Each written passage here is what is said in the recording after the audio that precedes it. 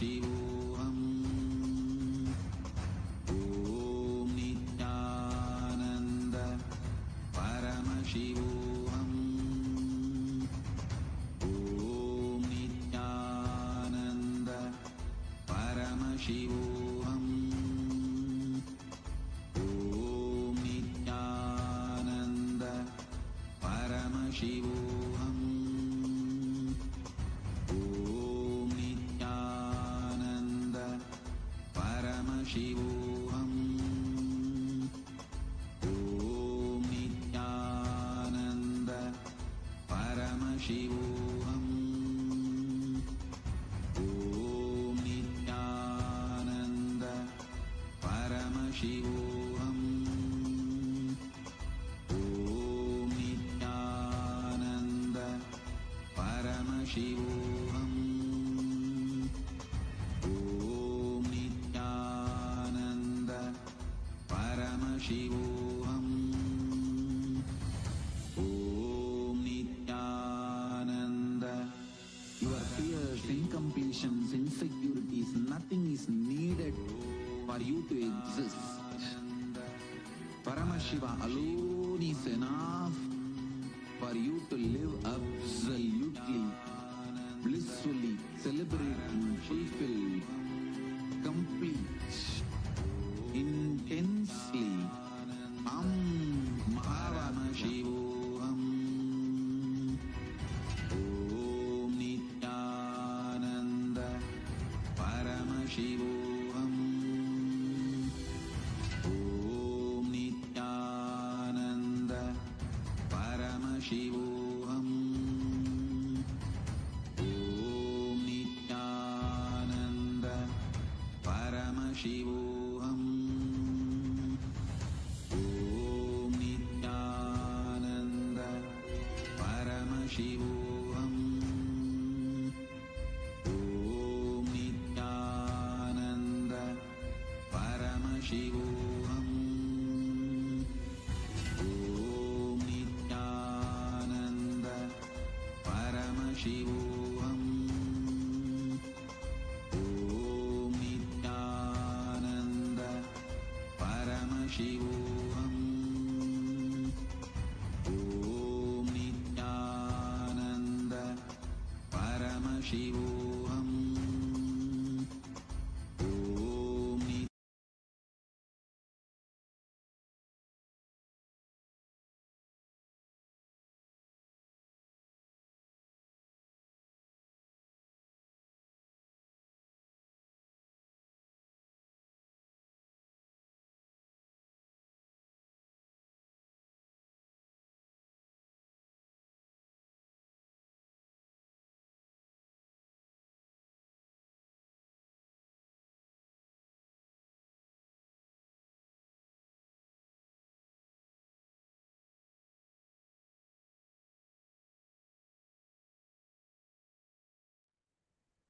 Nithyanandam Paramasukadam Kevalam Jnanamurtim Dvandvatītam Gagana Sadrisham Tattvamasyadilaksham Ekam Nityam Vimalamachalam Sarvadhi Sakshibhutam Bhavatītam Triguణarahitam Sadgurum Tam Namami.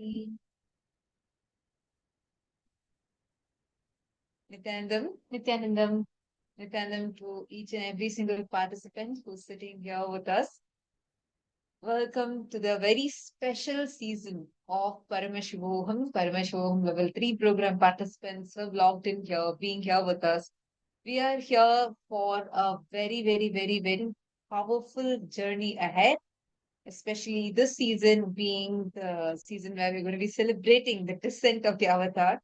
And most importantly, all of you that are here today, you are the most blessed people because you have made the cosmos has chosen you for you to be here at this point in time, in one of the most crucial juncture in time, because this season is one of the most important and one of the most powerful programs, because cosmically, astrologically, every cosmic body, every star, every planetary position, everything around you is going to align to become the most conducive atmosphere for the descent of the superconscious energy. Because it is in this same time period that the Supreme Pontiff of Hinduism, the Paramavatar of Paramashiva, had descended on planet Earth. To all the participants that are here with us today, Ma Jnana Prakashini and Nithyanandam, Ma Shukrendraananda, Ma Venkateshananda, Ma Nityajnana, Ma Alexander Ruiz, Nithyanandam, everyone. Can I please request all of you to come on the camera? Nithyanandam, Ma Jnana Prakashini.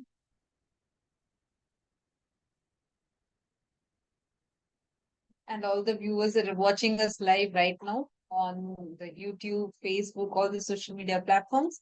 We request all of you also take a moment now and please post how you're doing. Which country are you logging in right now from? Take a moment and please post it here in the chat.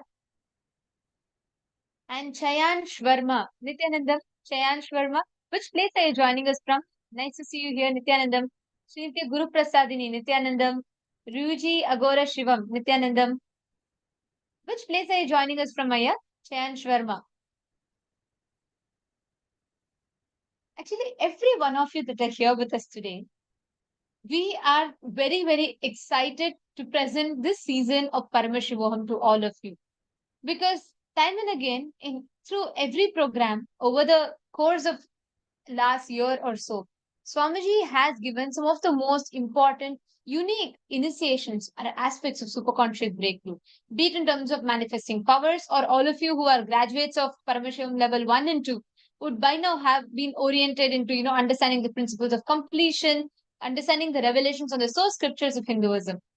And this program, Paramashivoham Level 3, is not going to limit you just to planet Earth alone. Get ready to discover yourself in all the 14 lokas, in your existence in parallel universes and the higher dimensions of yourself.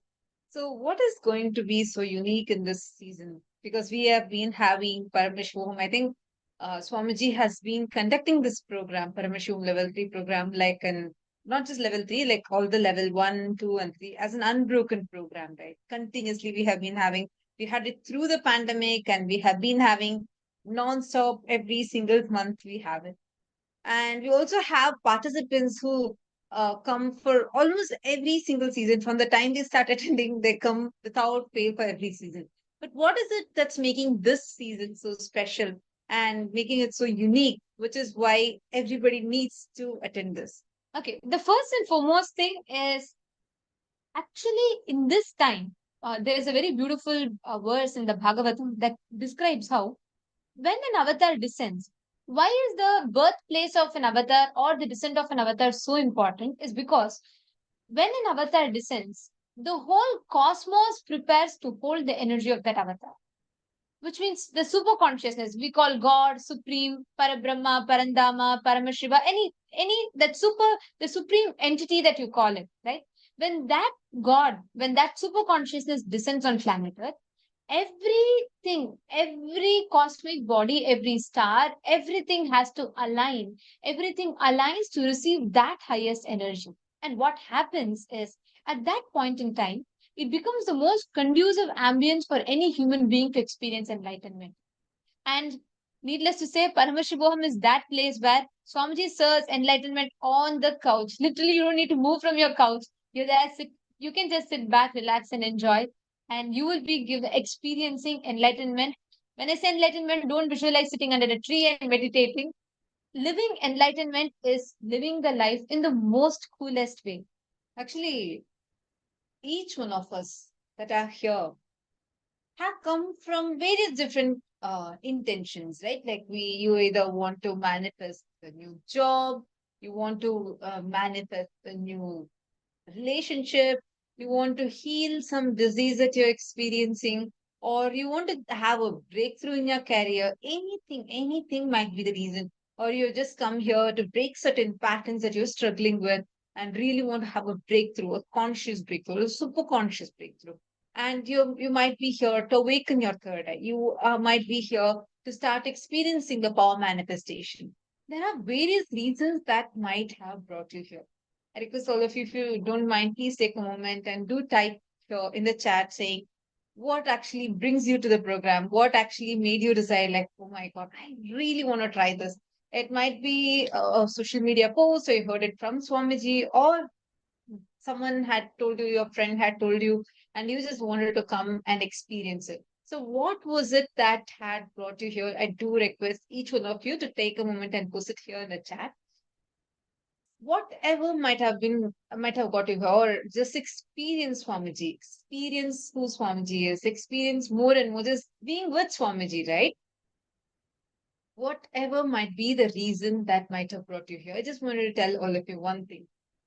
Take a few minutes to just put all of that aside. You can have the wishes, everything, but today's day is going to be focused on not just what you are having as a desire, but to manifest the best of it, the ultimate of it, where you receive the gifts that the cosmos has in store for you.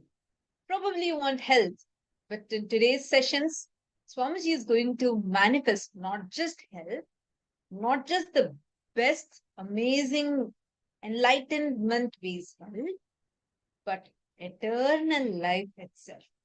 Like this, every cognition, every intention, every desire that you have in level 1 and level 2, you might have been learning how to manifest your reality, how to manifest your desires into reality. But today in level 3, you're going to be learning something way more advanced, how to use Nada, Bindu, and Kala, vibration, visualization, and frequency to connect with the cosmos and manifest the ultimate reality, not just of what our limited perception can perceive, our limited perception can even wish for, but what the cosmos has in store as a gift for you. And every one of you that are here, that are going to be here for the next 21 days, each day is designed as a capsule for enlightenment. In the next 21 days, you're going to be addressing some of the most important aspects of your life from the perspective of how you can experience enlightenment in that aspect. When we say enlightenment, what do we mean? Enlightenment is not just sitting under a tree and you suddenly, there'll be a glow of golden light behind you. It's not just what is the cliche portrayal of enlightenment. Enlightenment is your ability to live life in the most blissful manner, be it stress, time crunch, pressure, conflicts, or overwhelming diseases. All of these become redundant in your life because you will have the science. You will have the extraordinary science of how to navigate through your life without facing any crisis, without experiencing any conflicts, without succumbing to any struggles, any pressure in life. That is what Paramashivoham is going to give you. When you come here, you may come with your independent identities. You may come as a banker, you may come as a manager, you may come as a CEO, you may come as a celebrity. You may come from so many different identities, so many different walks of life. You may come as someone who's struggling for your wealth, or you may come as someone who's having too much wealth and you don't know, you just feel so suffocated with it. Any walk of life that you come from, when you go back, when you look back at the end of 21 days, you will not be you anymore.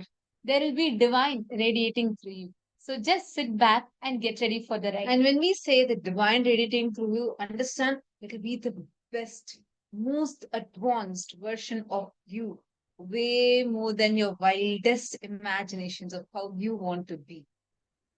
Like, for example, if you have a simple desire, my friends need to like me, my friends should enjoy my presence, and everyone should be very close to me, even if this small desire is there. By being a part of this and transforming yourself from within, simply not just that few of your friends will like you, but you'll become a being that will be celebrated by every single person.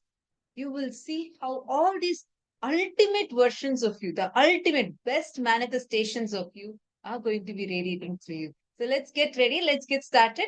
And Ma Ashni Gujadhar has posted, I see a message. Ma Ashni Gujadhar has posted saying, it's my belief in Swamiji. I believe that this program has changed my life.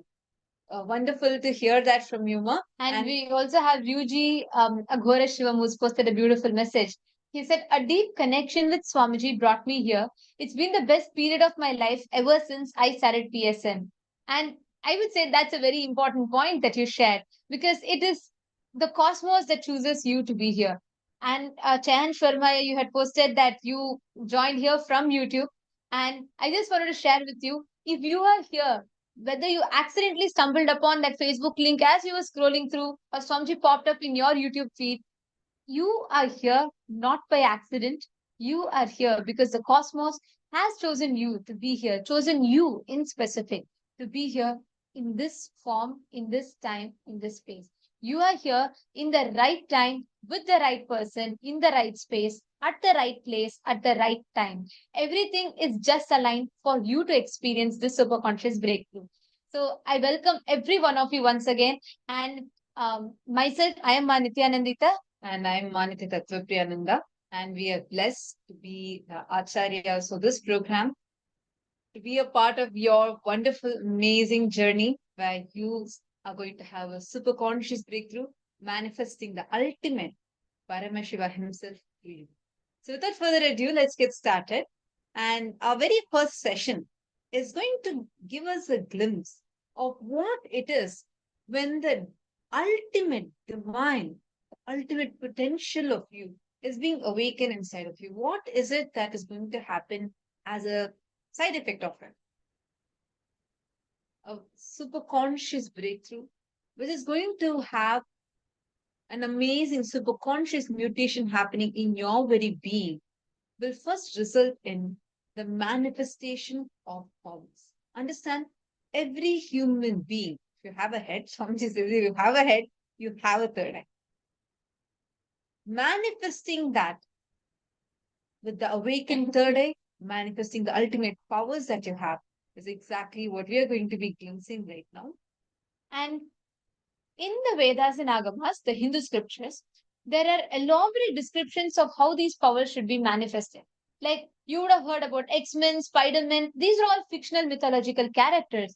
And many a times these we think these powers have no relevance to our lives. But imagine if you could go, let's say you have someone sitting with you, you have a client who's coming to you in your business, and you really want to get through the deal with them. You would like to understand what exactly they are looking for. What if you had the ability to exactly know the words that is needed to utter to that person so that they can get your product? Imagine if you're having a conflict or if you're in a struggle, you have lost something that's very precious to you and you do not know where it is. Instead of having to go through the whole struggle, what if you had the power, the ability to locate it where exactly it is? Similarly, if you had some issue, like you want to know what is exact reason for certain thing to happen a certain way, why is something not manifesting in your life? What if you had the power to precisely know and identify what exactly it is and how you can make it happen? We, all of us, have the ability to access. Like how you need an internet connection to access something on the outside, to know some detail, to get onto Google to find your answers. You just need the inner net connection for you to access your own potential, the divine potential inside of you. Every one of you that are here, like how you need an internet connection on your phone, get ready to have the internet connection in your inner space for you to access all your extraordinary capabilities and for you to gift yourself the ultimate superconscious breakthrough. Let's get ready to witness.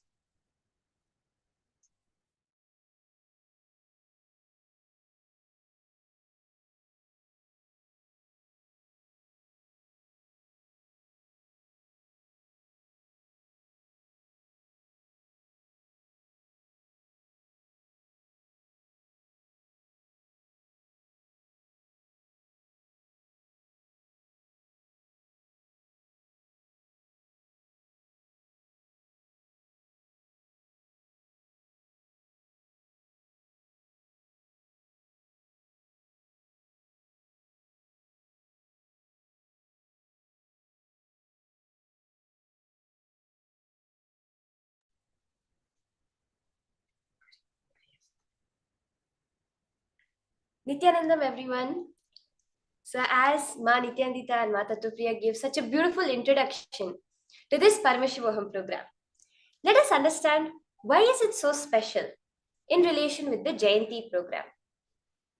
As we all know, Jayanti is the day Swamiji took birth. Yeah. Swamiji descended on this planet Earth. Even scripturally, this Margashirsha Masa that's going on now is considered the best time for any spiritual practice. And throughout the year, if you had done spiritual practice, you get the benefit of all of that just by doing it during this Margashirsha Masa. That's very true. At the end of this Margashirsha Masa, we'll transition to Uttarayana, so where all the auspicious things starts happening. Yes, that's very true. And Yes. this is the exact same moment. That this is the period of time where Swamiji was actually the unmanifest took the form. The unmanifest part of Paramashiva took form. Out of his pure love and compassion with the whole humanity, the supreme point of Hinduism was born on this Margashirsha month on Chitra Nakshatra, which all of us are going to be celebrating on as Swamiji's Jayanti. This whole program is not going to be a workshop or any type of program. It is going to be the Jayanti Brahmotsava, the celebration of the happening of the avatar. But it's not only going to be the physical happening you see outside. It is going to be the celebration of the happening of the avatar within you. By the end of this program, you are going to manifest yourself, take birth as Swamiji, who is none other than your future self. He is nobody else. He is your own future possibility. Come down to teach that to you. Yes. So now I have a question for all the viewers. So all the participants who are watching us live right now, who in various different Zooms, and also all the viewers who are watching us live right now in various different social media platforms. What is the key thing which makes us experience success in our life? What do you think, Ma Yuki Chen, Ma Wei Pingzu, Ma Jnana Prakashini, Ma Ashini Gujadur? What do you think is the most important thing for you to make something happen if you want to get, let's say, in sports or in instruments, in anything? Even in gymnast also. What is it that you do so much? What is the activity that you do continuously which makes you a success leader? Like for example, you want to be Olympics archer. What do you do to achieve that state? What do you do to achieve that status? Can we take a few seconds and just post it? Okay. Ma Ashini Gujadur has said continuous study and practice. Yes, that's right, ma'am. It is all of us have understood that it is only through practice only we experience success in our life. Only when we do something continuously, something which is repetitive, continuously only we experience success in it. Well, that's what all of us are brought up with. Like even I remember even my parents saying that only if you sit and study the whole day, prepare yourself for exam, practice continuously, you're going to feel successful in your life. Yeah. So understand all the whole humanity, we have prioritized our practice time as one of the major and important component in our life. The same way, when we go back in the Hindu Puranas, there's one thing we see everyone has done for success. What is that, ma'am? Can any of you post, what do you think? In the Puranas, when you go back in the Hindu Puranas, the Hindu stories, one thing everyone did when they wanted some boon, they wanted some blessings, they wanted some reality to manifest. Tapas, what we know as austerities, as penance. They went to a remote location, they stood on one leg for thousands of years, they meditated on Brahma, on Vishnu, on Shiva, on Paramashiva for hundreds of years. Very true. Like even like in when you were watching like God-related movies and everything, like stories of our Hinduism, like the way, like especially to give an example that just clicked in my mind, like how Ravana was meditating so much, literally out of his love only he gave the Shivatandava Stotram. Yeah. So you can see the how even in the Hindu Puranas also we did severe penance, austerities only to achieve this, like to achieve what do we want to get boons from Paramashiva or from Brahma or whoever. Well, most of the time they always go to the Brahma first and then only they approach Paramashiva, the Bole Baba. So we also see like a Banasura who played with his 1,000 hands, 1,000 instruments for Paramashiva, and various other incidents. Not just then, even today we see so many sadhus, so many sincere seekers doing penance, doing tapas up in the cold Himalayas with just a single piece of cloth, or burying their head in the ground for weeks together to achieve a certain goal. It may be enlightenment, the ultimate goal, or some other material benefits. Well, in this program, I'm not going to ask all the participants to sit and do any penance or like basically sit the whole day and do some meditation or tapas or anything. No. The Supreme Swamiji has said very beautifully, I have done the tapas for all of you. My devotees do not need to do any tapas at all for themselves. And also Swamiji says, forget about practice. Swamiji says practice is a four-letter word. There's no need to do practice to achieve anything. That is what we are going to be experiencing as a reality during this whole program. Swamiji said very beautifully, just by reading his lifestyle, like throughout the whole program, all of you will be listening, enriching yourself with stories, the divine leelas that Swamiji played in his childhood. So just by listening to Swamiji's childhood, the kind of austerities, the kind of tapas he has did in his life to become who is he right now. Just by listening to those, you are going to experience the fruits of the penance which Swamiji has done. You are going to benefit from it. It's as if you have done the tapas and you are experiencing the fruits of it. One more thing Swamiji also says is that just by sitting here today, all the tapas, all the penance you need to do is done. He says in those days, the seeker has to go up to the tall mountains to find the Guru. But here, the Guru, Swamiji has built the mountains. Whatever fake disinformation you may read, whatever, whether it's the way Swamiji looks, some way or the other, when you have crossed all of that and sitting here today, you have finished any tapas you need to do. So to understand, if Swamiji has done the tapas, how does that come to us? Let us understand first a simple understanding that Swamiji reveals. Within us, we have three components.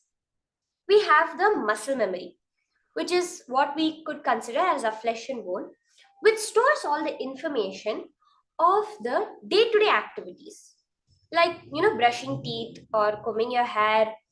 What else you do in the morning? You eat your breakfast, you drive to work.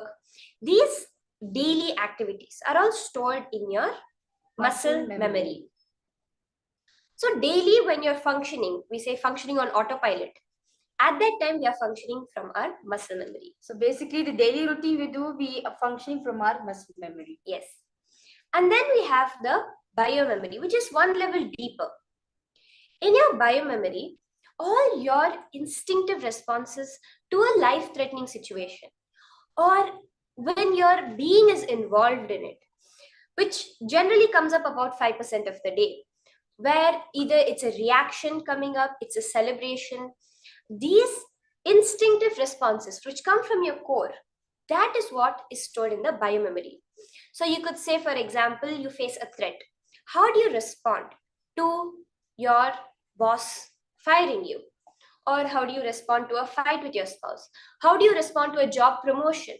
These are stored in your biomemory. So basically the psychological reactions which we do in our day-to-day life, the way we react to situation comes from our biomemory. Exactly.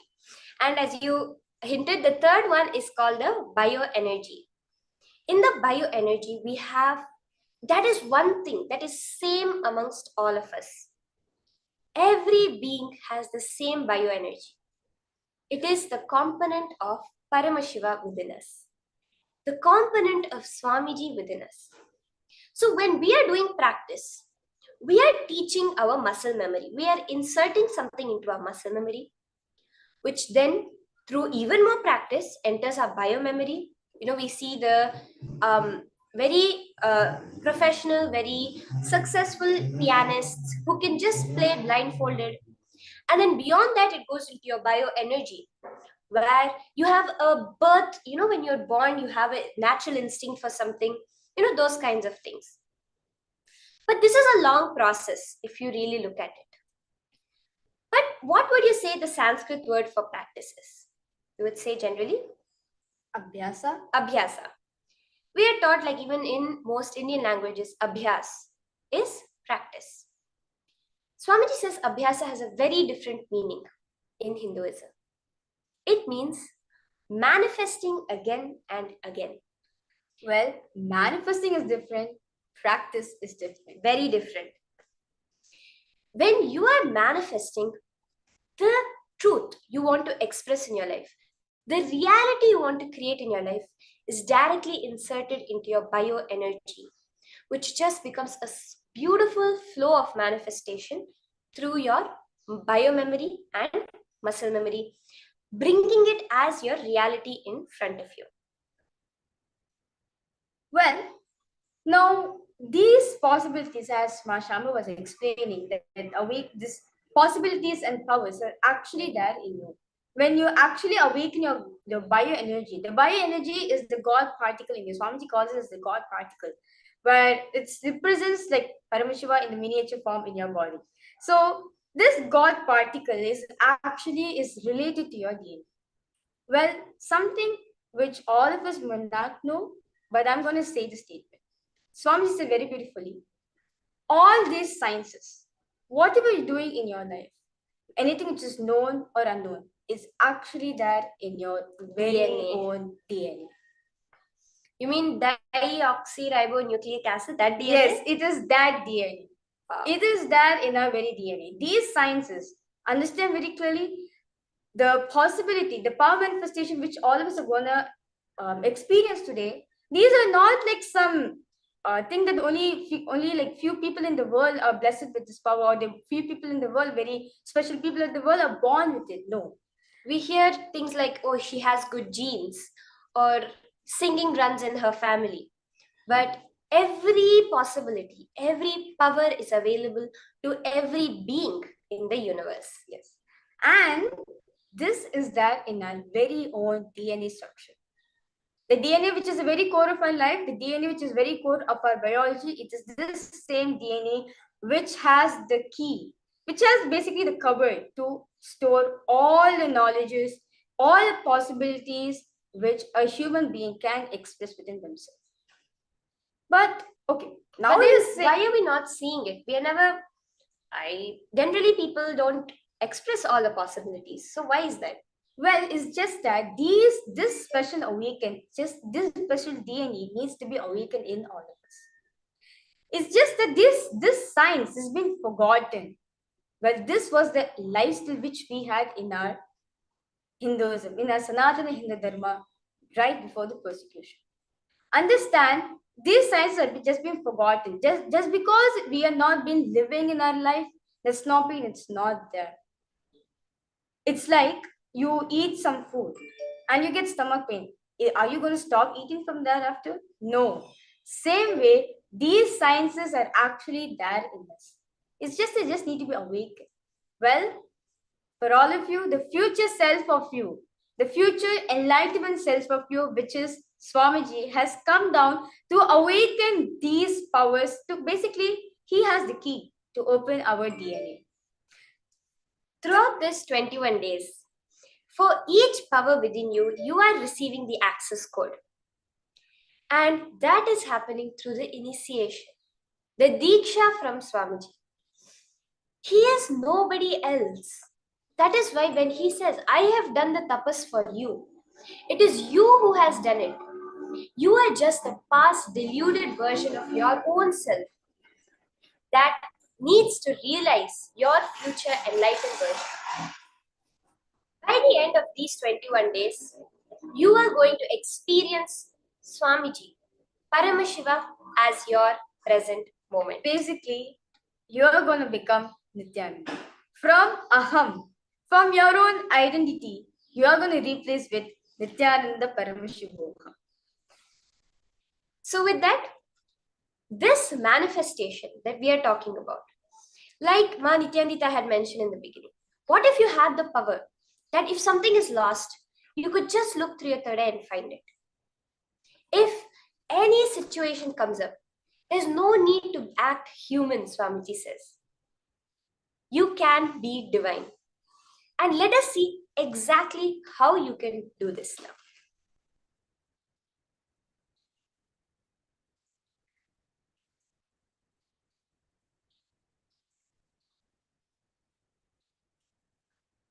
So we'll be starting with a demonstration of the very first power that Swamiji has revealed.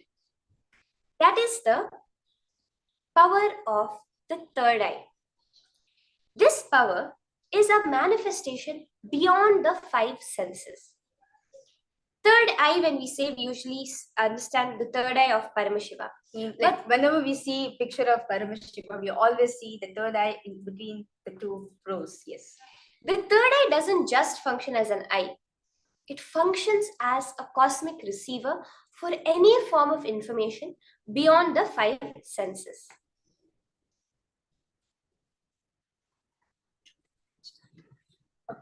Now, as Swamiji said very beautifully, that this third eye, when it's just awakened, it just transforms your life from logical to magic.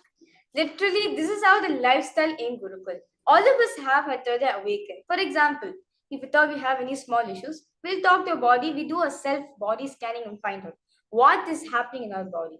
Or if one of our friends are missing some items, we just ask Swamiji, just tell me where the item is so they can go tell this person, help them find that object. Or if we want to, let's say you're sitting in India and you want to experience something happening in San Francisco in USA, just through power of remote vision, you'll be able to go and visit and enjoy what's happening over there. And don't forget, when we are in Gurukul, if we have to go from one place to another and it's raining, we'll just be like, can you just stop the rain for a few minutes, Paramashiva? We just have to cross and then you can start it back. Yes. And all of these powers are going to become your lifestyle. So for us to start with, this power of third eye is a very beautiful science revealed by Paramashiva. Yes. So, now all of us know that these sciences are real. These powers and possibilities are actually here. But how can you authenticate them? How do you know these are actually powers or possibilities that we are actually manifesting? Well, Paramashiva has very beautifully given in the Vedas and Agamas the Pramanas. Pramanas are evidences which to authenticate the whole power manifestation, to give an evidence for the power manifestation. We have four types of Pramanas. The first is the Shastra Pramana, which is the scriptural reference, the source books of Hinduism, the Vedas and the Agamas. What did Paramashiva reveal in the Vedas and Agamas about this science of the first power of third eye reading? What did Paramashiva speak on it? To give a detail, what should be your and which space you should be manifesting the power? What is the exact thought current? Or what exactly is the samyama, the meditation, the click for you to manifest the power very easily? That is the Shastra Pramana. Next is the Apta Pramana. Apta Pramana is the experience and accounts of various different enlightened masters or Vedic scientists who have time tested and verified this power manifestation. What is their experience? With what technique did they manifest the power? And next is the Atma Pramana. The Atma Pramana is nothing but the experience of Swamiji, the Supreme Point of Hinduism, his experience during the power manifestation. What exactly? How did he manifest the power? Was it according to Vedas and Agamas? Was it according to the Apta Pramanas? Current, like doing a thorough acid wash on Swamiji's own experience to the Atma Pramana, to the Aptas and the Shastra Pramanas. Basically, it's Swamiji's own experience on how did he manifest the power, what's the technique, with what powerful cognition it made Swamiji to manifest the power. And last is the Pratiksha Pramana, the scientific experimentation done on the sense. What does science have to say about this power? And last is the Sakshi Pramana, where all of you are going to witness this demonstration of the power manifestation. So today, the first demonstration which we are going to show all of you is the power of third eye reading, as Ma Shambhava said. Now, this third eye reading is taken from Vijnana Bhairava Tantra, Sutra 34, Dharana 8. Paramashiva says very beautifully, Kapalantar Manonyasa, Tishtan Mili Talochanaha, Kramena Manaso Dhadyad, Lakshaye Lakshamuttamam. Swamiji says, Bhagavan Paramashiva says very beautifully, bring your awareness within the crown center and bring your whole awareness, your whole body stable. And as soon as you bring your whole body, mind and emotions in a stable position, in a controlled, calm position, you will be able to express the power of third eye reading. You just need to put your focus and your attention in the region of the third eye and the Sahasrara region. You will be able to manifest the power of third eye reading. Next, what is our Vedic rishis, our Vedic scientists need to say about this power? Well, we see very beautifully so many instances from the Hindu Puranas. For example, in the Bhagavad Gita, when Sri Krishna reveals, he says, the Divyam Dadami Te Chakshu. He tells to Arjuna, I am giving you the divine sight. Pashyame Yogam Aishwaram. See my cosmic glory. That is how we see Krishna and Arjuna experiencing this power of third eye. We furthermore see Swamiji's own experience. He very beautifully says that I felt everything around me I could see the 360 degrees this way, and I could experience myself within it. This actually highlights a very important point, that when you're doing the power of third eye, it is not just sensory. You are not just seeing. As Swamiji said, you are experiencing yourself within everything. It is a space of pure oneness, which was recorded in Swamiji's brain states when they did a study on Swamiji's brain, where they very clearly were able to detect that there was so much of activity in the third eye region where the rest of the brain was shut down. The doctor actually commented, it's like his whole brain had packed up and gone on vacation, which is something in this stressful world so much of us are striving for. That is what you're going to be experiencing through the power manifestation. So let us enter into the demonstration of this power. As you can see here right now, I have a blindfold. So the company Mindfold is actually a certified company where they produce these blindfolds for people who suffer with sleep disorders, insomnia, to help them sleep at night. This is specially designed to allow no light to enter. As you can see here you have an opaque plastic, acrylic plastic. You can tap on it and see it's completely hard. You can even hear the sound. And behind it, we have a sponge. It's a thick, black, opaque sponge that sits comfortably and covers the entire, as you can see, it's actually squishy. It completely seals any light from entering. So as we are going to be seeing now, this is completely opaque. It does not allow the transfer of any light. So I have a torchlight here. And if I put the torchlight through, you will not see anything on the other end. So as you can see, the torchlight is on, but there is nothing seen on the other side of the mind. So all of you can see that this is a completely foolproven and opaque eye band where even if light being put on it, there's no way light is passing through the eye band. Yes, so it's completely opaque, as you can see. Yes. This very eye band is what I'm going to be placing on Mahaviraja. So we'll again do a torchlight test once it's on her, such that we can be completely foolproof. If I shine a bright light in your eye, your first reaction is going to be to start, right? However trained you are. So once this is on her, I'll be shining the torchlight on her so that we can ensure there's no light entering, okay? And also, during the whole demonstration, if I need to make any adjustments to be made, I'll be asking Ma Shambhava to adjust it for me to give a foolproof authentication that I'm no way touching the blindfold on my hands. Before you put the IBANs, Mashamba, I request you to check my ears whether any sort of microphones or speakers are there in my ears. No. So it's just a plain hearing without anything, right? Yes, yes. So there's nothing. I have no earphones, no speakers around me, or you can check around my area also on my body. So No, it's nothing. I have. absolutely clear. Yes. So now all of the viewers, you can all of you can see they have nothing on me. Now my video is going to be turned on throughout the whole manifestation, and there's no other person around me except my Shamba who's sitting in front of the camera. So just to give an authentic demonstration experience for all of you. So I'll be placing the blindfold on Ma Virija now. Do tell me if you're comfortable.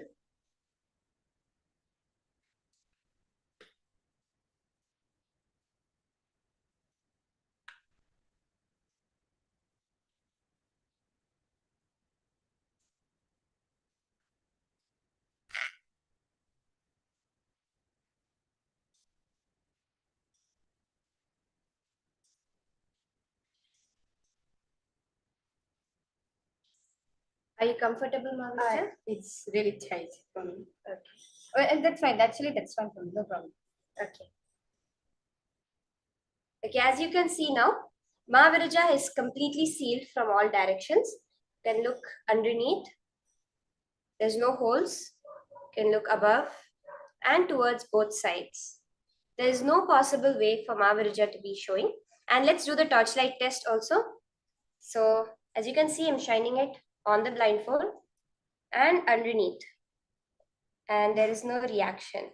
Are you able to see any light, Ma Virija? It's completely dark, pitch dark. Yes. So this is how, let us enter into the manifestation process now. So for us to start off with, let me request anyone, Ma Ashni Gujadar, Ma Vepingsu, Ma Jnana Prakashini, if you can post some typing in the chat. And Ma Virija will be reading it out to all of you. Yes, Ma Sarala, Ma Yogignana, if you can all post some typing, some written, mix it with emojis, it can be anything. Type it in the chat. Okay. Okay, Ashini, before I start the demonstration of this part of the evening, I'd like to chant the Mahavakya. Mahavakya is like a passcode which connects you to Swamiji in oneness. As Swamiji said very beautifully, we manifest Shaktis, not Siddhis. Shaktis are manifested from the space of enlightenment. When you know that you and Paramashiva, you and Swamiji are one and the same. So now by chanting the Mahavakya, I'm connecting to Swamiji in the space of oneness, where me and Swamiji are one and the same. So now I'll be chanting the Mahavakya 3 times intensely. Om Nithyananda Paramashivoham. Om Nithyananda Paramashivoham. Om Nithyananda Paramashivoham.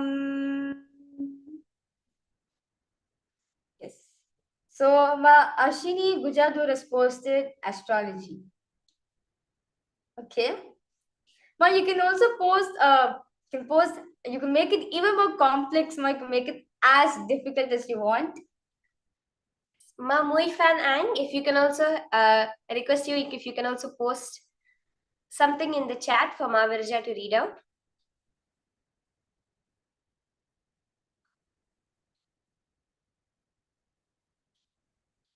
Okay. Okay, Ma Yogic Jnana has posted peace, love, harmony, oneness, MBA, MBA, PAE, Niambe. Okay, I think Ma is saying something in maybe in French or something.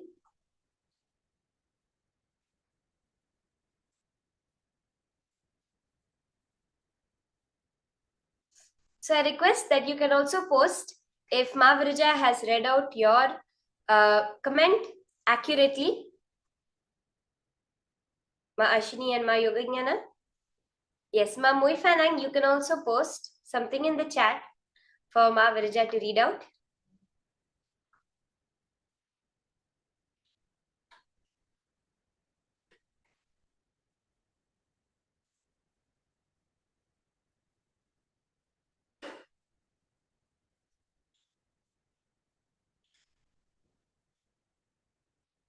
Okay.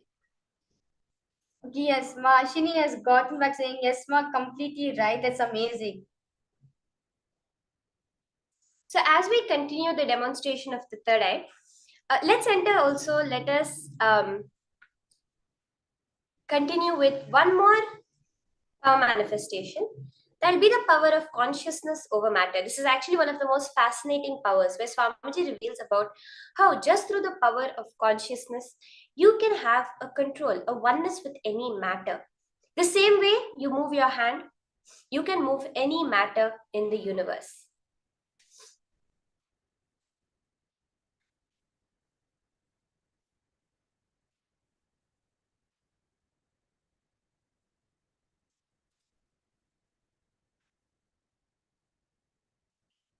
Okay, Ma, if you're asking what's the question, Ma, you can post any. We are requesting you to post any sentence or word or series of emojis, phone numbers. You can post in the chat, and I'll be reading your comment. So as Ma Shamba said, we are going to be also be doing the power of consciousness over matter. What exactly is power of consciousness over matter? As Ma Shamba said, like how with your will you can move your hand. Same way, with your will, you can move anything in the cosmos. As we start with this power, when Paramashiva is revealing the technique, that what is the exact series of how this powers manifest?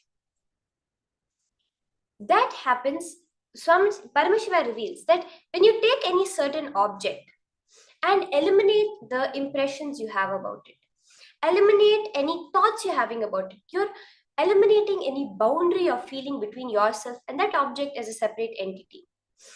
Paramashiva reveals, he says, Kvachid vastuni vinyasya shanair, slowly, drishtim nivartayet, tad jnanam chitta sahitam.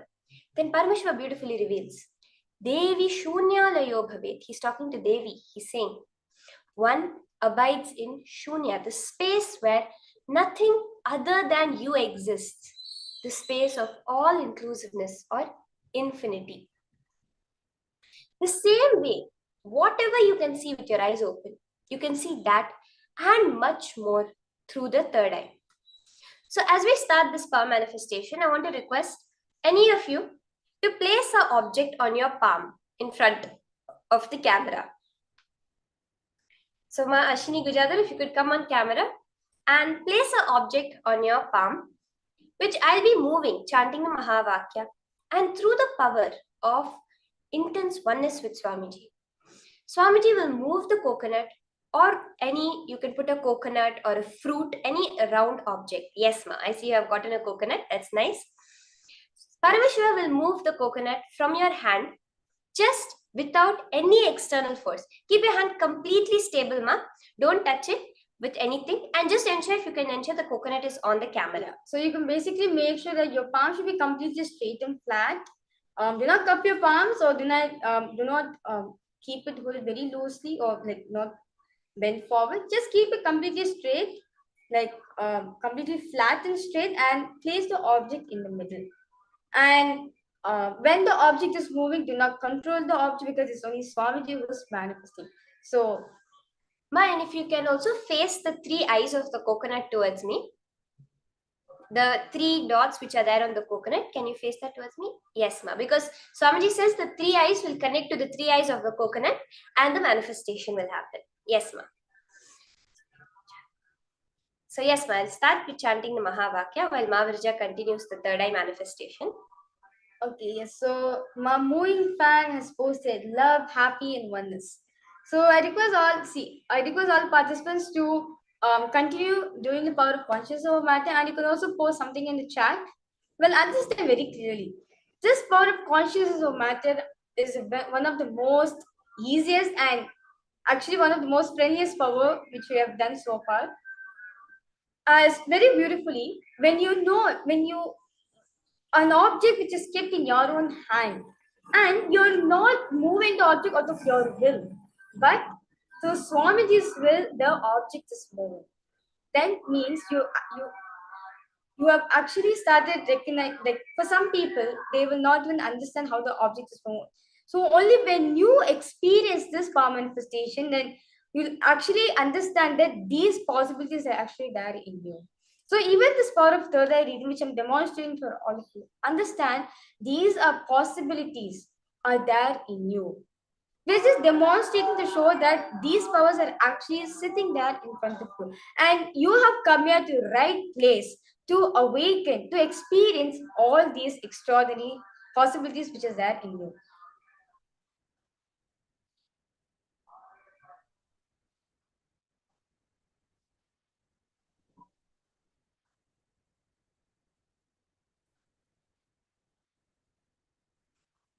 Yes.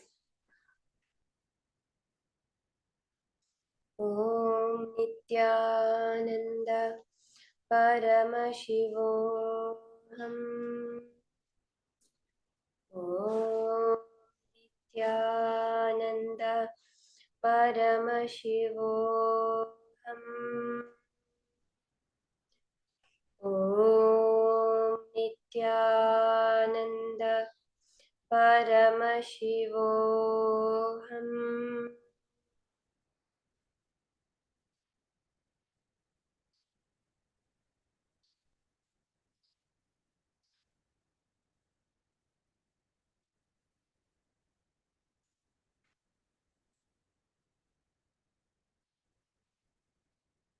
Yes.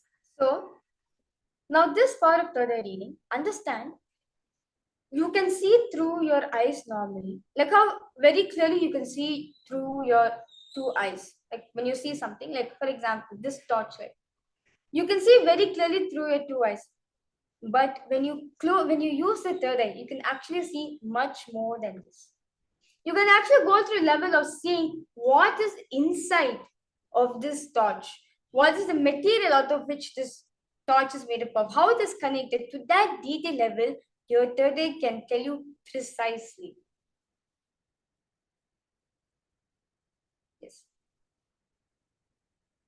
So, as we are continuing the power manifestation of consciousness over matter, we'll be having much more powers being demonstrated.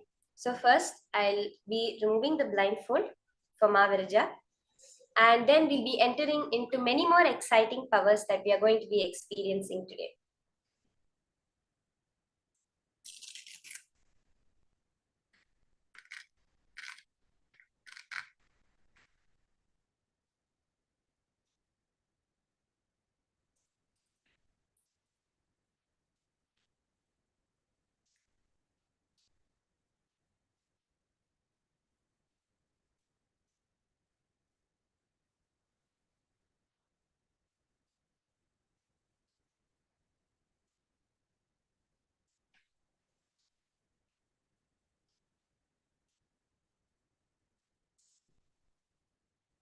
Yes, Mashini, just connect to Swamiji Ma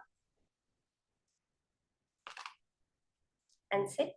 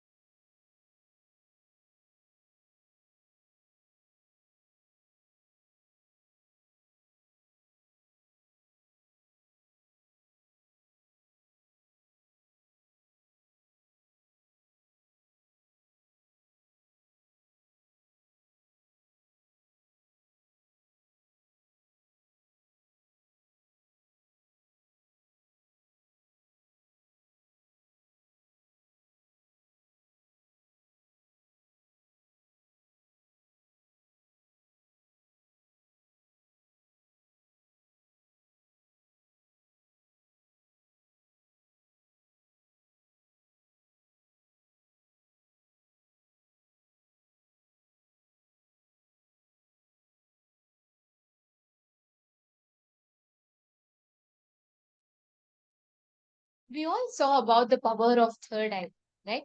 Now, every one of you that are sitting here, all the participants that are here, throughout the program, each of you are going to be experiencing these powers. Each of you are going to be actually awakening your ability to see through the third eye, your ability to manifest these powers. You may wonder, how is this relevant to me? What am I going to do with this? Please listen very carefully. Through this power manifestation, just by learning this science, you are going to start manifesting this. Chayan Sharma, Cheng Wong, and Swat Lee Tan, Ma Nitya Jnana Arogyananda. Can I request all of you to share? How many of you saw how the Balasans manifested the power of the third eye? And actually, we have about 12 Zoom rooms right here. As you all are sitting, we have about 12 different Zoom rooms, and it's from people from different parts of the globe have joined us. So it's really nice to see so many of you that are here. Apart from this, we are also live on social media platforms. We are having people from almost all the different time zones in the world gathered here right now. And all of you, just to all the participants here, you would not be able to see the other participants necessarily, as all these meetings are in the focus mode in respect of all of your privacy and security. So keeping in mind of that, you can feel free to interact in the chat. And Chayan Sharma here, you don't need to wait till the 21st day. You're saying, can I get the power today itself? Yes, that is the reason. See, this power demonstration that we're doing to all of you is not to show, hey, you know what, these all exist, it's great. No. Swamiji very beautifully tells all the best gifts that Swamiji has, he has gifted it to the humanity. Today, within the next 8-9 hours, you will start manifesting this power. But is it only for us to be able to see with our eyes closed? Is that the power? Not really. But did you know, just this one power holds a significant importance to the whole of humanity. All of you are able to see us clearly, see the things around you. But what if people have to live their life completely in darkness, where they have never seen light in their life, or have come to a point where no more they can see light in their lives? Is there a solution for that part of the humanity? The answer is yes. And that is a gift that Swamiji, Supreme Pontiff of Hinduism, has gifted to the world through initiating humanity into the third eye awakening. And we are going to share with you a small video, a glimpse of how this power that Swamiji has given to us benefits the humanity at large.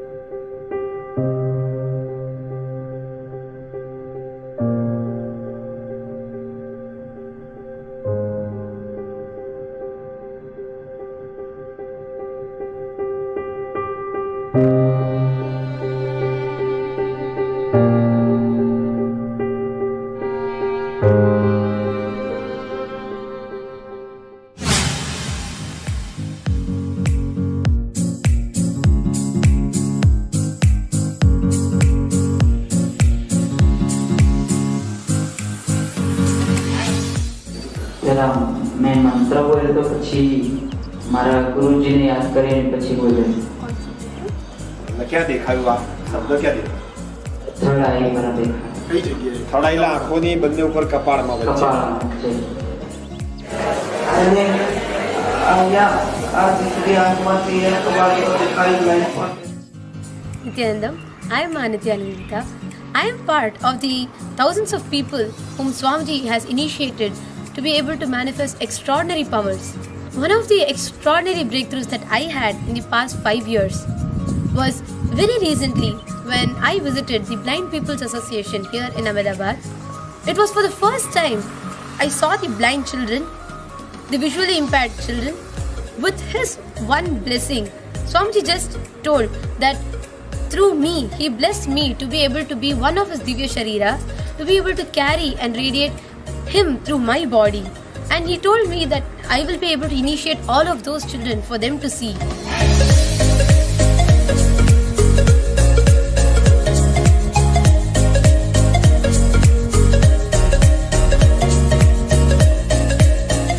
The Blind People Association, especially today in morning sessions. I am surprised to share that most of the participants, they could read words having with the blindfold.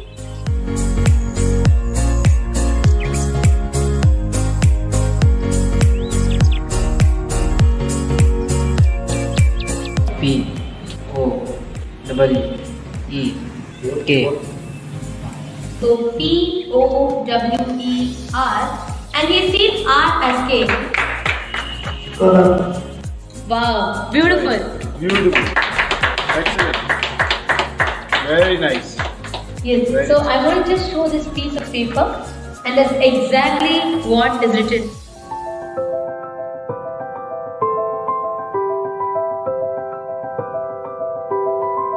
Third eye as a capacity to make anything you want as a reality. Taste the first breakthrough, conscious breakthrough guaranteed. It is all about opening your third eye, giving you first conscious breakthrough. Any human being can go through these initiations and have this superconscious breakthrough, manifest these possibilities and powers.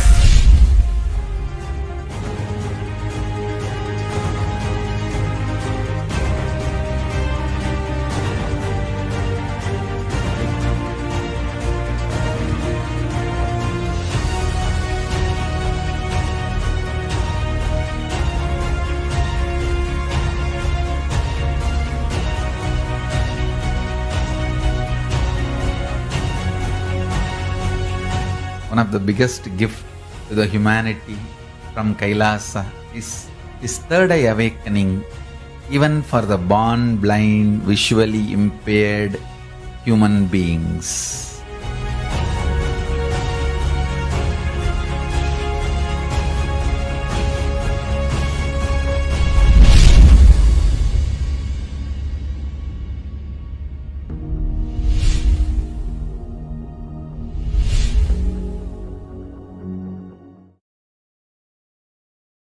This is one of the most, I would say, one of the most amazing gifts to the humanity. Every one of you that are sitting here, what you saw now is not a magic. It's not a dream. You would have seen so many movies, so many different movies that talk about these fantasies, sci-fi movies, fiction, about how these, we call these mutants, how these people can manifest different powers. It is not a fiction. Hinduism has a science. Hinduism has a science of how you can live your ordinary life in the most extraordinary manner. Every one of you that are sitting here, Chinmayaya, Nithyanandam, and Swatli Tan, and Chayansh Verma, every one of you that are sitting here, Maashini Gujadur, understand, in the next 21 days, you are going to be able to start replicating this. When I say in the next 21 days, I mean starting from today. You don't need to wait till the 21st day for you to start manifesting. Starting from today, you will be able to start glimpsing, experiencing how these powers work. Every man with a head has a third eye. So you don't need any qualifications. You don't think, oh, I have not done any tapas in my life. None of us have done any tapas in our life. And the best part is, just by the sheer power of feeling connection with an avatar, we can start manifesting.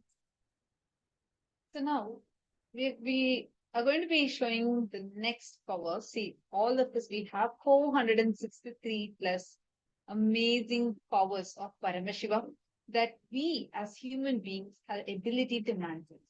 And this power manifestation can only start in us through the initiation called as the Diksha. The power now we are going to be demonstrating is the power of body scanning. Probably you might have heard about the X-ray vision, where just by seeing, we can see through objects, see through human bodies. But this power is a way more advanced way of manifesting the same, where you just won't see through something, but you actually see the internal organs and the intra organs, which will be able to reveal about the problems that it is going through. You can scan yourself, or you can even scan another person's body where you will be able to exactly tell this is the problem, this is the solution for the problem, and this is the root issue which is causing that problem. Like, you want to learn modern medicine, you learn it by studying a dead body. You learn by understanding how that body functions, what are the inside organs, etc. But here, through the power of body scanning, you will be able to see what is happening in you. When you're alive, what's happening in you? How does your body function? Where exactly is the issue that is there inside your body? Why do you face the issues that you're facing? All these questions will get answered through this very, very powerful power. And all of you can experience it right now. And we are sharing this with you all just as a reminder that this gift is not limited to anyone. If one person manifests it, you can call it a miracle. But here, Swamiji has made this a replicable science to every one of us. So, how many of you here want to experience body scanning? Like, when I say body scanning, I mean, like, let's say I take a cup, I have a sip of coffee or water. Actually, I scan and see how that water is passing through and the whole digestive tract. Literally 3D life. And you can do it too. Every one of us can do it just through Swamiji's initiation. And it actually appears in various different ways. Sometimes we'll actually be able to see the internal organs. Like, for example, the heart will be visible. Like, you know how they show the CGI generated heart or the organs, something like that. Or sometimes it will be felt in our own body. It will be manifested in various different levels. So right now, anyone who wants to glimpse into this, take a moment, and if you want to experience this, you can leave in the comment section saying that, yes, I would like to have my body scanned.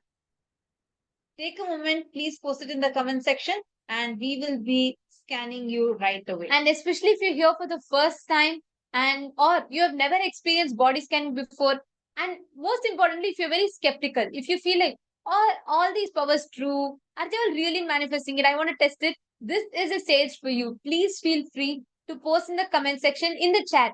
Every one of you that are here, you all can post in the chat and we will be scanning you all. I just have one request. I'd like to request all the participants to please come on camera and we will be connecting to each of you and scanning. So please come on camera. Please stay in the camera for us to be able to scan you and connect to you. So we request all of you to please come on camera, whoever have requested for the body scanning. And please do let us know that if you are here for the first time, because we would like to prioritize for very first time people so that everyone can experience this. We have a time crunch, because don't worry, throughout the program, we'll have multiple opportunities for this. But anybody who wants to experience it now, please take a moment and please post it here in the chat. Okay, I see many of you posting it already. Okay, Chayan Sharmaya, I see you have requested for a body scan. Sure, yes, get ready and we will connect and we will be scanning.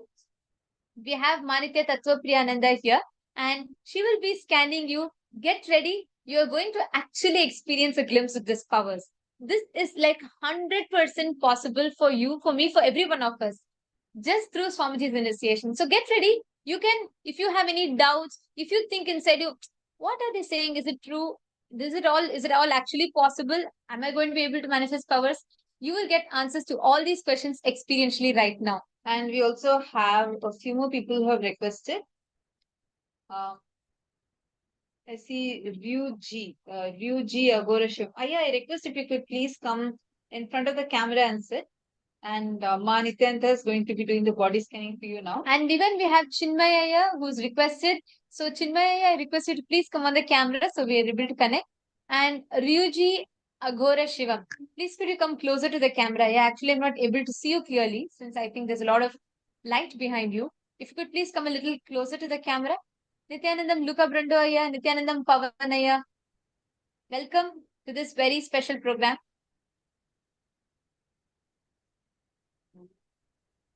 Nithyananda Paramashivoham.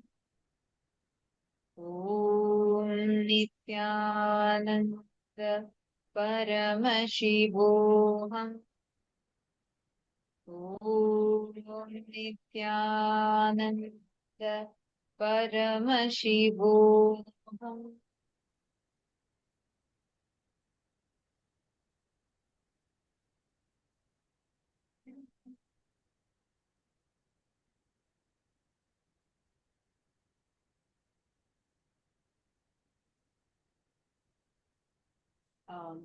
Shansh Sharma. So I'm just going to now be sharing with you what Swamiji revealed to me in my third eye. The first thing that I was able to see was I see that due to the diet that you're consuming, due to the food that you're eating, basically, there is a kind of a parasite that's there in your stomach, which is like it is in a starting stage, but you'll already be experiencing it as experiencing a lot of weakness within your body. How much ever you eat, you will experience that it's not adding as a strength. Like you won't feel that energy, you won't feel that strength. You'll feel like somehow strength is not even getting added into your system. This is the first thing I saw. And the second thing that I saw is because of this, you will also experience a lot of exhaustion, mainly mental exhaustion very easily, more than physical exhaustion, mental exhaustion. What I saw that as is like, for example, let us say that you are trying to focus on something, trying to want to do something. In the beginning, you will have the intention to do, you will be like, yes, I really want to do. But in a matter of very short time, you will feel so tired about that thing, even if it's not something that's physically tiring you, physically demanding you, even anything to do with your mental focus, mental concentration, your attention, you will see that it is immediately affecting you a lot. And this has been persistent for you, at least over the last 6 months. This issue has become more persistent for you, where you will feel like, oh my God, I can't focus. I'm just not able to put my mind into something. Like I feel that I see clearly that the last 6 months, it has just increased more. You have been facing this kind of issue where there's lack of focus, like you're not able to really get involved to focus on things. At least for the last 3 years it's been significant, but the last 6 months it has increased multifold. And like where you will see that because of this, the confidence that you have on yourself is also deeply affected. So this is something that I immediately saw. And I'm also seeing the diet that you're having needs to have a lot more nutrients added to it. Like I'm seeing that there is a lack of calcium in your body, which is resulting in, like, you will actually see you have sensitive tooth, right? Like I'm seeing that towards the right side of your teeth, this side of the teeth in the front, there is a slight sensitivity you're experiencing. And already if you see, there will be there is a slight discoloration of the teeth. It's not too much, but there is a beginning of it. If you see, it's nothing but a lack of calcium that is there in your body. So these are the things that I immediately saw. Overall, I see that there is no major health issues in you. There is a lot of weakness that's happening in your body. The weakness is caused not because of any other reason, but because of this. There's a parasite in your stomach, in your intestine, to be more precise, which is causing like it is not really letting your proteins to be broken down or absorbed by your body. And instead, you start experiencing like how much ever you eat. You may eat a lot, you may try eating more, but you will not be able to get the energy out of it, the nutrition out of it, nor you will be able to experience that rejuvenated feeling from it. And same way, you will see that your appetite itself will be low. You won't have a good appetite because of this. One side, you'll be wanting to eat. The thing you would be looking for is more to do with more salt, like a higher salt food or a higher sugar food, because you try to get that energy. Like your body wants that energy, but because of the parasite sitting in your gut, the energy is not really happening in you. So this is what I was able to scan. And another thing that I also saw is you have had an experience of migraine, like one-sided headache. I see it mostly towards the right side. So left side, yeah. Your left side is where you have had this not very consistently, but probably about for last 2 years. This comes often and goes. This is also coming whenever you are trying to look, trying to focus on things, and immediately your body is actually trying to react. It's not able to focus. I'm seeing that the focus on things and having that mental stability to do things is where it is getting affected. So these are the few things that I was able to see. And if you are able to cleanse your gut, like bring a detox inside of your system, what Swamiji showed me is that even your vision will become very clear, and you will not have any problems with your headaches or your vision, or mainly the ability to concentrate. Then you will see the confidence on you itself will increase multifold, and it will bring tremendous strength inside you about yourself. So this is what I was able to see. This is what Swamiji showed to me in my third eye. Shan Shwarma, I request you to take a few minutes and please let me know if you were able to relate with what was revealed to you through the third eye.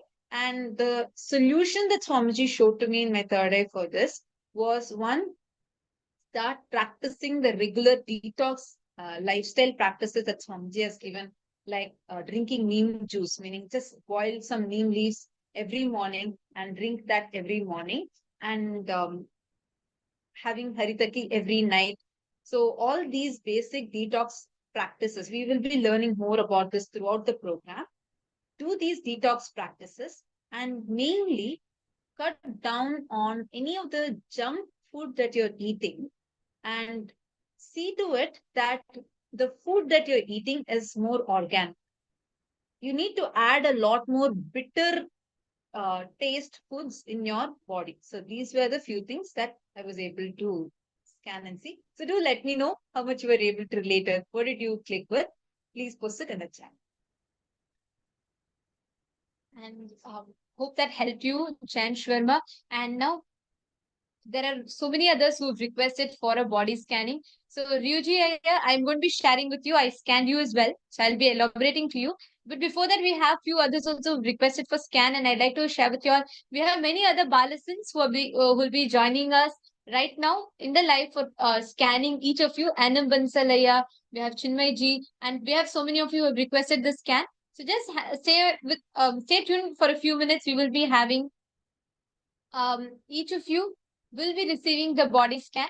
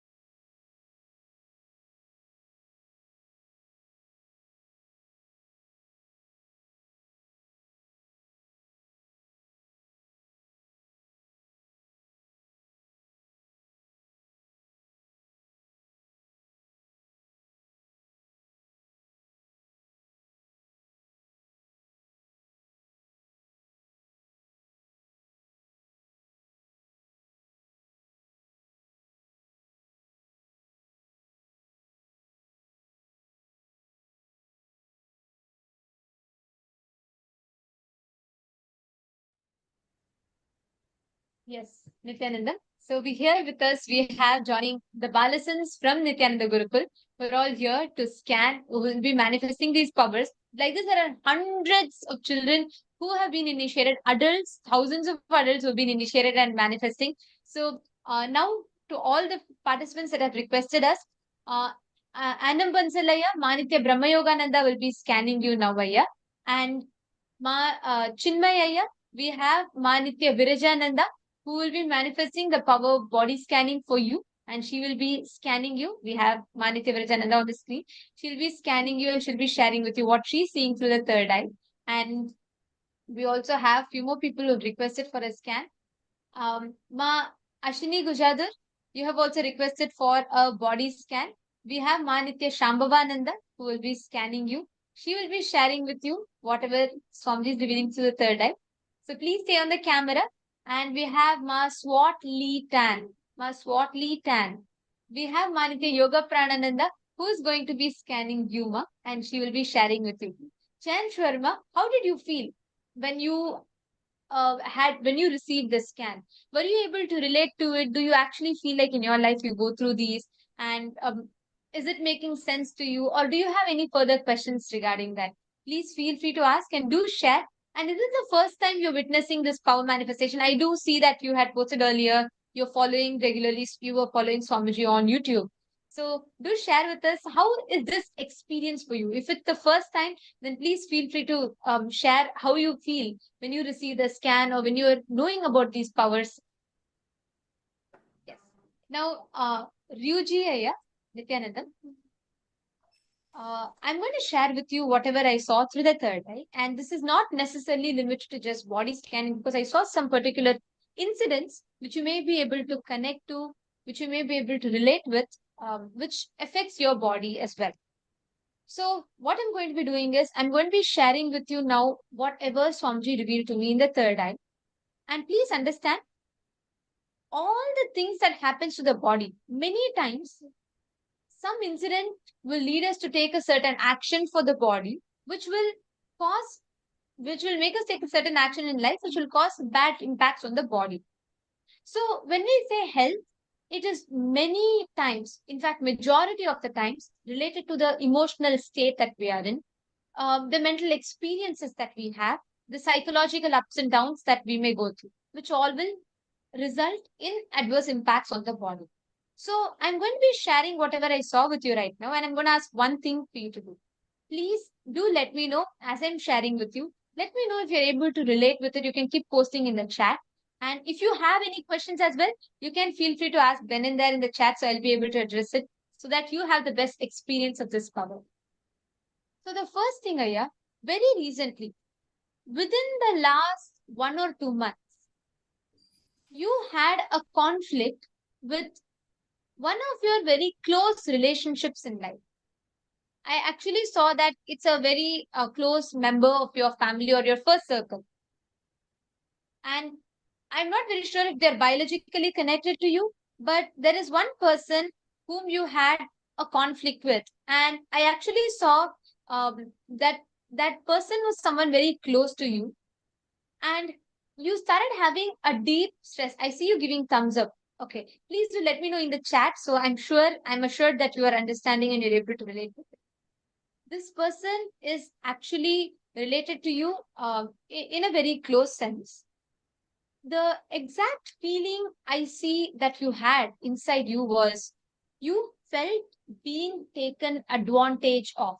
Actually, the moment I scan, that is the exact feeling that I got, like the exact thing that you are having, that you went through at that point in time. So I hope you're feeling comfortable with me sharing this, because whatever I'm seeing, I'm just sharing it with you. So the exact feeling that you had with that particular incident was that you felt a lot of you felt like you were being taken advantage of. Okay, you're saying yes, it is so. All right. And I'm going to tell you why I'm sharing this with you. Understand, every time you go through a psychological, physiological up and down, you are actually having that impact your body. This is not the independent incident in your life. If you say you're a person who's very focused on fitness, you're a person who's very conscious about the lifestyle, I don't see you eating too many junk food. I don't see you, I mean, you may get deviated in between in your diet, but I see that you're pretty much a very conscious person about your life choices. You're very conscious about the food that you eat, and you're very conscious about the dietary choices that you make. But right after this incident, you started stress eating a lot in life. Whenever you feel that emotion is coming, whenever you feel that emotion of being taken advantage of is surfacing in your inner space, you go back to eating. Because every time when you feel you're being taken advantage of, if you notice, in the breathing pattern, you will suddenly start feeling suffocation. You'll start feeling heaviness in your breathing. You'll start feeling a lot of suffocation in your whole lungs and chest area whenever that same emotion hits you, when that conflict, the exact emotion you went through during that relationship conflict. And this is one. Second thing, I'm seeing that you are taking a particular health supplement. It is not a junk food or anything, but there's a health supplement that you're taking. I'm seeing it's a powder, and I'm seeing that you are taking it as part of your diet. There is some supplement, something that you're taking into your system. Actually, I want to share with you the proportion of that supplement that you're taking. Your body, your digestive system is not able to break it down. So majority of this is sitting as a sediment. Actually, the moment I scanned your stomach, the moment I scanned your gut, I could clearly see that it is not that unbroken, undigested part is actually sitting in your system. Instead of providing minerals, it is taking up a lot of energy from your system to get digested and broken down. It is actually not being assimilated by your system. If you see, you very regularly have bloating in your stomach, you will experience a lot of bloating and you will not even know the reason why. You think you're eating the right food and you're having the right exercise and diet and lifestyle, but you still experience bloating in your stomach. And if you see, the lower part of your belly will actually have like you will actually see that stomach will be bloated. You will see like a swelling in that region. Yes, you're saying yes, you experience it all the time. Actually, it is not. Do you take a supplement? I'm seeing a powder supplement. That supplement is not being broken down by your body, that is not being digested. That medicine supplement, I don't know the right word, but I'm seeing that there's an external intake of a particular mineral in your body. Please get a medical advice. Please have an opinion from the doctor. And I am seeing that this is actually not having a good impact in your body. Your digestive system is just not ready yet to break down that nutrients or that minerals, because of which it's just adding more load or baggage in your system for you to be able to handle it. The third thing is majority of the issues that you're facing in your body is because of it's not physical, it is absolutely because of the reactionary assumptions in your body. An example of which, you will see that you will have so much of stiffness in your muscles. You're not a person who can be very free flowing. You don't feel very light in your body. You feel very rigid with your muscles. You feel your muscles are very stiff. Are you able to relate to that? That is because of the incompletion. Address the pattern where you feel you are giving your best to someone and they are not valuing you. You feel being taken advantage of. Just work on this one pattern. It might be difficult for you, but just work on this one pattern. You will see suddenly the weak feeling, the powerless feeling that you're going through, the whole emotions, that emotional baggage you carry in you, suddenly you will feel a breakthrough. You will feel like it has become light. The first way for you to measure this, Aya, will be in two parts of your body. One is your shoulder region. You'll suddenly feel so light. And second is you'll suddenly be able to breathe comfortably. Your breath will become long and deep. These two signifies that you have achieved completion in this pattern. Thank you for opening up. I see continuously you're acknowledging, and I saw that you gave a thumbs up, but I also would like to ask you to put it in the chat I saw that you said you did go through, and you're saying the muscle thing is absolutely right, and the relationship part too. Yes, it is not. It is not just Haritaki, yeah. Haritaki is not the problem. There is one particular supplement, some health medicine that you're taking, which is causing an increase in the minerals in your body, which is what is causing this adverse impact in your system. It's not Haritaki. I'm seeing it is white in color. In the stomach, when I scanned, I actually saw it as white in color. So I'm not very sure what exact intake. You would know it better, of course. But just address this. And thank you for opening up. Thank you for being open about the conflict that you face. And the muscle will heal completely. Do not worry. Your lifestyle choices are good. Just apply this one principle. Through the Paramashivoham program, you will be learning the science of completion. And not just that, see, what we are scanning is what it is. But this Swamiji's darshan, today we will be having the darshan of Swamiji. Swamiji will be coming live, and Swamiji is going to be blessing each participant that is here. Swamiji himself will be seeing you, blessing you, and you will even receive the messages from Swamiji, the blessing messages from Swamiji. So do not worry.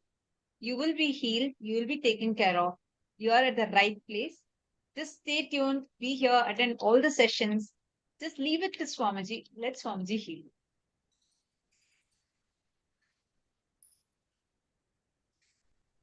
Sayansh Verma, I see that you're saying thanks for my assessment and prescription, sister.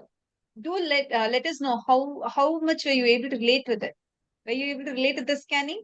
And how much did it click with you? What did you relate with the task? Please take a few minutes and share that also. Would love to hear from you.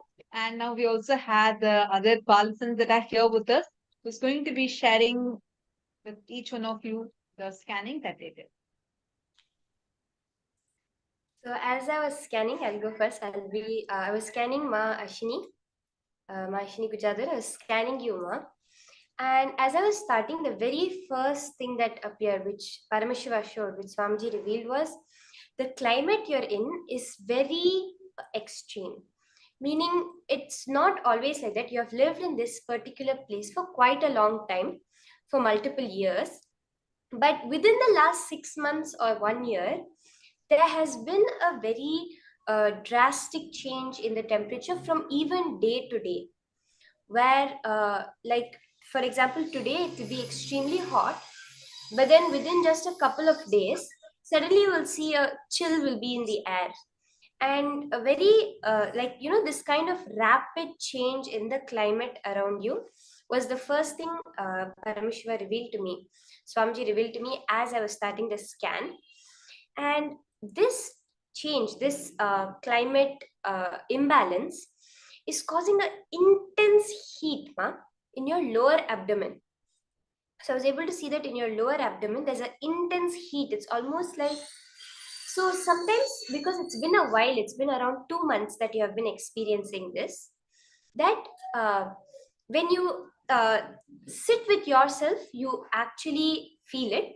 But when you're in your activities, sometimes it doesn't bother you. You're able to continue your daily activities.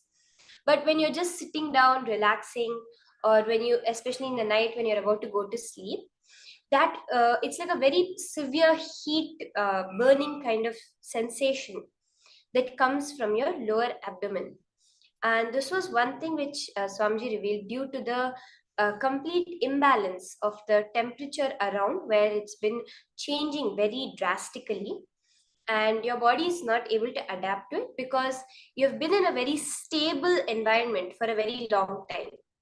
So now when the sudden drastic change in the external temperature is happening, there's a lot of imbalance within the body. And Swamiji also further revealed that the solution for this would be to eat more fermented food like idli, dosa, or fermented rice, curds, more fermented foods, which will help you a lot, especially first thing in the morning, if you can have this. And throughout the day, in the water you are drinking, you can soak some methi, fenugreek seeds, in the water that you are drinking throughout the day. and this will really help you a lot. And before sleeping, you can take castor oil and apply it on that region, ma'am. This will help you a lot in the heat you have been experiencing lately in your body. And one thing I was able to see, my something which is concerning you lately also is increase in your hair fall, which you have been starting to get worried about lately. You have been feeling that I'm experiencing a lot of hair fall, which is one thing that Swamiji revealed to me. And I was able to see the cause for this, ma, is there is some kind of pressure which is coming from an external environment. You can call it stress, but you would also not directly define it as stress. But there is some kind of, environment around you which is having a lot of fighting and a lot of, raised voices and friction. And this kind of environment is happening around you, which where it's people who are quite close to you. It's like either your children or your siblings, your partner, that kind of people who are very close to you, you're experiencing a lot of friction with them, where this is one thing that Swamiji revealed to me, ma. There's a lot of raised voices happening and a lot of friction with the people around you. And that incompletion which is sitting on you is causing one thing that you have felt a lot, very dear to you, very precious to you, or something you've always felt as, this is one thing I like a lot about yourself, which was your hair. And that is what is falling. Like you've always felt a very close attachment, or you like to style your hair, comb your hair. And when you were in younger age also, you felt very proud of the way your hair was. And because of this friction which is starting to happen in your life, I'm able to see that it is causing the hair fall. And very simply, ma, during the program, as you're attending, so many completion techniques, everything which you will be experiencing, ma, just by sitting more and more in the space of unclutching, which is the space of not reacting to anything happening around you, which you'll also be learning in detail during the program. That unclutching space, the more and more you start to enjoy that space, any thoughts coming up, just witnessing the thoughts rather than reacting or experiencing the thoughts, that definitely, ma, you will find a breakthrough in whatever you are experiencing. Mind all the details that I shared with you, if you can post it in the chat, just like how are you able to relate with it, and for each of the details. Thank you. I saw you nodding throughout, so ma, you can definitely post. Yes, so Anil Bansavaya, Nithyanandam, I would like to share my what Swamiji revealed to me. So actually, Swamiji showed that you're currently facing some issues with your body, like you're having a problem in digesting your food, and you get this tiredness in your body at certain points in time, and you're not sure why they're happening. Like your energy level feels very low for you. And actually, Swamiji showed that your nervous system is currently a little weak, and it's nothing to worry about, Arya. It's completely fine, but it is having like 1% weakness, and that is because Swamiji showed that there is a little which something has happened in your nervous system, which is very subtle, and that is causing your nervous system to be weak, and which is reciprocating in your body feeling low, and you are having issues with your muscles, like if it's in digestion or if it is in you being able to work throughout the day and have your body fit and healthy. And it is showing at a very subtle level right now. And for this, Swamiji showed that if you just take the Haritaki powder, that will increase the stamina inside you, it will increase the energy inside you, and you will see how it will start healing your nervous system. The dullness which is there, or the feeling low and feeling less stamina, the less stamina which you're feeling inside you will vanish. And also, Swamiji showed that this nervous system has become weaker and has become a little dim because of the intake which you're having. The food and the water which you're having is having a lot of toxins in it. And Swamiji also showed like there is something which you're drinking, Aya, and that is harming your body. So, like if there is something which you feel that you're drinking other than the normal water or juices or everything, please do. You can get a consultation and see how it is going with your body. And it is because Swamiji is showing that the intake which you're having is increasing the toxins in your body. It is adding a baggage to your body. And because of that, your body is like trying to fight back, and a lot of energy is going in that. So for to help you fight the toxins and to help clean your body, Swamiji showed that you can have neem every morning. You can have it as neem juice or as a paste, however you're able to take it. You can have neem every morning, and that will really help you. Yeah. Also, you'll see that when you attend Swamiji's darshans and when you do the different processes which we have in the Paramashivoham program, when you attend the detox program, at that time you'll see how it will help you in increasing your immune system. And also Swamiji showed that you're having a slight pain over here in your trapezius muscle. And for that, when you just do the yoga every morning, it will heal. It is a normal pain which we would get, and it is just a slight pain. But Swamiji showed if you attend the DVK yoga in the morning or otherwise also, like just constantly moving your body and keeping it fit will really help you heal it, Aya.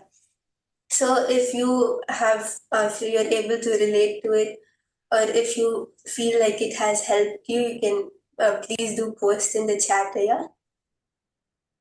Thank you so much, Ma Brahma Yoga, for that. Yes, and Ma Ashni has also posted that saying, yes, Ma, you are completely right for everything. I am experiencing extreme heat, having friction with my partner and daughter. I'm also very worried about my hair fall. Thank you, Ma, for sharing. Just understand, Ma, when you just implement the solution Swamiji has given, you will see an immediate change in all of these, because this is the power manifestation that is happening. It does not work by any binary logic that if, okay, this much time, this has been happening, so it'll take this much time to heal it. No, Ma, just when you start imbibing Swamiji's teachings, listening to Swamiji, whatever you're facing in your personal life or in your physical body, everything will just be healed, Ma. Okay.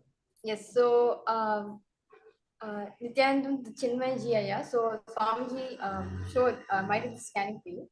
So the first thing that Swamiji showed you is clothes and your closet. Basically, like you love to wear especially cotton clothes, which is dark color to be exact, like extremes colors of dark and light. Light as in like white or light pink. You only like to choose to go for these kinds of clothes because one thing you feel that you love wearing these, especially to be exact, the material cotton you like to wear it, because whenever you feel that the t-shirt, you feel light within yourself, and also you feel that there's so much of air movement which is happening within your system.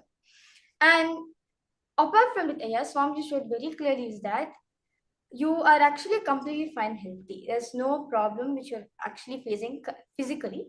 Apart from that, Swamiji is showing very clearly you are taking like some, to be exact, like some round tablets, not exactly like a capsule size, but round in the circle shape. Swamiji is showing that you are taking it intake orally. It can be, Swamiji is showing it's like a supplement which you're taking. And like you, like many times I just found also showing like you get nervous, like suddenly you just freeze, you froze, like for example, like just out of sudden you're in the middle of a conversation, you just freeze, like your mind froze, like you don't know what to next. So most of the time you have this happening often in your body area. So to avoid that, you have started taking lots of supplements and minerals so that you are feeling healthy and energetic. And apart from it, yeah, Swami is also showing very clearly that you feel this lots of movement, especially churning movement you experience in your stomach region, like some sort of yes, so some sort of discomfort that you're experiencing in your stomach region, yeah, especially like for the past few days, Swamiji is showing very clearly. It's because of the food which you're taking, yeah, because Swamiji is showing very clearly you're taking the quantity of food which you've taken for the past few days is more comparative to the what your regular quantity is. So like especially in your food which you've taken is lots of to be exact, there's lots of masala, there's lots of spices which has been added, which is actually aggravating the acidity in your stomach.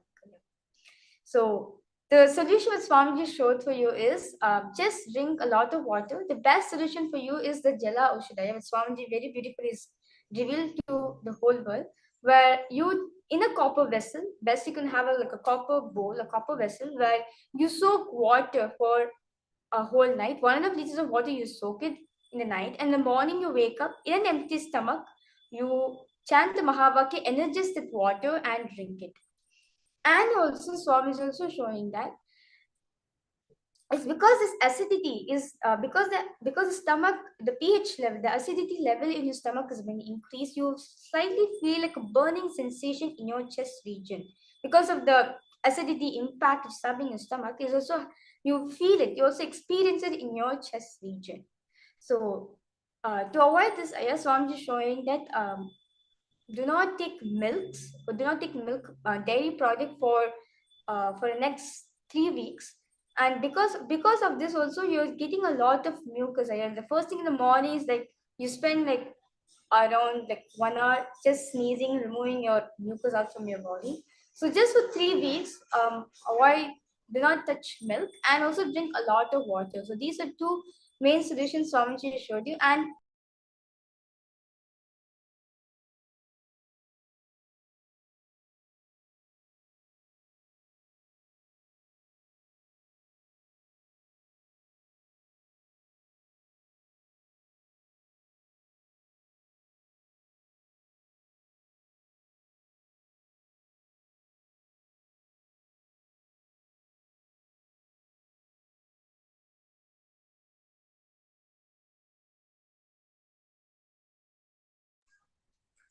yes, sorry for the technical glitch.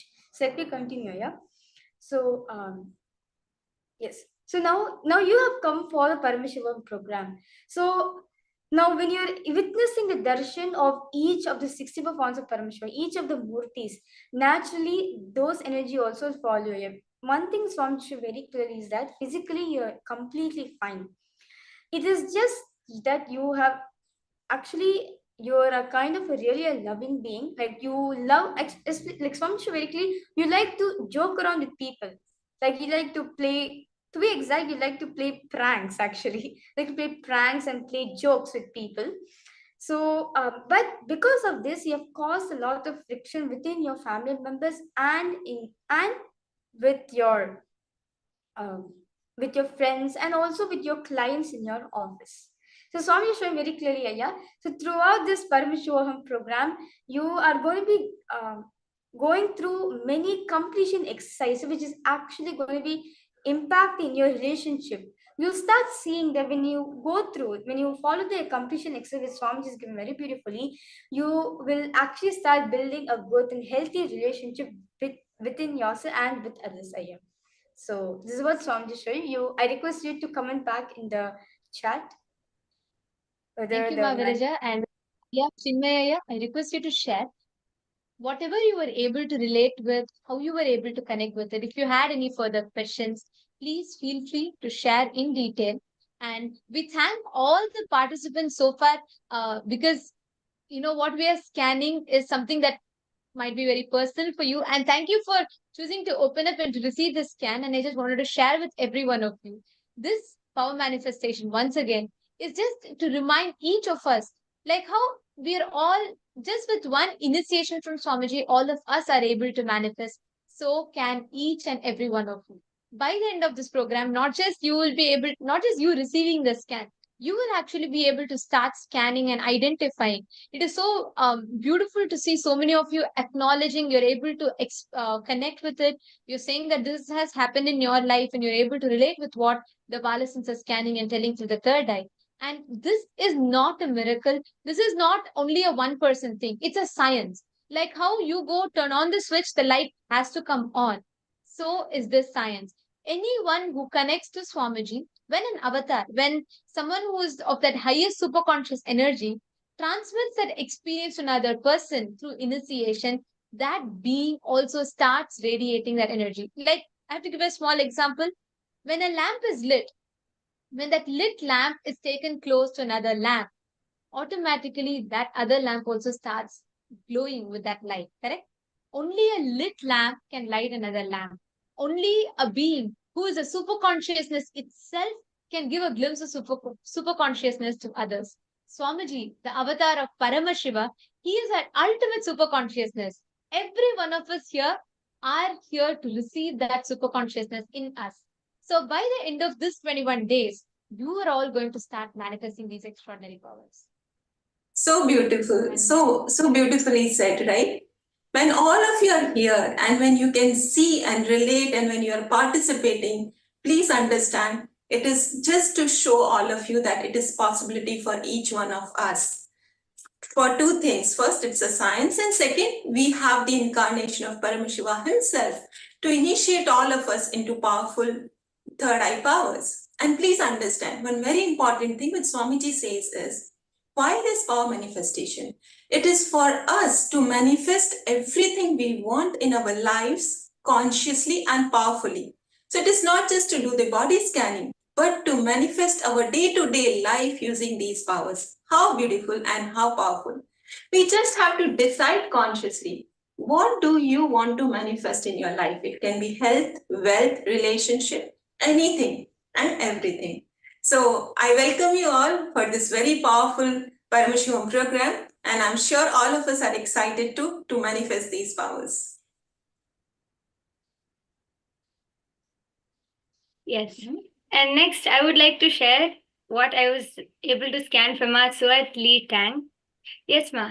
So when I scanned, Swamiji, first thing which Swamiji showed me is that you are very attached to your positions. Actually, I know that it is body scanning, but this is the first thing which was revealed to me, that you are very attached to your positions and your things around you. And then when I scanned for the root cause behind that, I hope you're okay with me sharing this.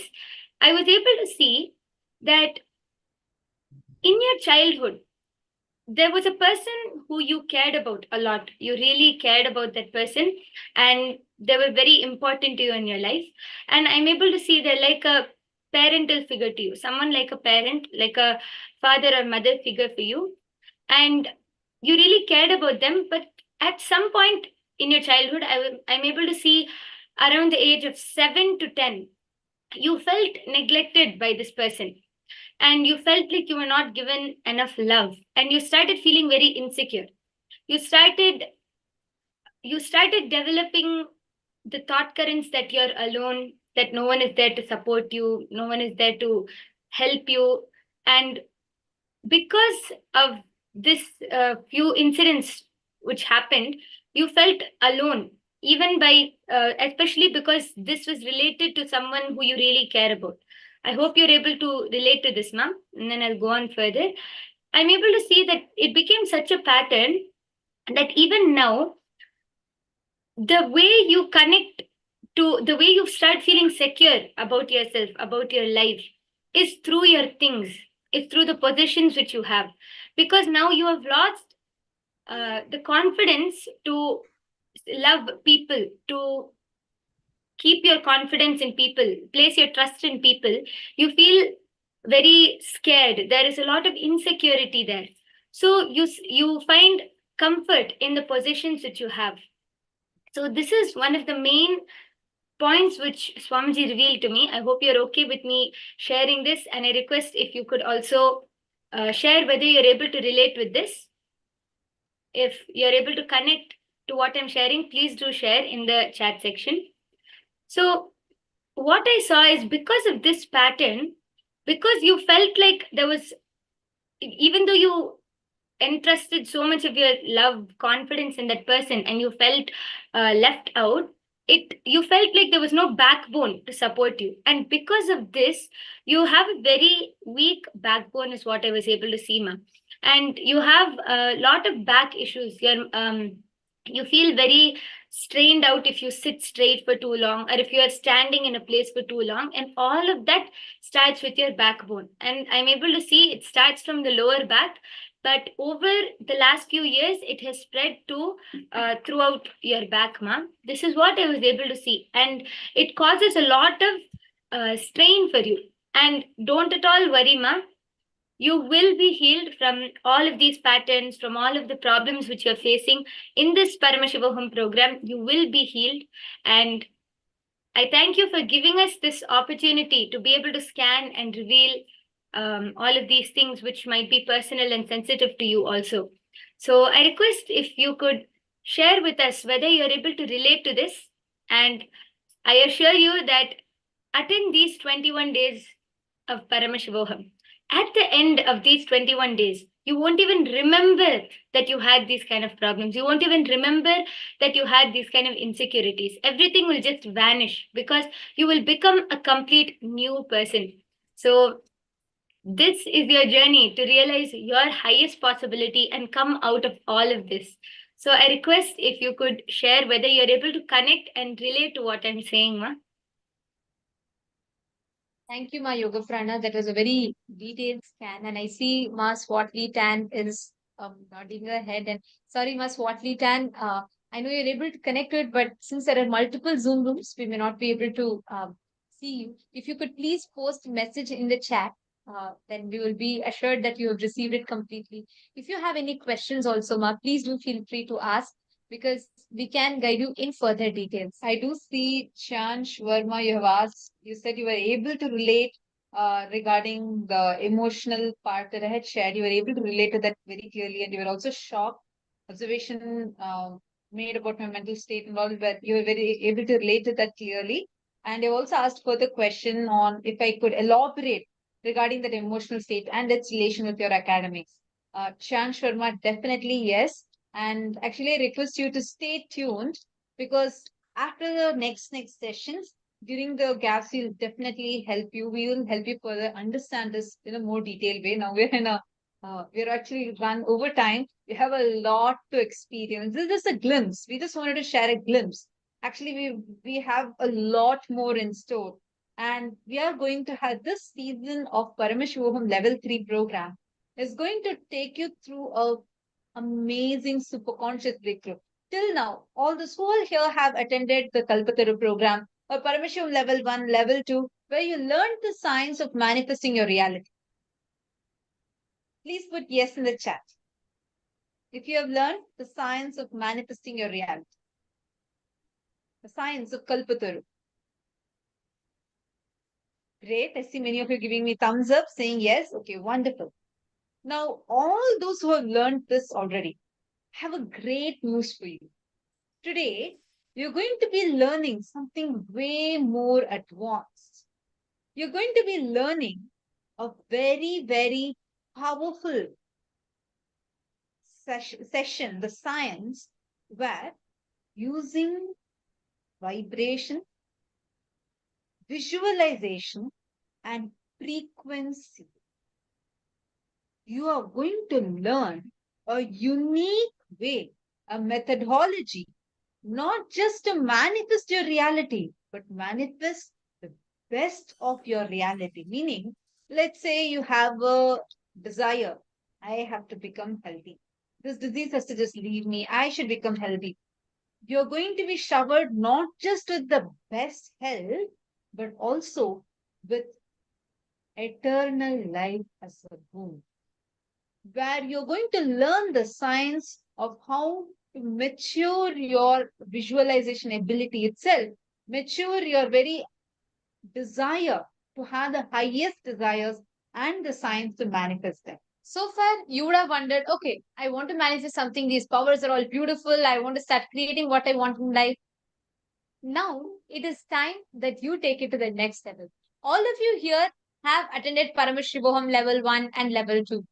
Now, in the Paramashivoham level 3, you're going to take the whole thing above, top notch, a few notches higher, because now Swamiji is going to experientially make us understand not just how you can manifest what we want, and like she was saying, to how to manifest the best of what Cosmos has for you. Today, we are going to be learning about how you can manifest the best in whichever dimension you want. Health, the best of health. Wealth, the best of wealth. In each aspects of your life, how you can manifest the peak, the best, the highest dimension of that. That is what we're all going to be learning today. Yes, Ma Angelica, I can see you saying yay, and I'm happy you're excited. For every one of you that are here, we just have few requests for you all. Throughout the program, please make sure you're feeling, interact with us, ask us your questions, ask us your doubts, whatever you feel. Please ask us, and we will be here available to attend to each of your questions, whatever that there is, because Swamiji has given extraordinary gifts through this Paramashivoham. And it's a joy for us each time to be part of all of your journey to experiencing that Paramashivoham, through which just by listening to and talking about Swamiji's principles, we also get to experience more and more further. So we're all in this journey together. Thank you all once again. Thank you for being here, and hope all of you enjoyed the presentation of the powers. These are just a few of the powers. Yes, so sorry. I just wanted to ask also, this powers, the experience you had, who all had a really powerful breakthrough, who all felt that, oh my God, this is just so amazing. Who all felt that? Please post it in the chat. Share it with us. Okay, see some of you giving me big thumbs up, smiling and nodding your head. Do post it in the chat. See, we have multiple Zoom rooms, and we are like trying to switch between each Zoom room, so we do not want to miss even a single of your messages, your reactions, your responses. So do ensure you're posting it in the chat, and we will definitely attend to it. If you have had an amazing experience, take a moment now. This experience can be shared with your friends. Even if you feel, oh my God, what would they think of me? It's okay.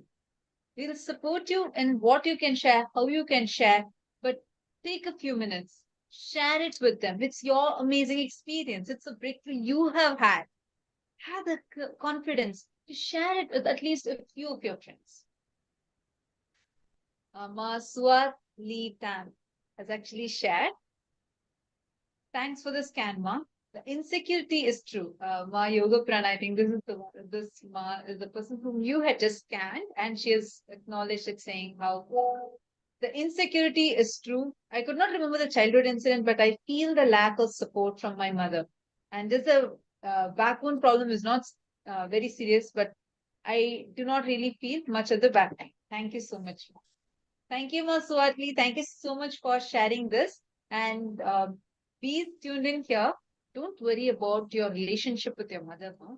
See, if actually when Ma Yoga Prana was scanning you, I also saw deep inside of you, there is a lack of confidence on you. Externally, you will be a very confident person.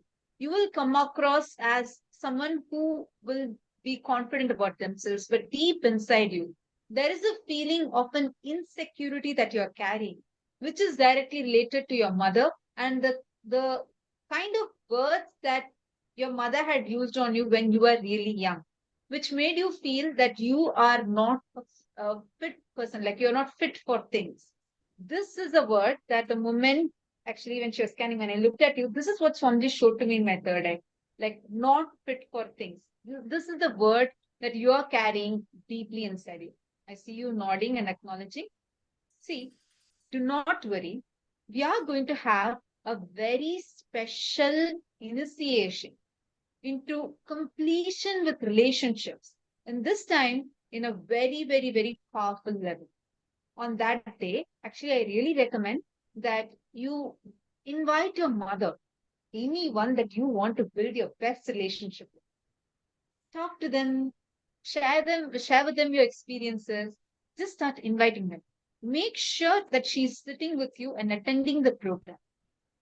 You will see the tremendous transformations Swamiji will bring in both of your inner spaces, help support both of you to excel in your life and understand completion with the mother is a very, very, very important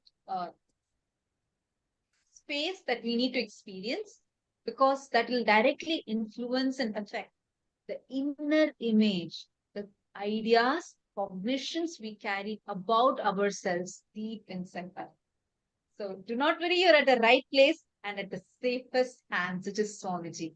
He will take care of you and you will see the transformation you will have by the end of this 21 days. And thank you all. Thank you so much for taking your time and for, most importantly, for allowing us to scan you and opening up to be able to scan. And this is just one glimpse of all the experiences that you're going to have. But what is Paramashivoham ultimately about? What can you experience? When we say experiencing superconscious breakthrough, what exactly does that mean? How can you look forward to what are all the different aspects that you can look forward to in Paramashivoham? Let us have a very brief session in understanding what Paramashivoham is all about. Let us directly listen to from Swamiji further on this.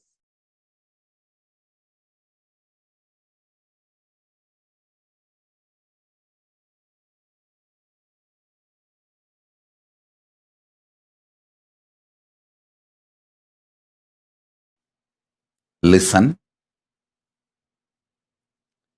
Listen to the simple truths I am sharing with you as the introduction. First and foremost, you all have consciousness.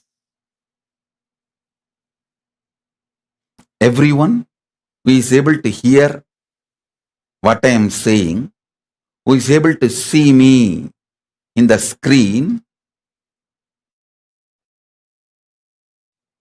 carefully listen intensely. If you are able to hear me and see me now, be very clear, you have consciousness. Consciousness is required fundamentally for you to feel your existence. Now,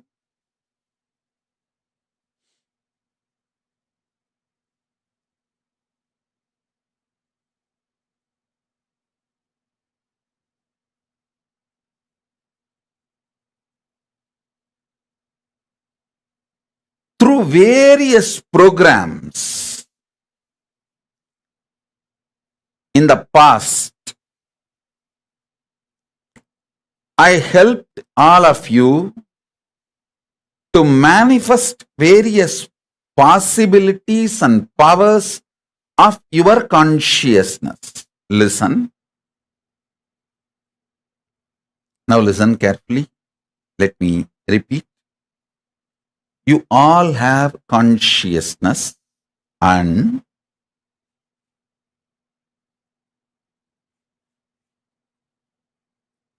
the consciousness has various possibilities and powers. Through multiple programs,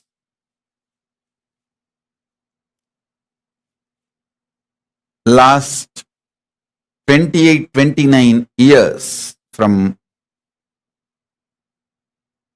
the age I started, from the time I started my public life till now, I have given various programs to help you, support you, initiating you to manifest various possibilities and powers of your consciousness. Now, in this program, I am bringing a new upgraded beginning, something extraordinary, grand. Listen. Something extraordinary, grand. absolutely new. I'll tell you what it is. Your consciousness can act like an airport. Your consciousness can act like airport for Paramashiva and various beings of Kailasa, gods of Kailasa, divine beings of Kailasa, to land on your consciousness. Your consciousness can be like an airport for those powers to land on your consciousness. Understand that. So, not only you can manifest all your possibilities, you can manifest Paramashiva's possibility, Paramashiva's power. Understand this whole program. This whole program is an upgraded new beginning. It's not going to be stopping with you manifesting the powers and possibilities of your consciousness.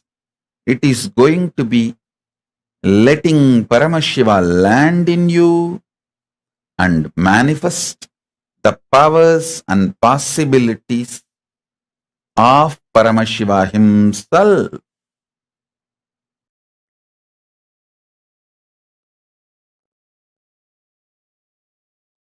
This Paramashivoham program is to introduce the cosmic principles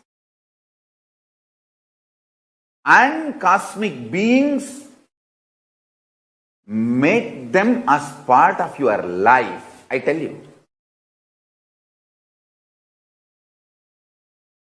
One or two times have Ganapati Darshan, Venkateshwara Baba Samadhi Darshan, Devi Baba Samadhi Darshan. By third time, fourth time, you will see every prayer you are asking those beings, Ganapati or Venkateshwara or Subramanya or Parashakti. Simply those prayers become reality, and the relationship between you and that cosmic beings built.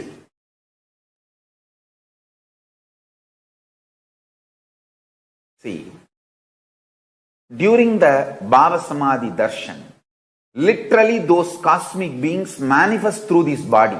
Just like how they manifest in Archavatara, deity, they manifest in Nijavatara, Pratyakshavatara, and give Pratyaksha Darshan. And give you all the boons you ask, bless you, make you experience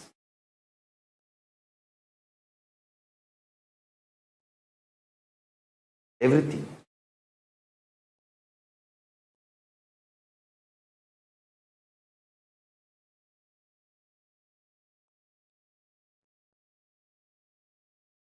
Enjoy Paramashivoham, which is introducing and making you cognize the cosmic principles and cosmic beings. The state of Paramashiva, space of Paramashiva, powers of Paramashiva, being of Paramashiva.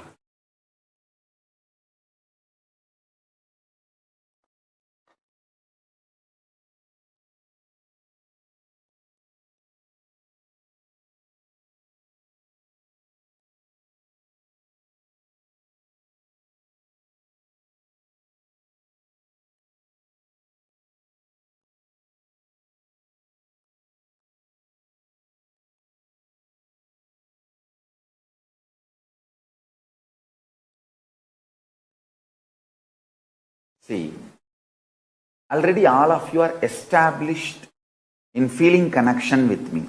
I'm talking to all my disciples and devotees. Like When I see you, even in the two way I am happy. When you see me, even in the two way you are happy. That's all is the feeling connection. See, when you see me, you are happy. When I see you, I am happy. Means we both are established in cosmic Wi-Fi network.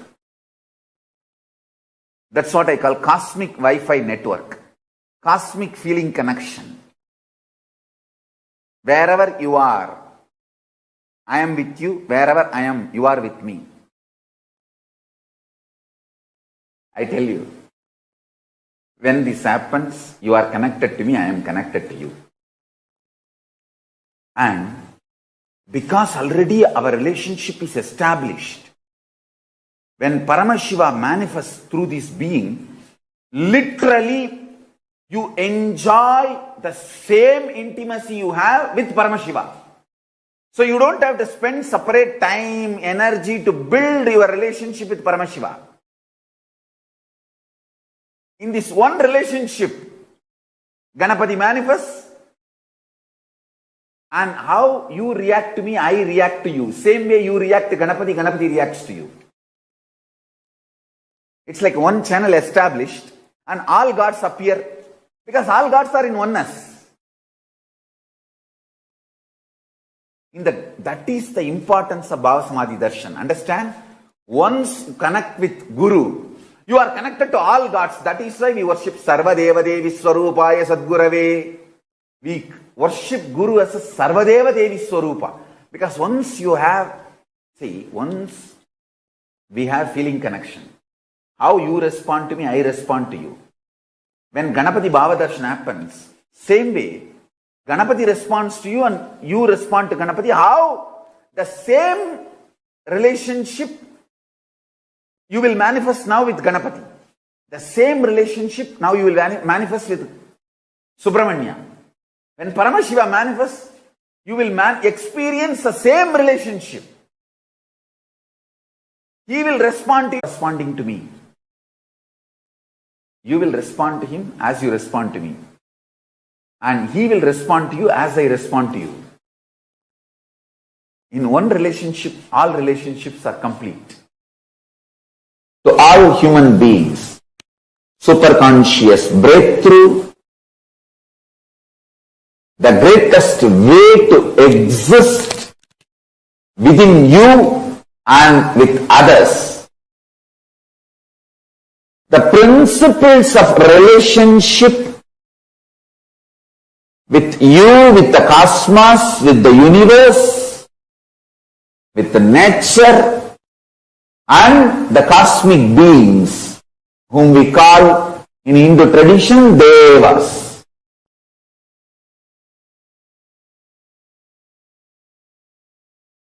And the great, extraordinary DNA, the highest tree DNA is Kalpavriksha, highest animal DNA is Airavata, highest human possible DNA is Paramashiva himself manifesting as Arunagiri Yogeshwara. I am here to gift all this to human beings. Understand, Hinduism is all about the cosmic beings coming to human planet and sharing all these great principles, powers, this whole thing to human beings, mapping it to the level of human conscious understanding and making it as user-friendly and lifestyle for all human beings. That's all. I think I have put Hinduism and my mission in nutshell form.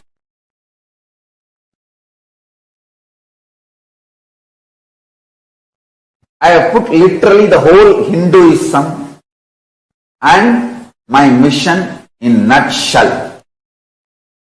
In nutshell form, I have presented an initial introduction.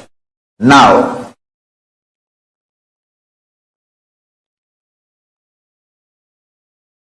What will be the result of the program? One thing I can be sure, you will not exist end of the program. I can guarantee that. Only Paramashiva will be there. So how will you even measure what is the result of the program? The person who is supposed to measure will not even be there end of the program. You will all be manifesting Paramashiva, being of Paramashiva. This will be the most life positive happening on planet Earth. The most powerful life positive happening on planet Earth. So now, I really want all of you to start sending the email, cleaning up your calendar. I am going to reveal all the sciences of Paramashiva. Whether planting your future, everything which I was giving trailer till now, I am going to reveal the full movie. I am going to release the full movie, the full being of Paramashivoham. Understand? Intangible but definitive experience and sciences of the cosmos is Vedas and Agamas. And Paramashiva is now going to manifest his very being in all of us. Whatever I am talking is not new to you. It is all already programmed in your DNA as cosmic truths. The truths I am revealing, this is the program based on which cosmos functions. This is the program based on which your DNA is functioning. I am just going to spiritually electrocute your DNA. I am going to plug my being with your being and spiritually electrocuting you to manifest all these cosmic truths which is already there in your DNA as your very DNA program. So understand, you don't even need to worry. You don't need to be afraid. You don't need to feel sad. Will you be able to realize all these truths or not? I commit with you. I am awakening all these cosmic truths which is already in your DNA to reality by spiritually electrocuting you with my being. I will be a strong nuclear force, spiritual strong nuclear force on your being from now. Through this initiation, I will manifest absolute, pure, ultimate superconsciousness, being of Paramashiva, state of Paramashiva, space of Paramashiva, powers of Paramashiva, being of Paramashiva, superconsciousness of Paramashiva, Sri KAILASA of Paramashiva, in all of you from now.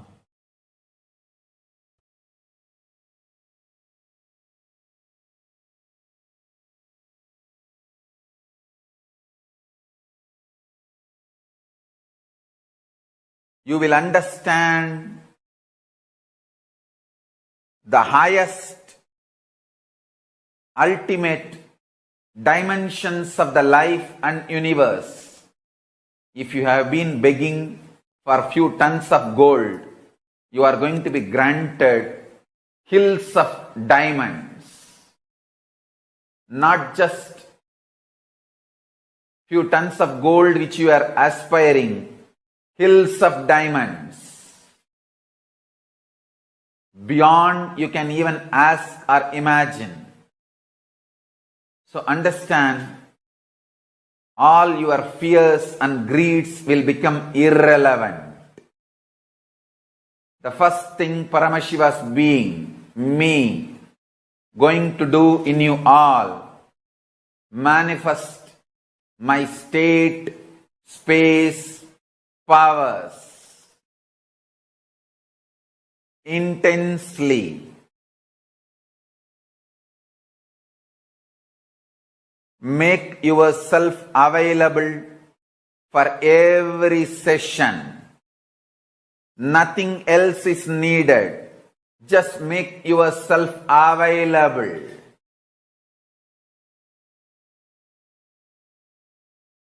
Anyone makes yourself available, I'll make myself available to you.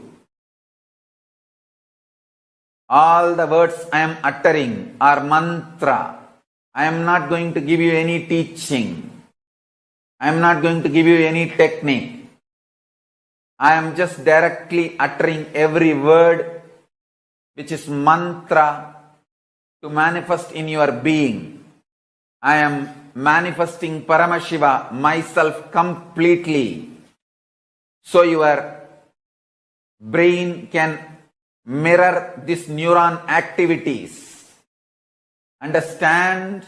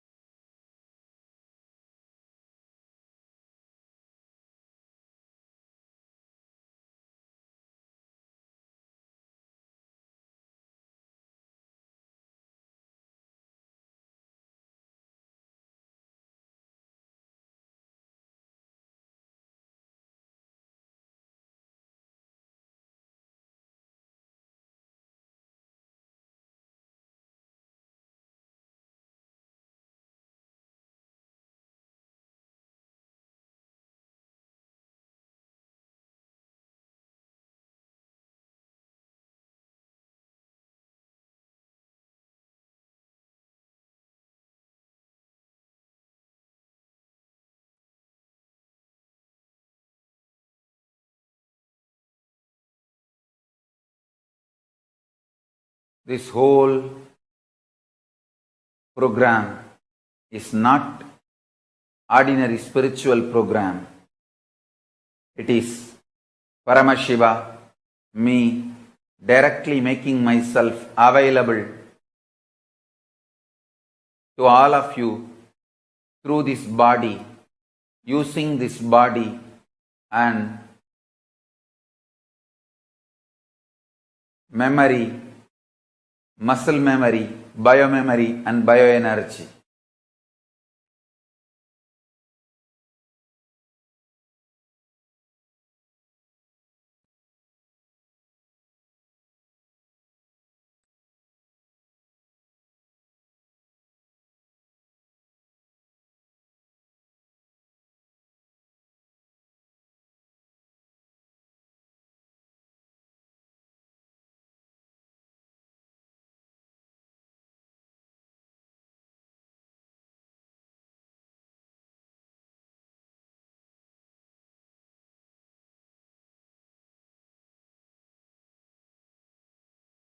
Make yourself just available so I can manifest through this body and manifest in all of you.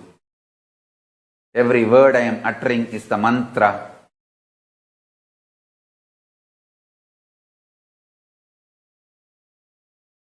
I am manifesting in this system, in this body completely, so you can all just mirror the neuron activities of this system and manifest the being of Paramashiva.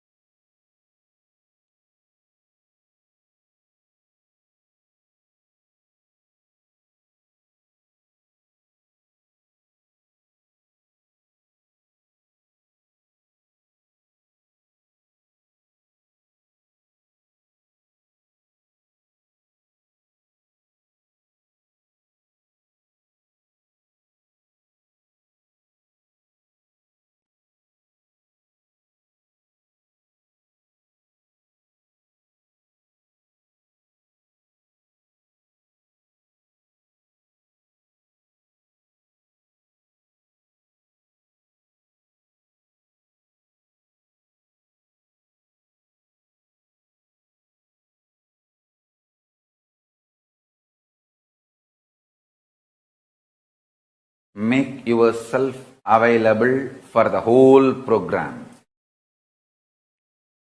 Whether morning yoga or pada puja, all that matters.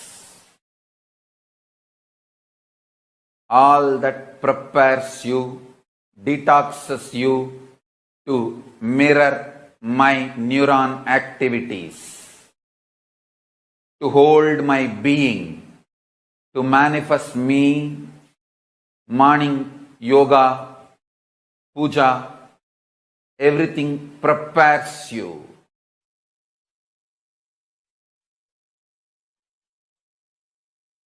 Listen. Simple, straight introduction. Listen. Simple, straight introduction. I am Paramashiva. Paramashiva himself is manifesting as Paramavatara in this body. He will do it. He will do the Paramadvaita, ultimate superconscious mutation for all of you,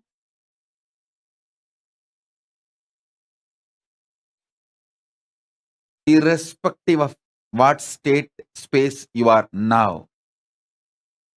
Forget about what state, space you are now. All that does not matter. You may be overflowing with gratitude, love, devotion, or you may be just sitting, fighting with yourself, ready to fight with me, ready to blame yourself, ready to blame me, whatever state you are in. Don't worry. Nothing bothers. All that is too shallow. I'll swallow everything. Not only where you are stuck, including you, I'll swallow it. Just come and switch on this camera and sit. That's all. Only one thing, don't miss sessions. Be here for all sessions. That's all. This 21 days, put everything away. Be here for all sessions. Don't miss one word, one session. Be here for everything. I'll take care of everything. See, I know the human mind more than you know you. More than you know you, I know you. And I have a solution. I only have to do, I'll do it. I will do it. Listen. Actually, I just want this 21 days time from you. That's all I need. And I am interested in manifesting in you. Listen carefully. I am interested in manifesting in you. More than you. When I manifest in you, you will be extension of me. And that's all I want. That's all I want. I'm here for that. I'll do everything needed. I'll do everything needed. Don't worry. I'm connected with all of you. Continuously, every session, I'll go on giving you deeper and deeper, powerful, miraculous manifestation. I'll swallow your whole past, present, future, everything. This whole Paramashivoham is miracles. Every session is miracles, not initiation. Every session is miracle manifestation. I guarantee you. I'll connect with all of you now, wherever you may be. I'm just manifesting. My only request, attend all sessions. Even the SJP, all the SJP Yajamans, Kartas, understand? Don't miss any session. Don't tell me, oh, if I can't attend all the sessions, can I stop attending the program?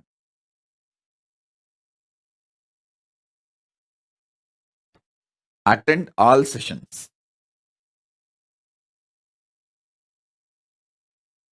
Everything will align. Your life, your work, your job, everything will align. Every session, I'll cause miracles. Every session is not just teaching or initiation. Every session is a miracle. This first session is a completion miracle. When I'm expanding, this is the way I'm programming to connect and land on you. You should know I'm landing on you and I'm just swallowing you. By sitting in front of the camera, you give me the authority to manifest in you, to do the superconscious mutation in you. You can be relaxed way, stretching your leg, no problem. All that is okay. Just be in front of camera.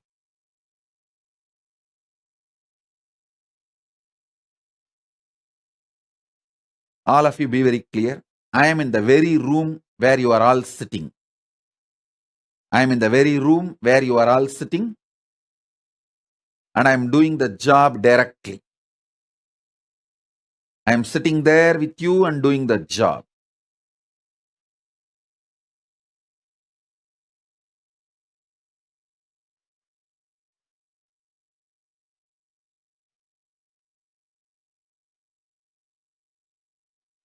Listen. All your past, all your patterns, good, bad, right, wrong, everything, I'll just swallow it and finish it up. I'll just burn it away. This session, I'm going to focus on bringing completion to you so that I can start doing the superconscious mutation process.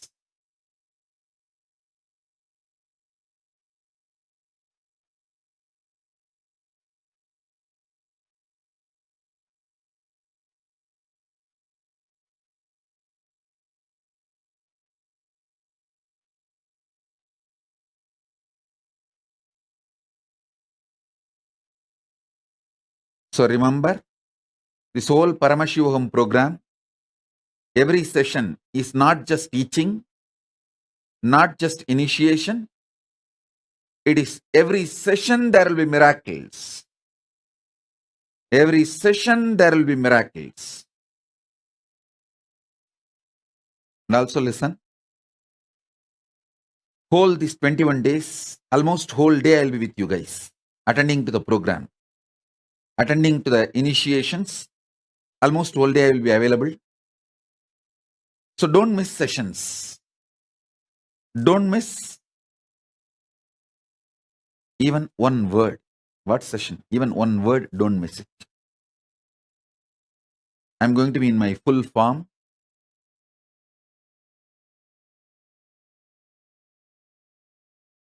Listen.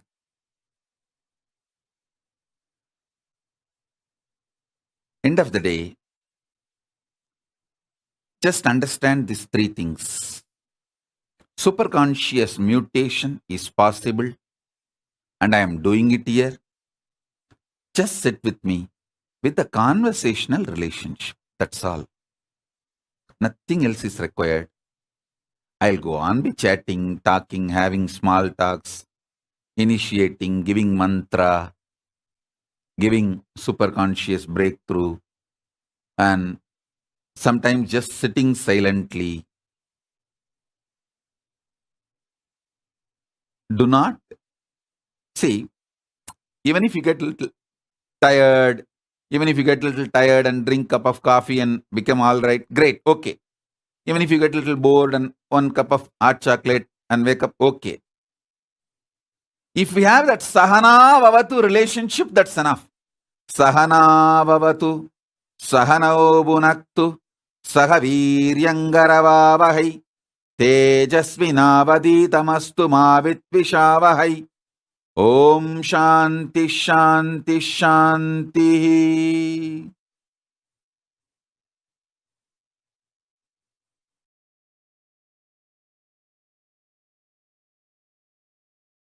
Listen.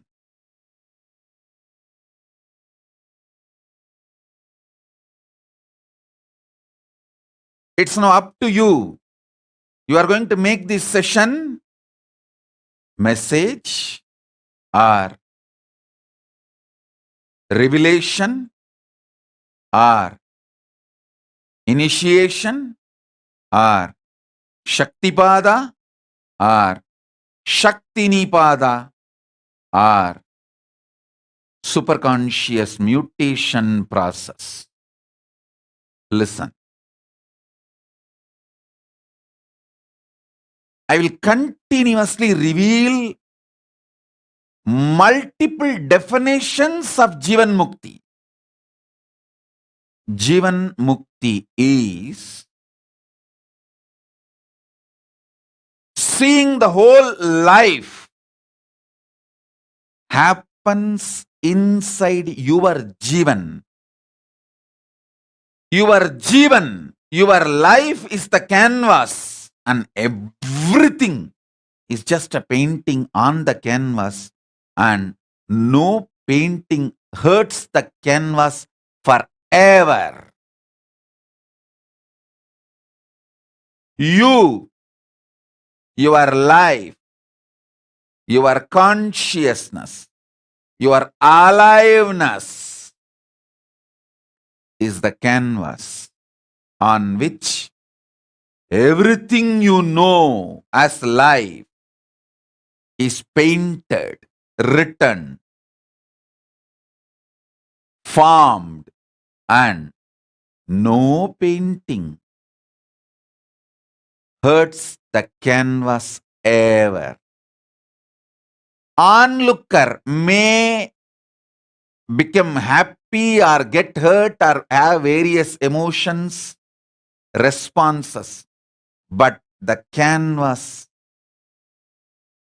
sheet on which the painting is done neither gets hurt nor enjoys.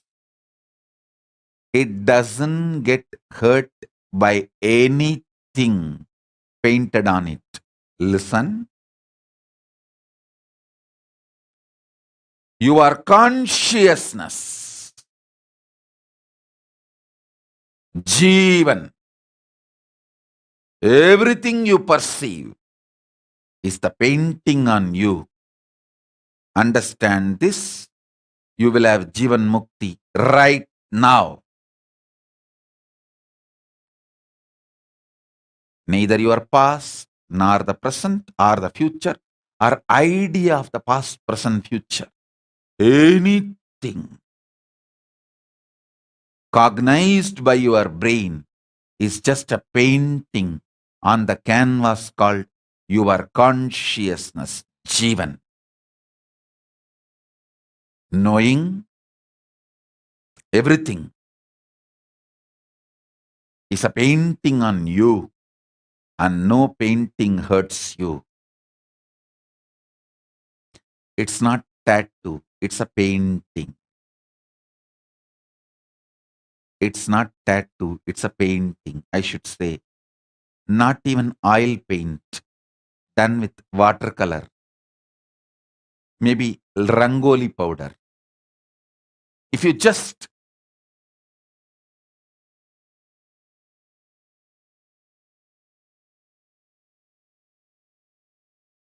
move the canvas, you don't even need to clean it up. Just move the canvas, the painting will melt down. Because it's more like a rangoli. Everything you know about life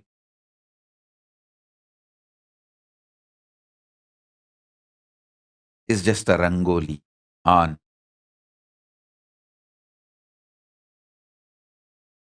the canvas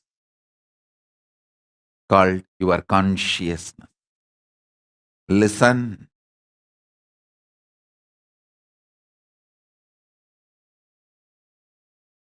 The seed of superconscious mutation is Jivan Mukti. The seed of superconscious mutation is Jivan Mukti.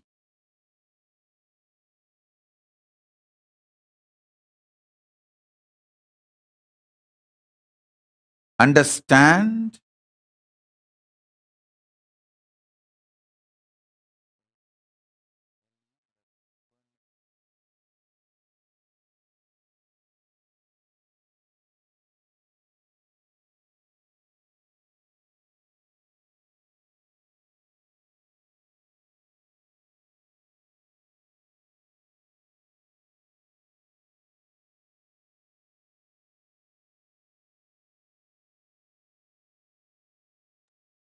This is exactly going to be all of our experience in the Paramashivoham Level-3 program.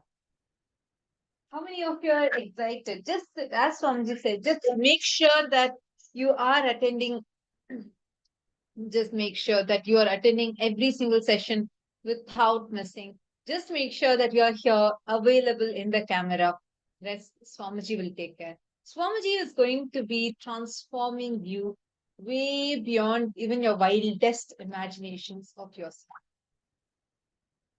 Ready? Excited? Shall we all get started then?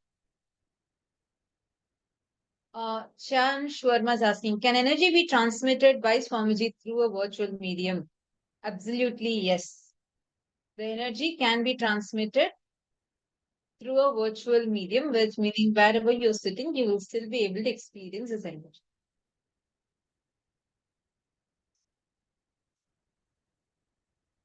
Great. I'm so excited to see so many of you here. And still many of you are requesting the scannings. We'll do it throughout. We are going to be there. Anyways, all of us are going to be there here throughout the 21 days.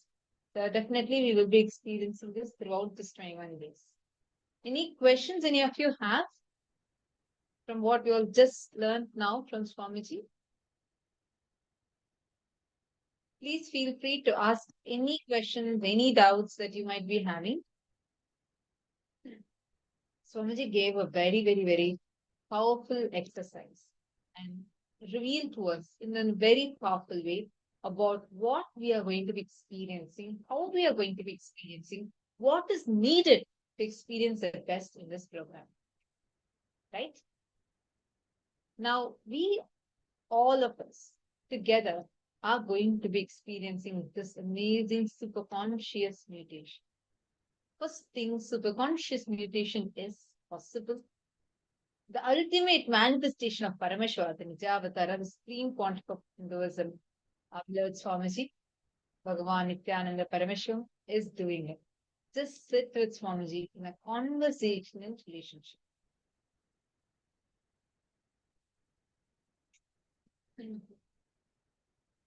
See, like how Swamiji explained, see your whole life as a canvas. Everything is just a painting on that canvas. Visualize the session itself as a painting. It's just sitting with Swamiji. Same way, whatever you want, whatever you draw in your canvas, in your inner space, is just going to become reality. As Swamiji said, Swamiji is going to keep revealing more and more powerful revelations about what is this superconscious breakthrough, what exactly is this superconscious mutation that we are going to be experiencing. And every one of you that are here today,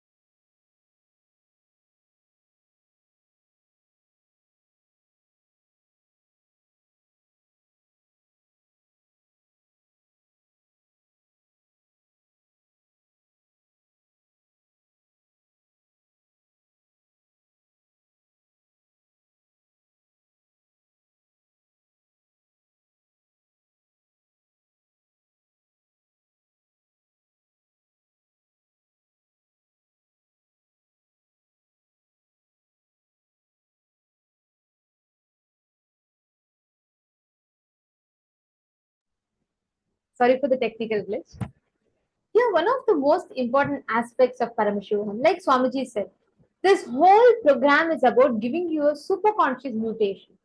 And it is a practical, possible science. It's not a big, complicated science. It's a very simple, straightforward science, which, when applied, will give you the ability to transcend all these notions, the parameters of all the impossibilities, possibilities, logics, limitations, and for you to tap into what is the ultimate, being able to achieve the best of what you can. Now, listen very carefully. Every one of you that are sitting here with us today, each part, each day, each session of this program is designed to give you the taste of the superconscious breakthrough. Paramashivoham, the entire 21 days of the program, is going to be aimed at giving this experience to you. Are you all understanding? So one request I have is throughout the program, should you have any doubts, questions, please feel free to share, please feel free to post, please feel free to ask the questions. Swamiji explained a very beautiful truth for all of us. Swamiji said, visualize that the whole life is a canvas. Everything that is happening in your life is happening on that canvas. Connect to Swamiji from that space. Declare that space of oneness. You will simply see how you will start manifesting all the extraordinary things, all the extraordinary powers, all the best things of life.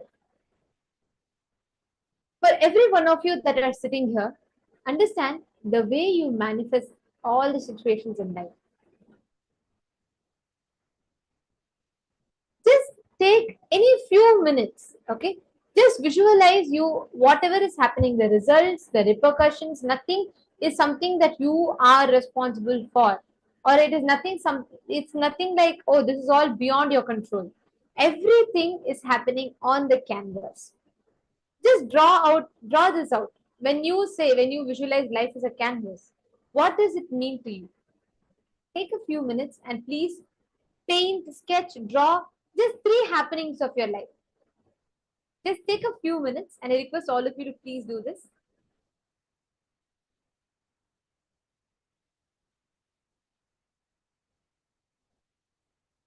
Take a few minutes and please draw what you think is the best, like how you can manifest, what you can do to experience the best in life, like how everything is canvas. Take a few minutes to draw it out. Any 3 situations.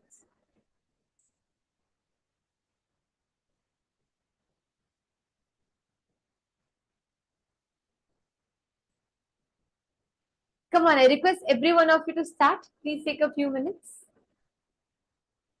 Take a pencil and paper and pencil and just start sketching out whatever you think, whatever you understood, what represents to you.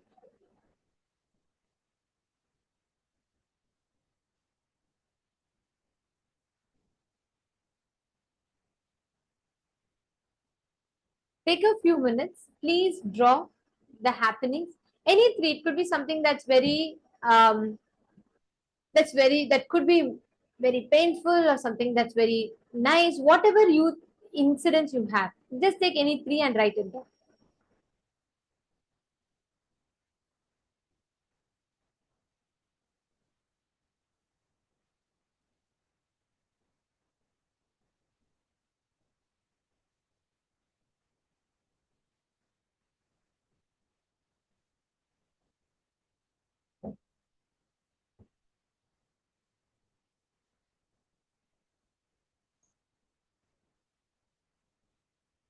Take a few minutes. Please draw.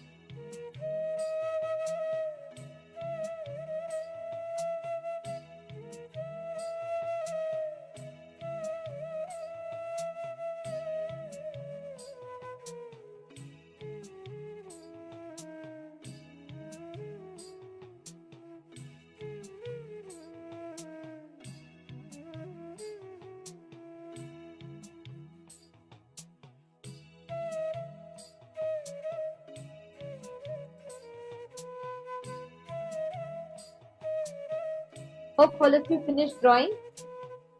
See, understand? We are like a bunch, our brain, our mind is like a bunch of patterns. Okay? Like let's say you take a bunch of sticks or darba grass, you tie them together, and these are all held together with various different knots. What Swamiji is going to be doing through the program is, let's say if that is your bunch of patterns, he's going to be pulling out. Even if just 2-3 patterns are pulled out, the whole thing becomes loose, all the others will collapse. The same law applies. Even if you are just able to manage and break 2-3 of your patterns, you will be very easily, you'll be able to break all the other patterns and experience the success in life. So for all of you that are here right now, get ready. You're all going to be experiencing this extraordinary breakthrough in your life. So now, to understand this, it's important we understand today whole day. We're going to be understanding how you can connect to the cosmos and how you can manifest the best of what you want. But how do you connect to the cosmos? What is the meaning? Why should you connect to the cosmos? And how do you manifest? How do you harness the powers of the cosmos? What are the 5 forces you can use to connect to the cosmos? Let us listen to it now.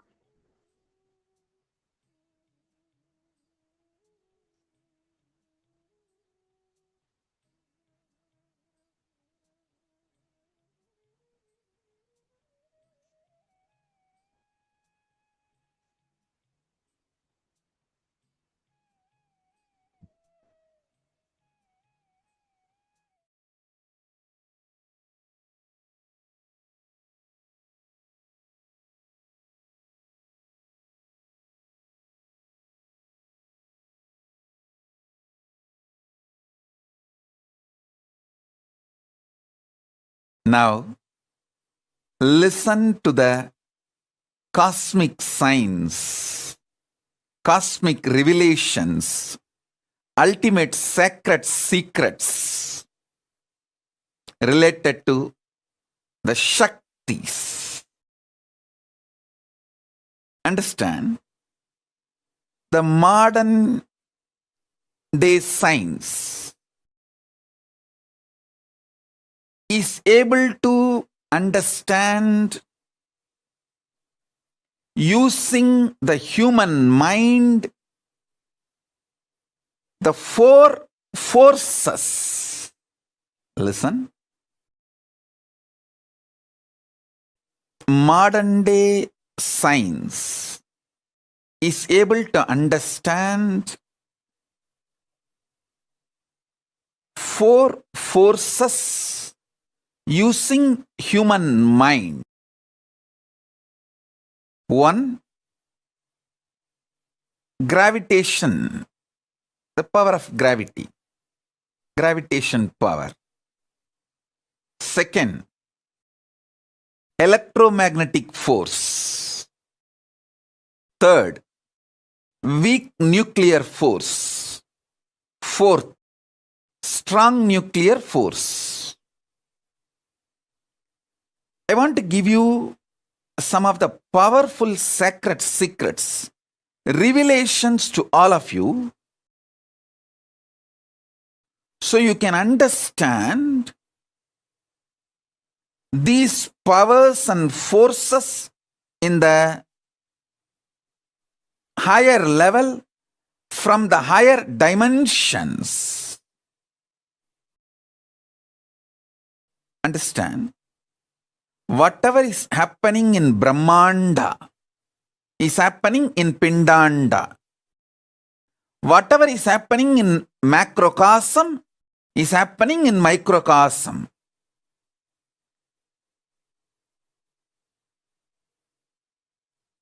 If you understand the laws of gravity, all the laws related to gravity, all the understandings human mind reach about gravity, you can easily understand the greed happening inside you. Greed and gravity is one and the same. Greed happening in the macrocosm is gravity. Gravity happening in the microcosm is greed. Listen. Greed happening in the macrocosm is gravity. Gravity happening in the microcosm is greed. If you map all the understandings you have about gravity on your greed, and all the understandings you have about the principle of greed on the principle of gravity, you will have powerful insights about your life. Gravitating is nothing but greed for more. Greed for more. Listen carefully. First understanding. The second force is electromagnetic force. Fear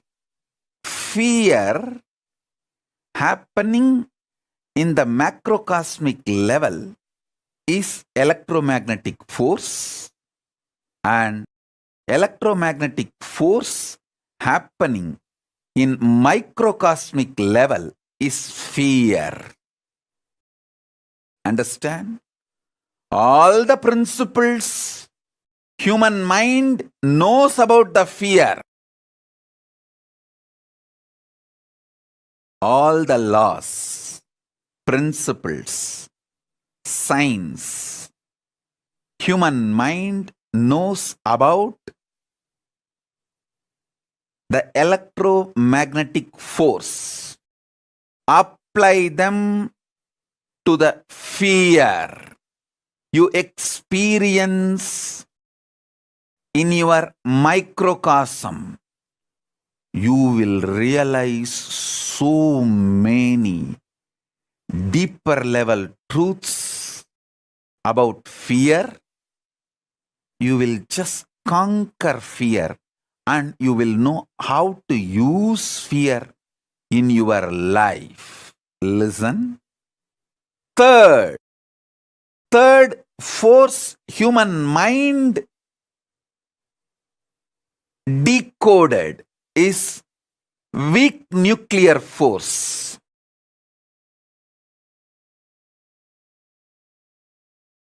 Listen. Weak nuclear force.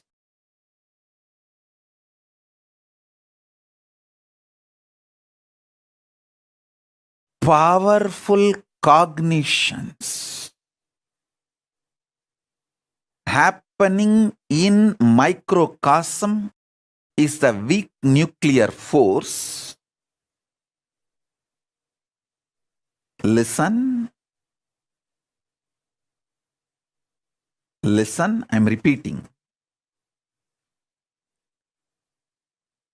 In microcosm, the powerful cognitions you experience are the equivalent to weak nuclear force. In the cosmos, macrocosmic level, when powerful cognitions are revealed by cosmos to cosmos, when it manifests powerful cognitions, that is the weak nuclear force. The weak nuclear force manifesting in the microcosmic level is powerful cognitions. Powerful cognitions manifesting in the macrocosmic level is weak nuclear force. All the laws, principles related to weak nuclear force, take them and map to your powerful cognitions. when you manifest powerful cognitions, what happens in you? Map it. You will have so much understanding and revelations. Whenever you get the powerful cognitions, what happens in you? Observe that. Observe that. Absorb and observe. Map that into the macrocosmos, the macrocosmic principles of weak nuclear force. You will have so much understanding, revelation about the weak nuclear force. Listen. The fourth, strong nuclear force. Strong nuclear force is equivalent to initiation. Initiation, diksha, by an incarnation, living incarnation. Listen.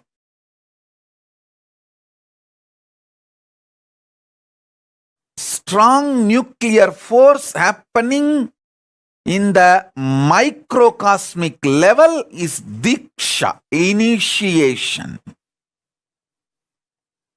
Diksha, initiation happening in the macrocosmic level is strong nuclear force.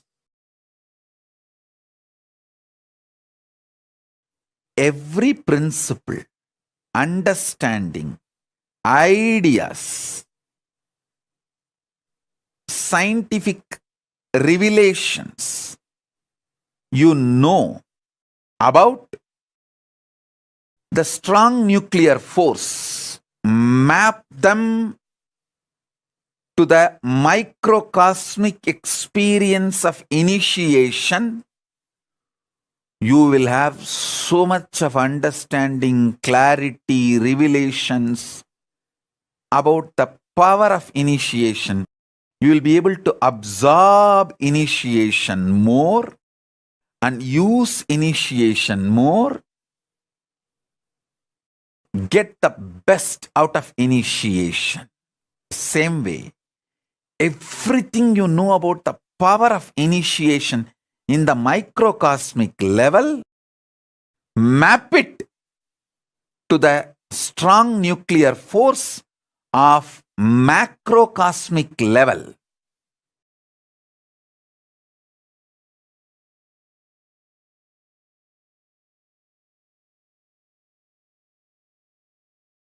You will have not just new discoveries, inventions, revelations, new principles. You will be empowered to use the strong nuclear force in the macrocosmic level also.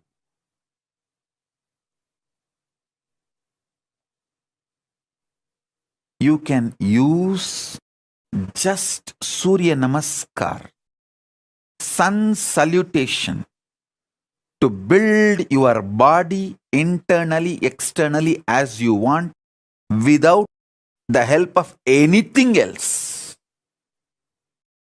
Because sun salutation, Surya Namaskar, is nothing but using strong nuclear force of the sun to empower the microcosm you are carrying. Surya Namaskar is a direct initiation from Surya. Listen. I will repeat.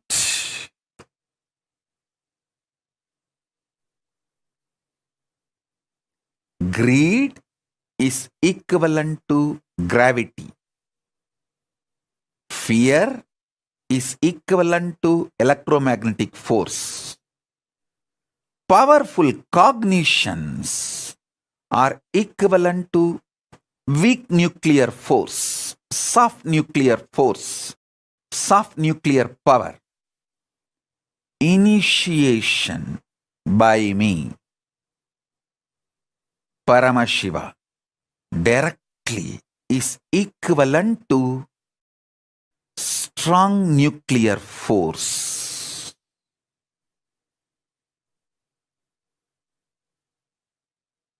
Listen. Now I am initiating all of you. So listen. Now I am giving you the revelations, sacred secrets about the next fifth force. There are actually 14 forces. I will reveal the fifth force now. Fifth force is power of consciousness. Power of consciousness means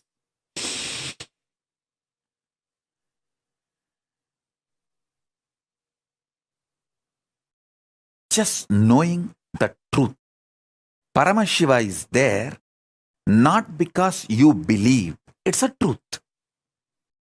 Paramashiva is real, is truth.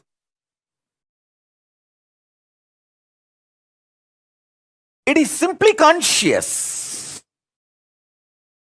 As your consciousness is the reality, the existence of Paramashiva is real.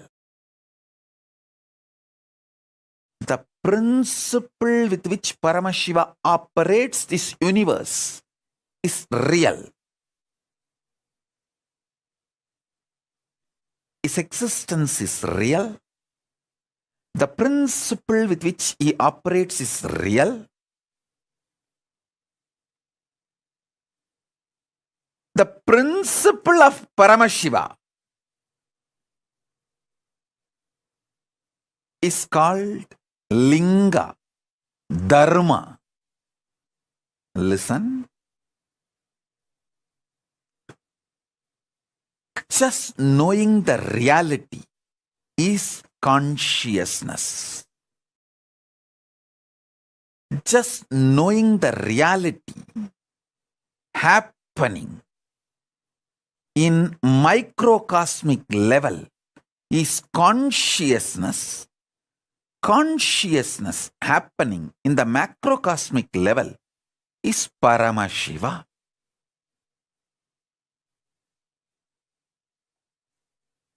Paramashiva is real, is consciousness. Consciously, you telling Paramashivoham, I am Paramashiva. Consciously, you declaring you are Paramashiva is much more powerful than all the four natural forces.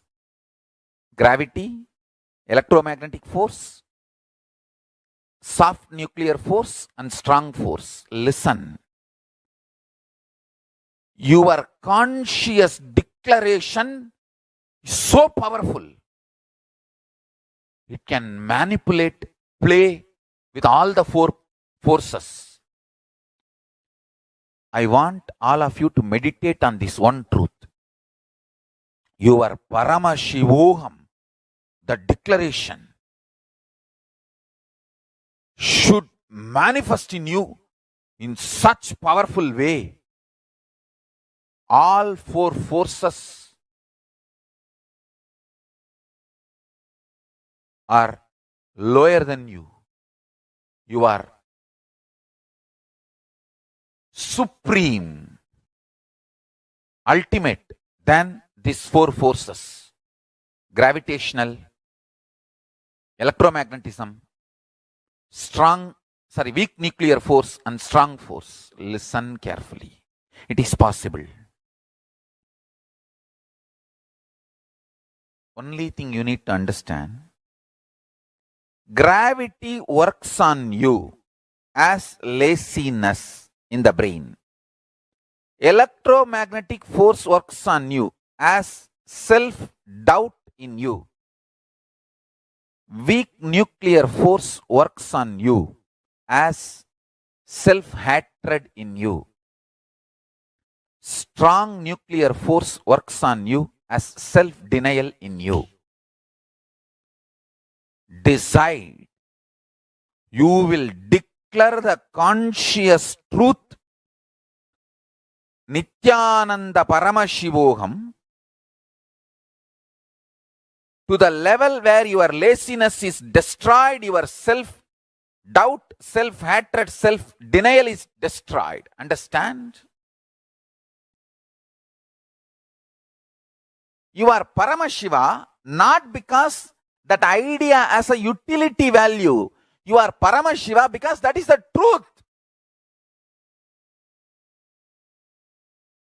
Even if you face the worst fears of your life, even while you are facing that worst fears, you are Paramashiva. Listen.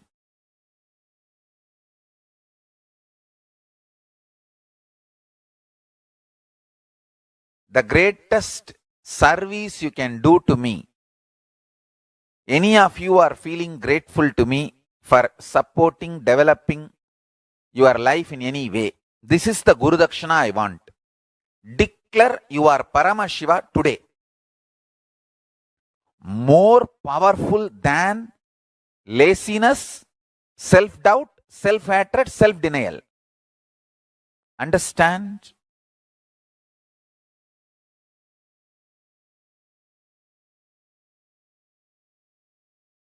You don't need to conquer the external objects to be successful.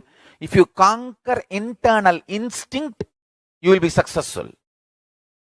Same way, to manifest Ishvara Shakti, you don't need to conquer the gravitational force, electromagnetic force, strong nuclear force, weak nuclear force. How they impact you, that impulses, if you conquer, you can conquer all the four externally. The internal impact of gravity on your system is laziness. Internal impact of electromagnetic force on your system is self-doubt. The weak nuclear forces internal impact on your system is self-hatred. The strong nuclear forces internal impact on your system is self-denial. Understand?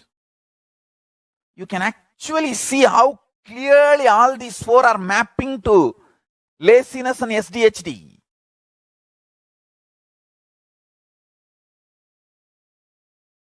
Listen very carefully. The so-called positive thoughts cannot exist without the so-called negative thoughts. Like that is why this positive thinking and all doesn't work. Life positivity only works. Positive thinking does not work. Life positivity is different from positive thinking. Be very clear. Positive thoughts and negative thoughts will always coexist. Life positivity is the foundation. That's a constant. If you study the electromagnetic forces laws, electrostatic forces laws, all the principles, the constant is life positivity. There is no life negativity for life positivity. But there is negative thought currents for positive thought currents. Both are centered on constant, which is life positivity.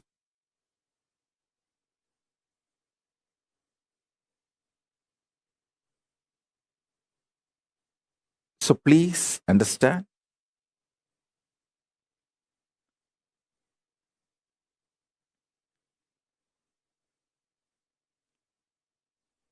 when you feel you are a broken part, you will always be afraid of the other pieces. If you know there is a constant which is in you, how much ever you have self-doubt, self-hatred, it will not go beyond certain limit. See, there are some people, they know, I fight with my husband, I fight with my wife, but I will never go to the extent of divorcing, leaving them. So that is what I call, even for your negativity, there is a limit. Even for your negative thoughts, there is a limit. Even for your self-doubt, there is a limit. So that self-doubt will have a self-confidence. Self-confidence will generate sometimes self-doubt. But both finally is established on the self. When you know that self's quality, that is life positivity. Self-doubt or self-confidence is like a self-doubt is negative thoughts, self-confidence is positive thoughts, but self is constant. If you know the self is rooted in consciousness, it is like a constant rooted on infinity. The constant, the principle of constant, rooted on the principle of infinity. Understand? Any one of you do little research, spend 3 months on this one principle. Principle of constant established on the principle of infinity, you will get Nobel Prize. You will get Nobel Prize because you will be revealed the science of number, exactly the state Ramanujam experienced. What the Mahalakshmi, Rajagiri Tayar revealed to Ramanujam, that space I am revealing to all of you. Understand and study. Spend a little time on what is the principle of constant and what is the principle of infinity as per the modern day maths and as per the Western science. I am telling you, this is from the Eastern revelations, the Vedas. The constant, the principle of constant is self. It is established on principle of infinity, which is consciousness. Principle of infinity is consciousness. Principle of self is constant. The constant is established on infinity. If this clicks in you, you will master number. Whole universe is nothing but number. Whole universe is just number. Number is a living God. Whether human beings, siddhas, rishis, devatas, all is just number. Number, that's all. You may be one, the code number for the human beings, like how the unique code. The number is there all over the world. Same way in the cosmos, there is a unique code. For human being, there is a code number. For siddhas, there is a code number. For devatas, there is a code number. Just understanding the number, you will have the revelation about the number. The moment constant is established on infinity, clicks in you. Self is established on consciousness. Constant is established on infinity. Constant cannot exist unless it is established on infinity. Self cannot be self unless it is rooted, founded, sitting on consciousness. What Namagiri Tayar, Mahalakshmi Devi, revealed to Ramanujam, I am sharing with you all.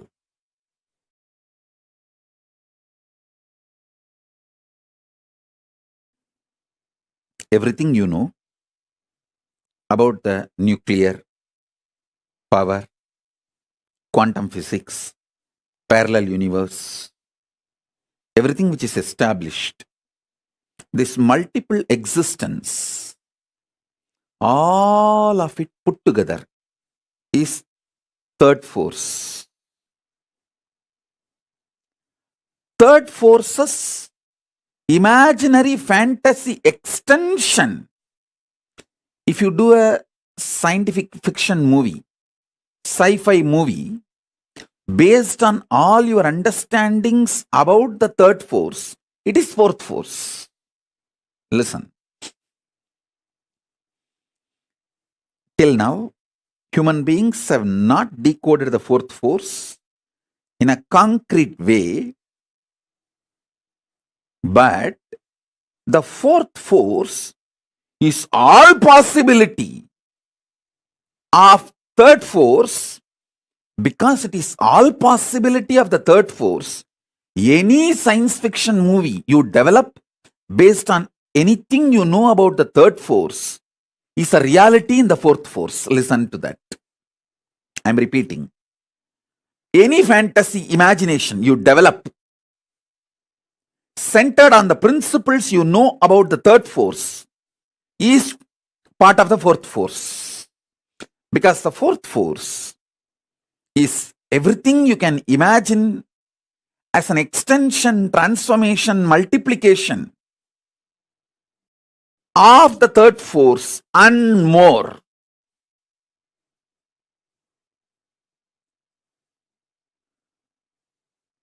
That's the fourth force. Let me give you some more understanding about the third force. Listen. Multiple universes, planes exist. That's the first thing. Pitruloka is true. When you leave the physical body, you carry your Karana Sarira, the causal body, your deep-rooted patterns, and reach the Pitruloka and live.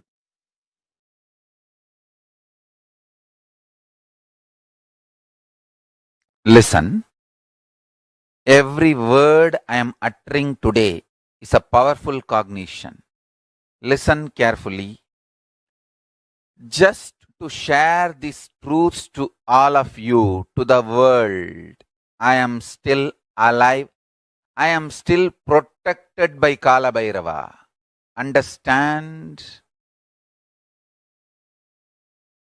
I am still protected by Kala Bhairava, protected by Paramashiva, only to share all these truths with all of you and make this jnana and vijnana as realization in the planet Earth. Listen.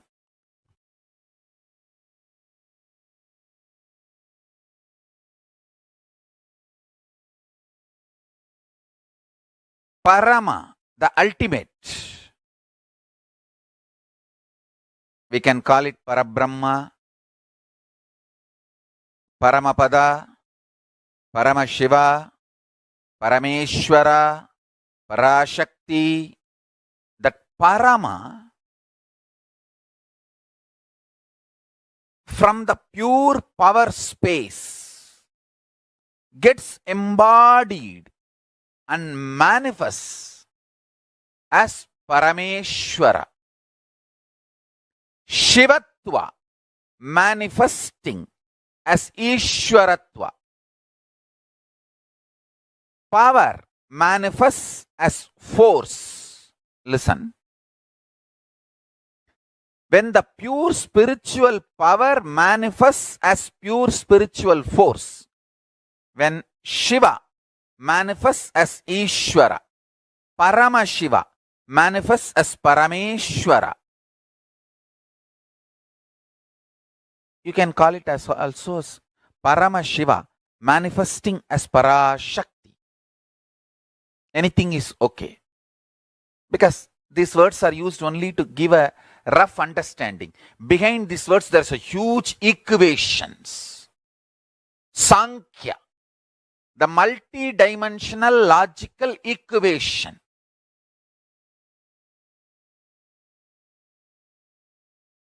So listen.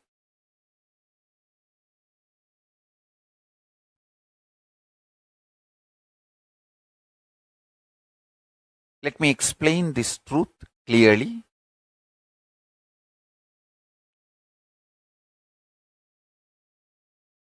The important message Kailasa, Paramashiva want to convey to the whole humanity is Paramashiva is real. The pure spiritual power is real. He himself embodies and manifests as pure spiritual force, Parameshwara.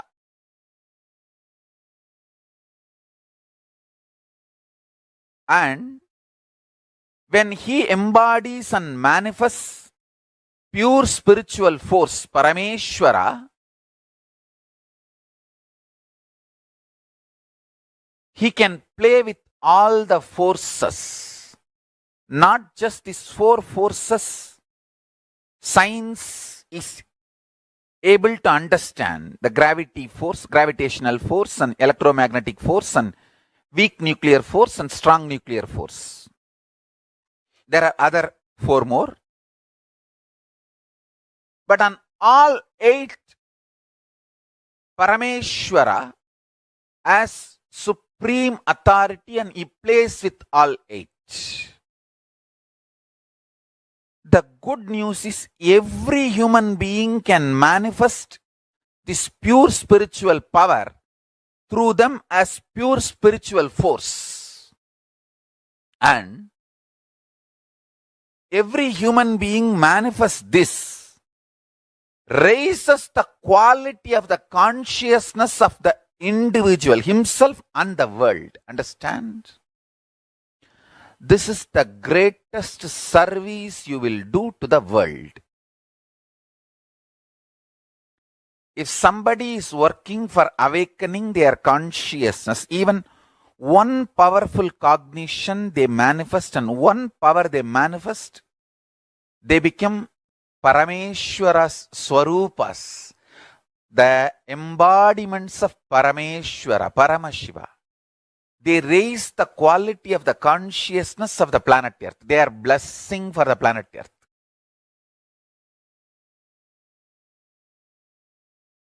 My only work is to make at least few million people understand this truth and live this science. Understand the truth. The Parama, supreme power, can manifest in us as supreme force, which is superseding authority, which can play with all the four forces science has understood, and there are 4 more forces science is yet to understand. The 4 forces science understood is gravitational force, electromagnetic force, weak nuclear force, and strong nuclear force.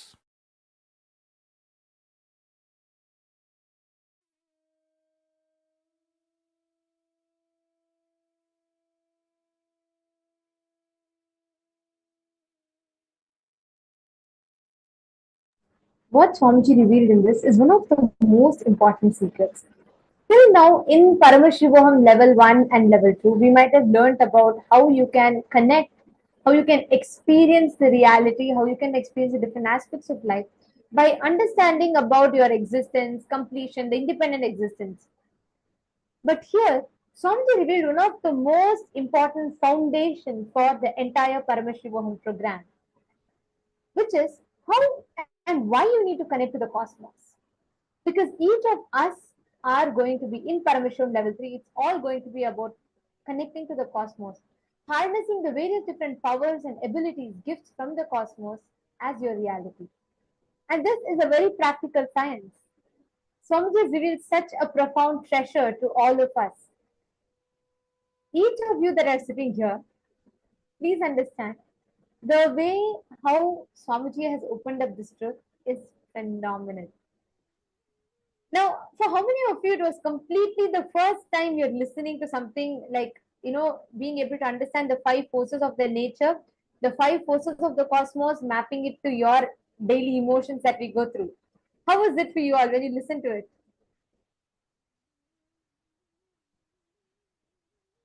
But Susan Surrender, yes. The answer to your question is yes.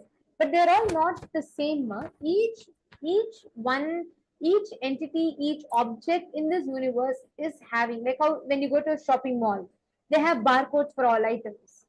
Something like that. Each entity is encoded with a certain aspect, certain number, certain frequency, and that is what we access. When we access, we will awaken our ability to harness higher powers.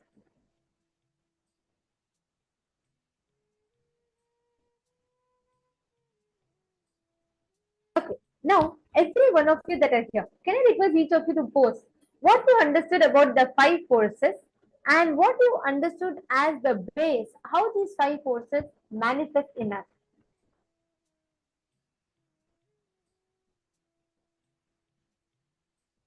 First force that Swamiji spoke about is gravity. Gravity in the macrocosm is greed in the microcosm. The greed in the microcosm manifests as gravity in the macrocosm. But how exactly is that? How exactly does that science work? Let's look at it in a very scientific manner.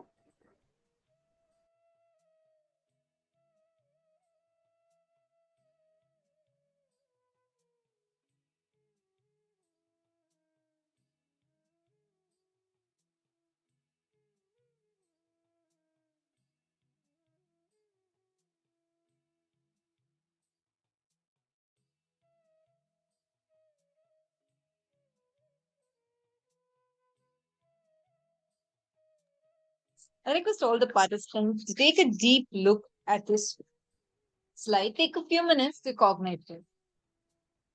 Force is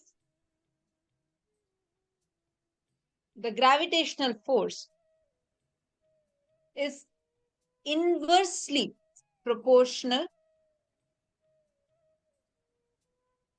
You all can see over here, gravity is a natural phenomenon by which all the things with mass or energy are attracted to one another. On Earth, the gravity gives weight to the physical objects. And we can see here how, see, the R is the distance between the two objects.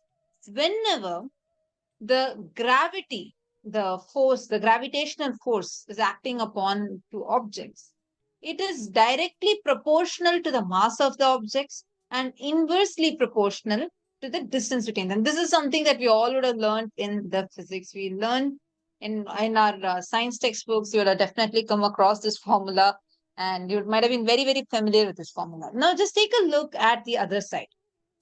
If you observe here, the greed, F, goes up or down based on the samskaras, the engrams that you have.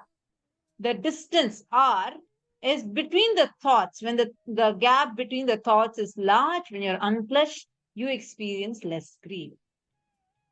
See, this is something all of us need to know. We all would have learned this definitely in physics, right? When, for example, when the mass of two objects, let's say right now, you are able to stand or sit on the planet Earth because you exert certain gravitational force towards it, Earth. given its huge mass, exerts its gravity towards us. This gravitational force that we normally understand as the force of gravity is where, like now, the distance between the two objects is less.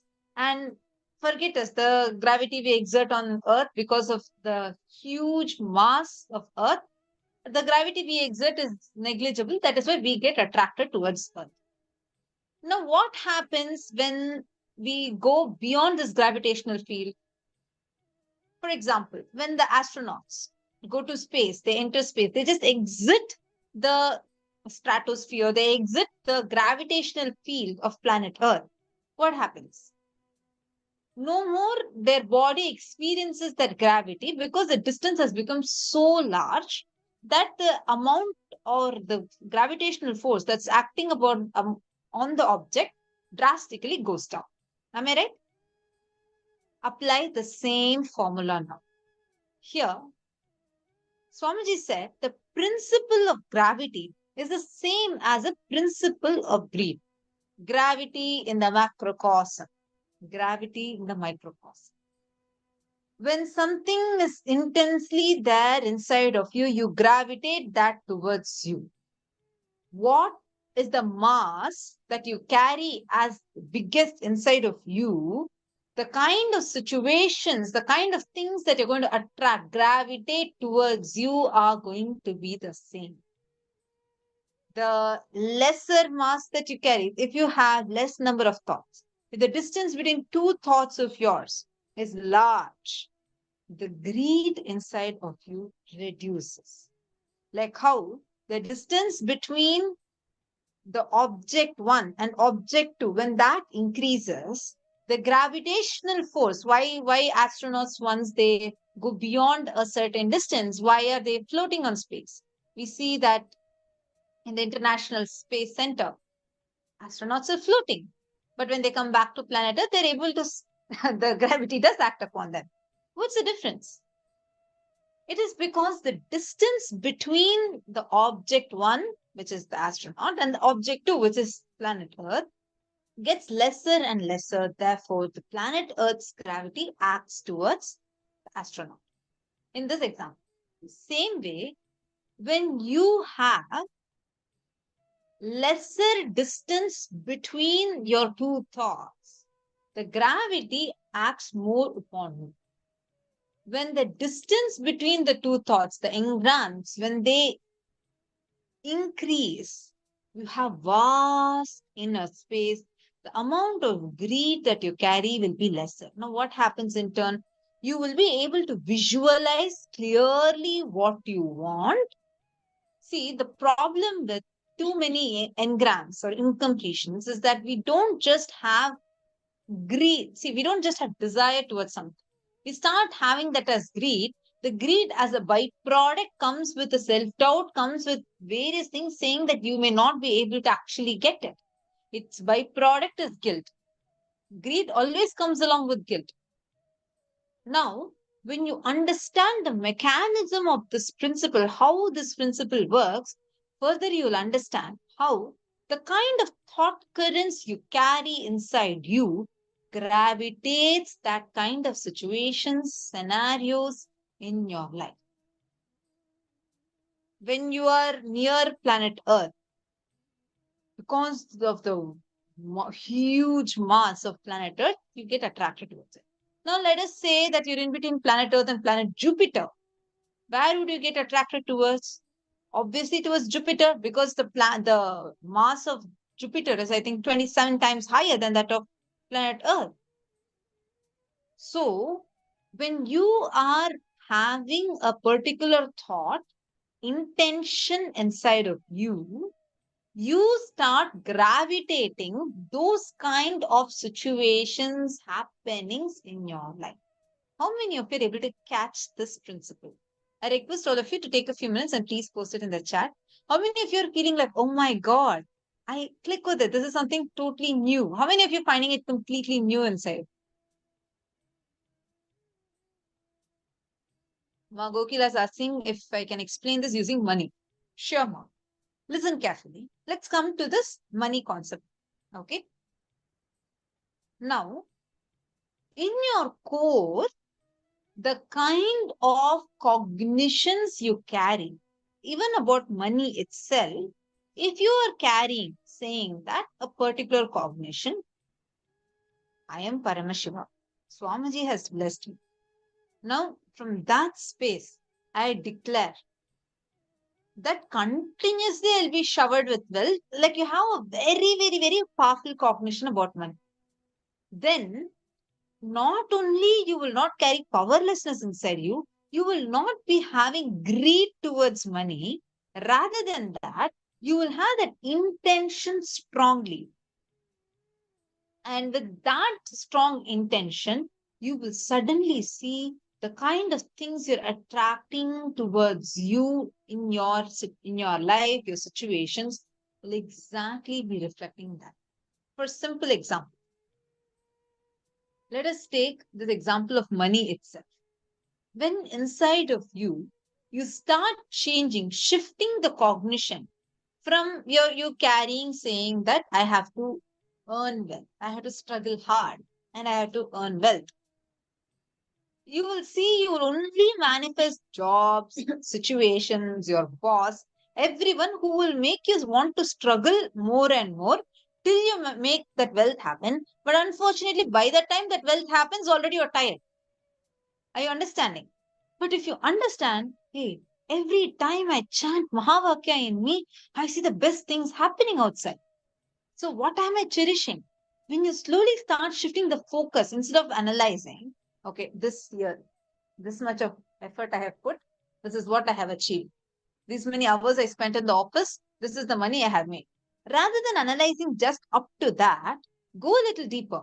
Look at what is that intention, cognition that you're having inside of you. Whenever best things, amazing, auspicious things are happening in your life, take a moment and just look in. What is the cognition you're having inside of you when that is happening? Same way, whenever something bad is happening in you, outside of you, like any situation, take a moment and look in. Hey, what am I carrying inside? What kind of words are being uttered inside me when I'm attracting the situation? Simple techniques Swamiji gives. Swamiji says so powerfully. We all carry these lucky charm things, right? Like we have something called as a lucky charm. We think that, okay, today I'm wearing my favorite dress. Definitely my day is going to be good. Today I saw this person in the morning. Definitely I'm going to have a great day. Or I saw a black cat. That's it. I think whatever I'm going to go for is inauspicious. Any type of these lucky charms we carry, we usually associate an external event to another external event. Am I right? Now, instead of clutching this external to external, start clutching it from internal to external. So whenever there's a some this thing that you have, like let's say whenever there's a situation of conflict, or whenever there's a situation something that you're excited about, just look in what exactly is the space inside you you're carrying. You will automatically know how you can attract the right things in life, how you can gravitate the right things that you want in life just by cherishing the right space inside you. Now let us go to the next force. This is greed. Gravity is in the microcosmic level is greed. Now let us go to the next force, which is the electromagnetic force. Before that, I just wanted to check, have all the participants understood this? It's a very advanced, very, very powerful cognition. I request all the participants, please let me know how many of you clicked with it. It's very, very powerful. The moment you understand this, if you just start shifting, whenever something good is happening inside of you, you start thinking, okay, what am I carrying inside of me right now? How did I attract this? Suddenly you will realize that such a powerful science. Only whenever you carry Mahavakya will be the best thing for you to carry inside of you. That will be the best sounds to carry inside of you, and the best visualization will be connecting to Swamiji. Just when you understand this inside of you, see, today Swamiji is going to be explaining to us about Nada Bindu Kala. Whether in your vibration level, the sounds that you're carrying inside of you, the visualization level or the frequency, what's inner space you're carrying. In each one of these, how are you carrying inside of you? What are you carrying inside of you matters. How many of you understood this so far for this greed and gravity example? Now let's analyze the next force. The next is the electromagnetic force. What does electromagnetic force correspond to in our plane? How do we understand the electromagnetic force?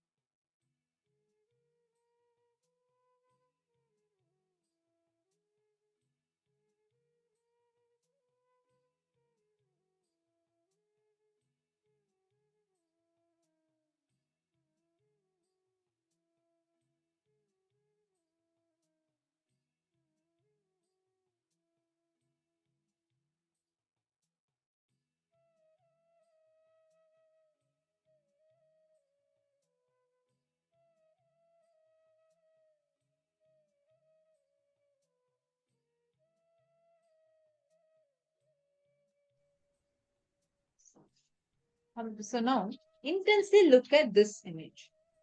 Now, what all of us are seeing is the understanding for how electromagnetic force in the macrocosm manifests as fear in the microcosm. Fear in the microcosm is the same as the electromagnetic force in the macrocosm. What is electromagnetic force? Electromagnetic force governs all the chemical processes based on the strength of opposing charge depending on the intermolecular distance R. Same way, if you see, fear governs our self-doubts based on the gap R between our belief in oneself, Q on one hand, versus the negative idea about our future. See, if you analyze, understand how fear operates, you will understand how the electromagnetic force operates. If you analyze and understand how the electromagnetic force operates, you will be able to analyze and understand how the fear happens inside us. Listen to this carefully. It's very, very, very powerful. See, let us take this example. When do you have fear? Most of the time. What will be the root of it? It is mostly between mostly it is based on your self-doubts that we carry. The gap between the ideas we carry inside us about our own selves versus the negative ideas we project towards life. If you understand how to handle the electromagnetic force, how does the electromagnetic force get handled? When does this electromagnetic field increase? When does it decrease? You will understand it's the exact same principle even for your fears also. And same way, just address and analyze your fears and see. You will see how majority of the times your constant incompletion or the fear about the future, not being sure, this will cause that whole imbalance inside your inner space. Constantly. If you just observe your life, if you look into your life, you will catch this exact same thing. How you reflect. What is fear? Fear is which is basically governs one's self-doubt based on the gap between our belief in ourselves and the negative idea about the future. So you may believe that you're something very good in a certain field. But the negative idea about the future, this gap causes fear. That is exactly what is electromagnetic force. Because electromagnetic force is, what does it do? It basically governs all the chemical processes based on the strength of opposing charge depending on the intermolecular distance, as you all can see here in this part.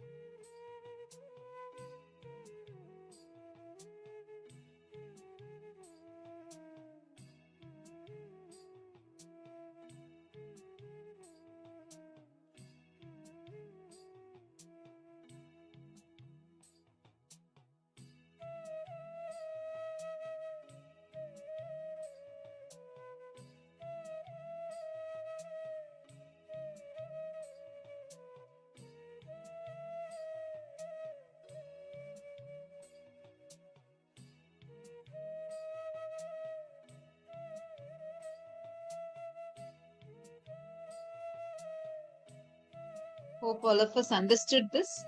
Now, let us enter into the next one. See, listen to this carefully. Every part of this is so important for us to understand. Because this revelation alone is so powerful. It can immediately make you understand, realize how you're carrying these fears or the greed, the powerful cognitions inside. We understood so far about the electromagnetic force. Next, the weak nuclear force. Swamiji said, the weak nuclear force in the macrocosm is directly related to the powerful cognitions in the microcosm. If you understand the principles of how the weak nuclear forces operate, you'll understand the principle of how powerful cognitions operate inside. Weak nuclear force is the force between the fundamental subatomic particles at extremely short range distances. It's a powerful force to keep the right balance between the protons and the neutrons in a nucleus. This happens through beta decay, where there's an ejection of particles that happen in the atomic level. In an atom, within the atom's nucleus, within that, the protons that are there and the neutrons that are there, keeping them together is done by this weak nuclear force. Surely, when we have studied about the chemical reactions in chemistry, definitely we would have come across this, right?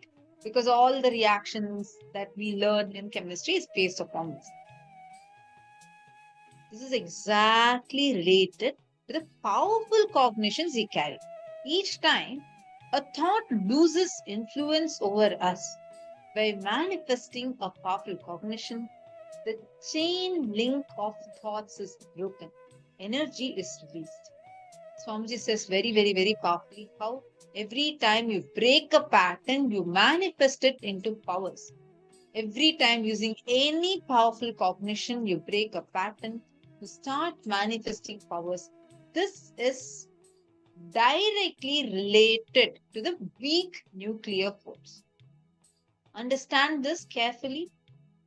Weak nuclear force is a force between fundamental subatomic particles. Like you see in the neutrons and protons, how in that level, to hold the nucleus together, to hold the protons and the neutrons together, there's something called as a beta decay that happens, right? Some amount of particles are ejected out of the atom. Same way, in us, the powerful cognitions that we carry, every time the thought you use a powerful cognition to break a pattern, tremendous amount of energy is released, and the person who you are, that core of you is held together more and more. The way how the weak nuclear force acts upon you inside of you, the same way how the powerful cognitions manifest inside. The next is a strong nuclear force. This is directly related to the initiation. The strong nuclear force holds together subatomic particles of the nucleus. The protons which carry the positive charge and the neutrons which carry the neutral charge is 100 times stronger than the electromagnetic force. The brain grooves that has to be reprogrammed to hold and radiate the experience of conscious sovereignty. This can happen only through the initiation, the Diksha. The strong nuclear force which is there inside, it's so powerful. There's a reason why it's called as a strong nuclear force, because this force is so powerful, it's way more even than the electromagnetic force, 100 times more than the electromagnetic force. See, fear, greed, all of these, how much ever they try to influence you, they cannot touch your consciousness. Electromagnetic force may influence an atom, but cannot break through this strong nuclear force. It can sometimes even break through the weak nuclear force, but not the strong nuclear force, which is at its core.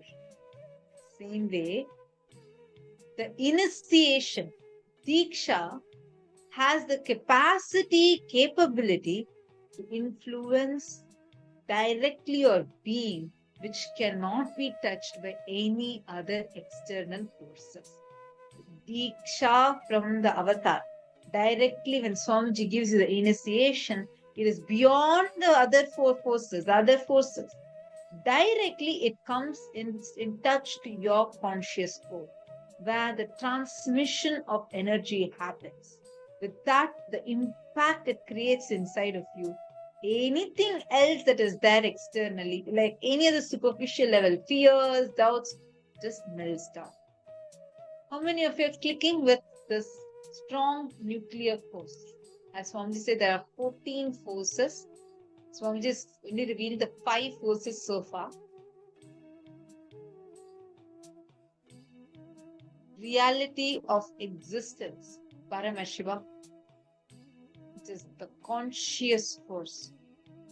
The reality of existence as Paramashiva in the macrocosm, and your consciousness, his very own reflection, existing in the microcosm. This is called as the conscious force. Listen carefully. That is the reason why anytime when you remember Swamiji in your inner space, it might be something really small. Simple thing. Oh, I want the traffic signal to change its color. Simply it will change. It is possible. So many of us have had these experiences, right?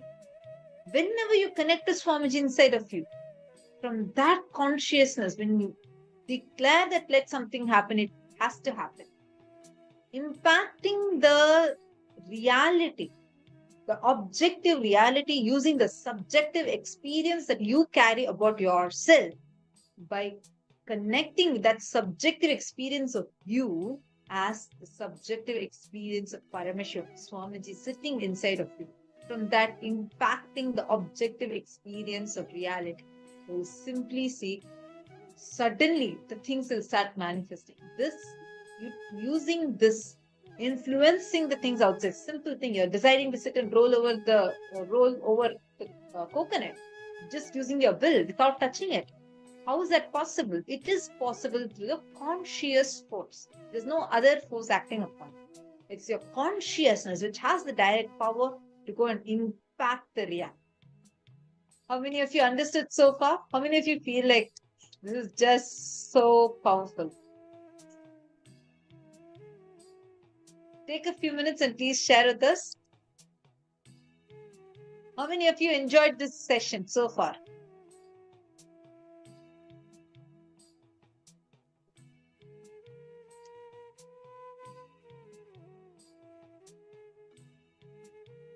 And how many of you are enjoying it? Great.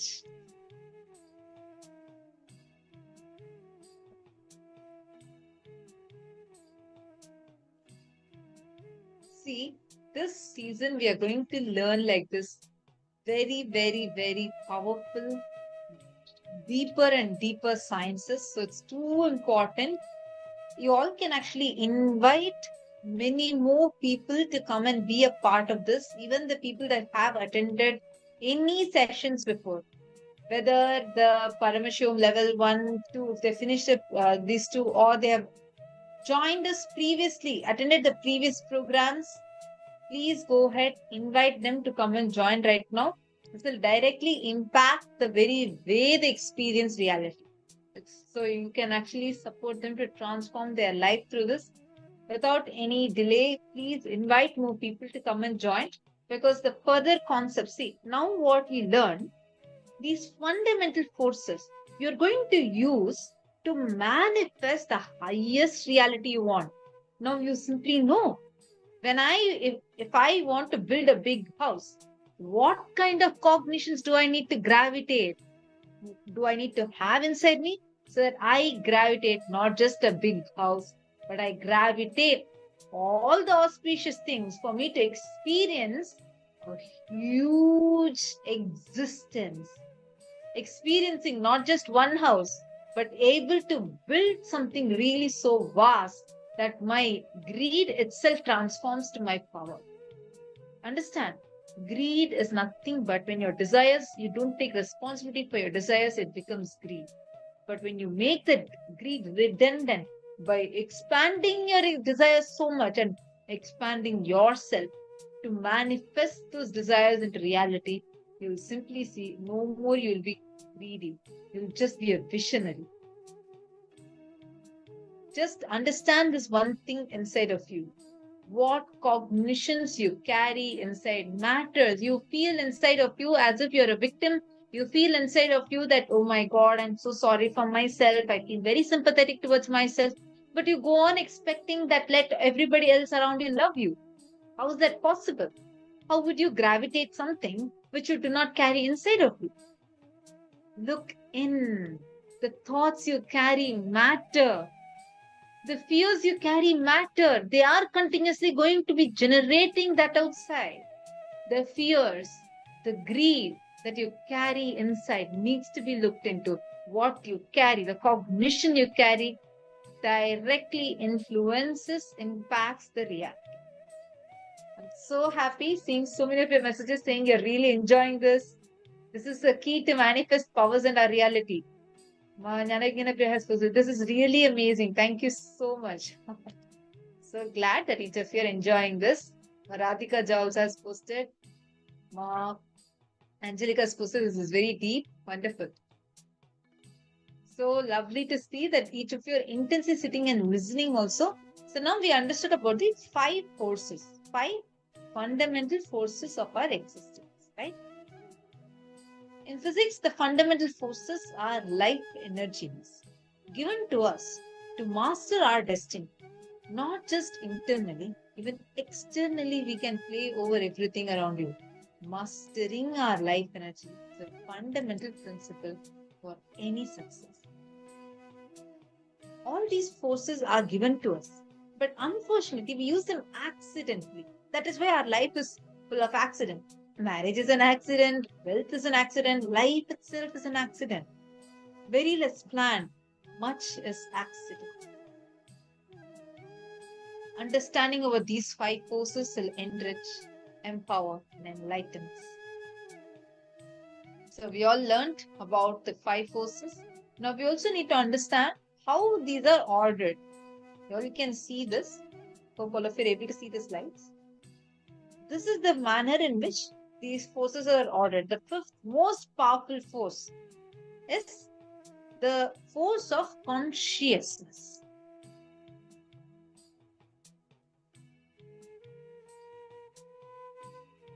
What you carry inside of you matters.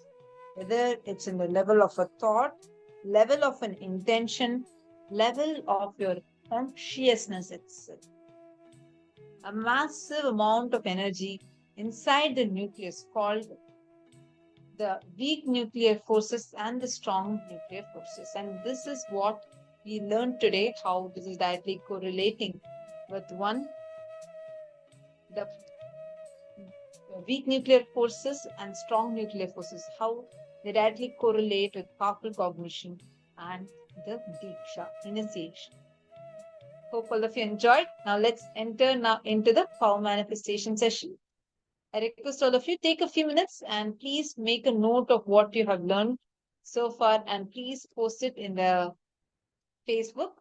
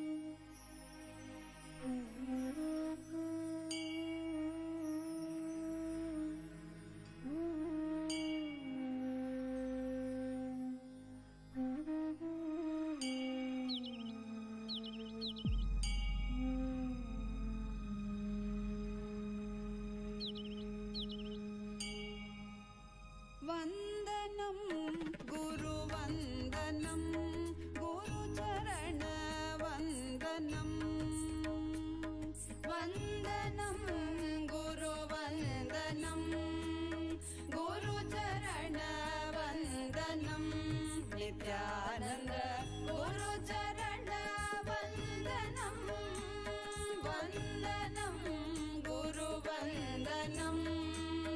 गुरुचरणवन्दनं Nityanand गुरुचरणवन्दनम्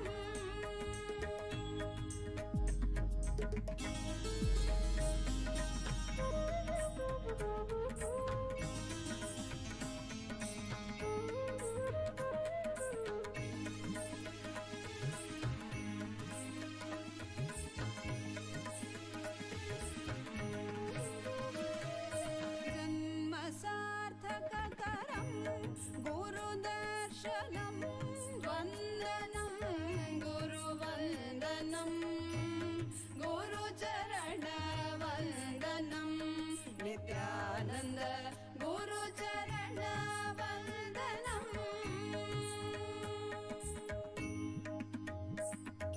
पद सद सद ग पद पद परि ग प ग प ग सरि ग रि ग प ग पद पद सरि ग रि रि सद स पद सद सद ग पद पद परि ग प ग प ग संकट कवच मधुरानुभवानन्दं गुरुस्मरणम्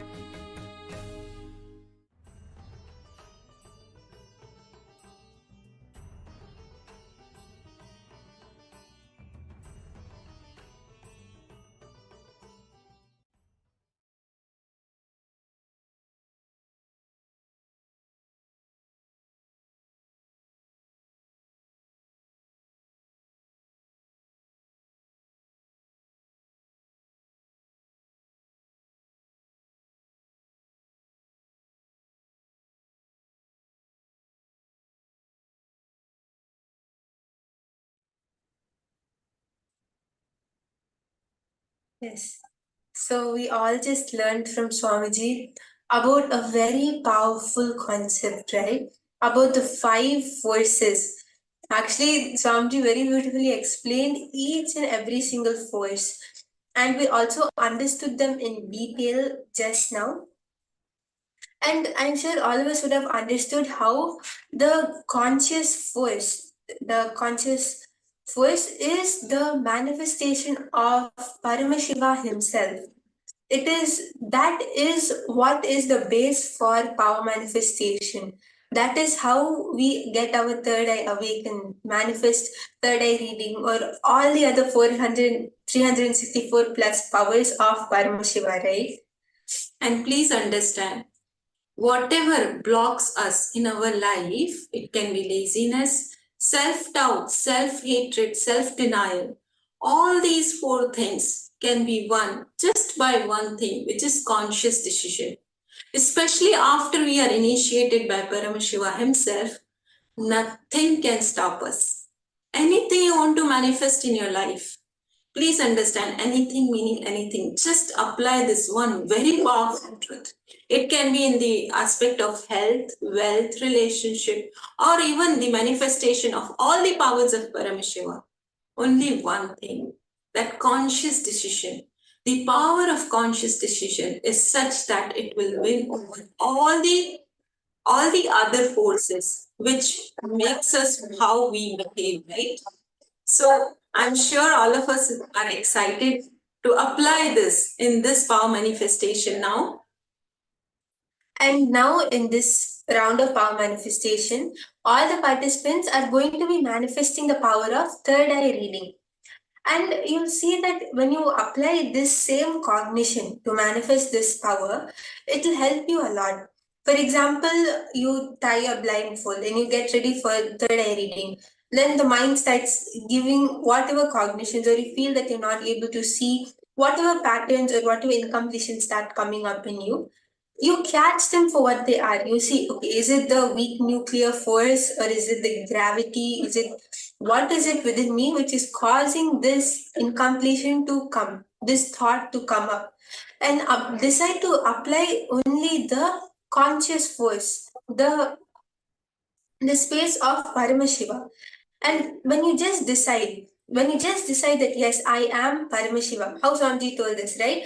All of you decide that you are Paramashiva. When we decide that, Paramashiva himself will come flowing through us. Paramashiva is waiting to come and bless us. All we have to do is decide to receive that. So that is what we are going to be doing. So I request all the participants to please bring a blindfold or a mindful, whatever you have. We are going to be manifesting the power of third eye reading. Please do take 2 minutes and get your blindfolds.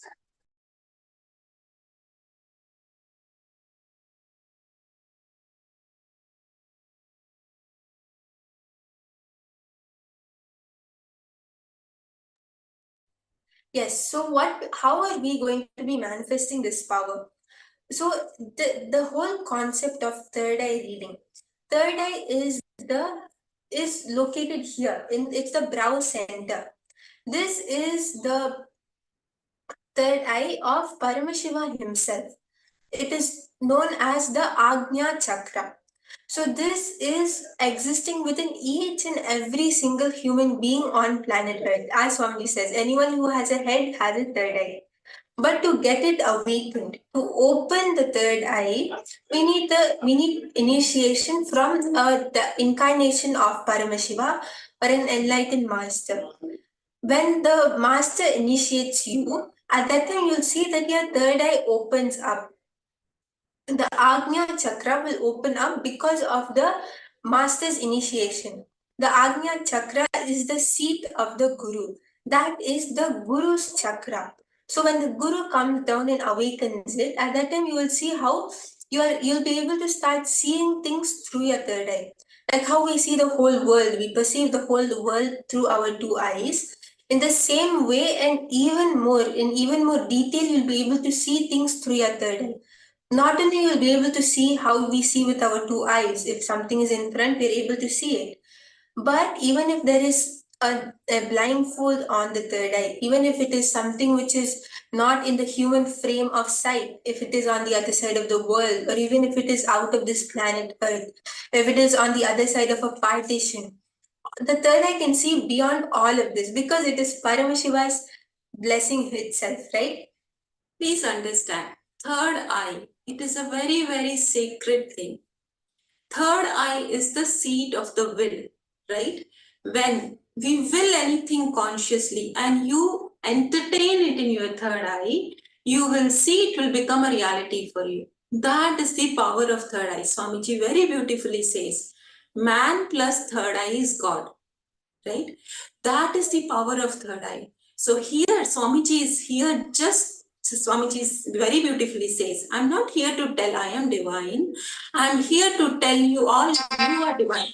So for us to have the very powerful experience of feeling enlightened, experience that we are divine beings having human experience. Our third eye is initiated, we are initiated in the third eye and manifest the powers of third eye.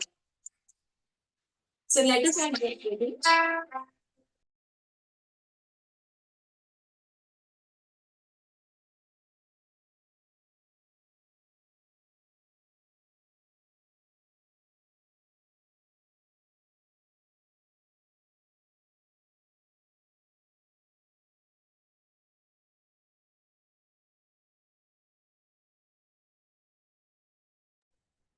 Yes, sorry for that. I'm sincerely apologizing.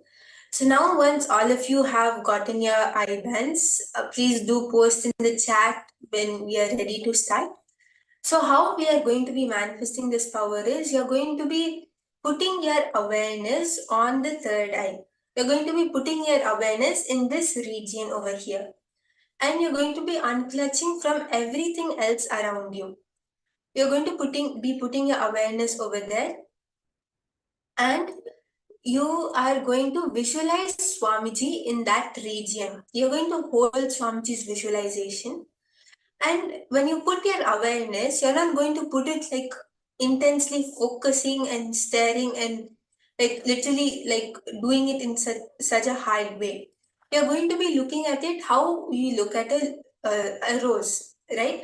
You look at it with your full awareness, with your full being, but you still have that gentleness. You have that softness while looking at it. You're going to do the same thing with your third eye.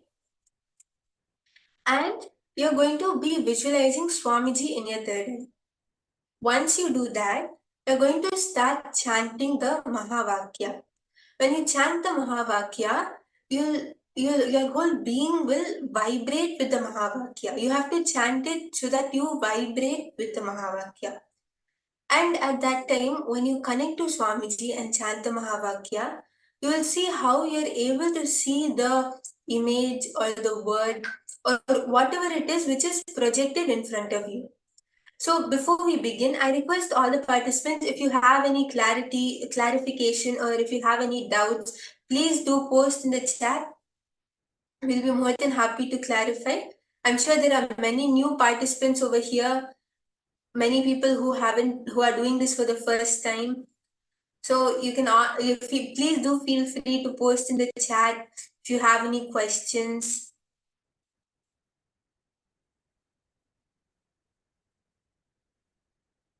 Yes, so I can see most of you are putting your blindfolds and you're ready for the manifestation. Okay, that's great. Yes. So if everyone is ready, we can start with the power manifestation. So I request everyone to please wear your blindfolds.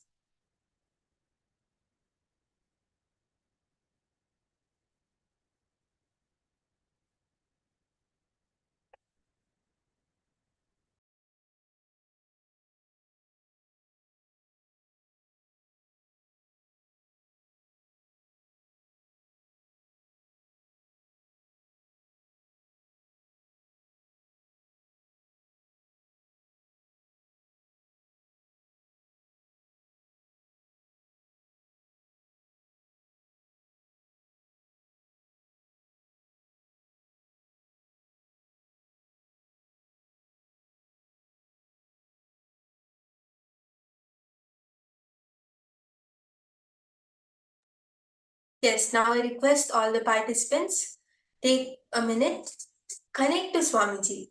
Sit straight with your head, neck and spine in a straight line. Put your awareness on your third eye, how I explained just now. In the same way, put your awareness on your third eye. Connect to Swamiji and intensely start vibrating with the Mahavakya. Start chanting the Mahavakya and let your whole being vibrate with the Mahavakya.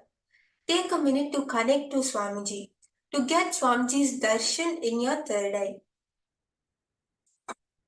Om Nithyananda Paramashivoham.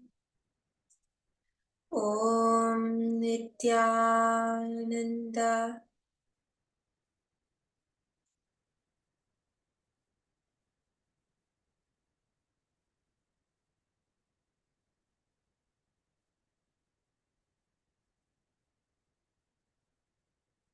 Paramashivoham.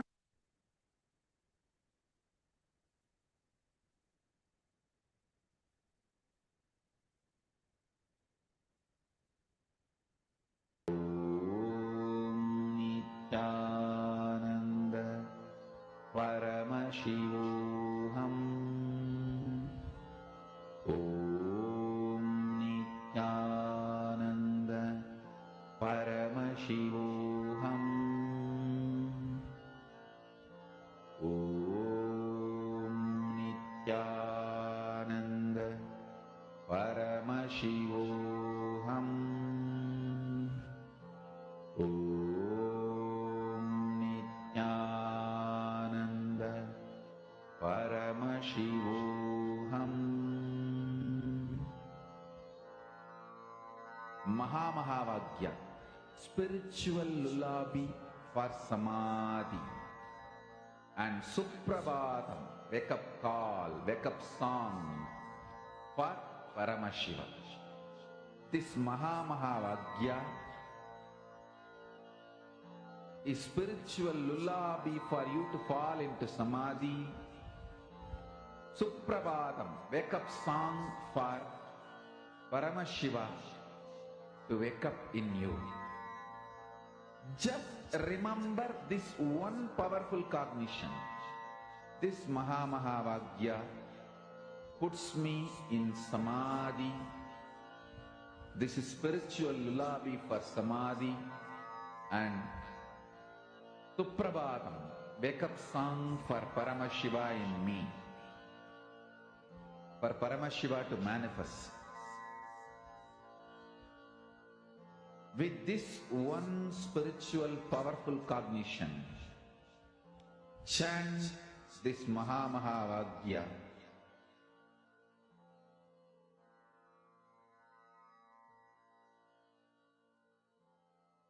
Whatever Swamiji is showing, write that down on a piece of paper. Intensely look through your third eye at the image which is projected and pen down everything which Swamiji is showing you without any doubts, Mahamahavagya. without your mind coming in between. For Samadhi. Pen down everything. And Suprabhatam, wake up call, wake up song for Paramashiva. For Paramashiva to manifest. With this one spiritual powerful cognition, chant this Mahamahavagya. Om Nithyananda Paramashivoham. Om Nithyananda Paramashivoham. Om Nithyananda Paramashivoham. Om Nithyananda Paramashivoham. Om Nithyananda Paramashivoham. Om Nithyananda Paramashivoham. Om Nithyananda Paramashivoham. Om Nithyananda Paramashivoham. Whatever Swamiji has revealed to you, please do post in the chat. I request all the participants slowly settle down and you can write down in the chat. Yes, you can remove your eye bands if you're still wearing them and post your answers in the chat. Whatever Swamiji has revealed to you.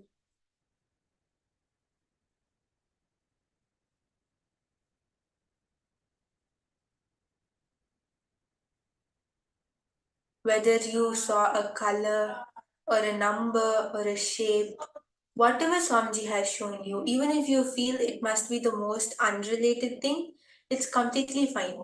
Because that is the answer. That is what Swamiji has shown you. Whatever you were seeing first in your third eye, that is what your third eye has shown you. Because after that, your mind will start coming in between. So whatever you saw the moment you connected to Swamiji and close your eyes and scan, please do post that in the chat. I request everyone to please post your answers. Yes, Malisa has posted something made from metal, golden color, silver, a 3D object with several angles, a rock shape. Okay, yes. All of you can post your answers. Mamui Fang, you can also post your answer, ma. Whatever Swamiji showed you. It will be very nice to hear from you. Ma Gokila Devi, Ma Ananda Mahapurna, all of you can post your answers. It will be very nice to hear from you. Ma Teresa, you can also post what Swamiji has shown you, ma. Now the other participants also can post. Ma Sadashivamani, Ma Vi Hong, Ma Ning. It will be very nice to hear all of your answers. Okay, yes. Magokila Devi, you have seen a yellow sofa. Okay, yes, that's great. Ma Ajendra, Ma Angelica, all of you can post your answers. Ma Radhika, it will be very nice to hear your answers. What have you manifested? Okay, yes, Ma Alejandra has posted letter N, black, long hands. Okay, that's great.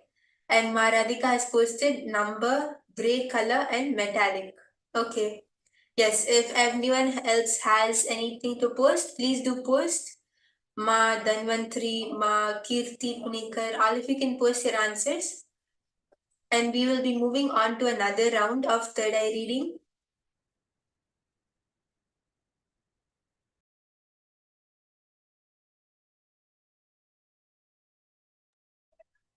Yes, so if anyone still has to post your answer, please do post. We will be seeing the answer now for this round. So after the answer is projected, the whatever you post would not be counted. So now we are going to be seeing the answer for this round.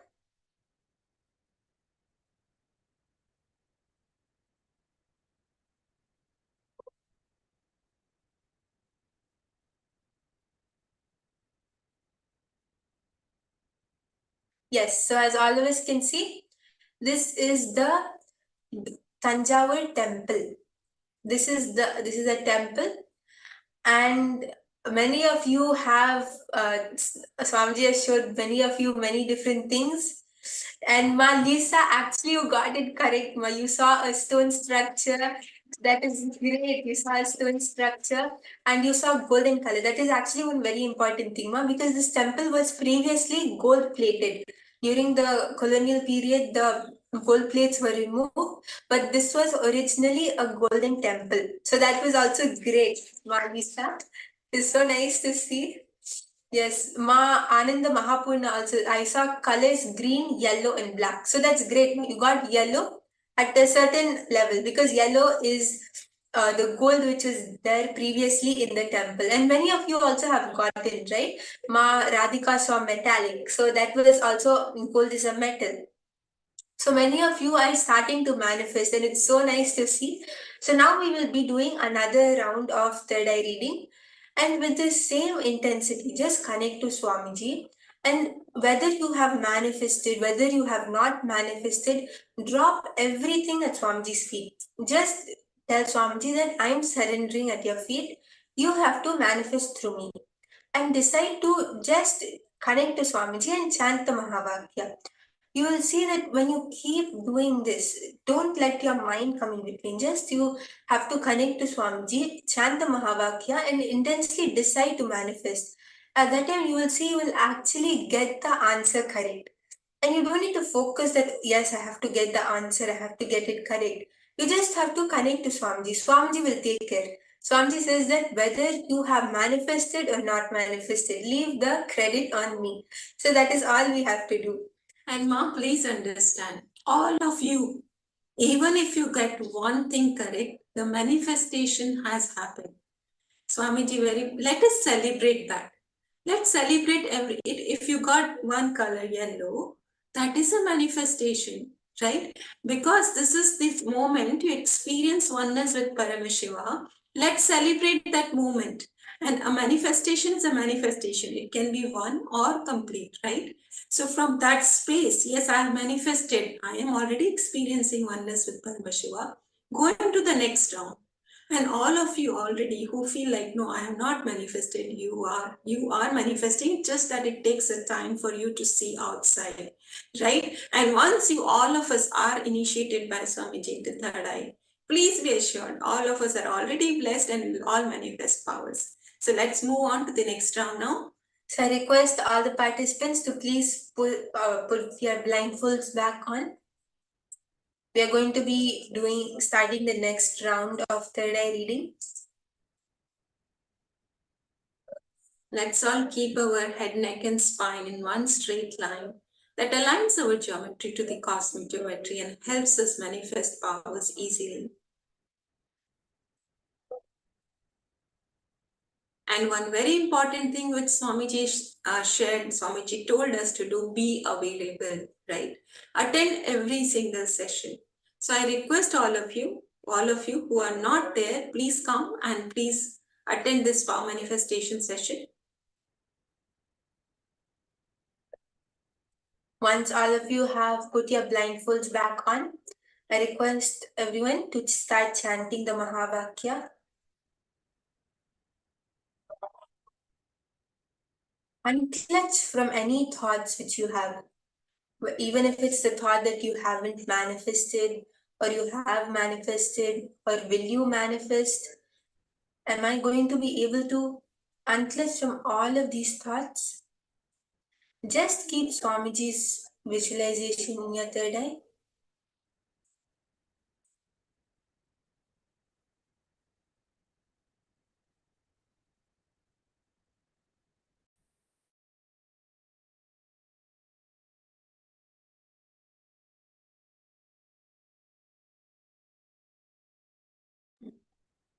Visualize Swamiji's form in your third eye, Swamiji's smiling face in your third eye, and connect to Swamiji. Start chanting the Mahavakya. Om Nithyananda Paramashivoham. Om Nithyananda Paramashivoham. Om Nithyananda Paramashivoham.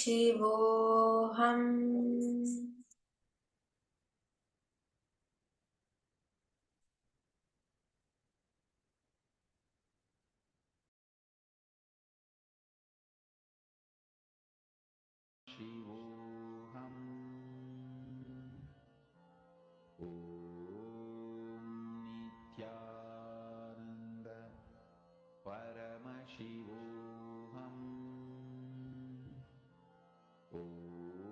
Om Nithyananda Paramashivoham.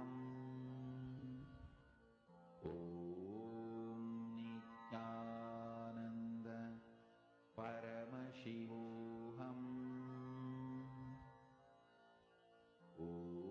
Om Nithyananda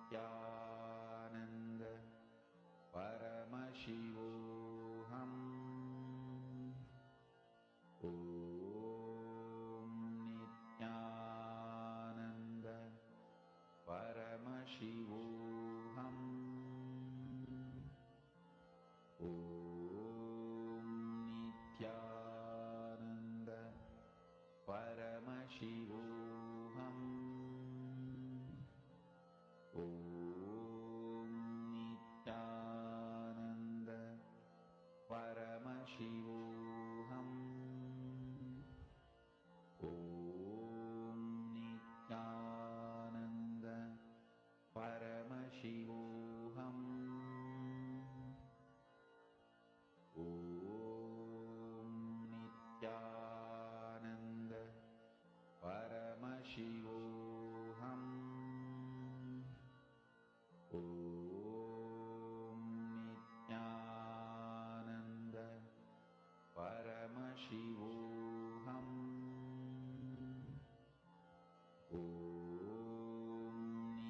Nithyananda Paramashivoham.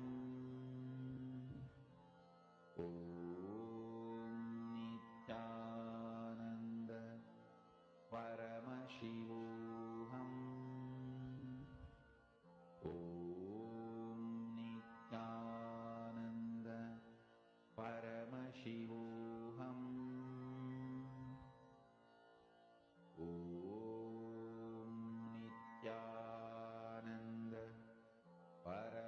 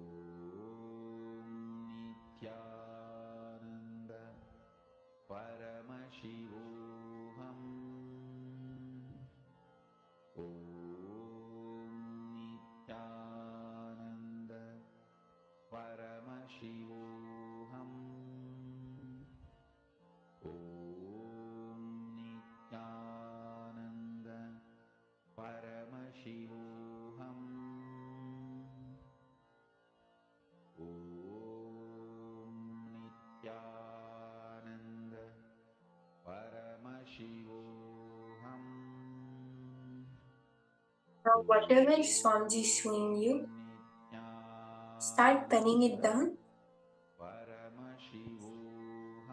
Write down everything which Swamiji is showing you. Colors, numbers, shapes, pictures, everything. Without doubt, you can pen down everything which Swamiji is showing. And all the participants, you can even post in the chat all the answers which you saw through your third eye. You can post it in the chat. And it's so nice to see that so many of you are sincerely manifesting and intensely manifesting. It's very nice to see Ma Teresa, Ma Elizabeth, Ma Ananda Mahapurna. All of you are intensely manifesting, sitting for the power manifestation. It's very nice to see Ma Mew Fan.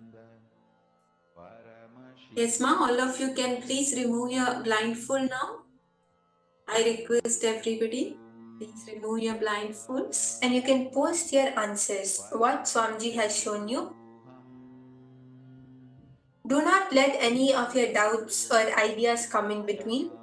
Without filtering, whatever Swamiji has shown you, you can post in the chat.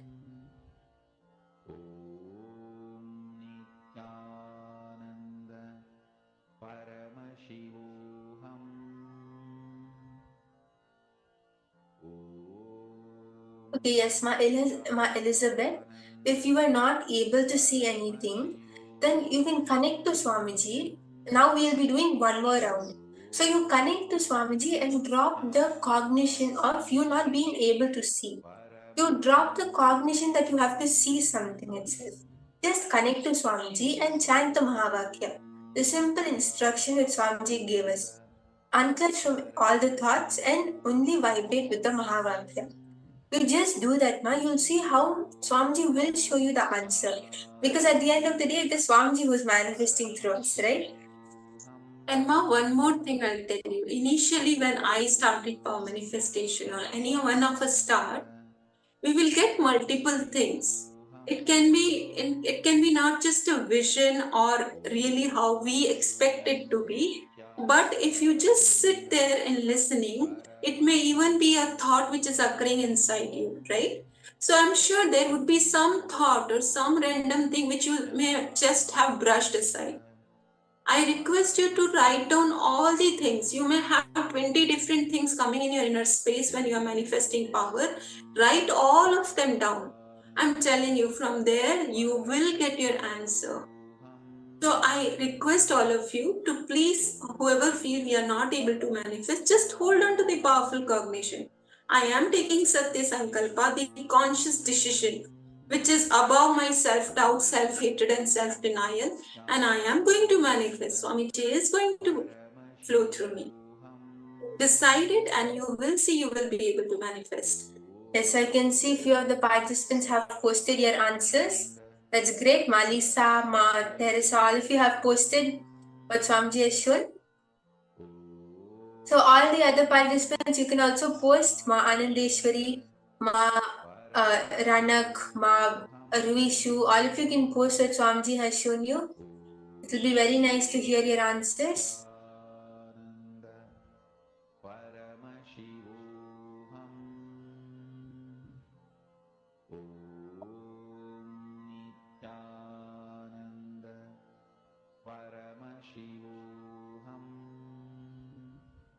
Yes, is everybody ready? Have you all posted your answers?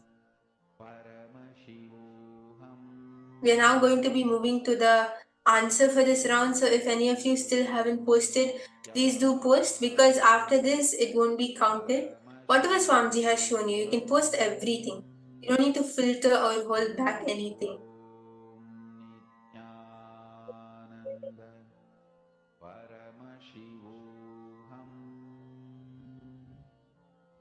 Yes, Ma Angelika saw a disco ball and a golf ball, okay. Ma Kirti saw first young Swamiji, tree house, green jungle, okay. Ma Nithya Dhanvantri has posted tree, building, white and red. Okay, yes, many of you have posted, that's great. So now we are going to be moving on to the answer.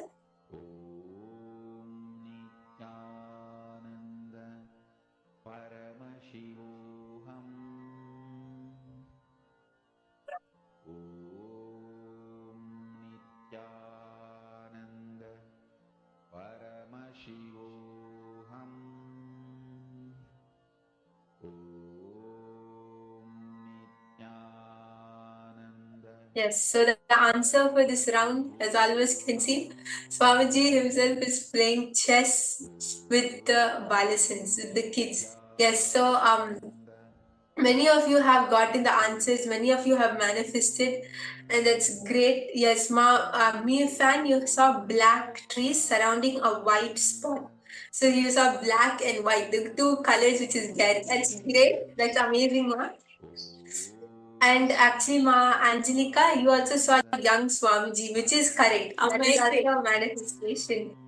Yes, I'm sure many of you have manifested, and it's so nice to see how all of you are manifesting. Please understand, if you saw Swamiji, you saw any of the colors or anything related from this image, you have manifested. Yes, Ma Angelica kept seeing the checked structure. I see, Ma, whatever the third eye shows is actually correct. You just have to post it without filtration or without holding back. You'll see, actually, you'll start manifesting. For many of us, that is what blocks us from the manifestation. When we just decide to post, when we decide to see everything with Swamiji showing, you'll see how you very beautifully start manifesting this power. And I'm actually sorry for that. Ma Kirti Punekar, you have posted young Swamiji. So I'm completing for confusing it. So that is a great manifestation, Ma Kirti Punekar. Amazing.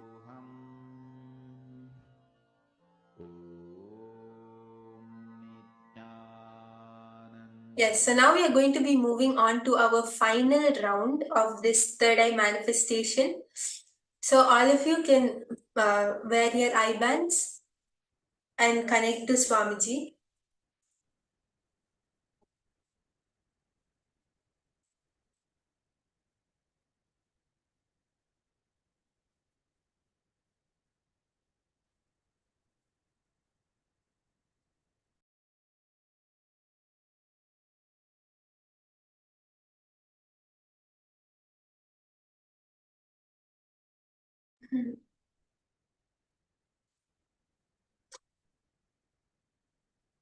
Paramashivoham. Om Nithyananda. Paramashivoham. Connect to Swamiji and scan whatever image is being projected. Intensely chant the Mahavakya and scan the image which is projected. Nithyananda. Paramashivoham. Om Nithyananda. Paramashivoham. Om Nithyananda. Paramashivoham. Om Nithyananda. Paramashivoham. Om Nithyananda. Paramashivoham. Om Nithyananda. Paramashivoham. Om Nithyananda. Paramashivoham.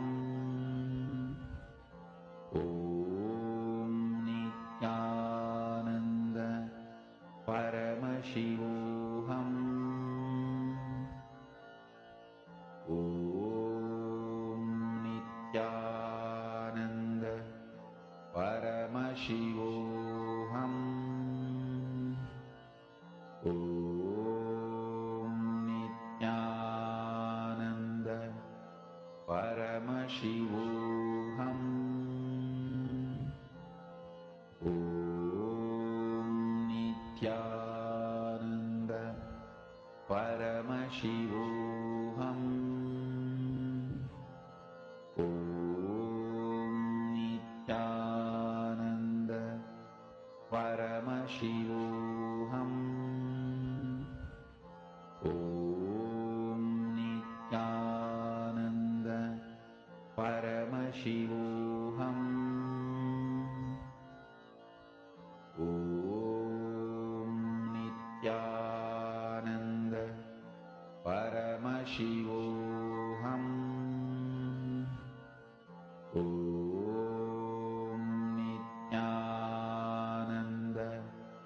Paramashivoham. Om Nithyananda. Paramashivoham. Om Nithyananda. Paramashivoham. Om Nithyananda. Paramashivoham.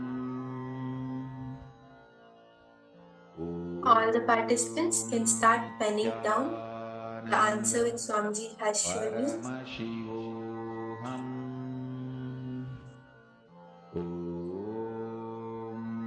Start seeing the answer in the chat without holding back. Whatever Swamiji has shown you, you can please post in the chat colors, numbers, pictures, descriptions, whatever Swamiji has shown you. You'll see Swamiji will show the accurate answer, exactly what the answer was. So all the participants can start posting in the chat. Please open your IBAN, remove your IBAN, and please post in the chat.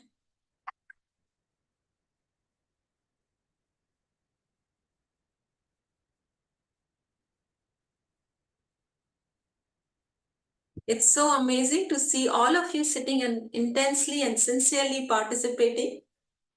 This is the sincerity and the intention we need to manifest Paramashiva. So let's all do this for every single session.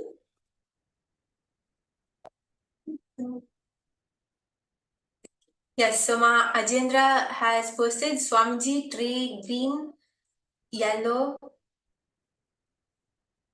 red, orange, and a stone. Okay, yes. Ma Kirti Punikar has posted yes, Ma Kirti Punikar has posted fresh green color, open space, and big. Okay, yes. Many of you have posted your answers. That's great to see. Ma Dhanvantri has posted, Ma Radhika has posted. All of you can post your answers.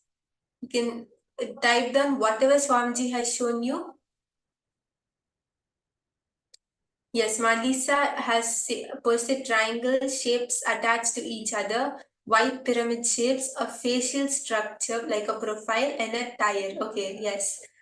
So all of you can quickly post your answers. We are going to be moving on and projecting the answer now. So whatever Swamiji has shown you, you can quickly post in the chat, because after this, as I said, whatever you post after this will not be counted. This is to keep it foolproof so that we have the confidence in ourselves. So without holding back, please feel free. Whatever Swamiji has shown you, you can post in the chat. And it can be many multiple things. Please post all of them. It can be color, shape, you can even feel some temperature, anything, whatever you felt or experienced or saw or heard, or even a thought came, everything, please post it into the chat.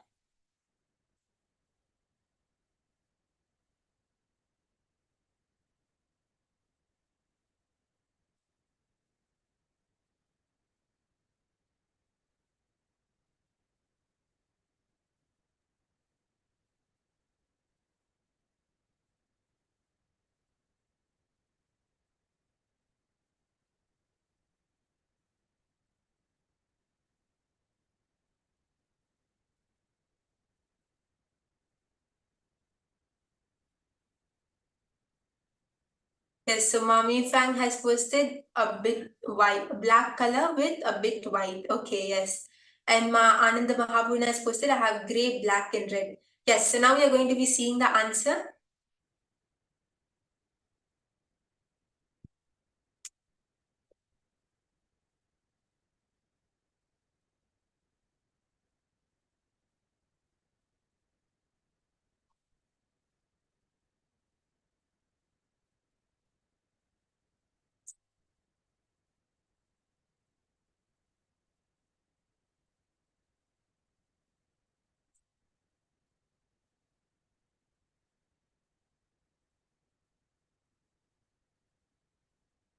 Yes, so as all of us can see, this is the answer. It is a mountain range and there's a river in the front. There is a brown color mountain. There are white color mountains. So Lisa, actually you saw pyramid shapes, which is great. That is triangular shapes next to each other, which is exactly this. It is the mountain range, and that's so nice to see.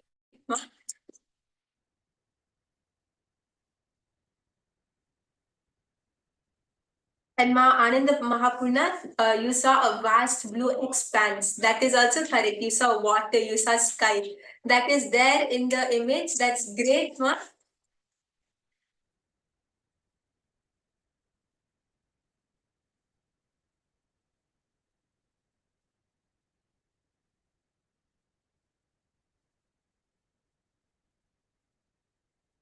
Yes, so many of you have gotten the colors, the shapes. Many of you have manifested. And it's so nice to see how everyone is intensely manifesting, intensely sitting. And now we are going to be moving on to the next session. For those of you who have not been able to manifest, or you feel like you have not been able to manifest, it is completely fine. It is all right, because the manifestation has happened. It just takes some time for us to be able to see it. So you can continue the manifestation. You can practice manifesting it whenever you get time. You can make it part of your daily schedule, as Swamiji says, right? When power manifestation is part of our lives. It is not just when we come in a session and sit and manifest. It is something which we use to run our day-to-day life. You can use it when you're out in work, when you're doing something. You can keep manifesting. Please understand, you can be doing anything, sitting, walking, talking. You want to manifest a friend to call you, or you want to manifest a taxi, to manifesting Paramashivoham itself. Just use your third eye. It will be a very beautiful experience.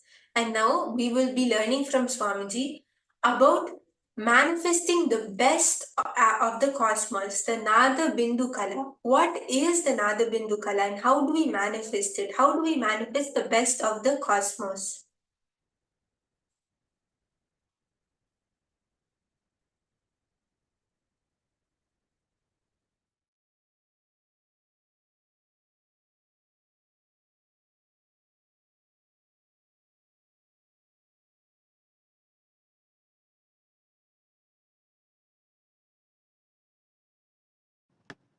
Cosmos is made up of three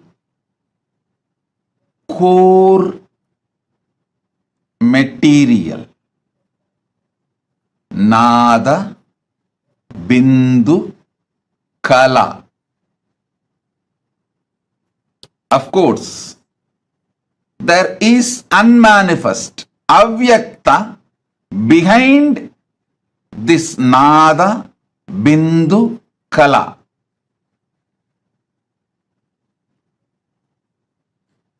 If you want to connect with cosmos, manifest cosmos in you, these three principles: Nada means frequency, Bindu means visualization, Kala means vibration. Listen. I'm giving you rough translation in English so you can start connecting with it. Nada means frequency. Bindu means visualization. Kala means vibration. Listen. Listen carefully. Think of the universe as Nada Bindu Kala. Think you can connect with the universe through Nada Bindu Kala.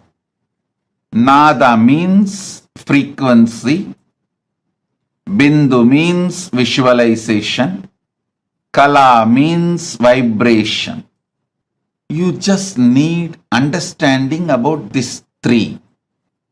You can connect with cosmos. You can manifest the best things of the cosmos. Not just health. Listen, if you think in a small scale within your small brain, you will think health is the best. But if you connect with cosmos, you will understand not just health, eternal life. Eternal life is the best thing. Even your understanding about what is the best you can achieve will get matured. When you understand about Nada, Bindu, Kala,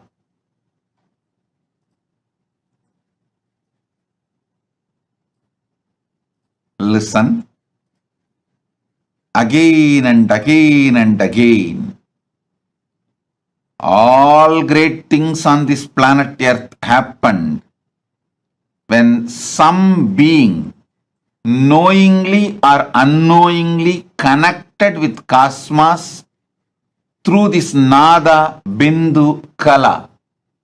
Whether it is the outer science or inner science, culture, arts, philosophy, spirituality, any field, the great breakthroughs happen when human beings knowingly or unknowingly connected with cosmos through Nada, Bindu, Kala. Frequency, vibration, frequency, visualization and vibration. I'll initiate all of you into this powerful science. Nada, frequency, Bindu, visualization, Kala, vibration. To connect with cosmos today, I'll initiate all of you to connect with cosmos through Sivadiksha. You will start manifesting third eye awakening, and I also initiate you all into Sambranyata Samadhi, Nityatva. Understand?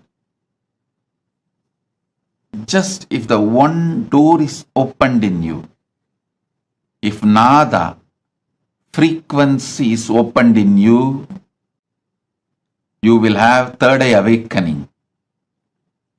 If Bindu, visualization frequency is awakened in you, you will have Sambranyata Samadhi of Nityatva. If Kala, vibration frequency is awakened in you, you will become Kalpataru, manifest whatever you want from the cosmos. Lines, curves, points, understand? The whole thing is only these three. Lines, curves, points.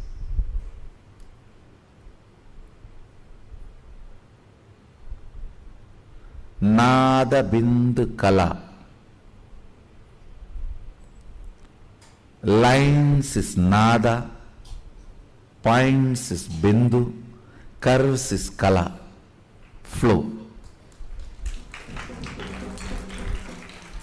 Lines, points, curves, which is the source which forms the basic unit of this whole cosmos. Principle of sound, Nada Tattva. Nada Tattva, principle of sound. Nada Kala is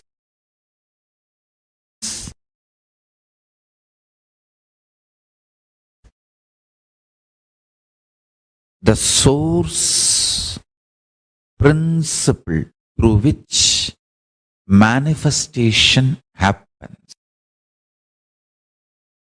So listen,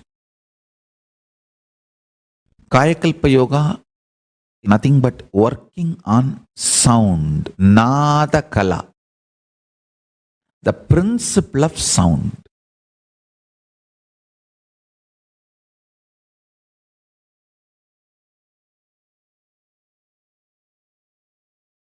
If you bring your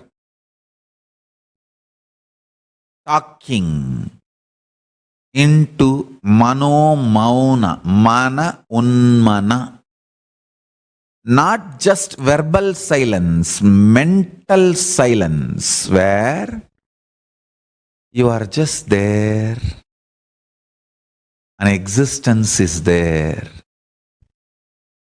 It is just a beautiful music between you and existence. That's it.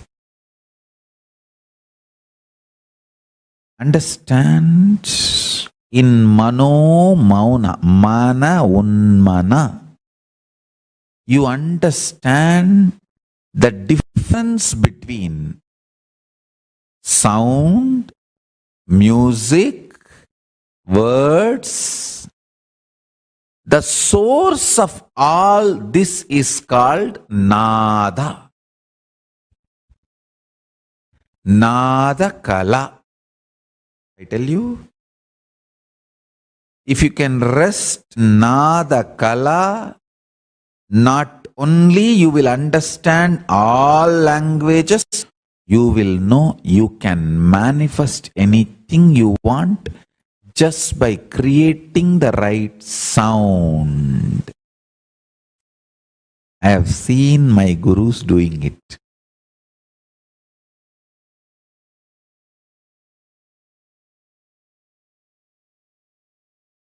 Raghupati Yogi, he will sit next to a mango tree and hold the mango leaf in front of my eyes. I have seen.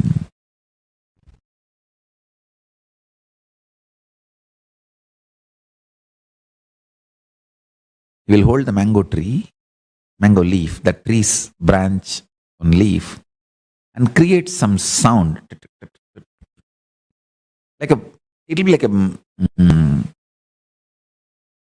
the night time when the rats come in the house and run around and like this, some sound he will create in the tongue. In front of my eyes, I have seen that mango tree flowering, and that flower becoming mango, and the mango becoming ripe mango, and fully ripe mango will be there, hanging. Maybe it takes half an hour for manifestation, and he'll say, take it and eat.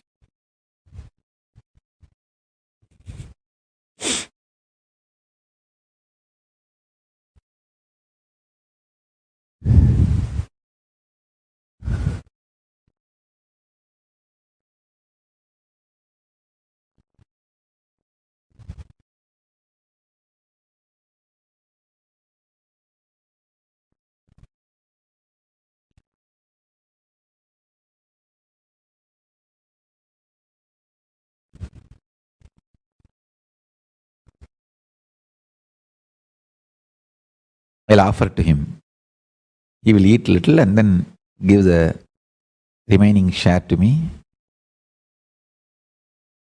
Not once, I can say at least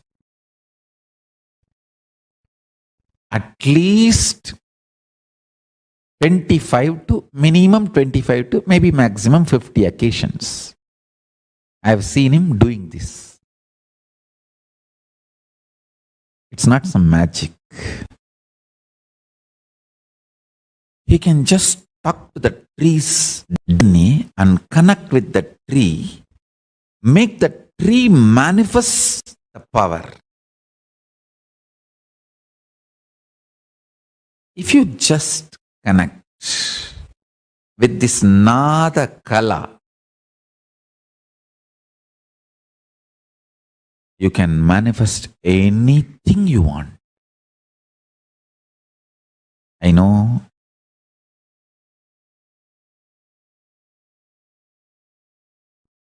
all your doubts, denial. I am sympathetic towards that. But the truth is the truth is the truth is the truth.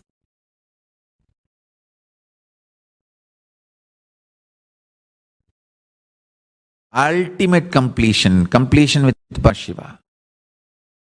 This 5, whoever practices these 5 completions will realize Nada Kala, understand the sound, the source of sound. Even the so-called worst sufferings are because you are taught it is a suffering, not because it is a reality. That's first lesson. Second,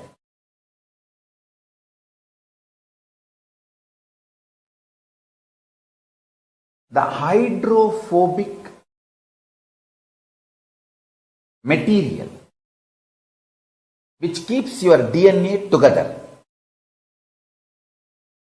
that hydrophobic material is filled with sound.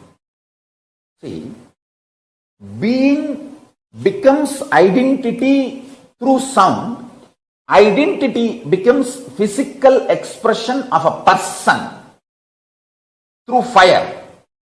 The person manifests is good, bad, right, wrong, everything through earth, the Prithvi element. Understand what I am saying? The sound component, Nada Tattva, sound principle, keeps consciousness and matter together, means that is the first intervention into the hydrophobic component which keeps DNAs together, DNA's spare parts together. The sounds I am creating and infusing into you purifies the hydrophobic component which keeps your DNA material together, which is the bridge for being to become identity, identity to become personality. The purification happens in your core level. When I said there are 54 sounds, there are some sounds which can never be written, which can't even be uttered. It can only be manifested as a vibration. It can be transmitted from guru to disciple. That sound is called Anahata Dvani, uncreated sound. Uncreated sound. Ahata means two objects hitting. Even your tongue hitting the air and producing a sound is ahata. Anahata means the sound which is produced by not anything hitting anything, are uncreated, just pure manifestation from existence. There are some vibrations which are pure manifestation of existence from guru to disciple, directly transmitted. I'll be revealing all of them, all of those sounds also.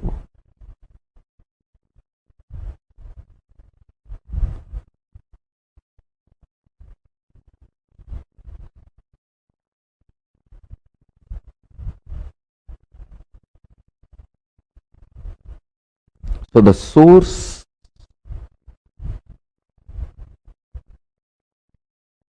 sounds of the cosmos, source sounds of the cosmos, Nada Tattva, Nada Kalas, source sounds are these 54 sounds. In Kailasa, Paramashiva Jnana, the knowledge of Paramashiva exists as pure frequency, Nada, and Bindu means sound and visualization. I map that down into Sanskrit, then it becomes concepts and principles. Breath without sacrificing the depth.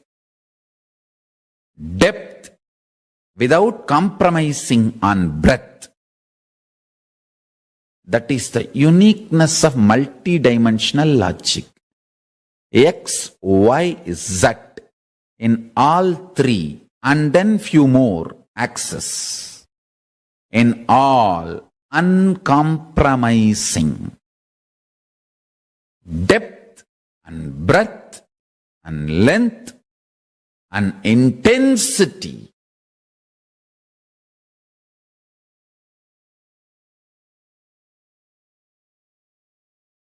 Understand?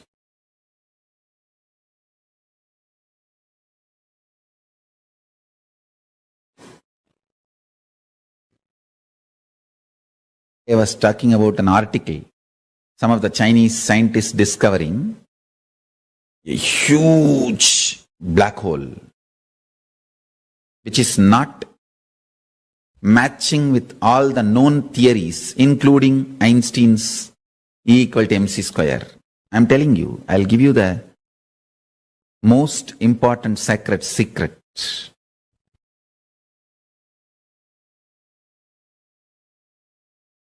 Intensity of the existence. The Bindu dimension of Paramashiva reveals itself when beings get matured enough to grasp its existence. Now, that black hole which was revealed to the scientists shows human beings are matured enough to understand the truth. Causeless, inexhaustible source of energy is available, which does not need to get converted or which is not constant. Understand? Endless resource is available is the statement Paramashiva is trying to make to the humanity through revealing that huge black hole to the Chinese scientists.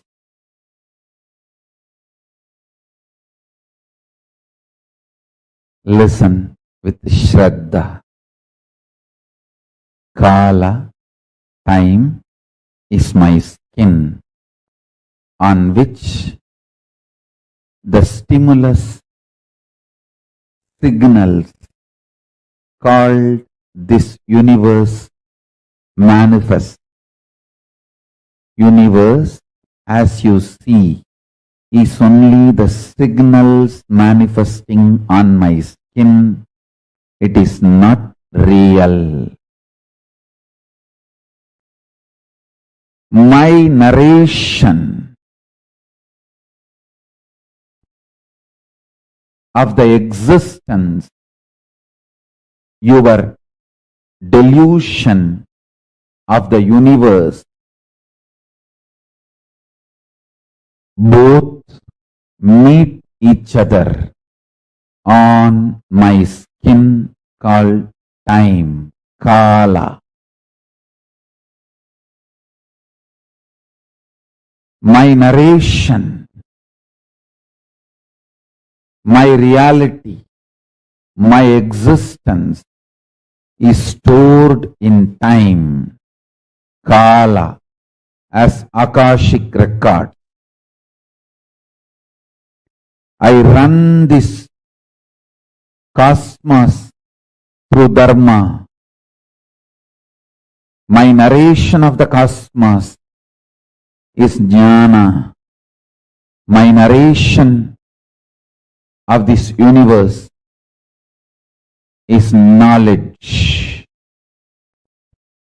My will to run this universe is Parameshwara. O human beings, listen. Your deluded narratives are instigated by the signals you perceive, which is neither permanent nor eternal, or leads you to the ultimate state. Listen intensely. Don't be deluded by the signals you experience inside your existence. Don't be deluded by the collective narratives you all create. Don't be deluded and diluted by more and more deluded narrations of yourself, universe, life. Live on the reality, truth of the Akashic records, Veda Agamas. Let the universe reveal its grand narrative in the form of Veda Agamas to raise the quality of your existence, to give you all superconscious breakthrough. Kala, time, is my skin on which these signals raise. The signals you perceive is not the reality of the universe. Reality of the universe is consciousness. The length, breadth, depth. In the fourth phase only sound even starts. Understand? The science says any particle's movement creates sound. Sadashiva says very clearly, if the particle moves only in the length, breadth, depth, sound is generated. If it moves only from length to length, no sound is generated. That is nada, sound. And sound cannot come just in y-axis travel or x-axis travel. All sound is generated only in z-axis travel. Any particle, pure movement of x-axis and y-axis. I don't know whether I showed properly. I think this is x-axis, this is y-axis. Above the third head, which is the side effect of 1, 2, 3, is sitting, which is sound, nada.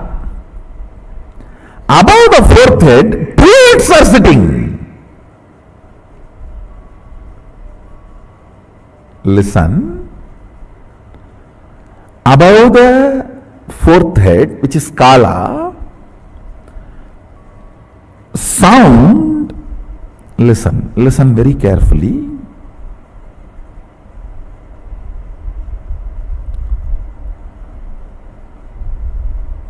Sound and nada and bindu. Bindu means longevity, life. Only when the time is introduced, longevity concept gets introduced.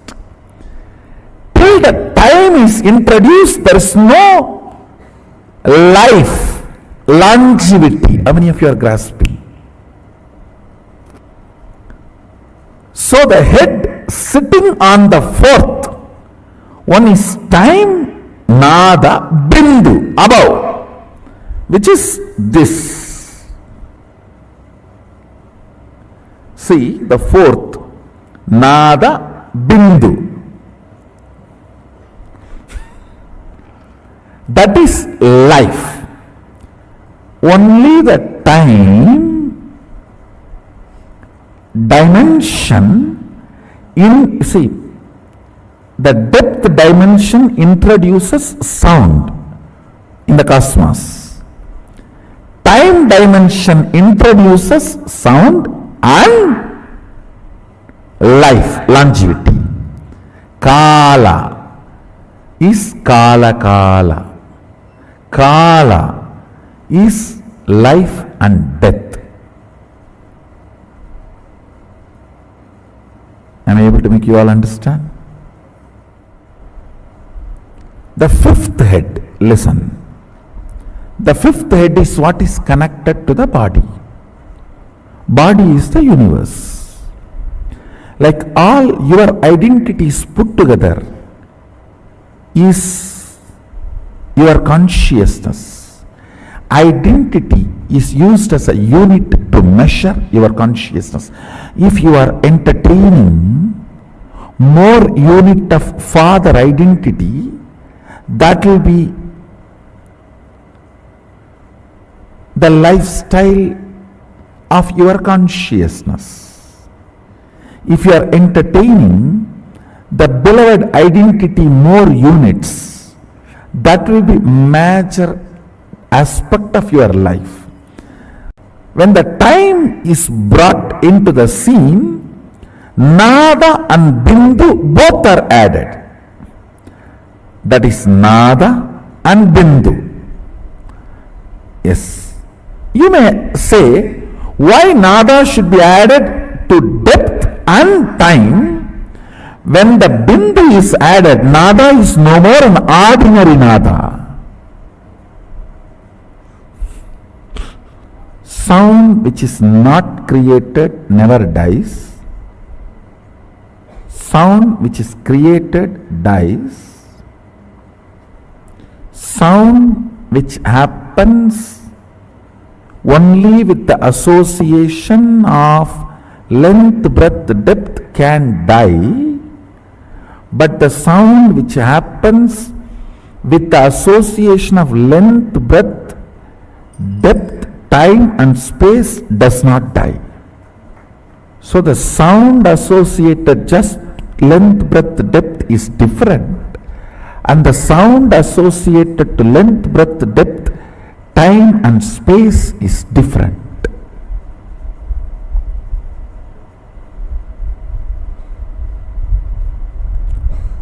Just the sound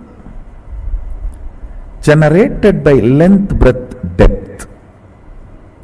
Like I am moving this. This sound is different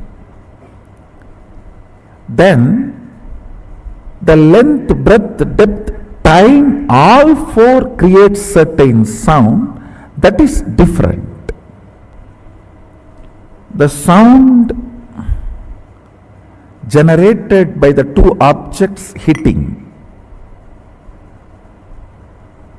it is between length, breadth, depth and time. But the sound generated by my inner space, where length, breadth, depth, time and space is also involved, this can create the same space I am in you. But this sound cannot create the same space it is in you. How many of you are grasping? So the head which is sitting on the depth can only be called as Shabda. Head which is sitting on the time between the bindu is called nada. Shabda cannot create effect, it can only exist. It can survive, not reproduce. Impotent man. He can exist, he cannot create. But nada can exist and create because bindu is added, life is added into it.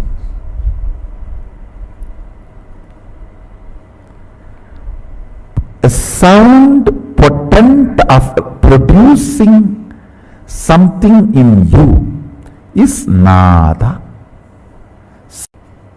Bindu is life, Amritatva is life which cannot be dulled, reduced, diluted by length, breadth, depth, time. Kala kala. Amritatva is the space on which time does not have a say. Fourth multi-dimension of the universe is Nada Bindu. Fifth multi-dimension of the universe is Nada Bindu Amritakala.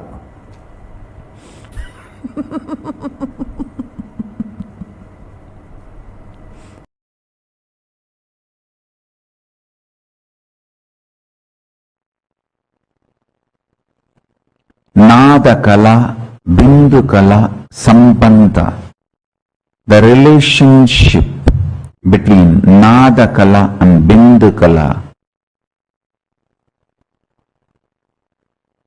Anyone masters this science, masters Paramashivatva. Spiritual alchemy process of Nada Kala, Bindu Kala. Understanding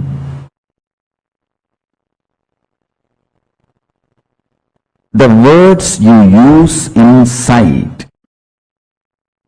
and the life you manifest inside and outside is closely connected.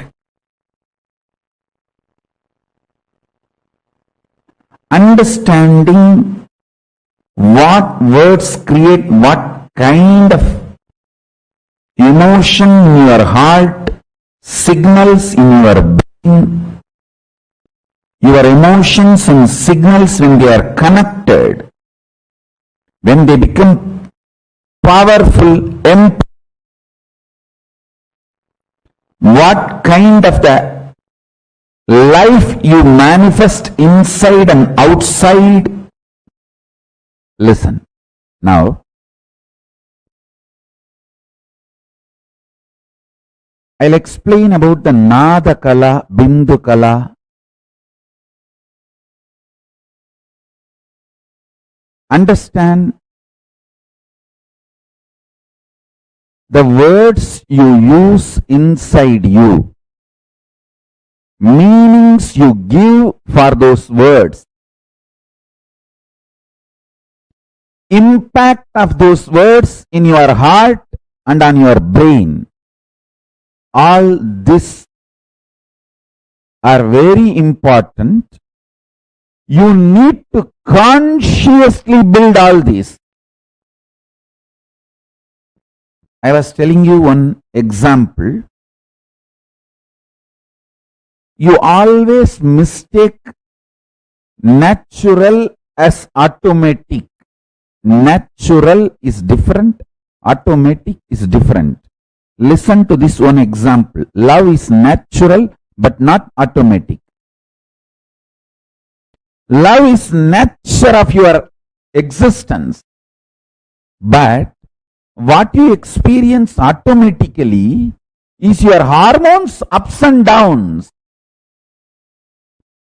The hormonal ups and downs, that is not natural. See, like I'll give you this example. River is naturally flowing.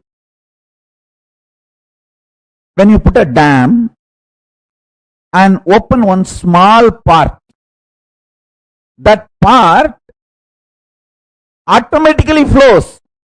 But that small part is not natural river.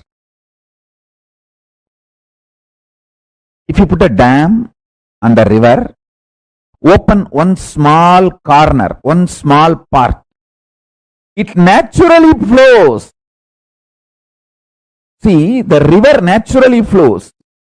But when you put a dam, open one small part, that small opening automatically flows. But that is not natural.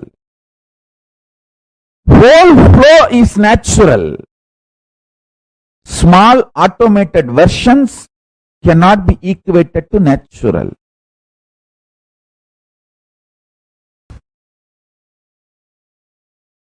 So understand, spiritual alchemy process of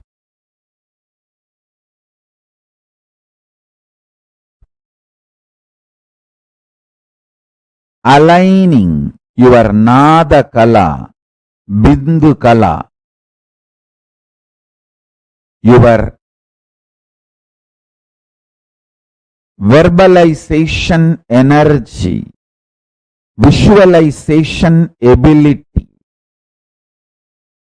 aligning them, consciously building your visualizations about yourself and life is signs of manifesting Paramashiva Padam in you. Understand? Initially, you need to use visualization.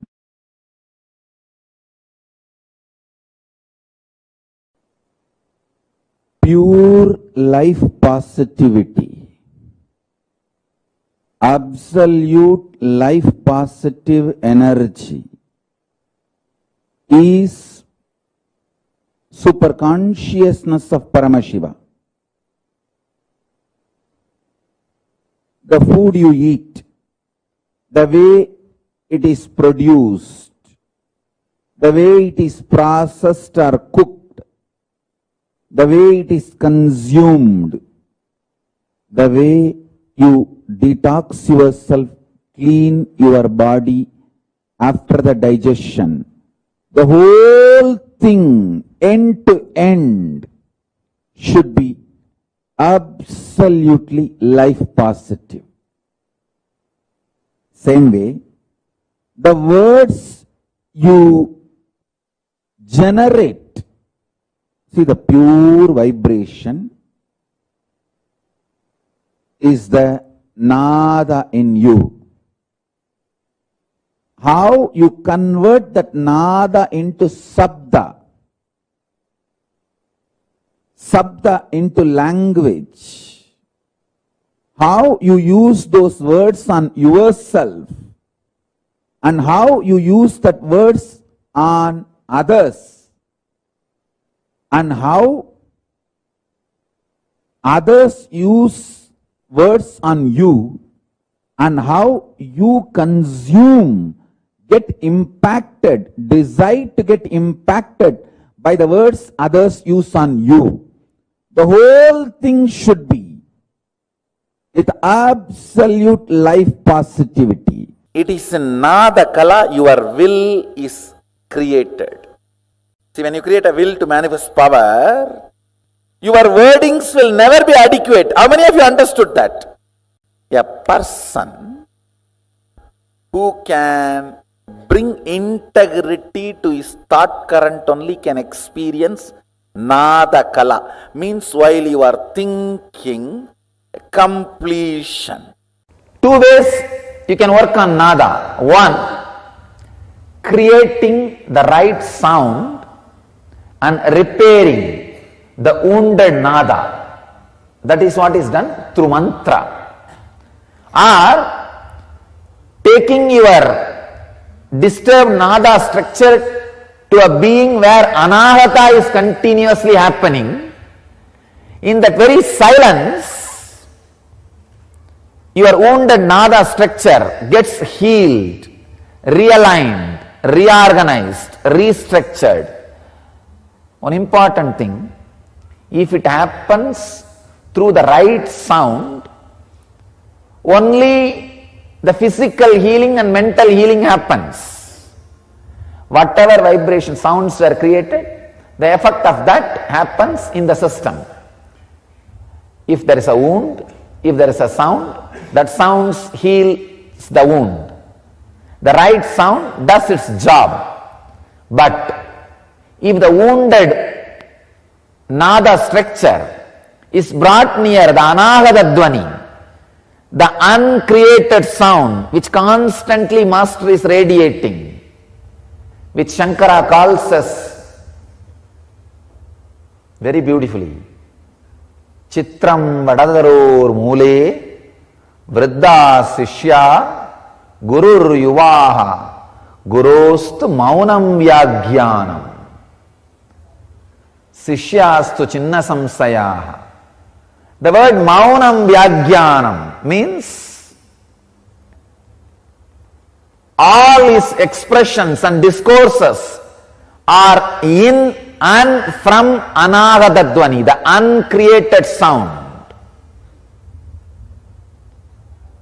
In an expression of uncreated sound, the anahata dvani. That is what Shankara calls Maunam Vyagyanam.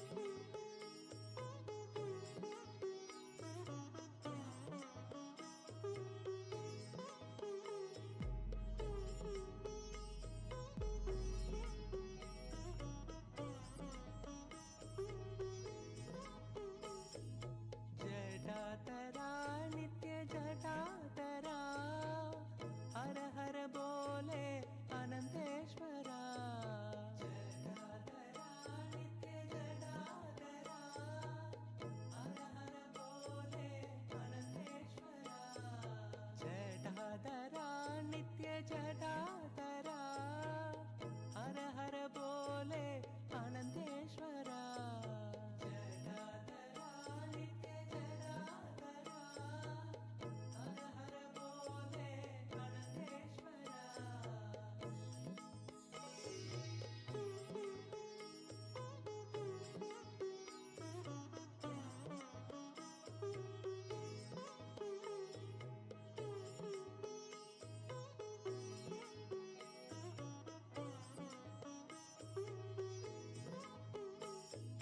Someshwar नित्य सोमेश्वर हर हर बोले आनंदेश्वरा सोमेश्वर नित्य सोमेश्वर हर हर बोले आनंदेश्वरा सोमेश्वर नित्य सोमेश्वर हर हर बोले आनंदेश्वरा सोमेश्वर नित्य Someshwar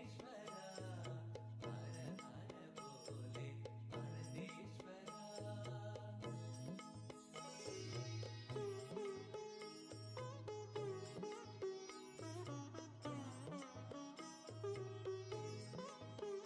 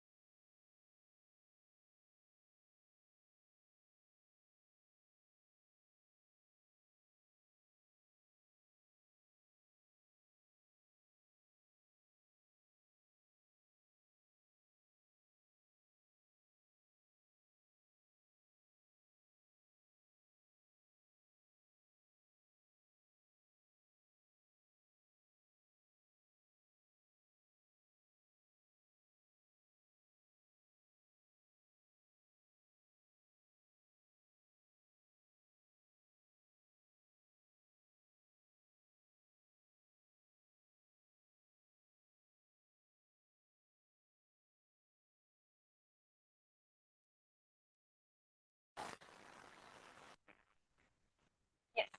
Nithyananda, once again to all the participants who's watching us live right now. That was a beautiful revelation. Swamiji spoke on Nada Bindu Kala. understand one thing. The source material out of which the cosmos is made up of, the three main components which the cosmos is made up of.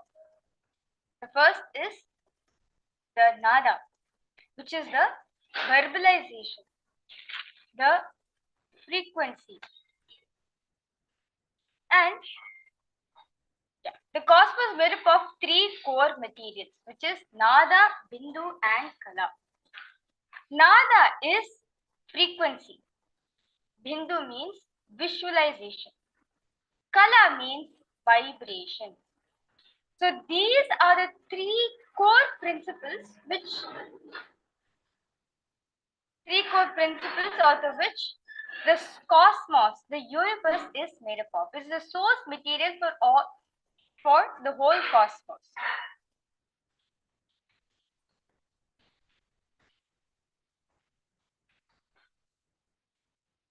Understand, nada is a principle of sound and nadakala is the source principle through which the manifestation of the whole universe happens.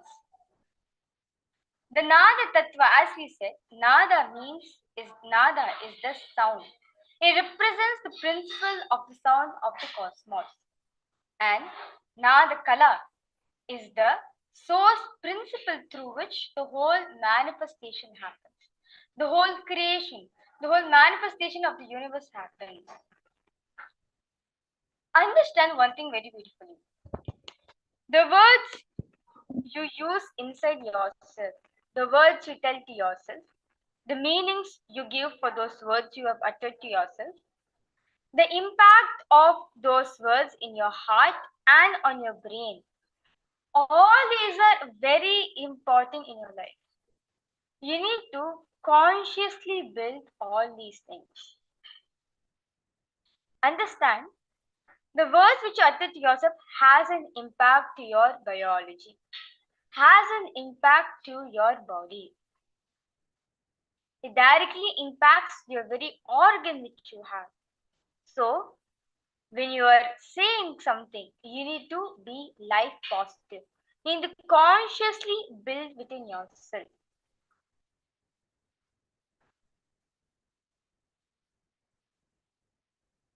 Now, if you rest in Nadakala, meaning if you rest in the dimension of the frequency and the visualization, you will understand all languages.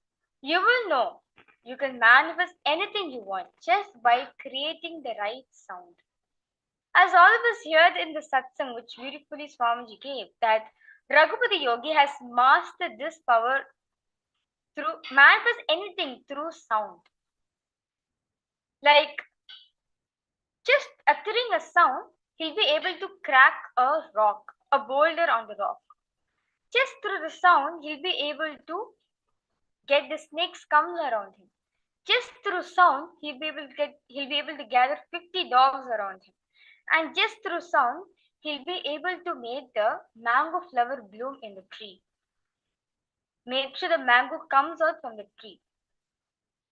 So if you master this science, if you master this power of frequency and visualization, anything you want to create, anything which you want as your desire, anything which you want to manifest as reality, you will be able to manifest it. Understand? Today, all of you come here to manifest whatever desires you want.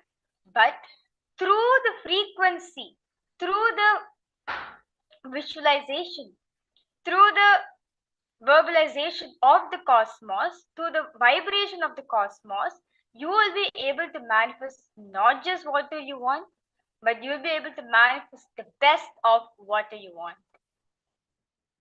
Yes. So I request all the participants who's watching us live right now, if you have any doubts, any questions you have, I request please feel free to post in the comment section, in the chat section. Yes, Ma Ankita Nisha, Ma Natalie, Ma Kirti Punekar, Ma Radhika Jha. I request all of you to post any doubts or any clarifications you want to ask. Please feel free to post in the chat and I'll be answering you. So, now, as Swamiji is saying very beautifully, if you can rest in Nada Kala, means if you can rest your whole inner space within the three core principles of the cosmos, which is the frequency, Nada, Bindu, the visualization, and Kala, the vibration. If you rest yourself in these three core principles of the universe, you will be able to understand all the languages, and not just that, you will know the power, you will know the key to manifest whatever you want in your life just by creating the right sound. As Swamiji said very beautifully in one satsang, that the music which you listen, the sound which you listen, creates an impact in each and every one of us. If you listen to a sad music, naturally you will imbibe those music in you. If you listen to a happy music, naturally it imbibes your system to be happy. Now, when you listen to a chanting like Mahavakya, when you listen to Mahavakya, or when you listen to the sacred mantras when it's being chanted, it directly impacts your inner space and takes you to higher states of consciousness. It raises your frequency where you will have the power to create whatever you want in your life. You will know how to manifest whatever you want in your life.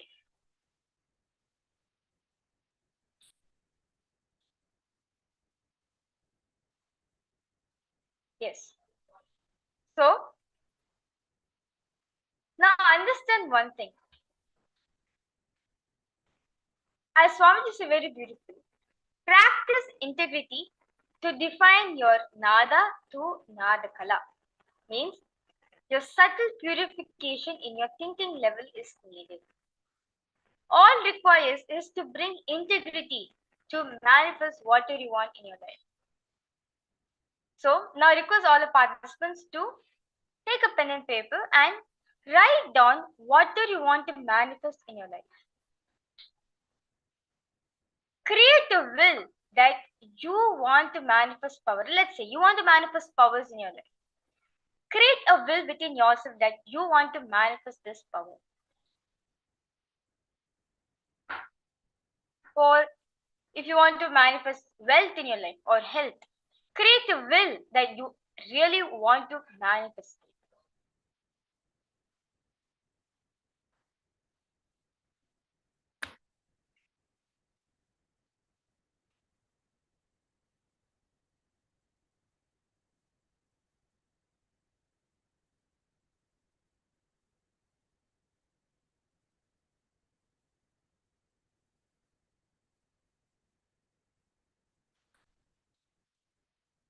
For whatever you want to create in your life, whether in the field of health, wealth, relationship, or anything, or whether you want to manifest powers, or you want to manifest SJP, or whether you want to manifest a good health for yourself, anything you want, just create a will for it, a wanting that you really want to manifest in your life. Create a will that you want to manifest these in your life.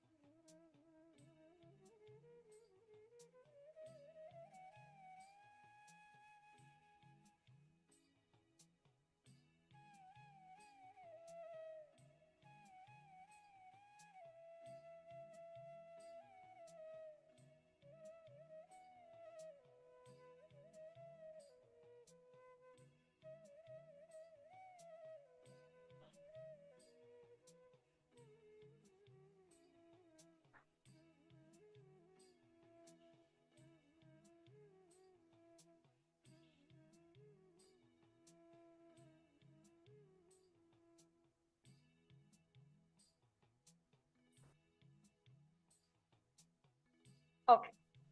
So now all of you have written down whatever you want to manifest in your life and you have created a will for it. Now, when you're making the will to manifest whatever you want in your life, if you're not comfortable and complete enough to manifest this, bring integrity to your thought currents. Is anyone understanding? If you are not experiencing confidence in whether this reality is going to manifest for me or not, or you have self-doubts whether this reality is going to actually manifest for me, even though I have tried so much in my life to make it happen, but still I don't think it's going to manifest, bring integrity to your thought current level. For example, you want to earn enough money so that you can contribute, but you feel it's not able to manifest. You have tried, this was an intention for a very long time in your life, and you have a doubt that I don't think so it's going to manifest for me. Just bring integrity to your thought currents. Meaning, bring integrity to your thought currents with any one of the 5 practices of completion.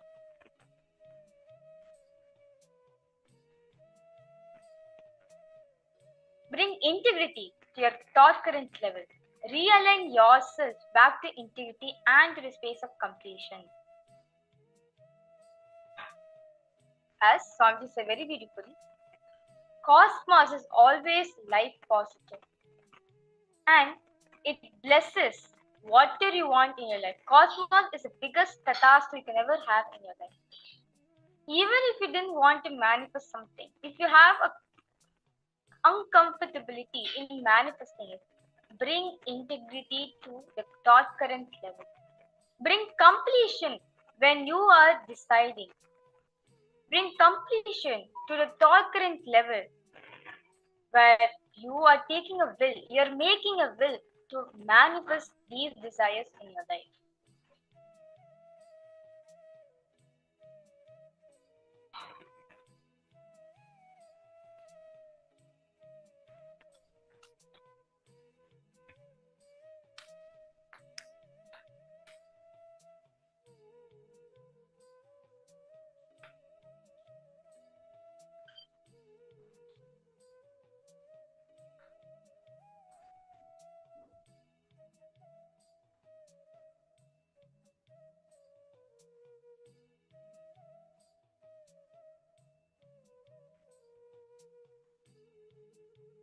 Ma Angelica Guru Shiva Shakti, Ma Nike Dhanvantari Shaktini, Ma Ankita Nisha, Ma Kirti Punekar, Ma Sonia Rao.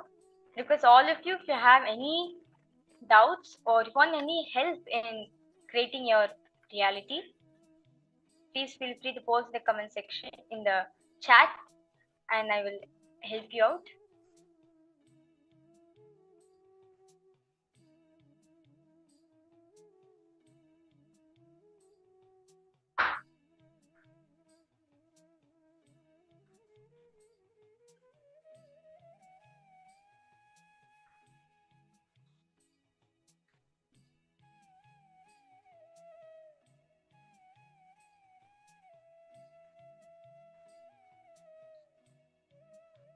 Now,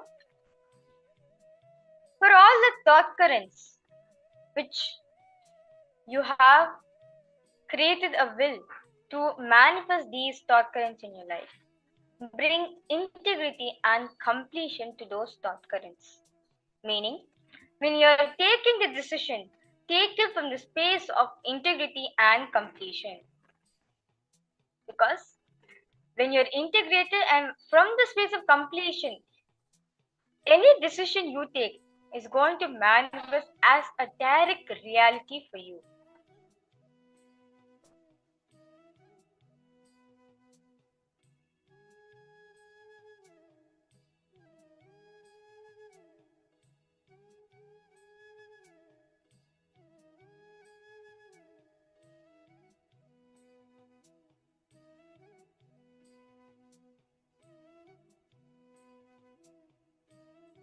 Okay, Ma Ankita has posted. Ma, what happens if you want to manifest a desire, but there is a limiting cognition that we should not be able to manifest it since we are underserving for it? Even for such thought currents like this, understand, Ma Ankita? See, as Swamiji is very beautifully, any thought currents you have on manifesting it. Any thought currents you have. Now you have a limiting cognition to manifest this desire in your life. Bring completion to that limiting cognition which is stopping you to manifest the desire. Are you understanding? Bring integrity, bring completion to whatever limiting cognition you have, which is stopping you to manifest it. When you bring integrity, when you bring completion, naturally when you are complete, integrity comes. When you are complete, integrity is the byproduct which always comes naturally. So when you're complete with the limiting cognition which you have, which is stopping you to manifest the desire, immediately you will see opportunities will start coming up in your life where you start manifesting your desire. Are you understanding? Now this limiting cognition which you have, decide to complete with it. So whatever cognition it is, whatever cognition I'm underserving it, just be in the space of completion. Just decide, let me be complete with this limited cognition, which is stopping me to manifest this desire in my life. When you complete with this limited thought current, you will immediately see Swamiji will shower you. Swamiji will actually shower you with many opportunities where you'll actually manifest the desire which you want to manifest. Yes, Ma Ankita, are you understanding? So now, Swamiji has very beautifully given. Yes, thank you so much, Ma, for getting back. So Swamiji has very beautifully given 5 completion practices where we can adapt in our own life. Any moment in your life, if you feel any struggle in manifesting the desire, immediately sit and complete with yourself. Okay, Ma Angelica has posted. Hi Ma, I have so many blessings to manifest things like SJP and to sell my art online and to manifest wealth. I still haven't manifested the wealth I desire or desire. I'm not sure how else to complete when I have completed a lot, as much as I know how. I try to unclutch now and keep taking actions, even small steps. I'm not sure what else to do except just be patient, I guess. See, understand, Ma Angelica. Yeah, understand, see. This very thought current which you're having of manifesting a desire, the manifesting things like SJP. Whether you're manifesting it or not, again and again, bring yourself to space of completion. Today, all of you will be learning the methodology to manifest what do you want in your life. Not just what do you want in your life, to manifest the best of what you want in your life. For example, you want to take a step to manifest SJP. Swamiji will manifest in so much enough funds in your life so you can become an SJP Karta itself. All matters to the space of completion. Again and again, yes, you're saying that I have completed a lot, but still I'm trying to keep taking some small actions so that I can manifest it. Or just be patient about it. While being patient, are you in the space of completion or are you in the space of incompletion? That matters.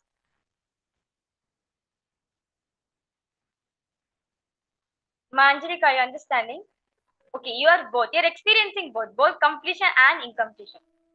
See, Ma, when you, let's say, take it from the angle of, okay, ups and downs you're experiencing. Okay. Now, let's say, take this example.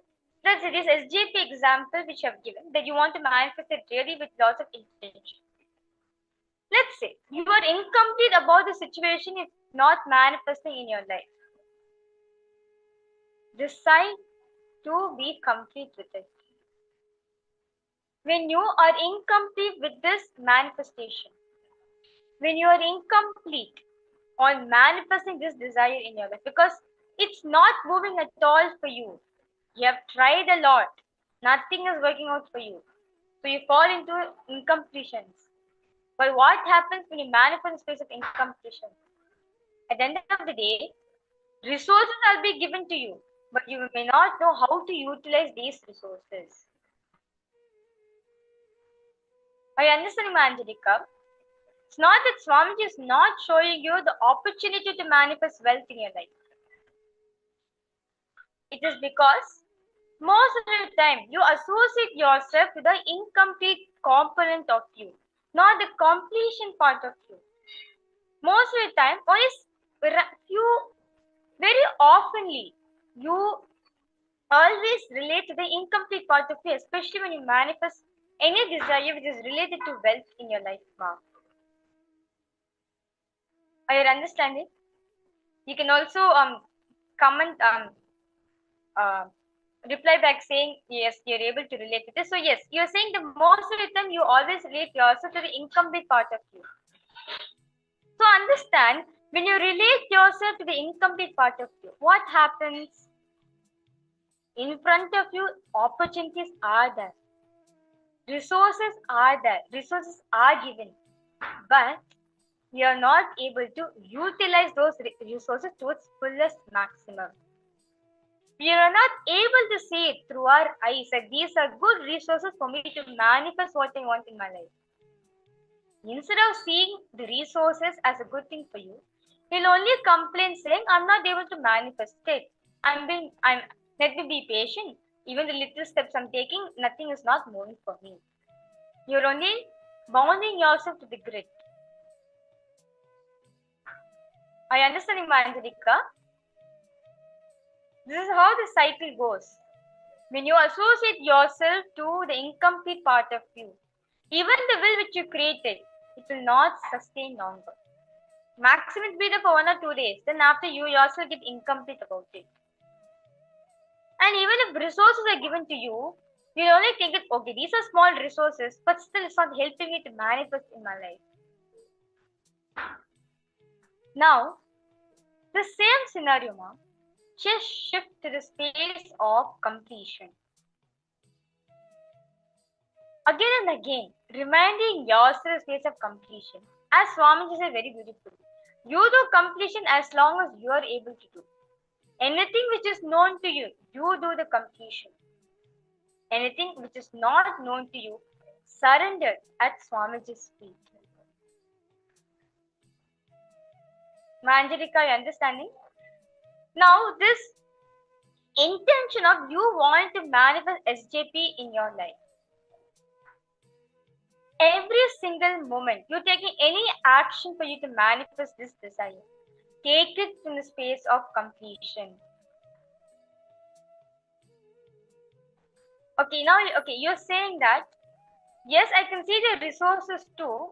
I think I don't like how slow it feels to learn what I need to as well. I do understand. Thank you, ma'am. See, Ma Angelica, you're again and again and again telling yourself that it's still so, it's not manifesting for me.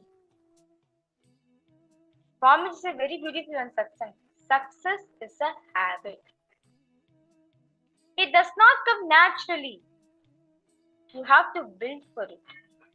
Only if you build in the space of completion, only if you start building your resources from the space of completion, you'll experience a tremendous growth in your life, Ma. Swamiji said very beautifully, growth is not linear. Growth is exponential. But everything boils down to the space of whether you're in space of completion or not. So now let's see. There's 5 different techniques, 5 practices that Swamiji has given to experience completion in your life.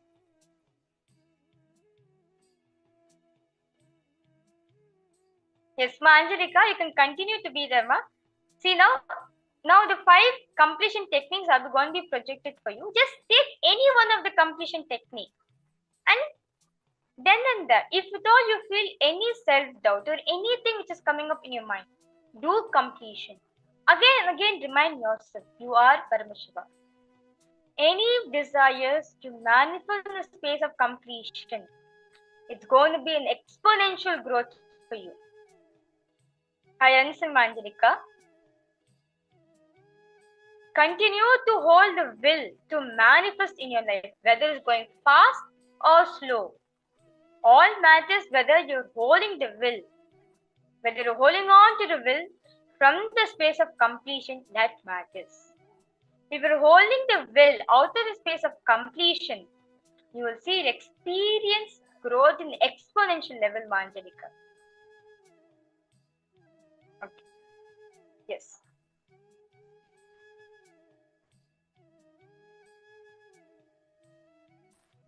I request all the participants, if you have any doubts or any questions which you want to clarify, that you feel stuck in manifesting, I request you to please post in the comment section, in the chat section, and I'll be helping you out. Understand, now today, all of you will be understanding how to manifest the best of whatever you want in your life. For example, if you want to manifest good health, you will not just manifest health, you will also manifest longevity, eternalness to your health. If you want to manifest little bit of wealth in your life to sustain your life, not just Swamiji will shower you that, he will shower you enough amount of wealth so you can go on generating wealth and you can go on contributing wealth. So everyone understanding?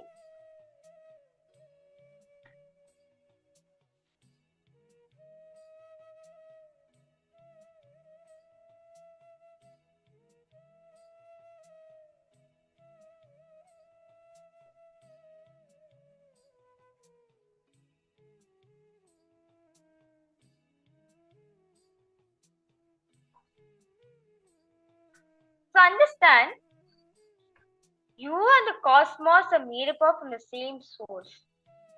This same 3 core, the Nada Bindu Kala, the Nada, the frequency, the visualization, and the vibration, all these 3 are even the core principles of even you.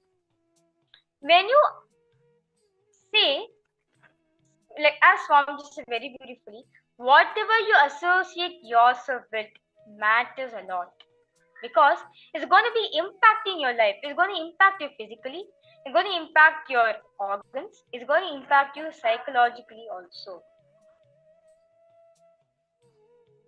Let's say you are continuously saying yourself, I'm not able to manifest any desire in my life.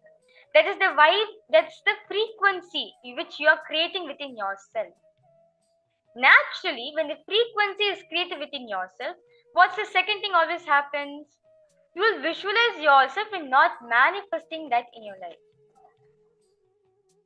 Now, naturally, the visualization comes and you're not able to manifest that in your life. What happens? Naturally, the vibration, you inside yourself, you create a strong vibration that I am not able to manifest any of my desires in my life. You create a strong vibration within yourself, say, it's too, for me to manifest anything I want in my life, I have to be patient. It is so slow for me. I'm not able to manifest it. So everyone understanding? The words which we utter to ourselves, the words which we say to ourselves is important, because it's going to create a very much impact in your life. It's going to create a very much impact in your system.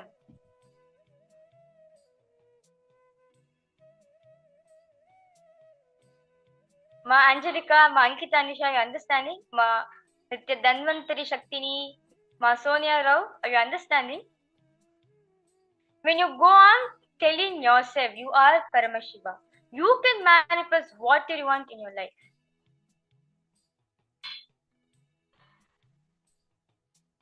you will create the vibration which will help you to manifest these desires in your life.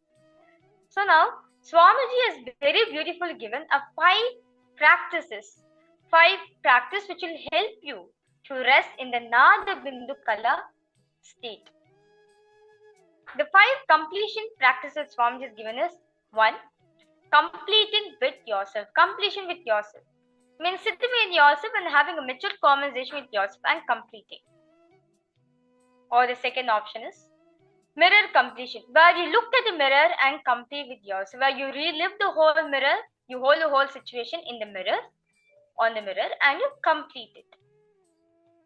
The third option is doing the samskara dahana kriya, where you find the root of this situation. The root situation which is not letting you to manifest anything in your life. And going back to the source from where the first time you started cherishing this thought current and completing it, reliving those situations and reliving it. That is the process of samskara dahana. Or the fourth option is where you call your friends and family with whomever you have incompletions and talking to them and completing. The fifth option is the ultimate completion, is completing with your whole existence, which is Paramashiva. When you sit and do the completion process in front of Swamiji, this is the ultimate completion which is happening in front of others. Even to give my own experience, whenever I feel something is not moving in my life, if I feel something stuck within myself, the first thing I go do is I go tell to Swamiji, saying, Swamiji, this is where I'm feeling stuck and this is what I want to do and I'm completing for this. Immediately, you also feel tremendous completion within yourself, and not just Swamiji will give you the completion, not just Swamiji will create the frequency of completion within yourself, he will also give you the visualization and the vibration which will help you to manifest these desires in your life.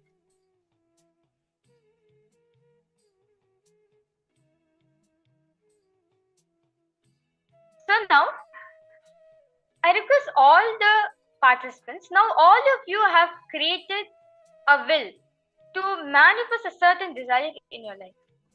Now, if you feel that there's something limiting in manifesting these desires, if you feel something wrong, if you feel something uncomfortable in manifesting the desires, take any one of these completion techniques and start doing it immediately. Whichever completion process which you feel complete with, you can pick it up and you can start completing. You can take few moments to sit and do the completion process.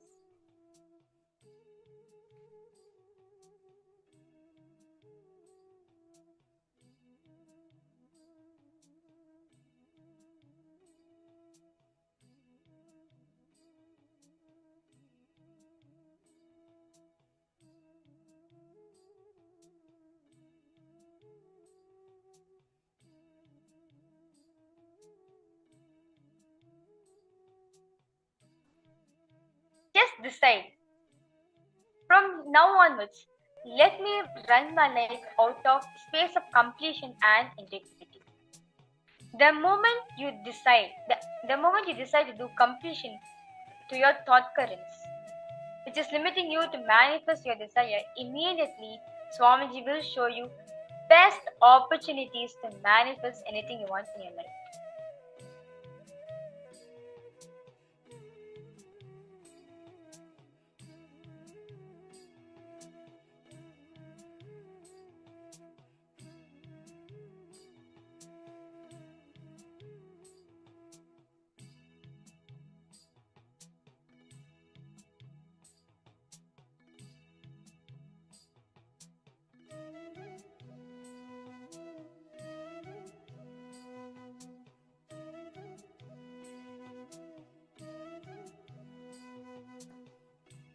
If you want any help in doing the completion practice, you can post in the chat saying require the completion process, and you can choose which completion process you want help.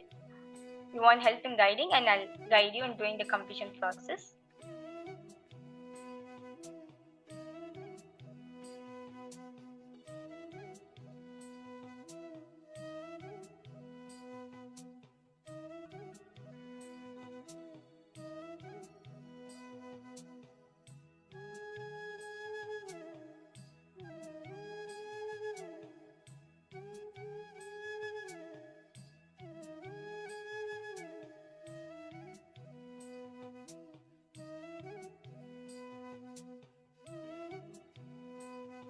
if you want any help in doing in any of the completion exercises, I request you to post in the chat saying requiring help in doing the completion, and you can mention which completion practice you are deciding to do, and I'll be guiding you on it, on how to do the completion.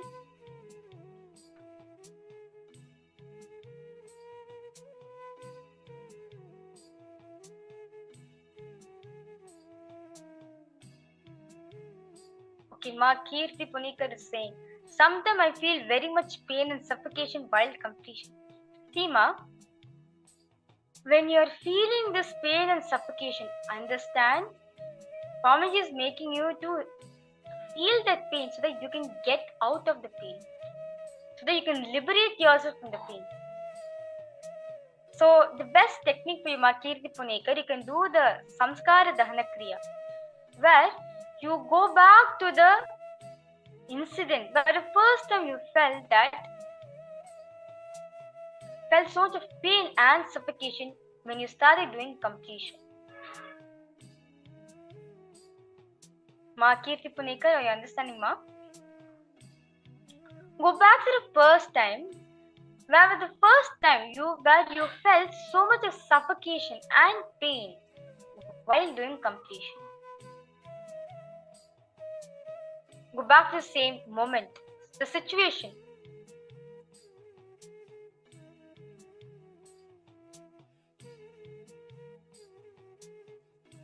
Go back to the same scenario which made you cause that pain in your life, Ma.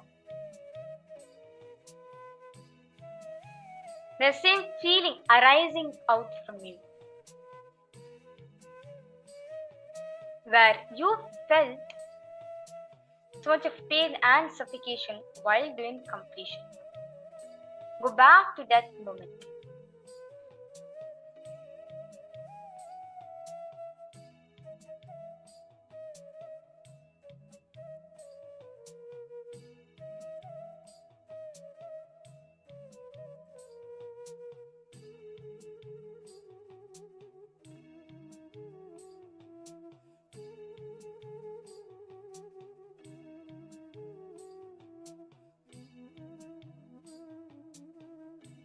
Okay, Ma Lalita Cabane is asking how we complete with self-doubt. See, understand, Ma, what exactly is self-doubt? You having an idea that you're not able to manifest your reality. Are you understanding? It's like, am I going to manifest it or not? That's basically you having a doubt on yourself. Now, sit and do completion process with yourself. You can do the first exercise, Lalita. You can take the first completion exercise, completion with yourself. Now, sit with yourself and write down all the self-doubts which you have on yourself.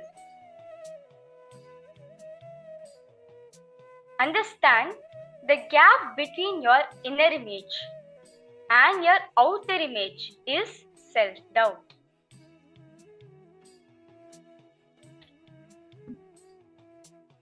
Ma Lalita, are you understanding?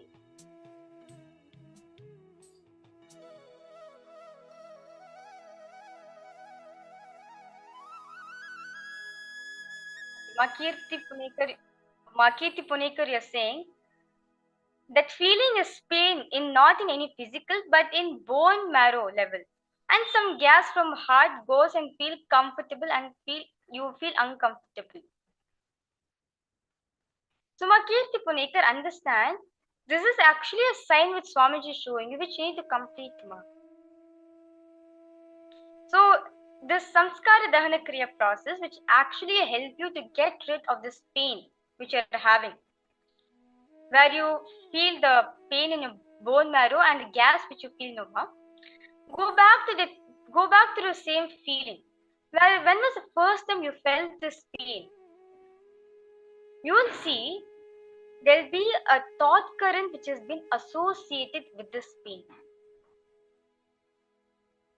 I understand, Ma Kirti Punekar. The first time you felt that there will be a certain thought current which the thought current which you kept on cherishing, even now, when you cherish that thought current, you still feel the same pain in your bone marrow and your gas, ma. Yes. So now identify this thought current which you've associated your physical pain with. It can be like you not feeling of support. It can be, so I'm just showing very clearly for Kirti Punekar. It is about you feeling not you have a strong idea that you need to be held on by yourself. You feel life is not going to support you. You feel you have to do every single action in your life. Anything you want to manifest in your life, you need to do it by yourself. You feel life is out there to exploit you. So, Kirti Punekar, when you actually diagnose this thought current, you will see the first time you experience this physical pain in you, this was the exact same thought current which you had. Yes, you're saying very true. Now, this thought current where you feel that of not being supported, go back to the small age. I can see very clearly for you, so I'm just showing that is actually happened when you're a small child. When, especially this related to your mother. The first time you started cherishing this thought current is when your mother left you alone, with your grandparents, and it's the first time you felt like someone close to you leaving. And we will see very clearly that someone very close to you, some motherly figure in your life has left you away. So that's when you started feeling that I feel left out. I need to take on the shoulders. I need to take the responsibility on my shoulders to experience it.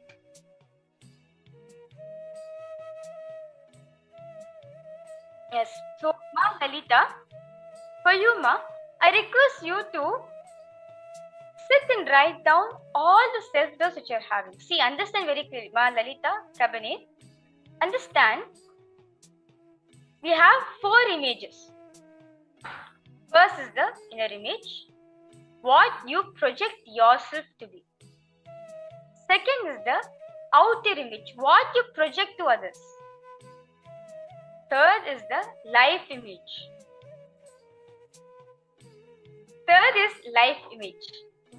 Third is others image, what others expect you to be. And fourth is life image, what you expect life to be for you. Now make 4 columns in your notebook and take one incident. Take the first self-doubt which you have. Dissect it in these 4 inner images. Dissect in these 4 images. You'll understand each of the images which you're having is not aligned.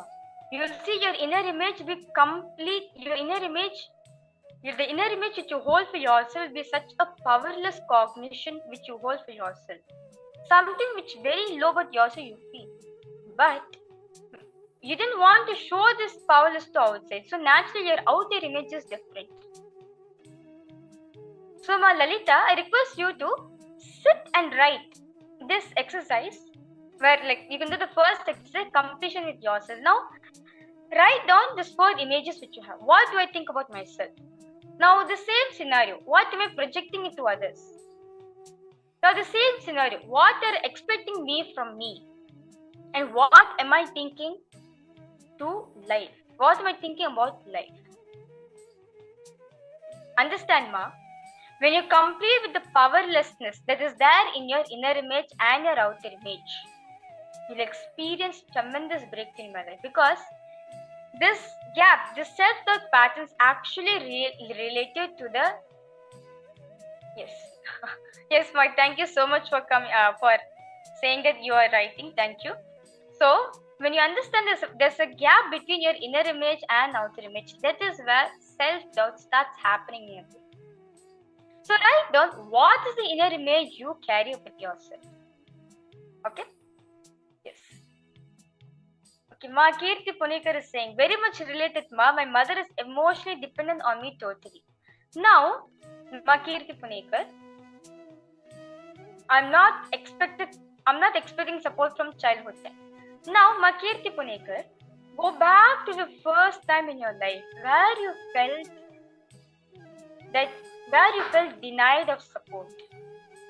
When was the first time you felt that people are depending on me, but nobody is giving me what I want? You'll exactly see it will be an incident related to your mother-in-law. If someone happened between the age of 7 to 8 during the schooling period, where people expected so much from you. People expected you to support them, but in return you did not get support.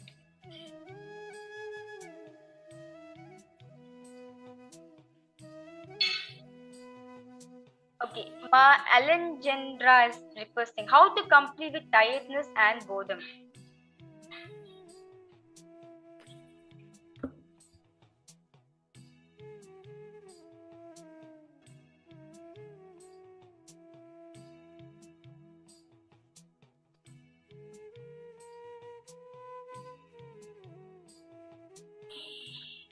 See, Ma Alejandra, understand feeling of boredom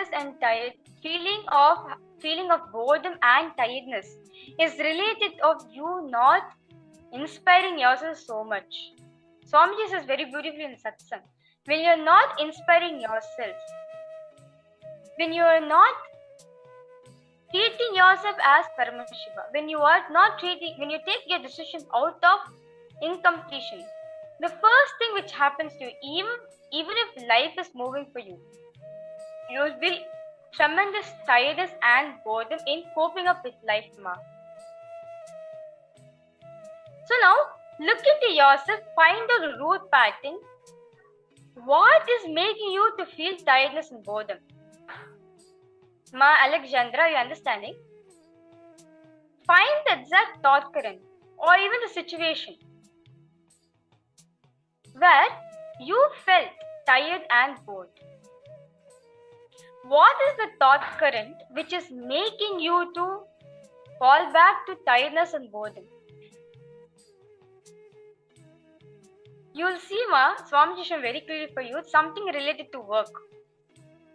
You feel that you have a birthright with it, as in, you are born with it. So naturally, you feel that you have the right to manifest what you want in your life. So you do not need to take any such action. So when you complete with this pattern, you immediately see that this is a thought current which is letting you to go back again and again, which is letting you to go back to this tiredness and boredom which you are experiencing, Ma.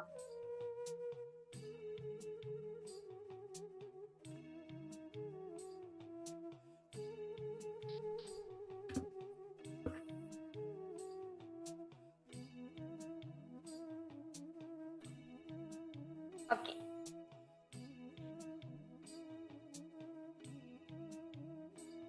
So now, all of you are doing the completion process. Just decide whatever situation in my life which is not letting me to manifest anything in my life. The limiting cognition which is not letting you to manifest the will desire which you have. Just decide completion. It is only through completion life will start manifesting. Okay. I can see many of you are commenting that, yes, ma'am, I'm understanding now how completion is important. And I feel much better after the completion. Yes. That's wonderful.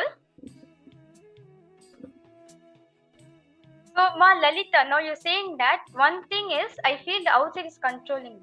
So now, complete with both the images, Ma.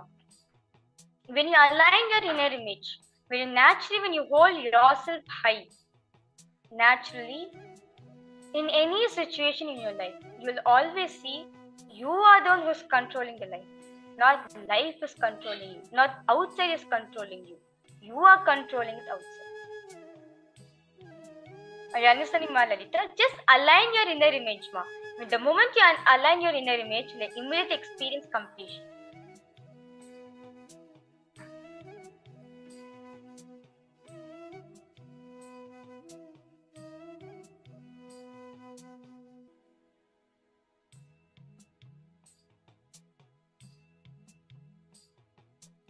Yes.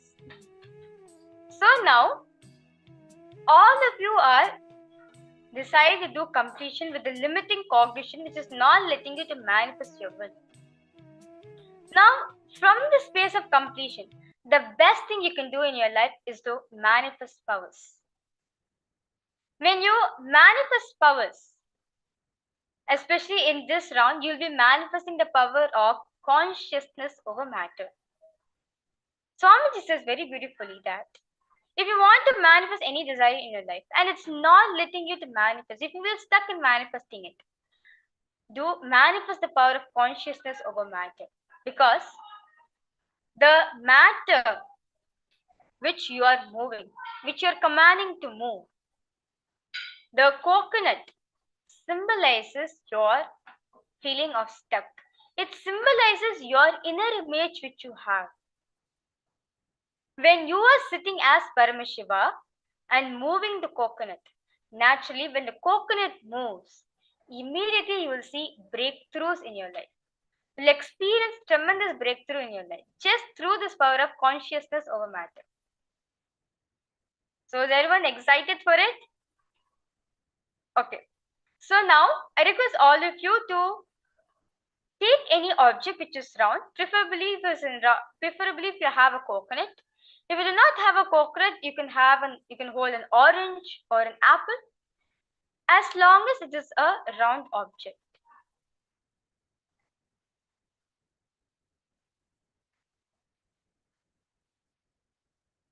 Now keep your palm flat. Are you understanding? Keep your palm flat. It should be straight. It should not be cupped or it should not be let loose. Make sure your palm is completely straight, where it's completely straight and flat, and then on top of it you place the object. So you will be manifesting, also all the participants, you will be manifesting power of consciousness over matter, where you will be moving the matter from your hand. So now, when you are keeping an object, when you keep the object on your ground, keep it with one intention. Let's say, when I manifest this power, I'm going to manifest SJP in my life. I'm going to manifest health in my life. I'm going to manifest wealth in my life. I'm going to manifest relationship in my life. Now, with that intention, keep the object in your hand. Okay. Now, request all the participants to sit with your head, neck, and spine straight line. Make sure you are sitting in a comfortable position. If you prefer sitting in a chair, if you feel when you sit in a chair, you feel comfortable, you can sit on a chair or you can sit on the ground. Any position which you feel comfortable, I request you to be in that position. Make sure there's enough surrounding in your, make sure your area, the space in which you're sitting is very spacious, you're not congested. And now the intention to manifest this desire in your life, the coconut which represents the intention, keep it on your hand.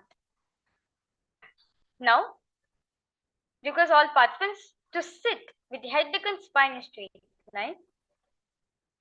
Remember Swamiji in the third. Remember the best moment you had with Swamiji. Or you can also remember the form of Swamiji which you relate to most, which you cherish. That part of Swamiji, that moment of Swamiji you can think of, you can remember.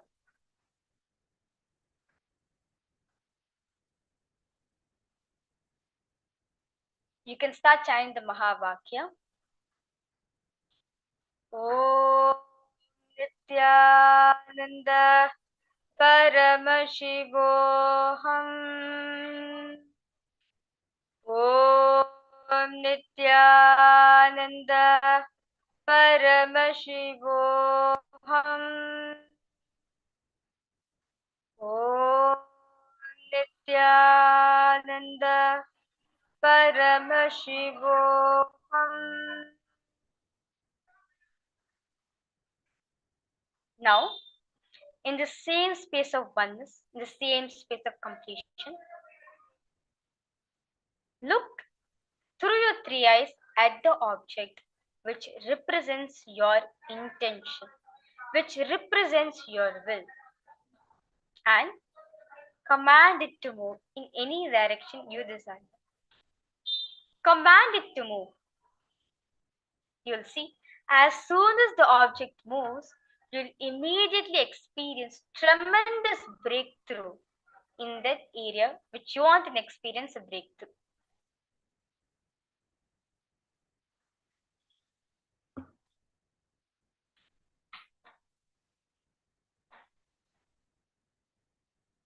You can continue chanting the Mahavakya.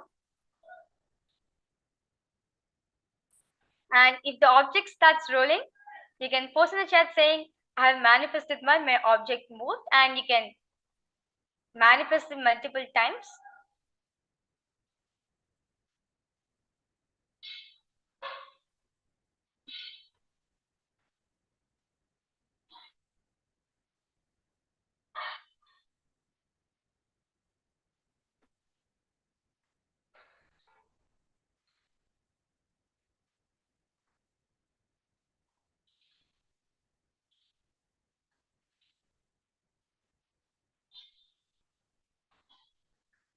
Yes. It's nice, Malajendra. I manifested object rolled and felt a sense of completion as well. Wonderful, Malajendra. You can continue doing the manifestation. You'll see, the more and more you manifest the power ma, the more and more you do this power of conscious over matter, then more and more you'll experience completion in your life, which will actually help you to manifest what you want in your life.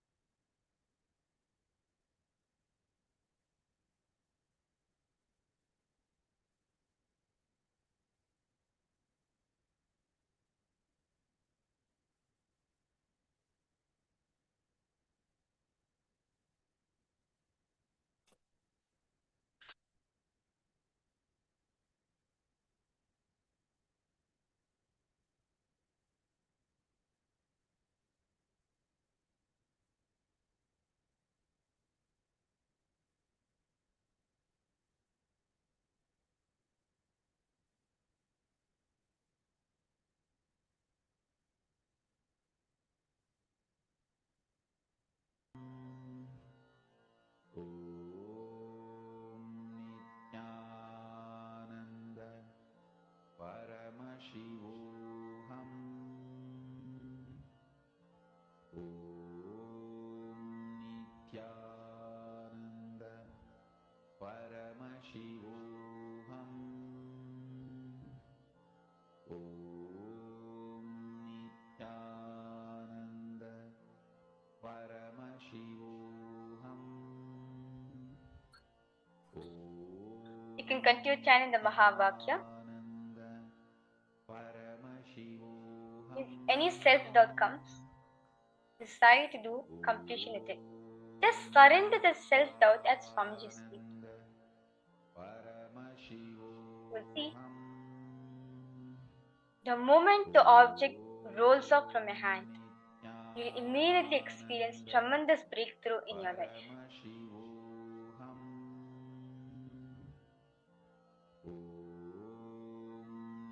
Nithyananda Paramashivoham. Om Nithyananda Paramashivoham. Om Nithyananda Paramashivoham. That's wonderful, Ma Kirti Punekar. It roll and standing also. Wonderful, Ma. Just continue doing the manifestation. Paramashivoham. Om Nithyananda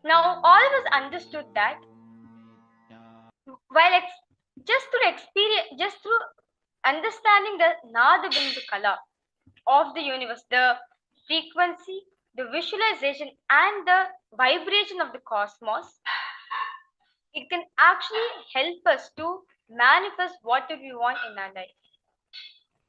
Now, we'll be understanding what exactly is Akasha Tattva. What is Akasha Tattva and what is it exactly by explained by Swamiji.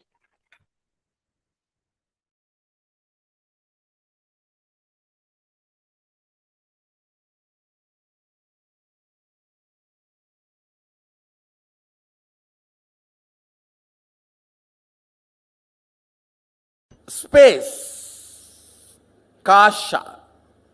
Let me use exactly the word Mahadeva uses. Akasha is modern Sanskrit word. In original Agama, the word Kasha only is there. There is a possibility in that palm leaf. Sometimes this corner of the palm leaf gets broken. So, anyhow, whatever available, even the palm leaf breaking is his action only.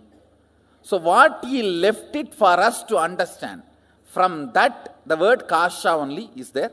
So, let's use that, that's all. Space, simple understanding, where length, breadth, depth, time, all these are dancing, vibrating. That is the aspect called space. It's a very simple understanding, but now I'm going to give you how understanding space is going to have some use for you. See, ultimately our goal is to rest in the highest existence and highest consciousness, what we call as Mahasadashiva.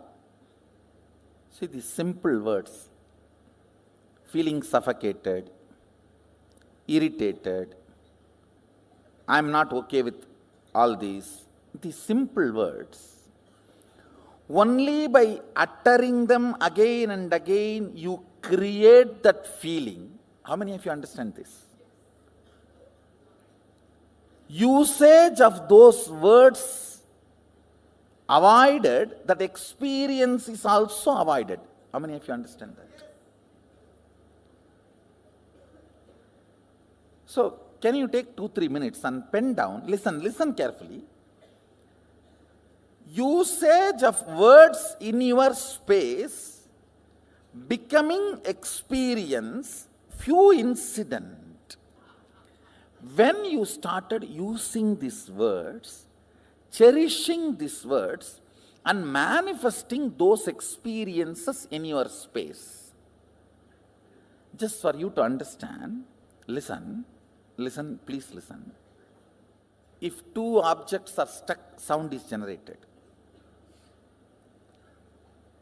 If a thought is stuck on the space, reality is generated. That's all. Thought, idea, depression, irritation, simple words. How you teach to these teenager kids, how they pick up between when you guys are fighting, I cannot tolerate this, I can't digest this, hell with it, better to die than living like this. All these words, they pick up while both of you fight. And when they use that word on their space, they generate that as an experience. You yourself have done this crime against you. First time when you did this crime, try to remember and pen down. See, where you could have avoided the word and avoided the experience, that is called freedom. You chose the word and chose the experience. After that, even if you don't choose the word, experience does not leave you, that's called marriage. Bondage. Understand? See, first few times when you use the word, I am irritated, I am agitated, I can't tolerate this, I can't put up with this, better to die than living like this life.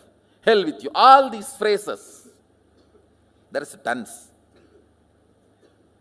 All these Jerry Springer shows phrases. All these words, listen, when you are using first time and manifesting them as reality, you had a choice not to use them and manifest those experiences and reality. How many of you understand that? So, but after continuous usage and those experiences produced, when that become your normalcy, that is what I can't understand this word normalcy. What is common? What is normal? Most abnormal thing is normal. Most stupid things are common. Sometimes people question me, why our kids are taught so much of importance for the language is given. Our balasans are not supposed to even utter the word no, not, all that. Avoid knowing. So much importance is given for their language, because when the language is stuck in the inner space, the reality is generated. Understand the Damaru of Mahadeva, dancing in the space of Chidambara, generates the cosmos. So the language we use inside is the Damaru of Mahadeva.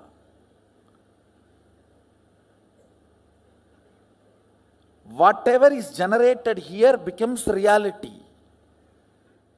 Just remember one or two incidents and write, so you will understand when you started doing this big crime against you, using strong words and generating those ideas and experiences in your inner space stupidly.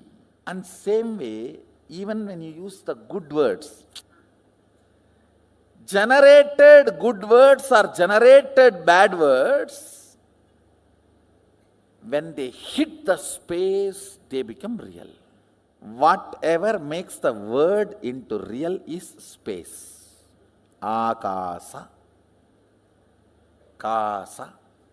You are an adult. You can choose your words. Try to write both experiences so you understand how initially the word you generate in your space manifests reality. These three words. Taharakasha, Chidakasha, or Katakasha, or Mahakasha. This has two words, Chidakasha and Katakasha, both. Why I am using both words, If you don't manifest what you want as a reality in your space, it is called Katakasha. If you manifest your life as you want, it is called Chitakasha. The state, space where you live.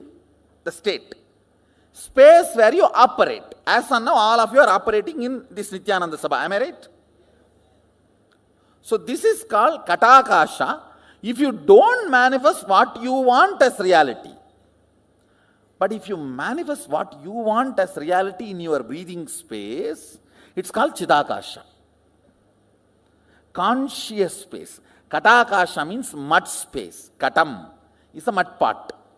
The space inside the mud pot has no use. The mud pot has any use of the space inside? No, you are saying Katam. No, Katam is used for us, not for mud pot. For mud pot, it is a beating. No, he is trying to show, no, there is a use, Katam. Katam music is used for whom? For us who generates, not for the Katam. In your space, listen, your state is Taharakasha, where you exist, Taharavidya. Taharavidya means the knowledge of enlightenment, science. Now, whatever I am talking to you, all this can be classified as Taharavidya. Precisely, if I have to translate that word, grounded in existence. Tahara. Grounding you in your soul, Atman, enlightenment, is called Taharavidya. where you are grounded is called Taharakasha, the space of your life, alive, your state. The words you generate there and hit you decides the state you are in. Feeling experienced, expanded, joyful, or suffocation, all is within this. How many of you are understanding?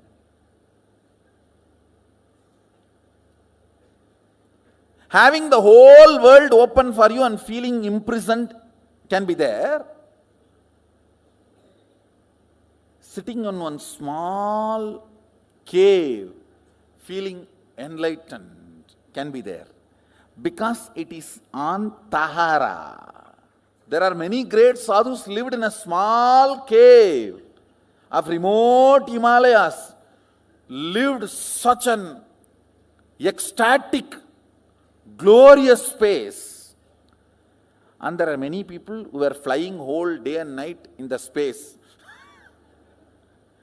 but feeling imprisoned inside. How many of you are understanding what I am saying? The words you utter, that creates the space you operate.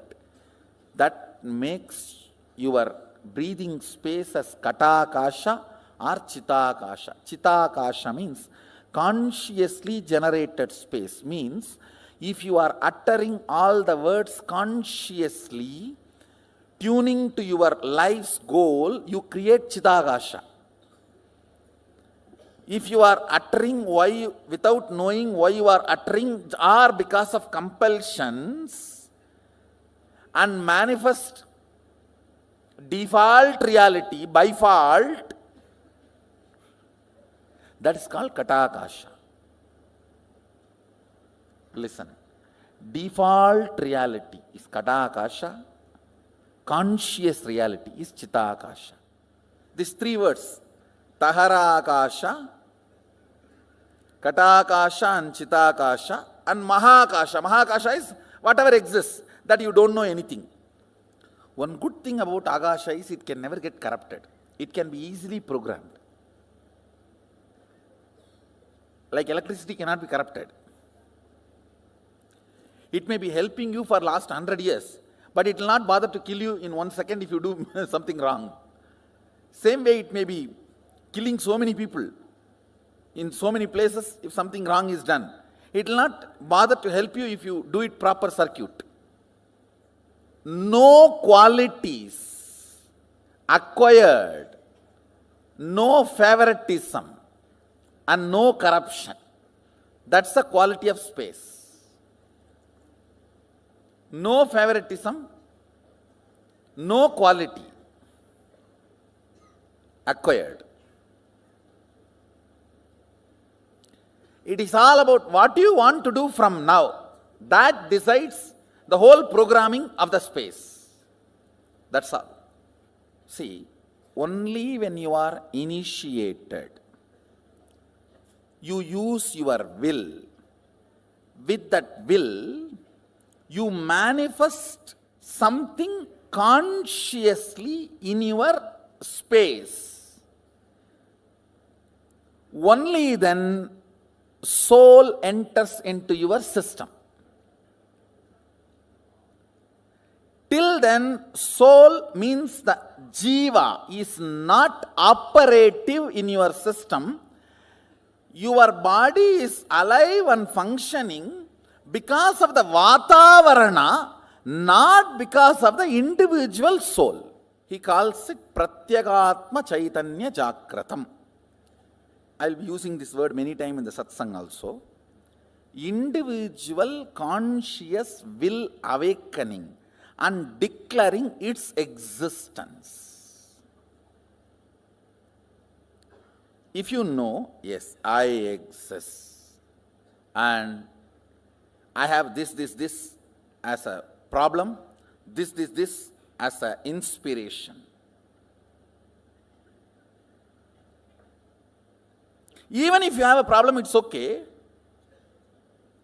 but your individual will should perceive the problem, only then it will start cracking the code. Understand, the Katakashic existence is called accidental existence. You need to use your will persistence ferociously. You need to break the laws of Katakasha, that is called tapas. Breaking the chains of your Vatavarana by will persistence is called tapas. More tapas, more alive you will feel.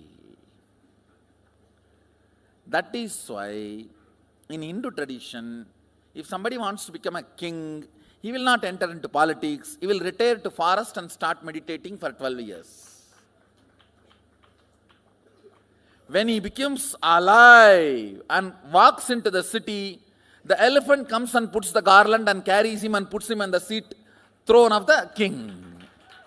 Whether conquering infrastructure or internal structure, breaking Katakasha by your will is the only thing any human being need to do in the life. Katakasha is the accidental ambience you are breathing, which gives the illusion or delusion you are alive. Your existence is given a delusory idea that you are alive. Because you are breathing, you are made to believe you are alive. Like ups and downs of the wave gives the feeling as if the ocean is alive in that area, even though there is no independent individual energy exists. Listen, will is not astra, it is shastra. I'll explain these two concepts. Astra means a weapon loaded, pre-planned, pre-programmed and operated. Shastra means power is generated and immediately released is Shastra. Will cannot be programmed earlier and kept and used. No. Now you generate and you release. The good news is, does not need training. Will, to manifest will persistence and will, you need not be trained for 12 years. Person who has tried to have will for 22 years and who is beginning today, both will have the same will. Because will is the weapon from the space which cannot be programmed. Listen carefully. Subtler and subtler you go, they can only be less baggaged, programmed. When you are going in bullock cart, you can carry the whole city. When you go in bus, you will have to reduce. When you go in train, you have to reduce more. When you are going in the flight, it has to be reduced a lot more. If it is jet, you can only carry pills. The subtler and subtler you go, baggage, the past patterns, compilations, judgments, concepts are not allowed. Understand, Mahadeva very clearly says, state, space, manifestation, all the three does not need pre-training, because it is fundamentally based on the space will power, will persistence is enough. Means you deciding now, from now what I want to do only matters. Till now what I have done does not matter. Understand, past, the good news I have for you. Past is irrelevant when you are working with the space, akasha. Present is too relevant when you are working with akasha. Clear?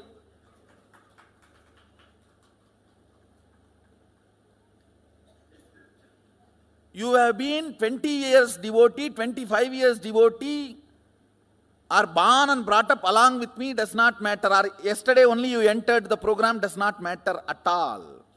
From this moment, what do you want to do matters. Taharakasha means your soul is infused into you in the form of Shaktipada as a will. Will means experience, I exist larger than what I was feeling as me till before the initiation. How many of you are catching what I am saying? How many of you feel? Listen carefully. After the initiation and power manifestation, even the way you feel you is much larger.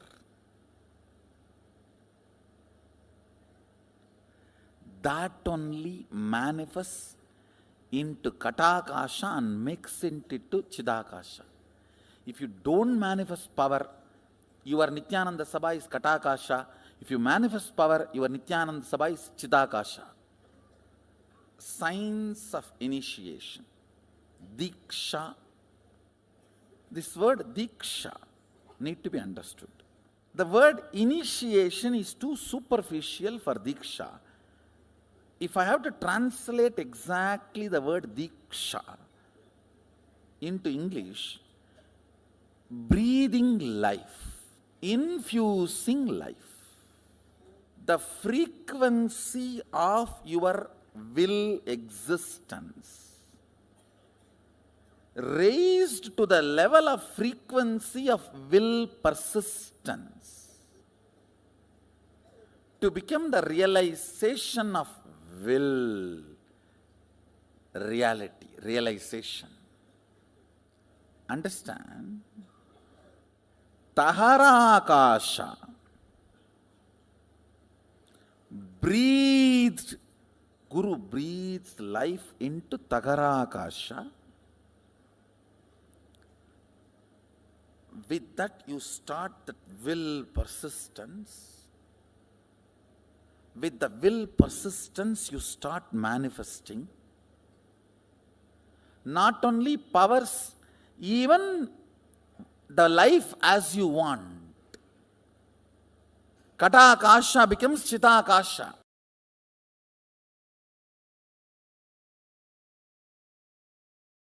The jnana and vijnana from Kailasa, listen.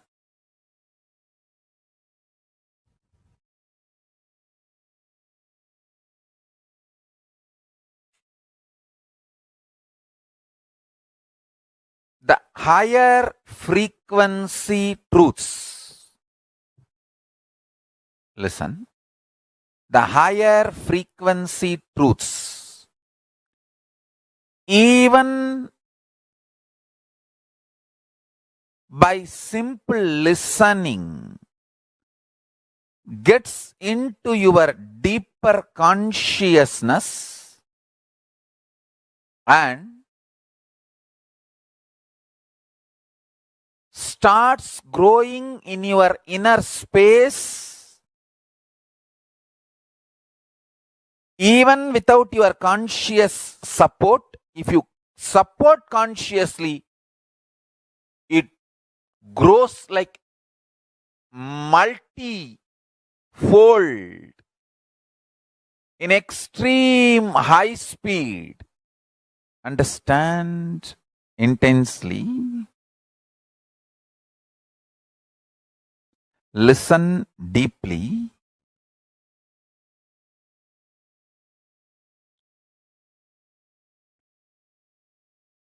Higher truths expressed not only has linguistic importance that you need to internalize, understand, it has even phonetic importance. Means even by listening, lot is digested inside you.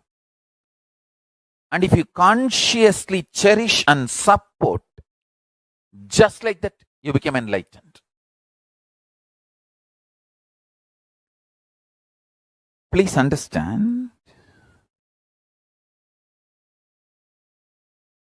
I am working with every one of you individually, not only to make you all enlightened, make you all be a space for Paramashiva to land and manifest.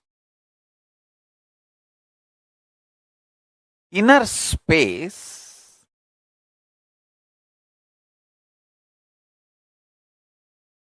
the individual's inner space is the Hiranyagarbha.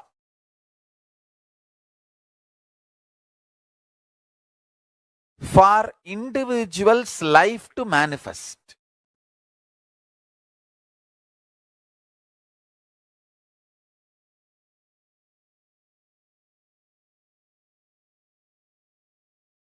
The individual's inner space is the Hiranyagarbha. For the individual's life to manifest. Hiranyagarbha means the golden womb from which the universe manifests. Same way, our inner space is the golden womb, Hiranyagarbha, for us to manifest our lives.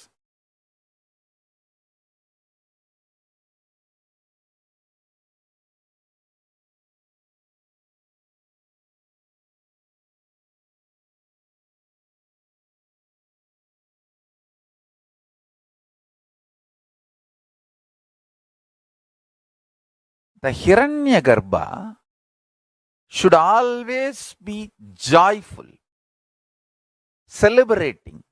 Listen carefully.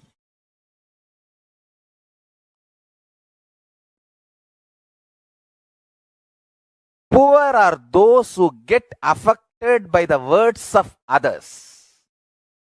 Stupid fellows.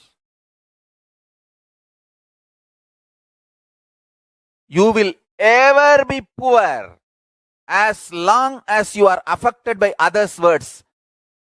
Money is only one aspect of richness. Money is economical aspect of richness, not the life aspect of richness. Life aspect of richness is what you experience and enjoy in your Hiranyagarbha. Listen. What you enjoy as you in your Hiranyagarbha, life in your Hiranyagarbha, that is richness.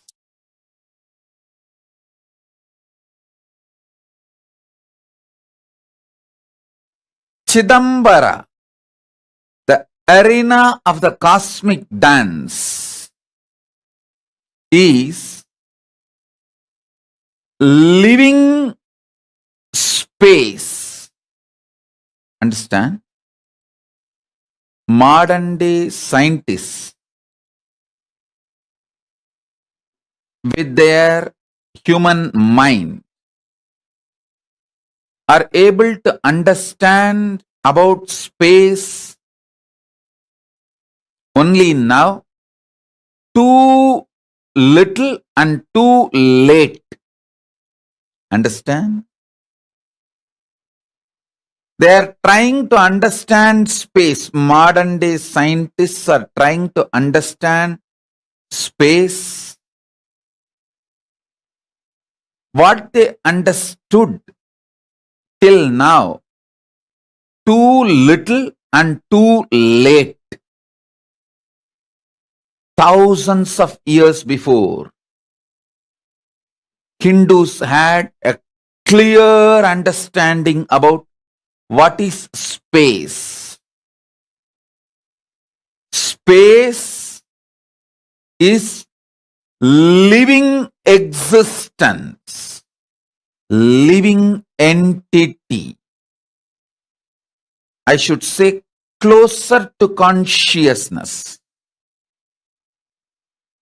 Space is very closer to consciousness. I'll give you some of the important, powerful cognitions about space. Just if you internalize this, you can use the power of space in your day-to-day life in a very practical way, simple and very practical way. First, space is a living entity. It's not emptiness, it's not dead, it is living. Second, it is very close to consciousness. Third, the space you are carrying inside you, where the thoughts manifest, is directly connected to the space where this universe is established. Chidakasa, your conscious inner space, is directly connected to Mahakasa, where this universe is established. The space where this universe is established is directly connected to the space, your inner space where you are established. It means you have absolute ability to influence, inspire,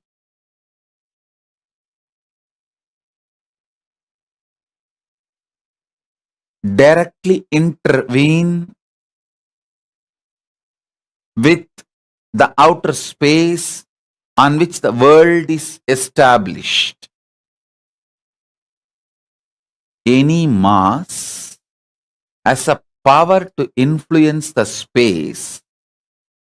When you are able to influence space through which you can influence anything which is established in the space, and just by sheer power of thoughts,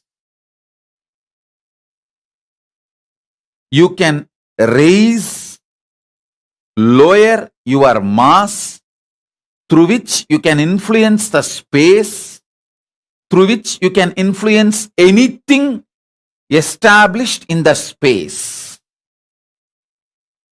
Please understand.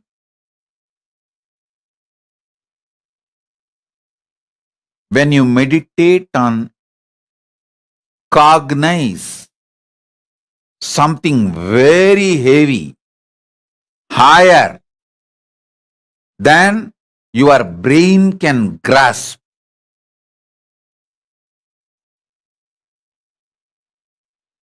your space becomes powerful. That can influence the space outside, and anything established in the space outside.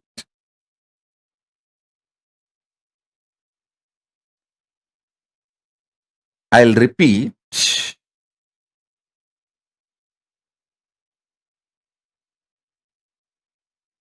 Very recently, modern day scientists are trying to understand how to influence the space, how space can be manipulated to make our lives more comfortable and better. But thousands and thousands of years ago, Hindus had clear knowledge. This time-space balancing itself and the speed of the light is constant, and the continuum of time-space balancing itself almost like eternal. All these are known to Hindus long before, thousands and thousands of years before. Thoughts can travel using space as medium. Anything which has a mass can influence space, through that can influence anything established in the space.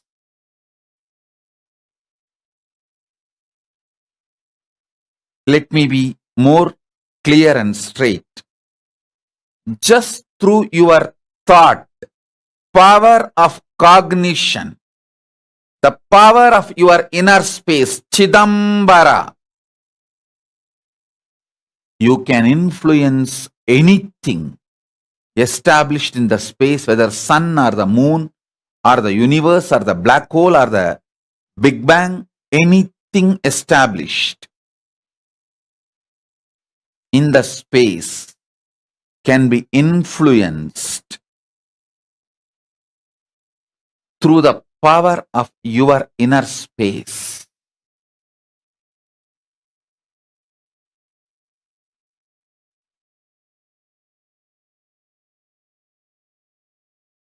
Just like gravity has its own logic, consciousness has its own logic. Brahmanda, cosmos, is Pindanda, the body you are carrying.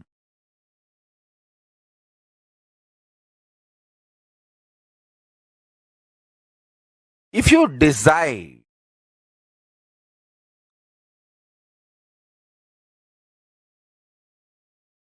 we all need to know decisions are not a logical thought current. It is Sankhya, multi-dimensional logical force. Sankalpa is not one more thought or idea you have.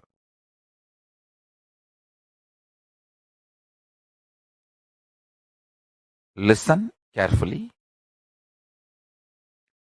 Conscious visualization is impacting your inner and outer reality in multi-dimensional way. Conscious visualization is the Sankhya,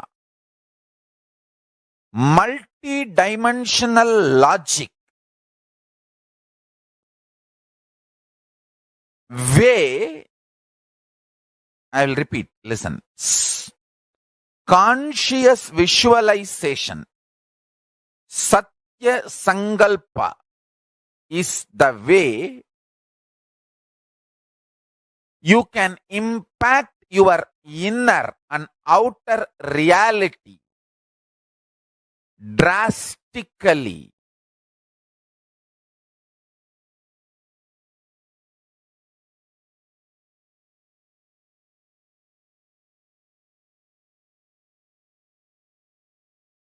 This powerful cognition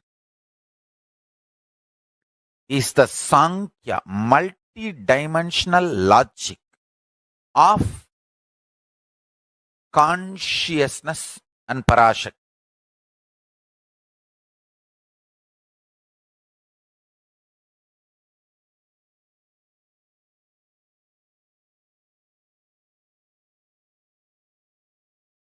We all underestimate the power of conscious visualization.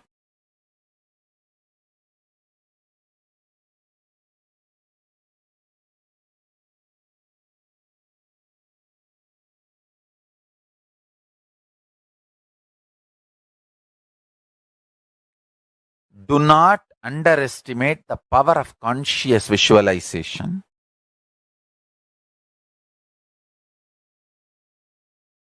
Because conscious visualization directly impacts the space, Akasa Tattva. Akasha Tattva is powerful enough to manifest what you want in your life.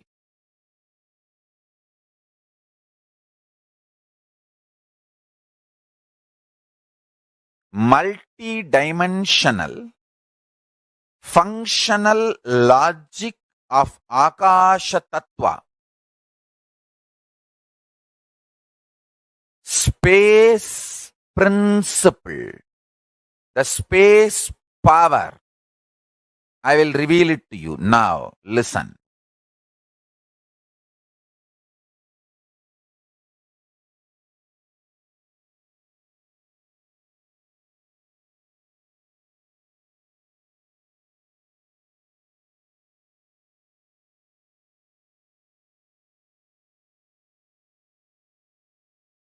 What I am revealing now will become reality to all the beings who declare their integrity to me. Listen.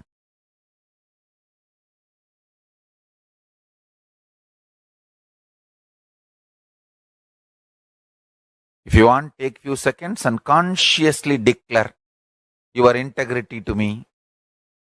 It does not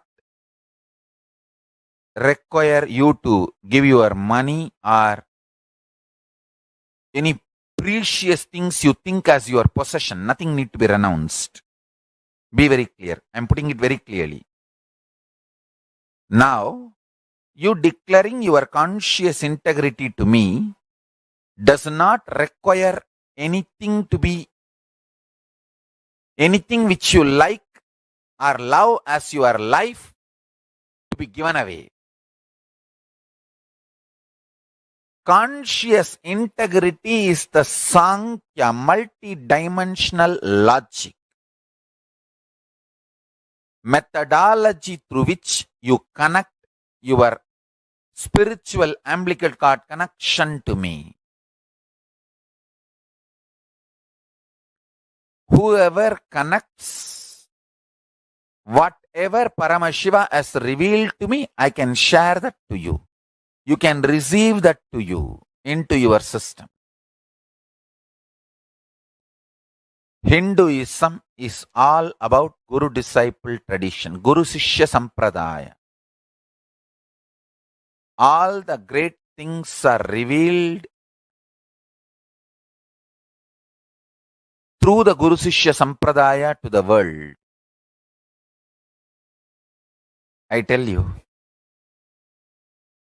whenever you declare your integrity to a Guru, all his realizations and experience, expertise, Satya, Satya, Shaktis become yours. Taharakasha, Chidakasha, or Katakasha, or Mahakasha. This has two words, Chidakasha and Katakasha, both. Why I am using both words, If you don't manifest what you want as a reality in your space, it is called Katakasha. If you manifest your life as you want, it is called Chitakasha. The state, space where you live, the state. space where you operate. As of now, all of you are operating in this Nithyananda Sabha. Am I right? So this is called Katakasha. If you don't manifest what you want as reality, but if you manifest what you want as reality in your breathing space, it's called Chidakasha. Conscious space. Katakasha means mud space. Katam is a mud pot. The space inside the mud pot has no use. The mud pot has any use of the space inside? No, you are saying Katam. No, Katam is used for us, not for mud pot. For mud pot, it is a beating. No, he is trying to show, no, there is a use, Katam. Katam music is used for whom? For us who generates, not for the Katam. In your space, listen, your state is Taharakasha, where you exist. Taharavidya. Taharavidya means the knowledge of enlightenment science. Now, whatever I am talking to you, all these can be classified as Taharavidya. Precisely, if I have to translate that word, grounded in existence. Tahara. Grounding you in your soul, Atman, enlightenment, is called Taharavidya. Where you are grounded is called Taharakasha, the space of your life, alive. Your state. The words you generate there and hit you decides the state you are in. Feeling experienced, expanded, joyful, or suffocation, all is within this. How many of you are understanding?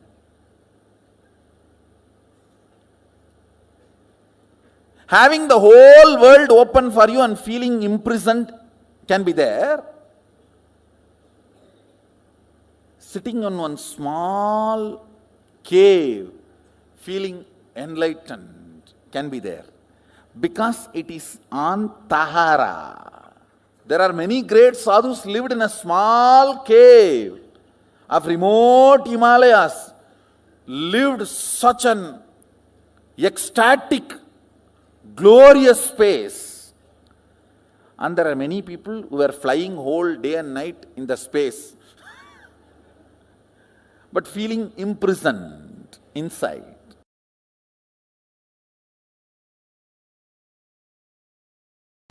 Every time you visualize and make it into reality, it is called creation. But you visualized, you did not make it into reality, you failed, means it is only recreation. It cannot be direct creation. Please understand. Every time you hold a space for something, if there is an incompletion, the reality you created collapses. So again you will have to complete this incompletion and hold that reality back. So listen.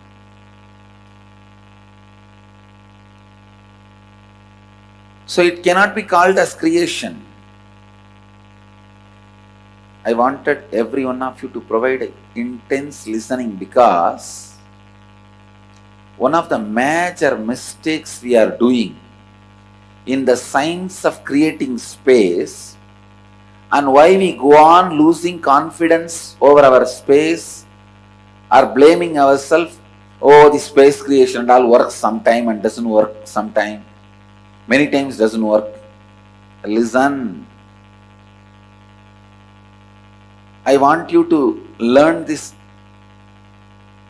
nitty-gritties of space creation.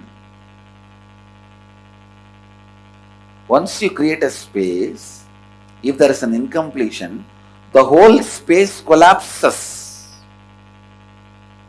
Don't think if you just complete that incompletion, that space runs. No. You have to recreate again. So whenever you find an incompletion, complete that incompletion and drop and recreate the whole space again. Only then it gets its own individual energy. If you want wealth, you create the space for attracting maybe $100 million. After you created the space, after 2-3 minutes, who is going to get fooled by this space creation idea and all? Maybe by teaching the space creation idea, he might have become what he wanted to achieve, but we have not got anything. Some foolish, stupid thing. The moment that incompletion comes, but you are so intelligent, you catch that. You catch your SDHD and complete with that and drop. After you complete and drop, you think that space you created earlier is by itself powerful. No. Once you complete the incompletion, again you will have to visualize step by step and create the space. Because when you complete the incompletions and drop them, along with that, the visualizations you created earlier also goes away. The science of space creation is, it's a self-Kundalini awakening process. Understand? The science of space creation is a self-Kundalini awakening process. You can awaken your Kundalini on your own right, on your own energy, on your own intelligence. You can awaken your Kundalini on your own. The science of space creation, the science of creating the space, can awaken your Kundalini on your own. So understand, the space creation really works. You need to understand that first. Whatever you think can become reality. Creating the space works. Creating the space works. If it is not working, something is wrong with the way you are creating and the system and the science. Complete that. That's all is the essence of today's satsang.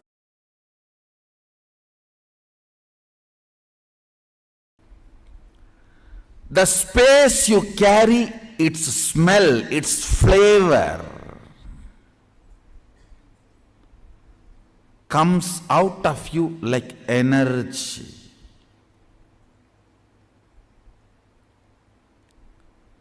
Like energy.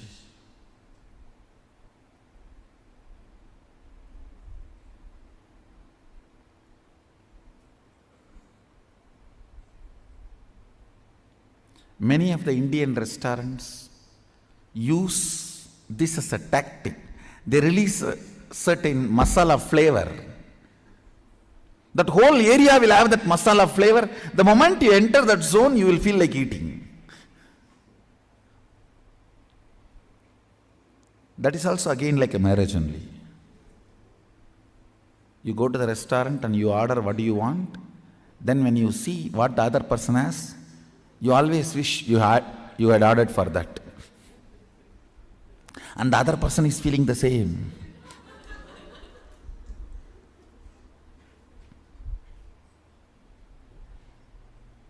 And you can't even exchange the plate, owner will not allow.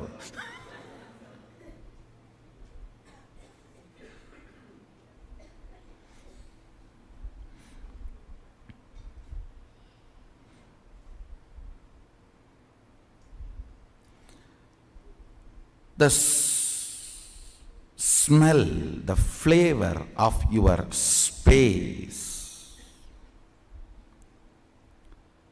The flavor of your space is what I call Shakti.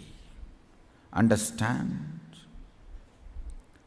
The explosion happening in your inner space is Shakti.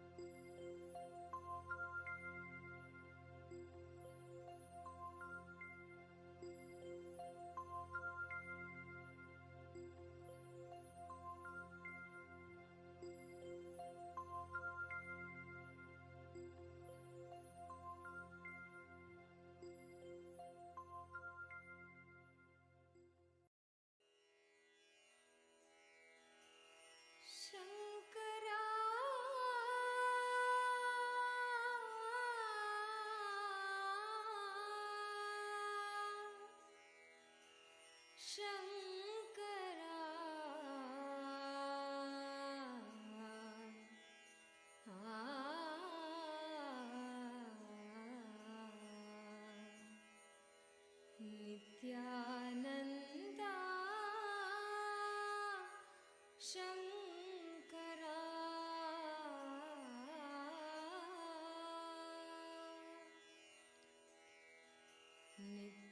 Nithyananda Shankara Anandeshwara Shankara Nithyananda Shankara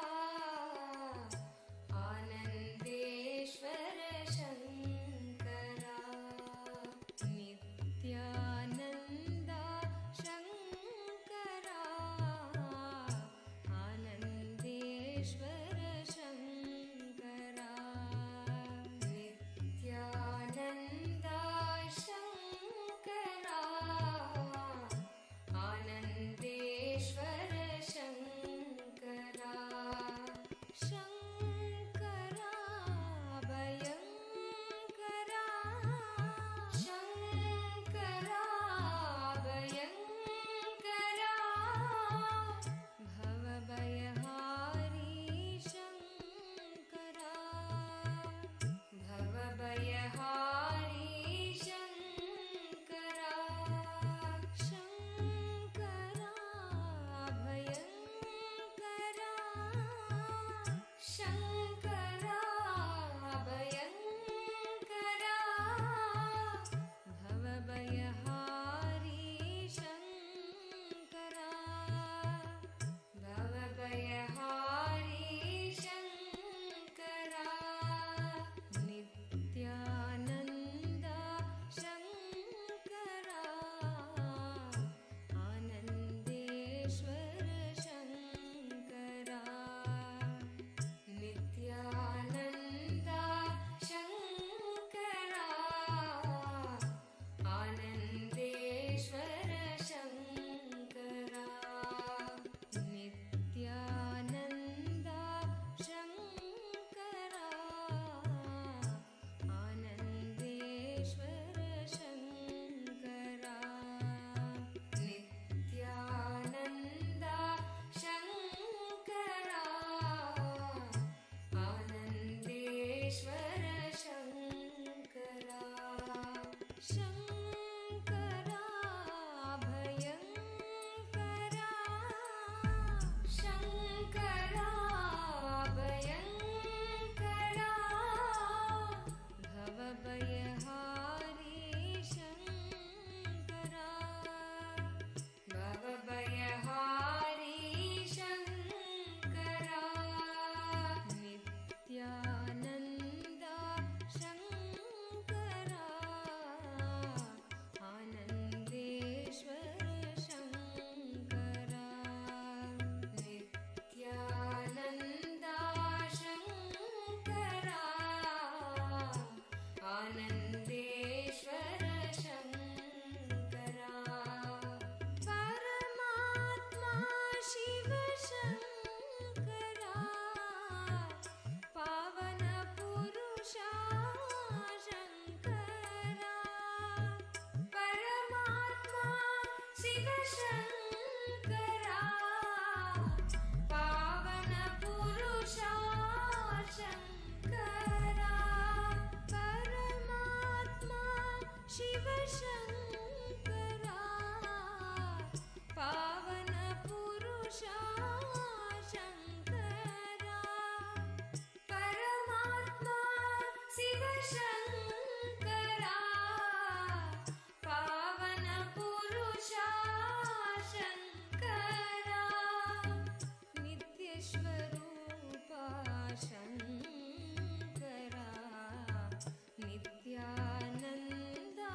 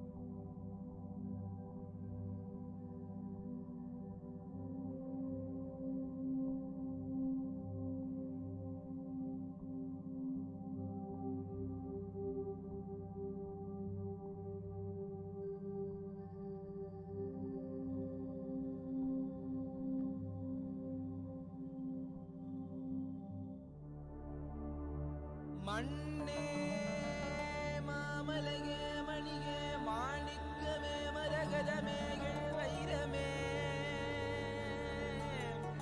பொன்னே புகழ் சேர் பொன்மலையே சோதி வடிவான ரூபனே என் குருநாதா என் குருநாதா என் குருநாதா அஞ்ஞான கடல் நீங்கி கணக்கு ஆத்ம ஞானம் அளிப்பாய் குருநாதா நித்யானந்தா ஆத்ம ஞானம் அளிப்பாய் நித்யா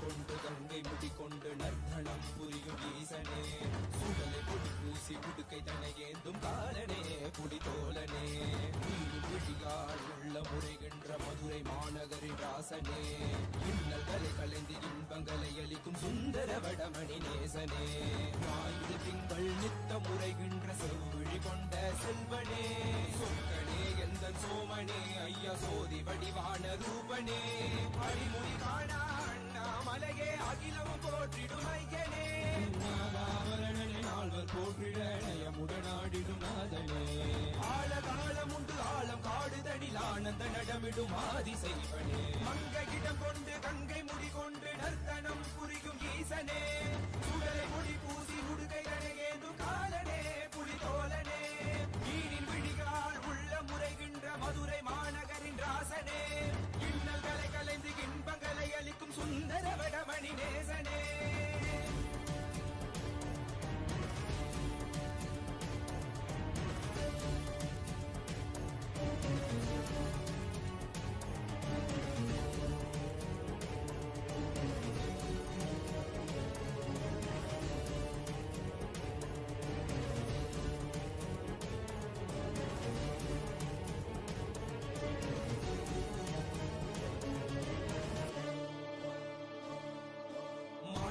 தானாடிட மங்கையவளிடம் கொண்டு நீயாடி வாடியாட்டு இருவினைகள் தீர்த்தருளவே நித்யனே இடவத்தின் மேலேறிவா என்றென்றும் ஈசனை தானாடிட புவிதனில் சுந்தரனை நீயாடிவா தினமும் நீ விசும்பு தந்தருளவே நேசனே விமலனே நீயாடிவா இமையோர்கள் இன்னலை கலந்திடும் தேவா தேவாதி தேவா சதா சிவா பாவா குருவாக வந்து திருவருள் புரிவாய் நித்யானந்தனே முக்தி தரவாவா பிறவியில் உரைகின்ற பிரமணே நீயாடிவா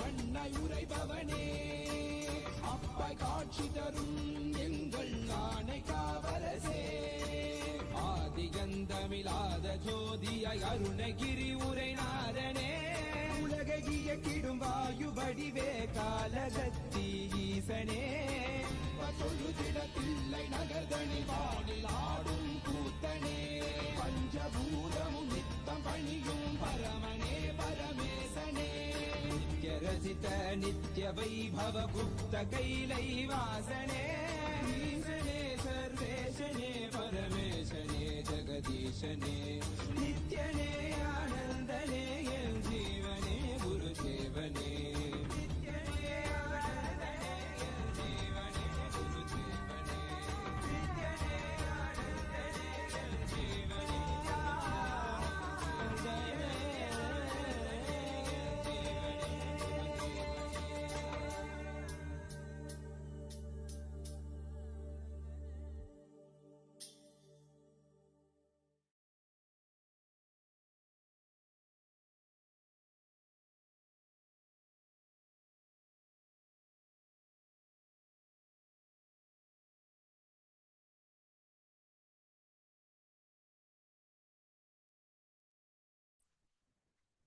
After entering, establishing our space in the ultimate reality you can manifest.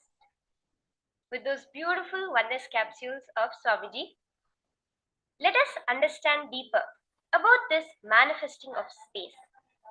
Let us experience this.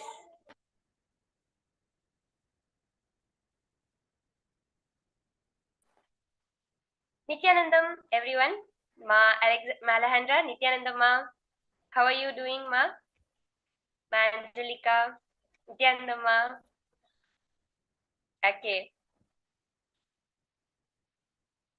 We are going to be understanding more about this space creation. So as we saw what Swamiji revealed, when a thought is struck on your space, your reality is created, right? When you have a certain thought, when you bring that thought into your space, your reality is created. Very beautifully Swamiji said, many times you just hear some words in your surroundings. When you heard your parents fighting, or some of the elder kids in your school, the words they used. When you heard those words and you used that sound in your inner space, you created that as a reality before you even knew what it meant. This is what Swamiji revealed, right? In this session about space dimension, about the Akasha Tattva. So, just before we go into the process, can I request all of you to post whatever you understood, what clicked with you the most from this session? Ma Margarita, Ma Angelica, Ma Alejandra, all of you can post. What clicked with you from the whole session that as Swamiji was revealing the truths about Akasha Tattva?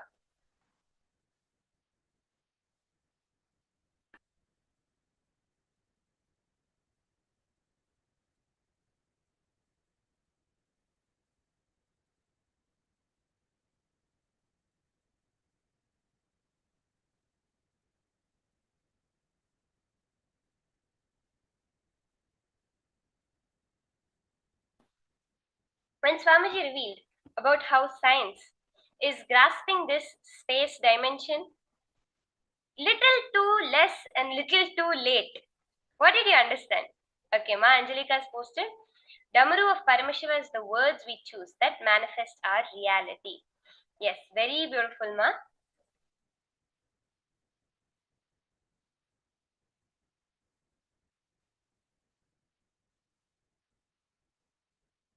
So let us enter into the process that Swamiji revealed to us. By just looking in, look back. Okay, when you were a child, when you were a teenager, when did you start?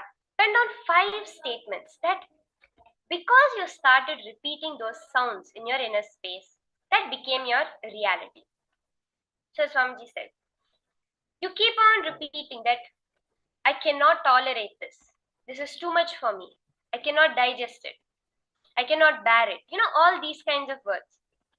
Because of which, really, you started manifesting that as your reality. See, we have a habit of constantly criticizing everything, whether it's ourselves or whether it's anybody else. These criticisms, this disgratitude, this ungratefulness we hold, manifests our reality constantly to only give us more reasons to be ungrateful.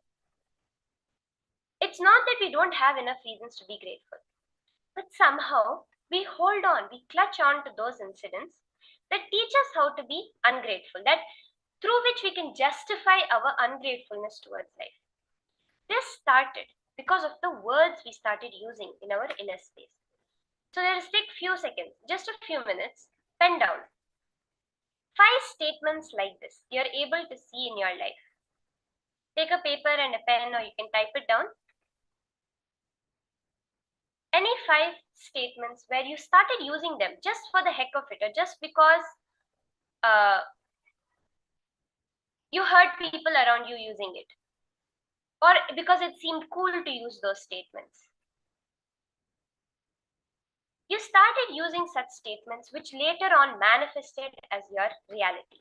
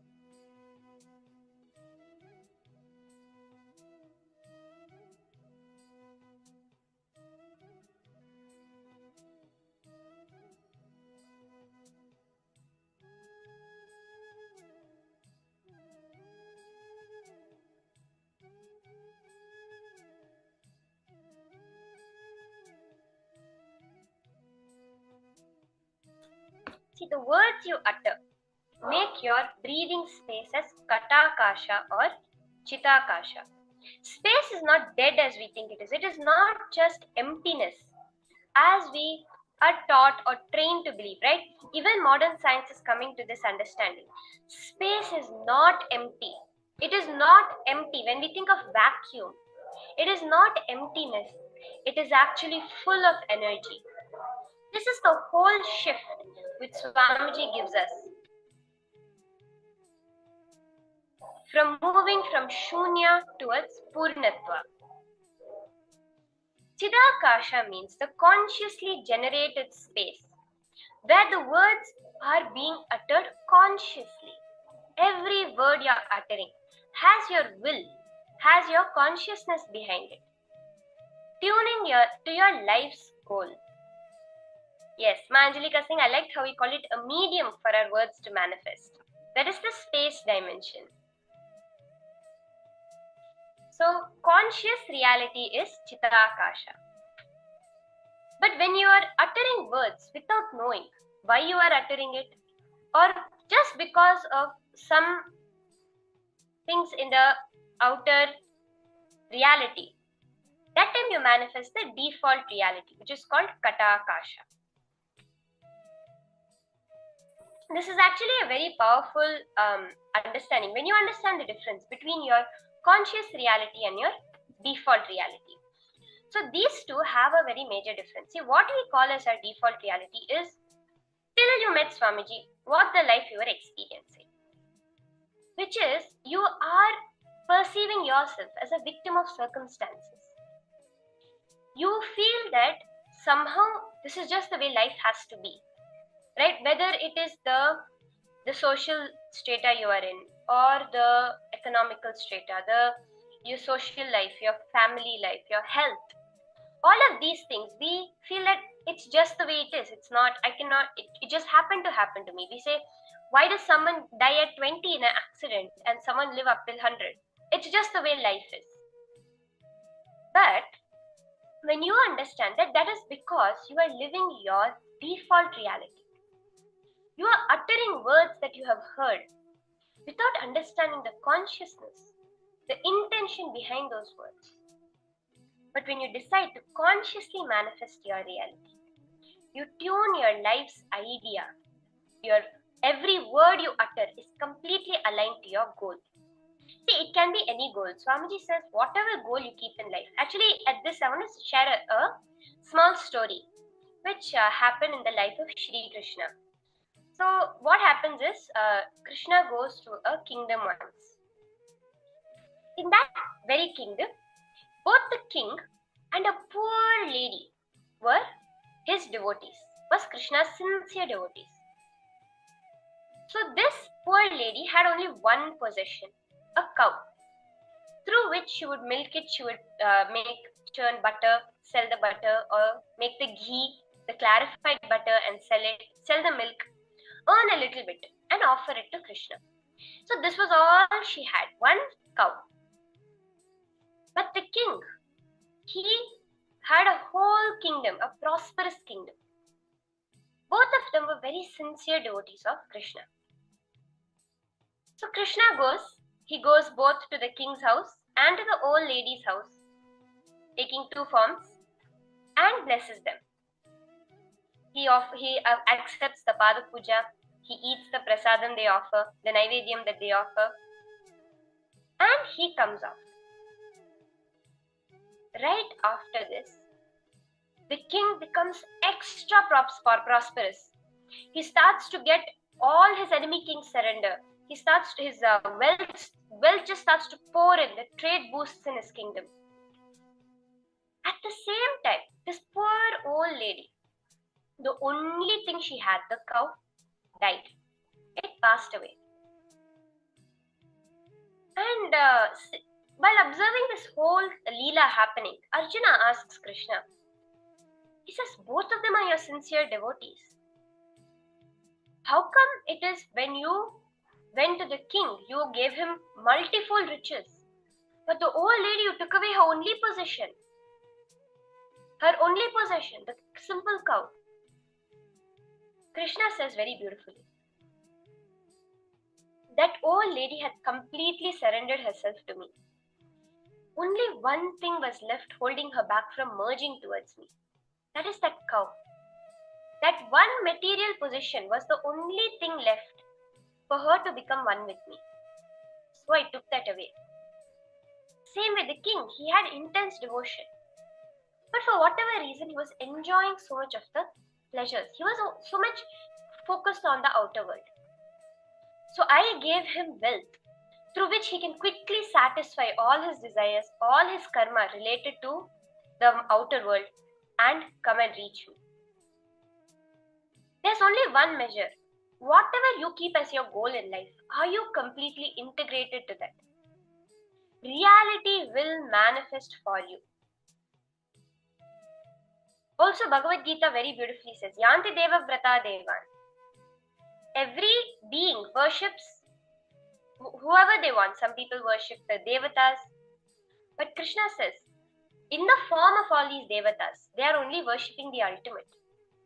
Whether you are worshipping wealth in your life, you are worshipping health in your life, you are only worshipping the ultimate. That is through which you feel you can achieve the ultimate.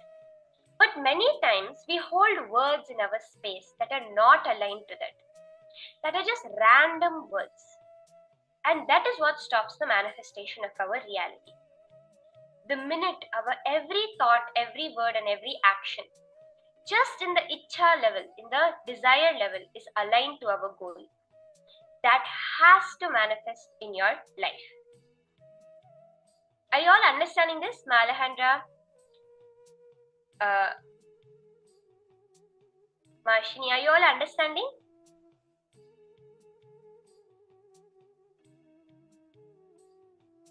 Okay.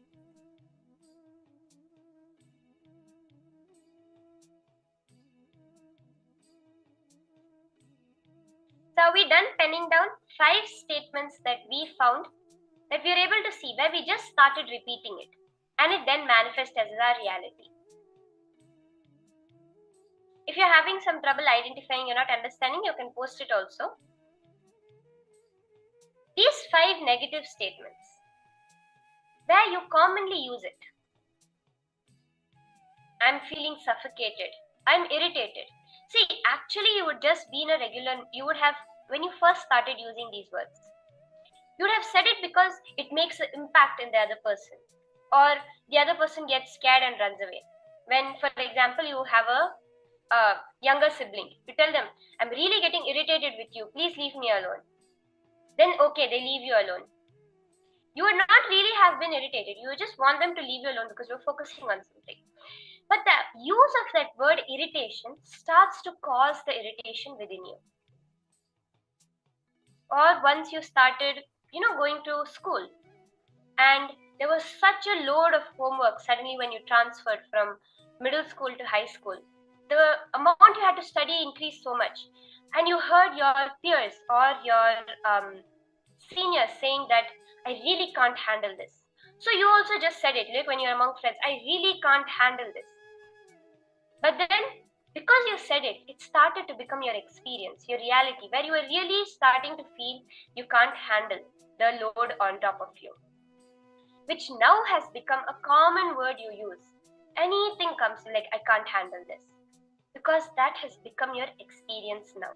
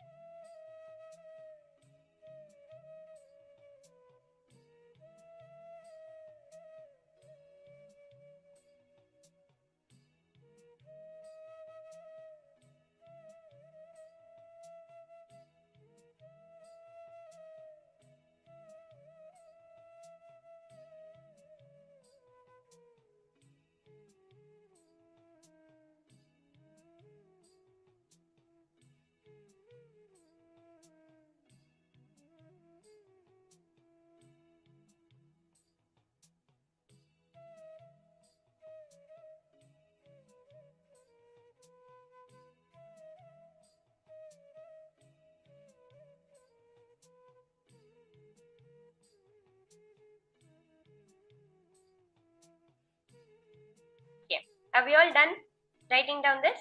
Shall we move on to the next step? See, by the end of this process, you will understand the science of just through the power of word creating your reality. Yes, okay. Let's move on to the next step now. Now, just as you pen down 5 negative statements, pen down 5 positive statements you have seen become your reality. Very simple. There's such a beautiful space after puja. You would have said it as a statement, but really that would have become your experience. Every time you finish puja, that beautiful space will just settle in you. Or sharing is caring. It may be something as simple as this. When you were a child, you were taught sharing is caring. So you always felt, okay, if I share with somebody, I feel so much more happy because I've cared for them.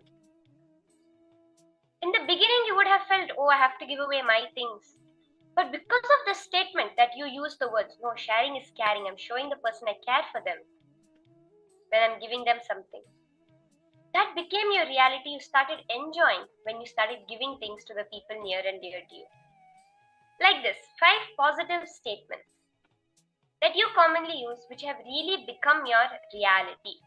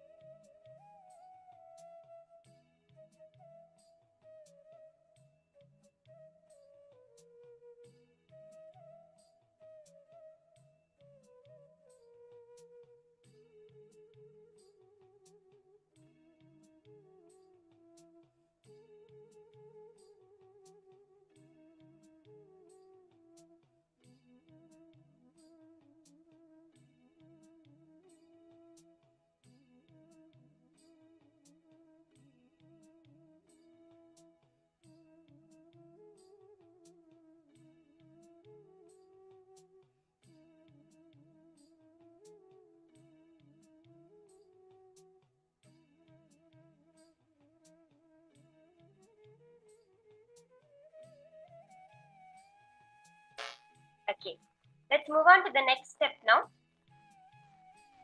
The next step of this process is now when we have clearly cognized that it is only our words that have created our reality. Are we all understanding this at some level? That it is the words that have created the reality that we have used? So now, with this understanding, let us now enter into the process of space creation. So you are now going to create a space for any one thing you want into reality. Pen it down. You can post it in the chat if you're comfortable, or you can just pen it down. Any one thing you want as a reality. It can be you're on some medication for a long time which you want to be freed from. You don't want to have to take that anymore. It can be something related to your wealth dimension, your health dimension,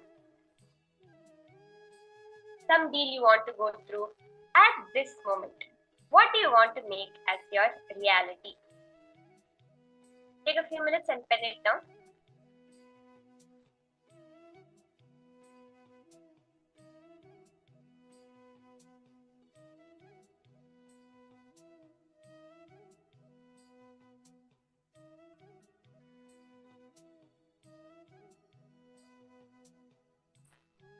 Swamiji said, now when we are creating a reality, see, when we are creating a space, we sit, we create the intention consciously, declare it, manifest it, and then sometimes few minutes later, sometimes few hours later, few days later, there's a doubt that comes up.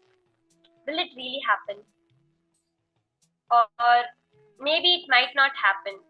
How many times have I tried creating a space? It just never works out somehow. Look, these words start to creep in. When you're complete with those words, generally the mistake we do is we think, okay, my intention was made, that will happen now. But still it never happened. Swamiji says that very clearly in the science of space creation. Once you have created a word and a space, and some incompletions have arisen about it. When you complete and discard those incompletions, you have to recreate the space. The original space you made is also completed along with the incompletion. So once the incompletions have been completed, it is very, very important for you to recreate the space. So now, in the whatever reality you have decided to manifest, you are going to sit straight, close your eyes, and consciously declare it as your reality.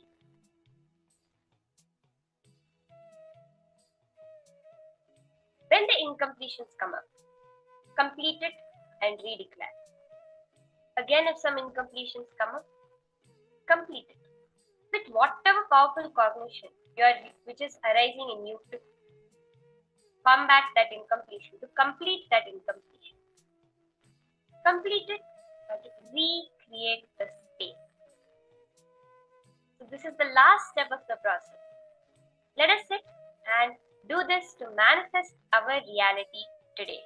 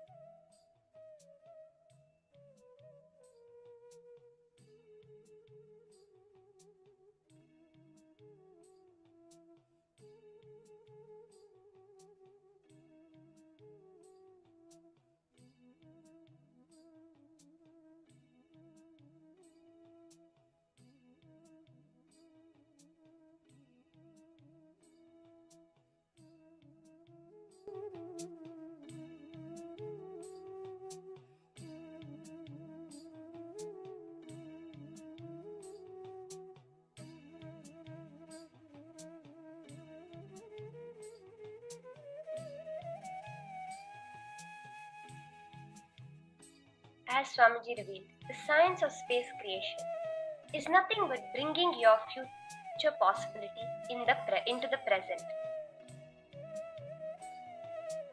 saw today morning, Swamiji is our ultimate future possibility. And that is becoming our present through this Paramashivoham.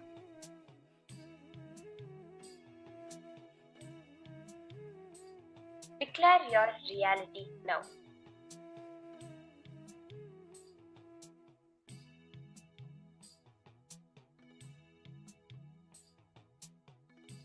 The minute your reality is created without the interference of any incompletion, that space will definitely manifest as a reality.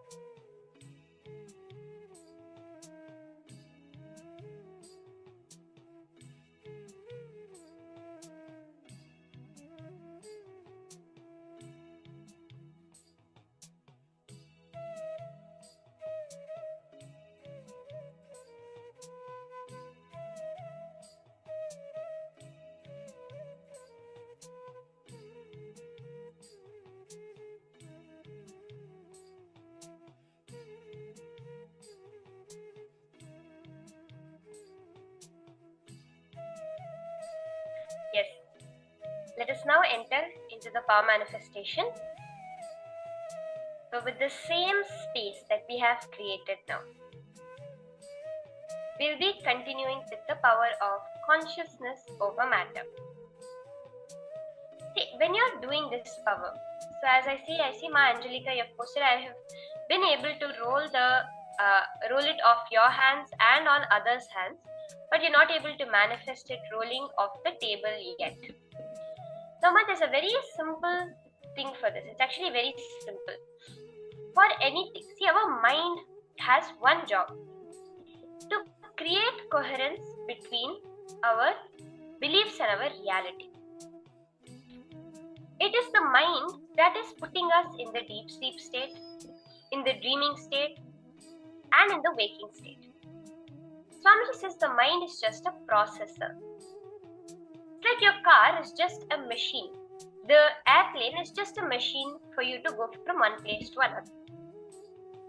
But when you put it on autopilot, when you say, you go, and I will enjoy for some time, it starts to fly.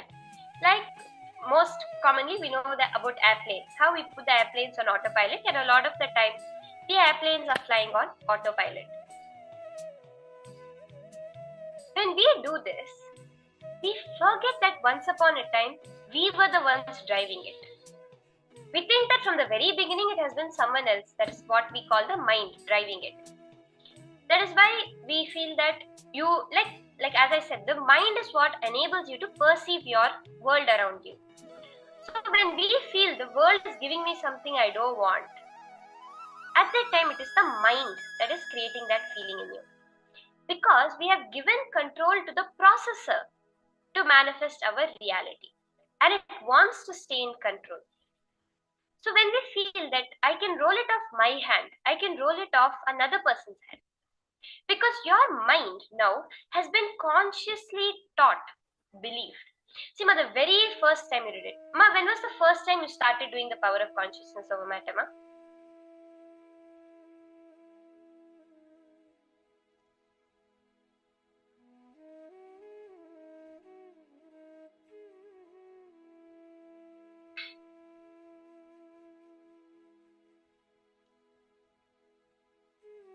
Yes, IA 2017. You're one of the first people to manifest it. That is very nice, Ma. Now, but before you manifested it, was there any, when you saw the demonstration, let's say, did it immediately seem like a possibility for you?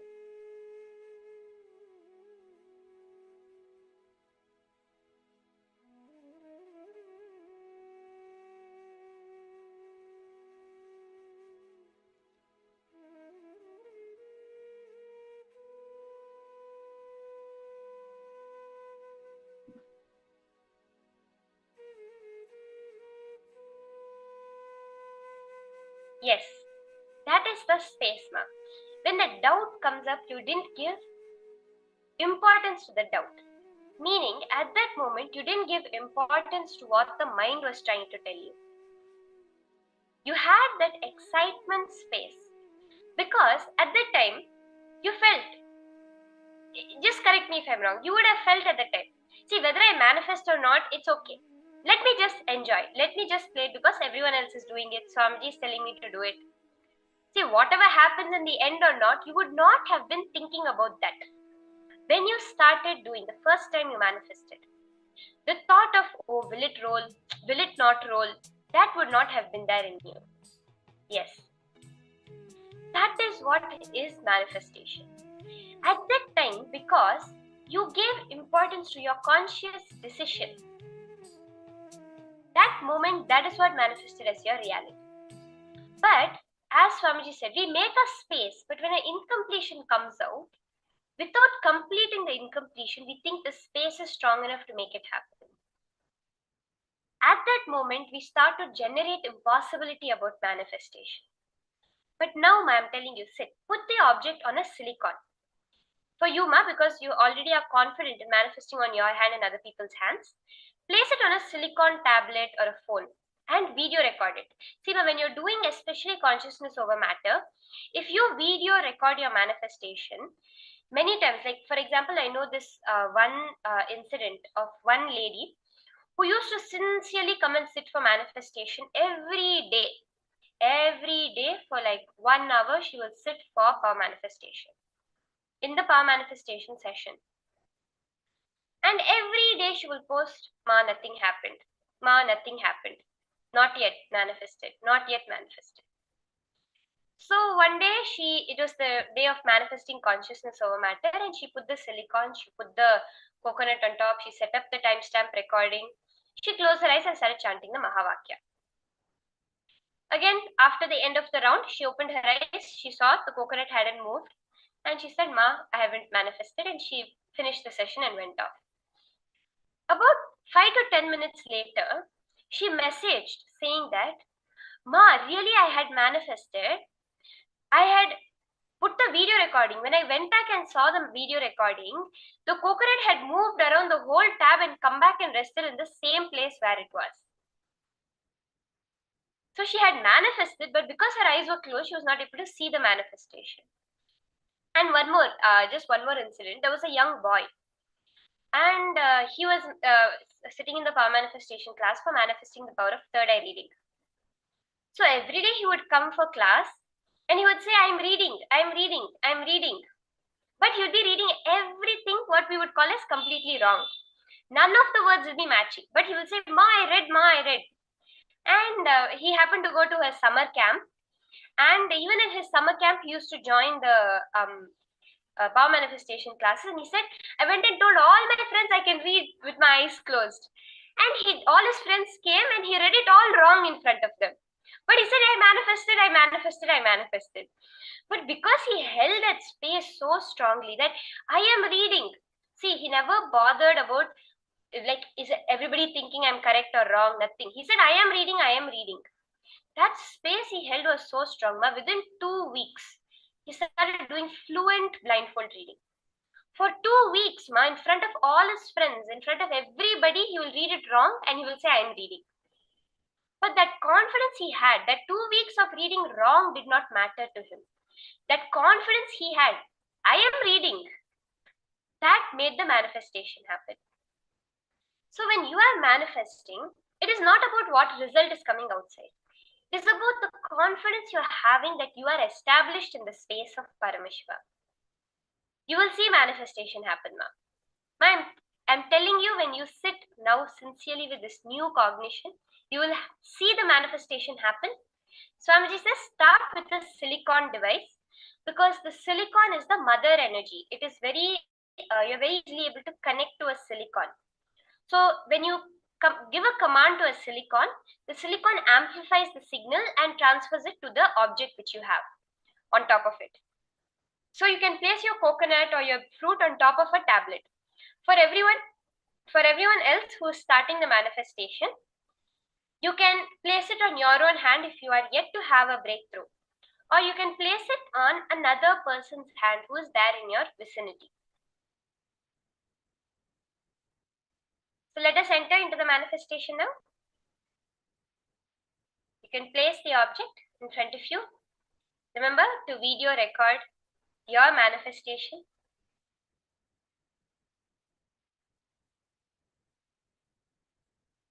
Yes, ma, you have seen a bottle shift and rock very slowly in the camera. I think I just get discouraged. I will try it on silicon now. Thank you. Yes, ma, do it on silicon. And the more you remake the intention, the more it will manifest for you, ma.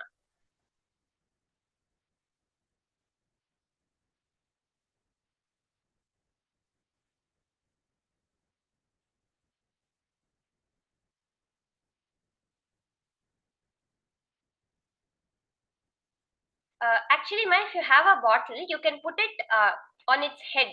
You can fill some water in it so that it's more stable. And you can put it on the cap. And if you're able to balance on the cap, you can balance it on the cap, yes.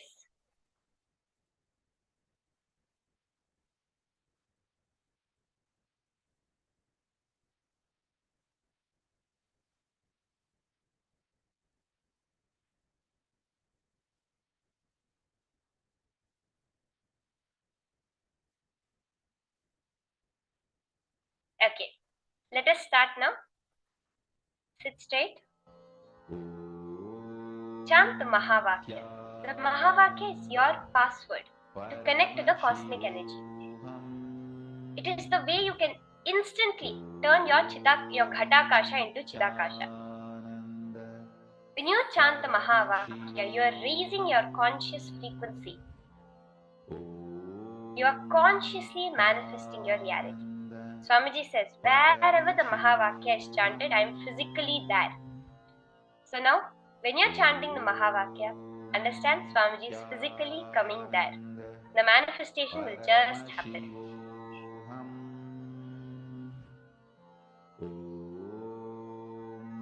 Create the conscious space to make the manifestation happen.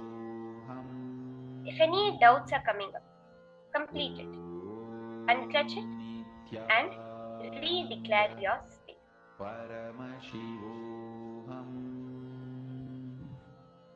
Om Nithyananda. Paramashivoham.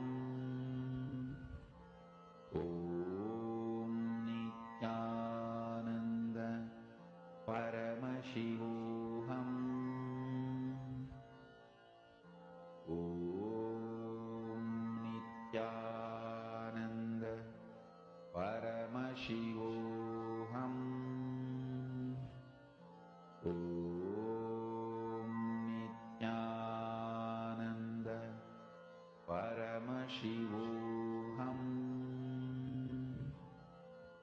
Om Nithyananda. Paramashivoham. Om Nithyananda. Paramashivoham. Om Nithyananda. Paramashivoham.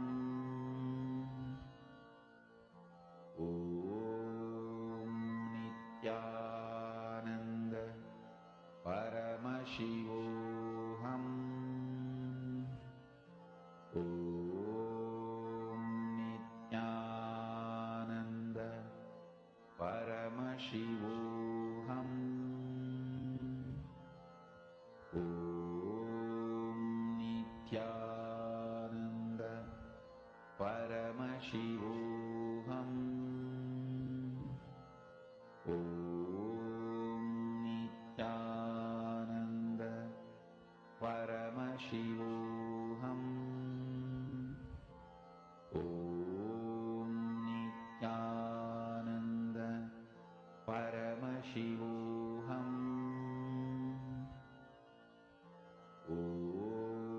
Om Nithyananda.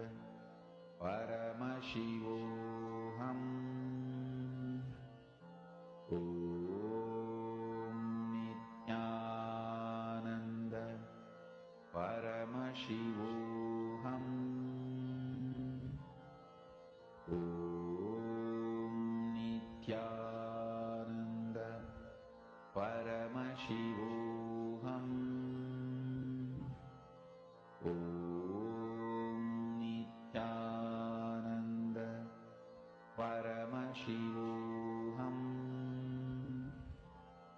Om Nithyananda. Paramashivoham. Om Nithyananda. Paramashivoham. Om Nithyananda. Paramashivoham. Om Nithyananda. Paramashivoham. Om Nithyananda.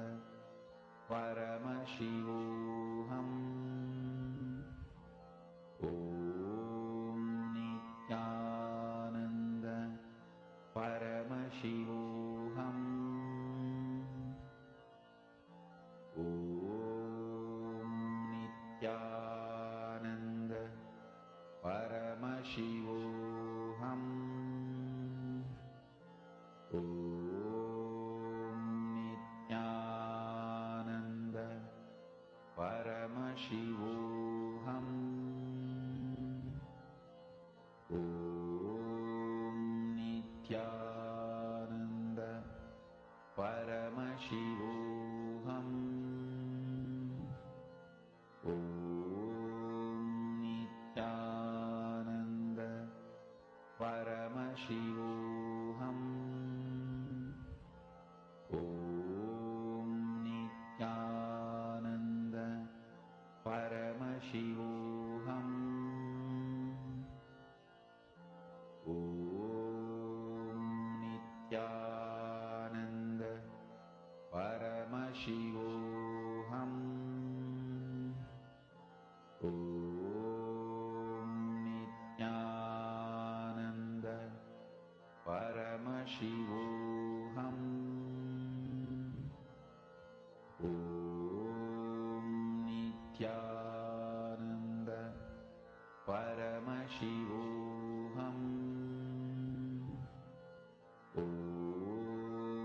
Nithyananda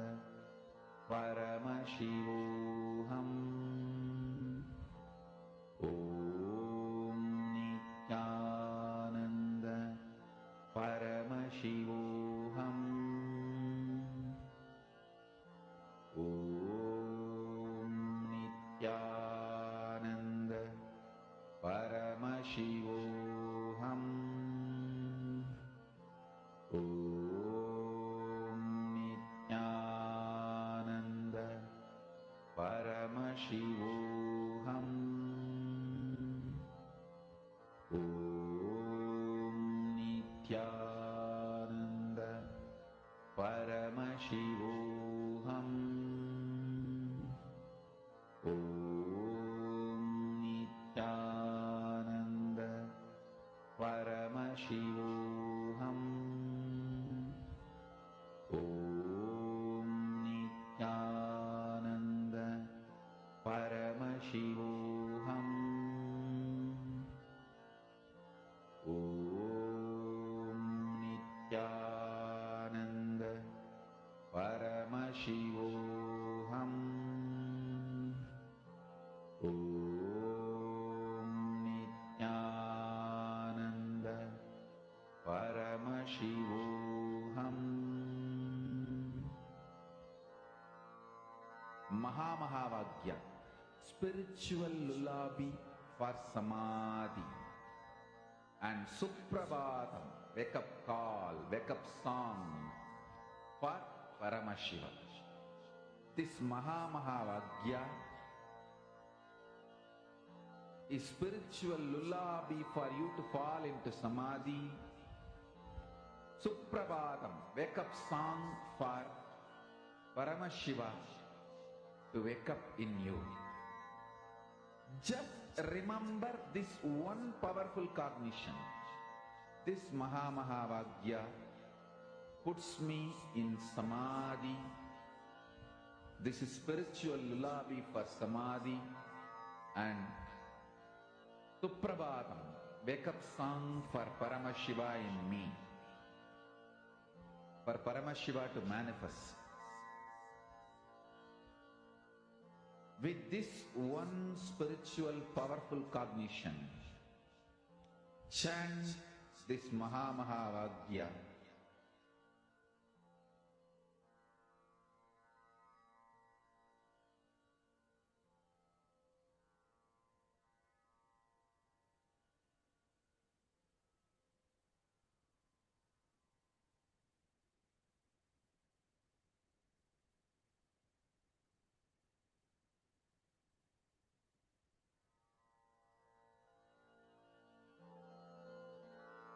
Mahamahavagya, spiritual lullaby for Samadhi.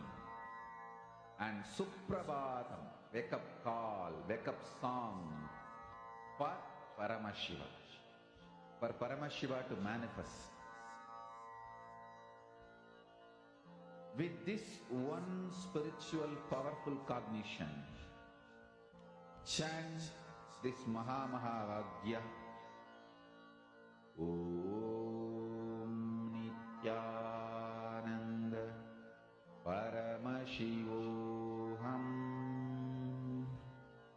Om Nithyananda Slowly relax Paramashivoham. and take a look at your object. Continue manifesting. Ma Angelica, I would suggest for you, take the object you're moving, the bottle and the silicon, keep it a little bit further away so that even when you're listening to Swamiji and connecting, you can continue doing the manifestation. Because when the cognition click happens in you from the session that you're listening to, it will manifest the powers for you. So actually the next session is conscious manifestation. So you can keep the manifesting object and continue to manifest as you are listening to Swamiji. So now we'll be entering into the next session, learning furthermore the deeper truths about this space creation.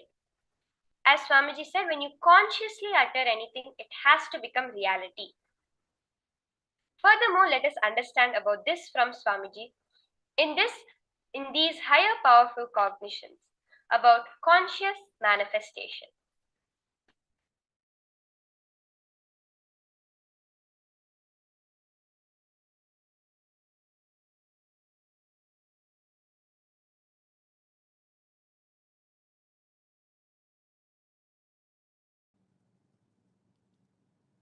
Important missing component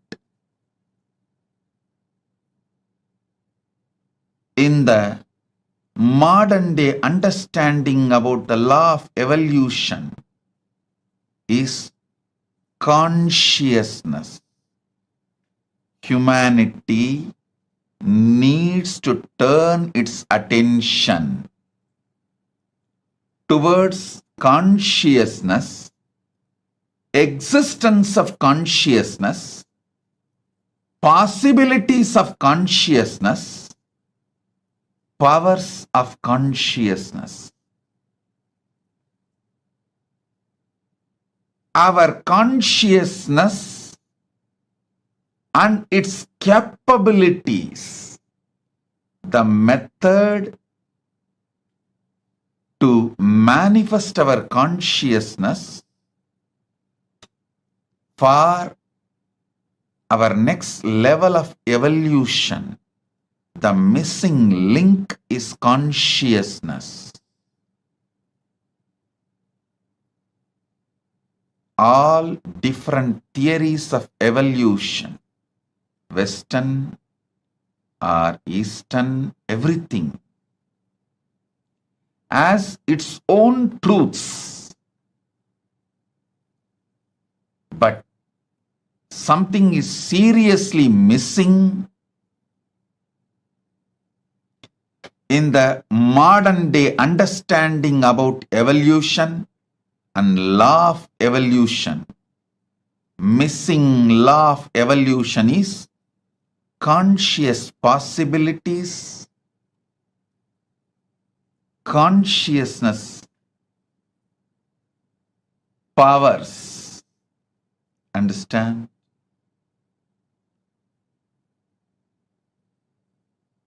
Even if we start cognizing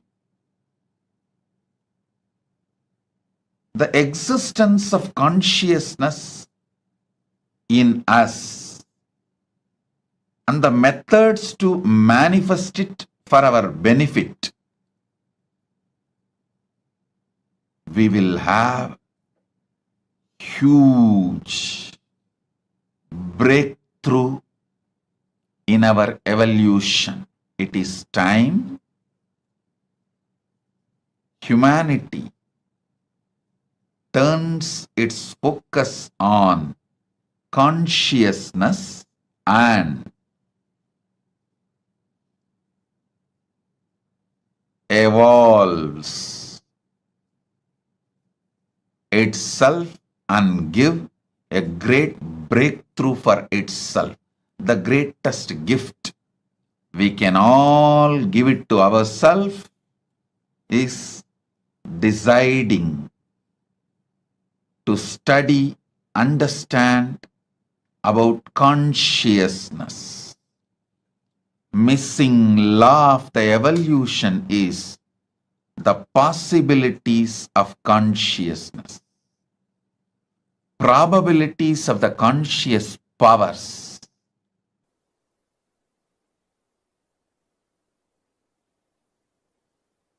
All your possibilities are from your consciousness. Your consciousness is the source of all your possibilities. Your mind is the source of all your probabilities. Understand? All your possibilities are from your consciousness. Your consciousness is the source of all your possibilities.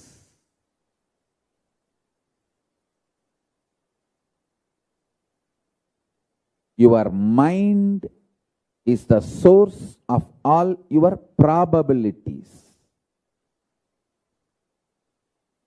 Probability means it can go this way or that way. Possibility means it can go only the way you want.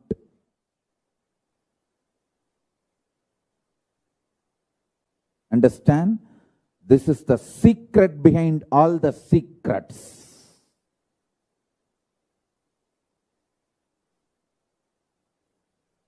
Listen to this truth. It is directly from Paramashiva, from KAILASA. Your consciousness. If you are in the human body and you are able to hear what I am talking and you are able to make meaning, if you are able to cognize, your consciousness is capable of printing anything you want, just like 3D printers. In 3D printers, nowadays, even the homes, they started doing 3D printing. Full homes are getting 3D printed. Listen carefully. Just like 3D printer, how you can print anything you want out of the 3D printer and take it out. You can print anything you want. You can manufacture anything you want. You can manifest anything you want out of your consciousness. This possibility is freedom. Oh Hindus, one of the worst thing happened to you is not Islamic invasion or Christian British colonization. All those are two small problems. The biggest problem is due to centuries of slaveries, you forgot, you lost confidence in conscious printing technology, conscious manifesting technology. Hey, our ancestors are not fools to build such large size temples. They are not fools. Don't be brainwashed by those who colonized you, those who conquered you, those who raped your ancestors, those who looted your civilization, those who enslaved you, and those who killed you brutally by creating artificial famines just to break your confidence. Don't be brainwashed by them. Listen.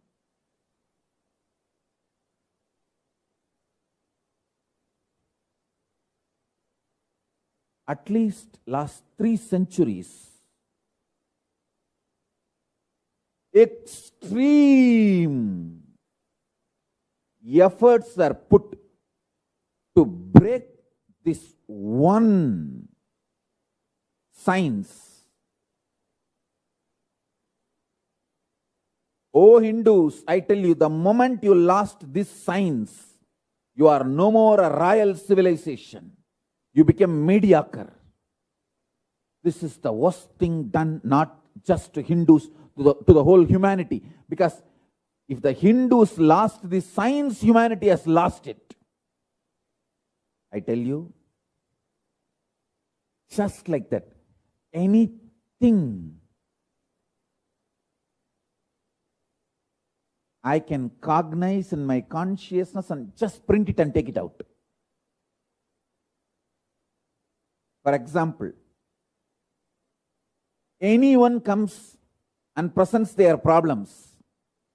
All I do is consciously, I see Paramashiva and I decide, let this Paramashiva manifest there also, and print that, take it out. I simply see the other person not only solved his problems, those problems have become irrelevant for him. He has gone to the level of the highest consciousness. His problems have become irrelevant.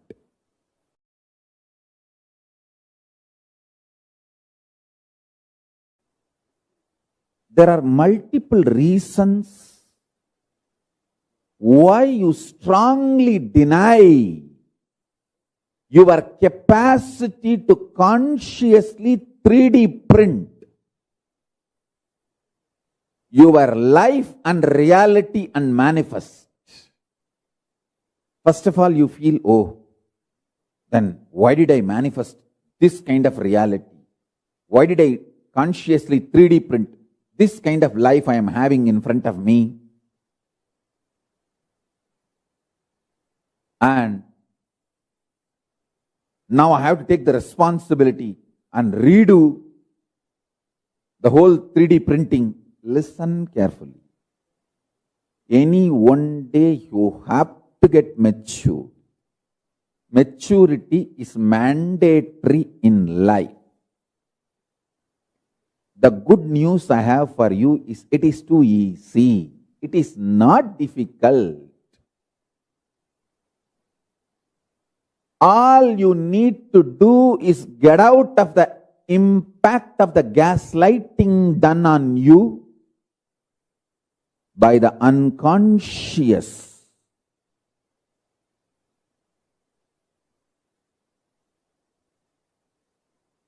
Ecosystem. The so-called human society. Listen carefully. The modern day human society you are living is such an unconscious ecosystem. It does so much of gaslighting. Gaslighting means, let me define, so much of false ideas are dumped on you, even you start believing them about you. Listen carefully. You need to be enlightened, not gaslighted. Anything which puts self-doubt, self-denial, self-hatred in you, SDHD, self-doubt, self-hatred, self-denial in you, is gaslighting you. Anything which empowers you, evolves you, entrains you, excites you, enlightens you, is Paramashivoham. Consciousness is the base material on which you experience your I-ness, your I, your existence, what you perceive as you. You experience on the foundation of consciousness.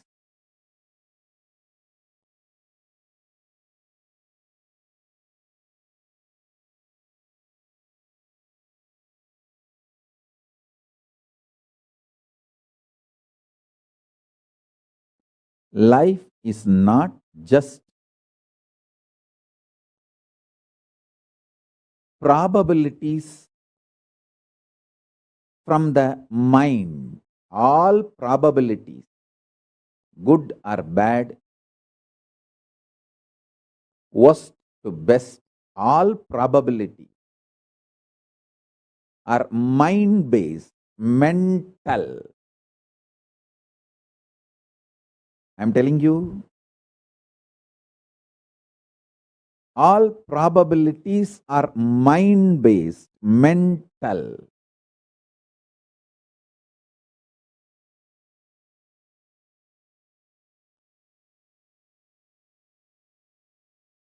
People who live and end up with this mind-based probabilities live as mediocre, middle class and die.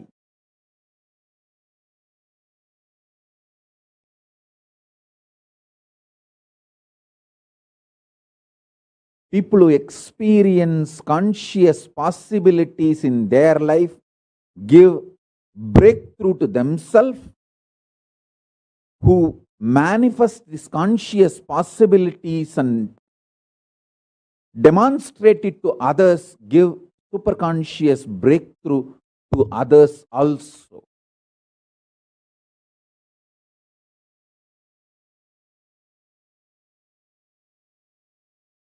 Unfortunately, you do not want to respect your problems as simple dust, because 90% of what you consider as your being on huge wars of life, too big, whatever you have been taught as too big,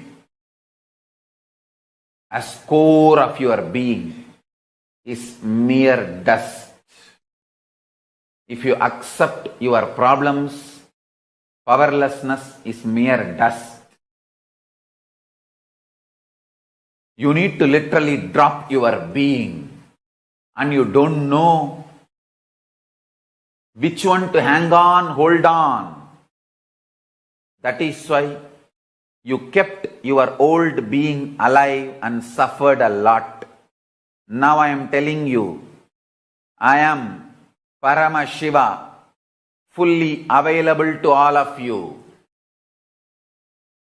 Absolutely available to all of you. Me, Paramashiva, here. Fully available to all of you. Decide to drop your powerlessness, fear, greed, non-integrity, a low way of existing. Drop all of it. I am available now here. Understand? When you hold me, allow me to manifest through you all your lower level, all your powerlessness, fear, greed, non-integrity. Everything will become irrelevant. That is why I decided I want to make myself available to all of you.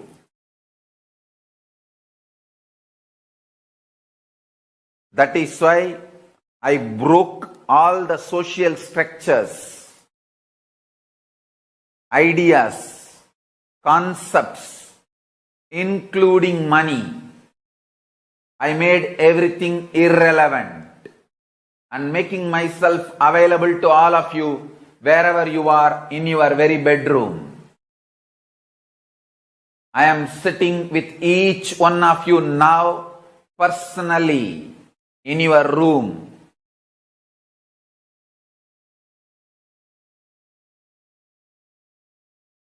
If you want to test, put a chair in your room and keep the form, photograph, Atmamurti of this form. Check. Every night you will have the impression on the chair I sat. The chair will have the impression of me sitting. And the manifestation of Vibhuti, Kumkum, Akshada, Jnananjana, all the auspicious energies. I am sitting with each one of you personally, individually, and making myself available. This being is now available to all of you, to each one of you.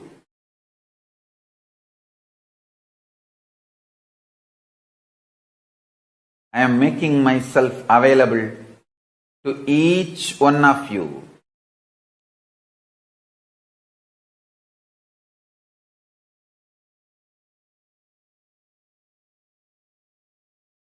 To each one of your being.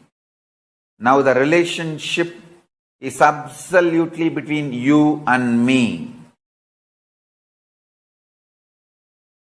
It is absolutely you and me.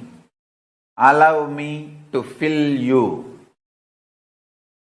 Allow my being inside you.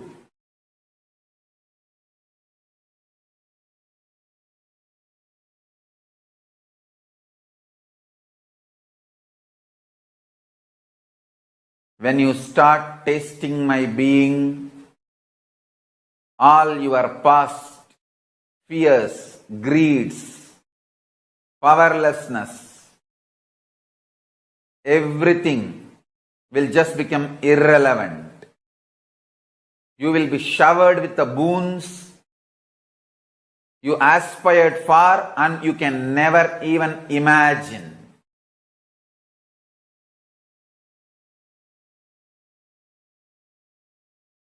Consciously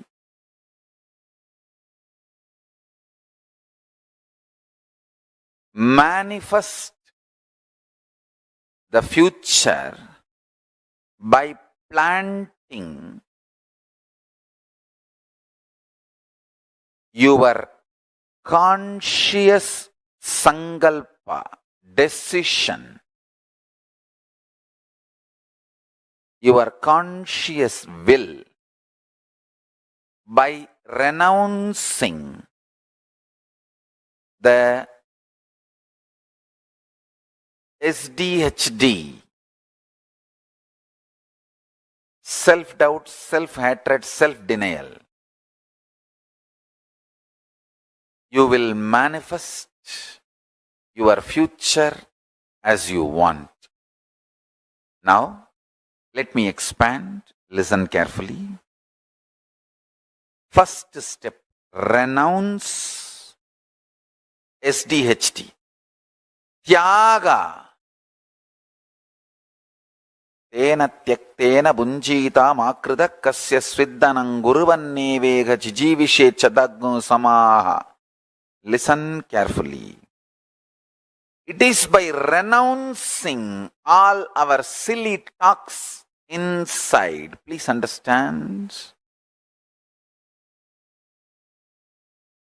It is by renouncing the dream you raise to Jakrat, waking state. It is by renouncing the waking state you raise to Turiya, higher state, fourth state of consciousness.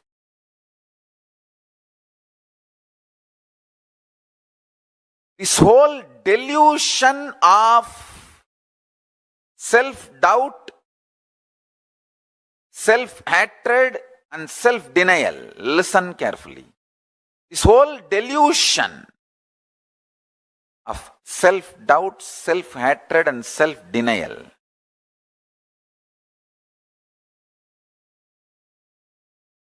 by renouncing this,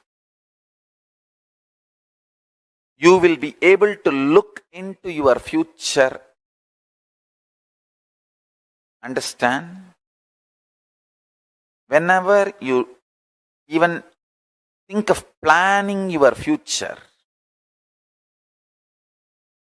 you will see so much of pain about many times you planned but failed. Understand? All your plans are stitching of just unconscious vague thoughts, never a conscious plan. I will teach you the conscious future manifestation now.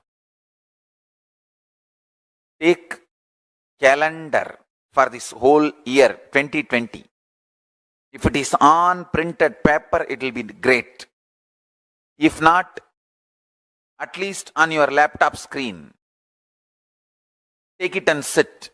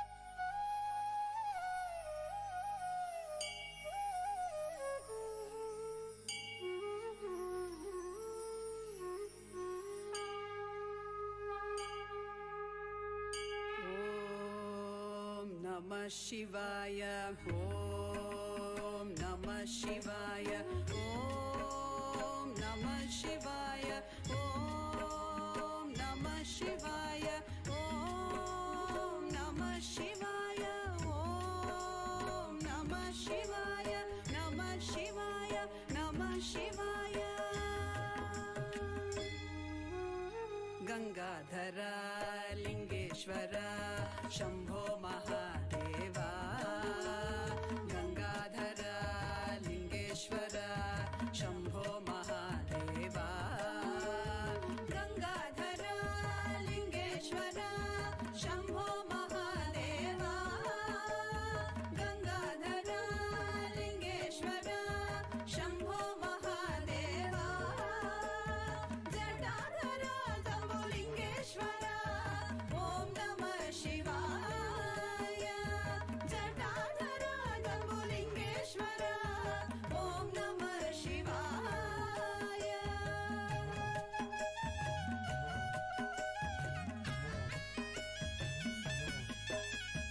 Chidambaresha Kanakasabhesha Trinetradarisha, Chidambaresha Kanakasabhesha Trinetradarisha,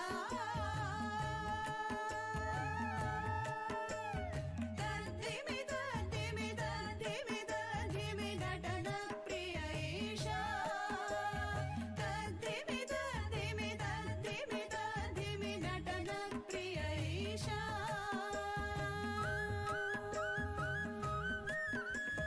Om Namah Shivaya, Om Namah Shivaya, Om Namah Shivaya, Om Namah Shivaya, Namah Shivaya, Namah Shivaya.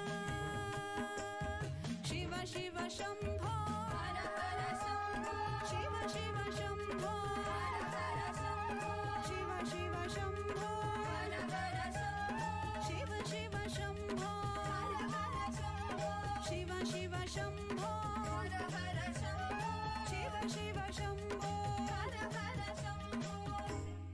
Gangadhara Lingeshwara Shambho Mahadeva, Gangadhara Lingeshwara Shambho Mahadeva, Jatadhara Jambulingeshwara Om Namah Shivaya, Jatadhara Jambulingeshwara Om Namah Shivaya, Chidambaresha Kanakasabhesha Trinetradarisha, Tadimi Tadimi Tadimi Tadimi Natana Priyaisha,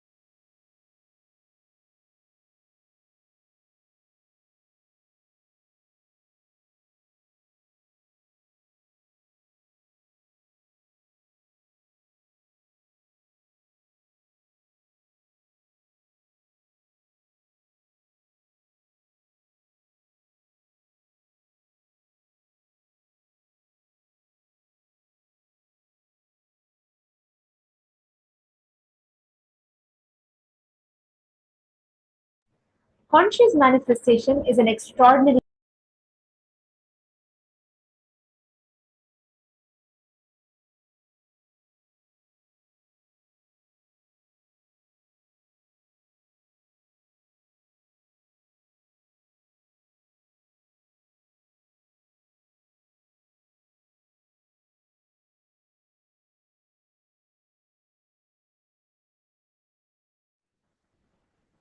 Conscious manifestation is an extraordinary science that Swamiji has gifted to all of us.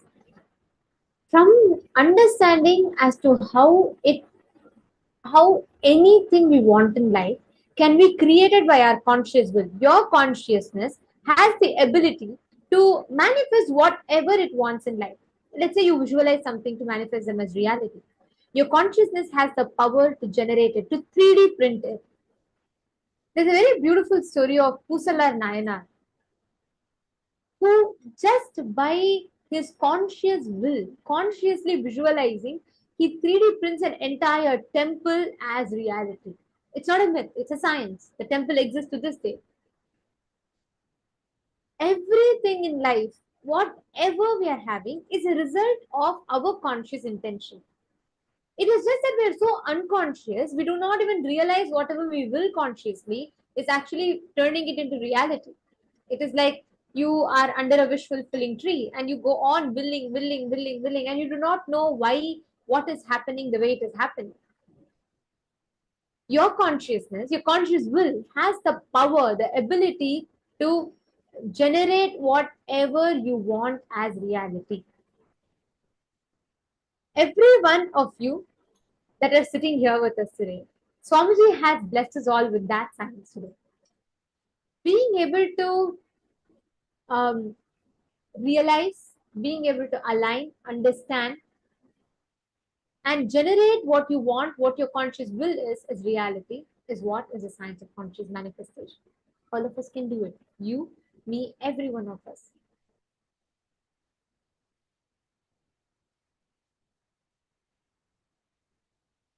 Swamiji has taught this reality to all of us through this session. So I request all the participants, every one of you, to please come and settle down. We're going to be getting ready for one of the most important, one of the most beautiful initiations today. Today we're all going to be receiving the Shiva Diksha. We're all going to be understanding one of the most unique, one of the most important sciences. So I request all the participants to please come and settle down. Understanding the principles of conscious manifestation, what creates, what makes us manifest what we want is reality. Swamiji gave a very important technique here about how you can consciously plant your future, visualize, and make that happen as reality. Understand, every one of us are endowed with this power of conscious manifestation, literally, how in the 3D printing machine. You put this meltable plastic as ink into that, and it actually becomes a solid printed object, correct? Same way, your consciousness is that ink through which you can 3D print your reality. Your consciousness is capable of printing anything you want, just like 3D printers. The problem is we ourselves deny the capacity of our consciousness to 3D print our life. Just look in.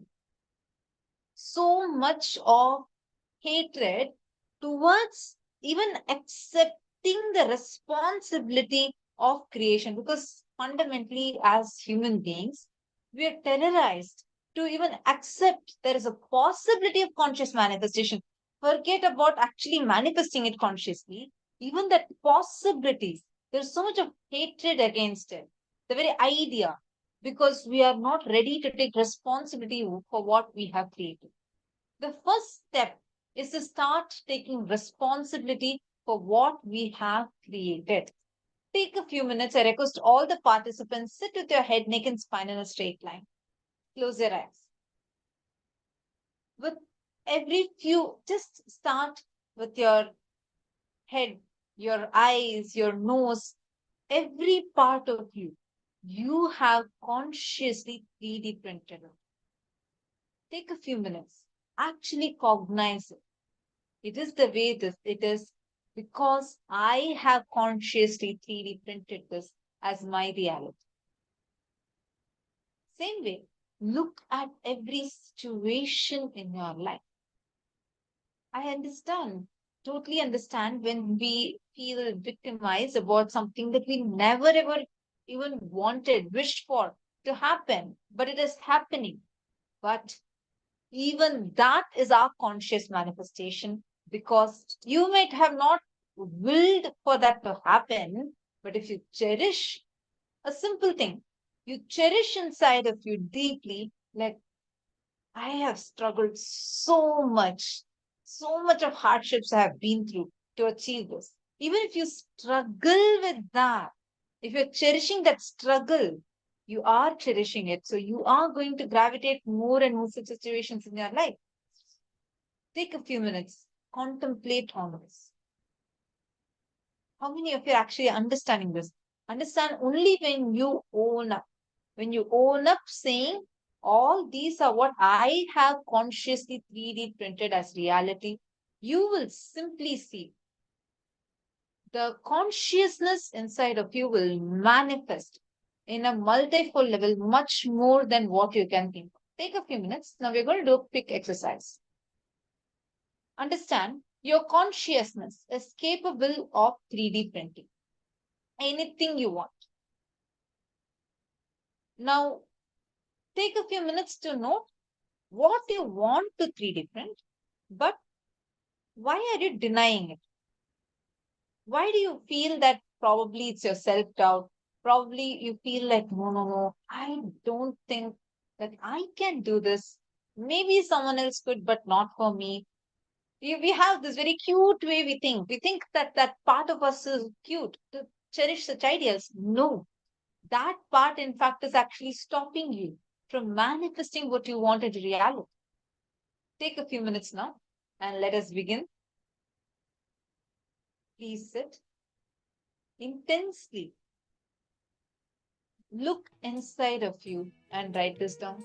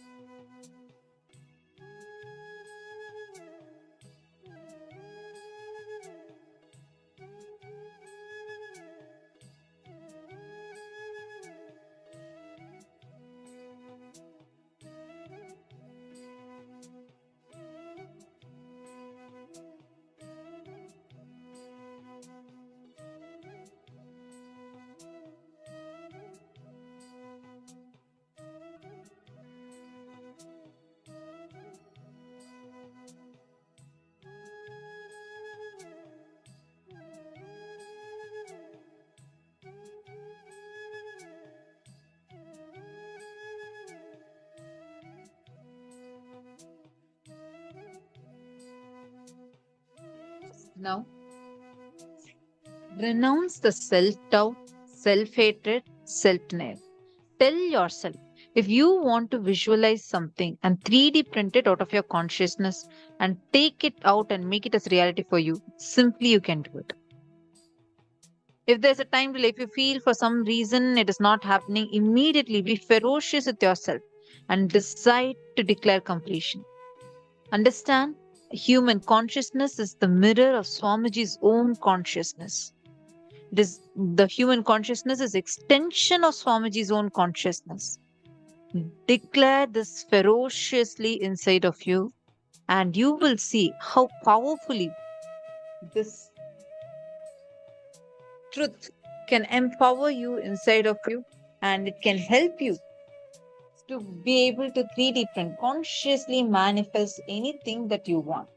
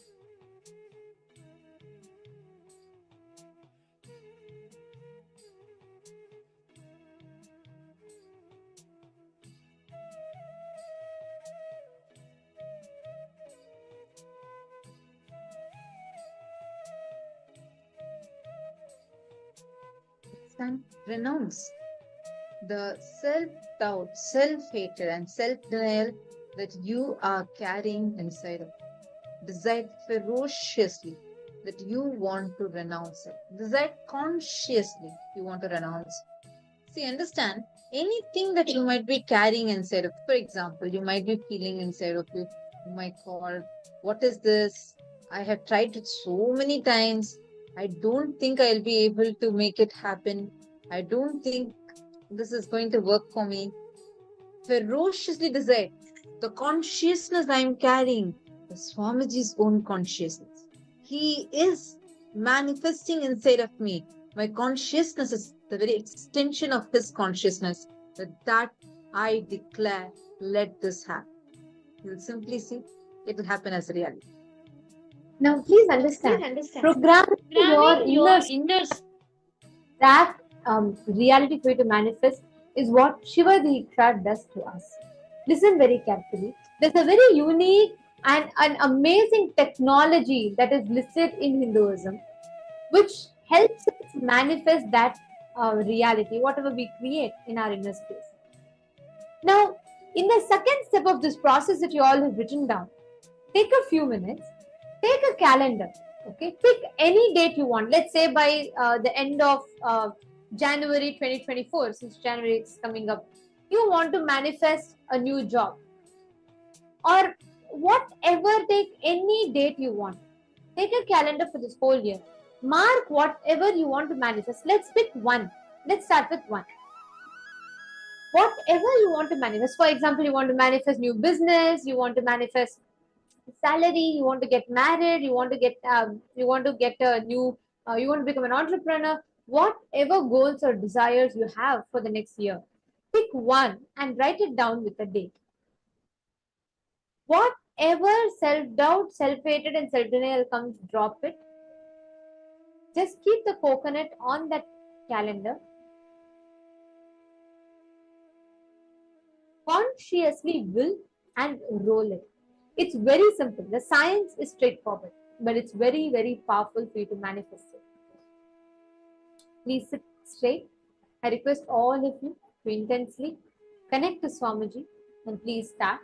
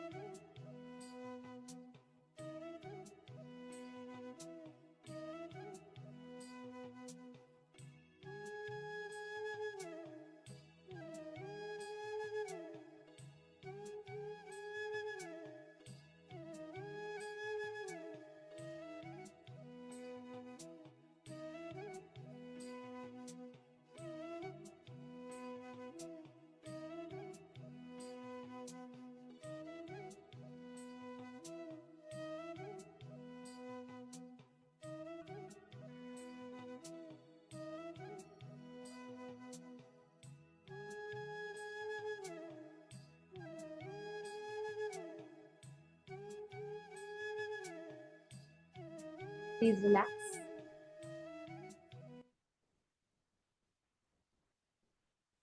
The science that we are going to be learning today, the science that we are going to be receiving today, is the sacred secret of how we can manifest this extraordinary power, the extraordinary ability to consciously create the reality that we want in our lives. To all of you that are here today, very, very shortly, we are all going to be receiving this amazing initiation, today's darshan, where Swamiji will be initiating us to harness the power of Nada Bindu Kala and to manifest whatever we want as reality. Nithyanandam, Hugo Pavelik, Nithyanandam, and Nithyanandam Guru Prasadini, can I request all the participants to please come and settle down?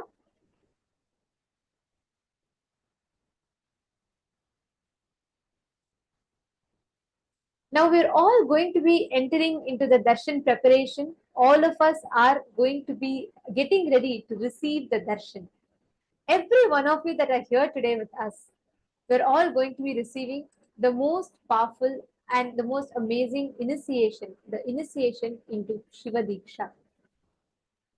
Now we learned today, we have been learning, it's been very, very powerful. We learned about how to manifest, consciously manifest through Nada Bindu Kala.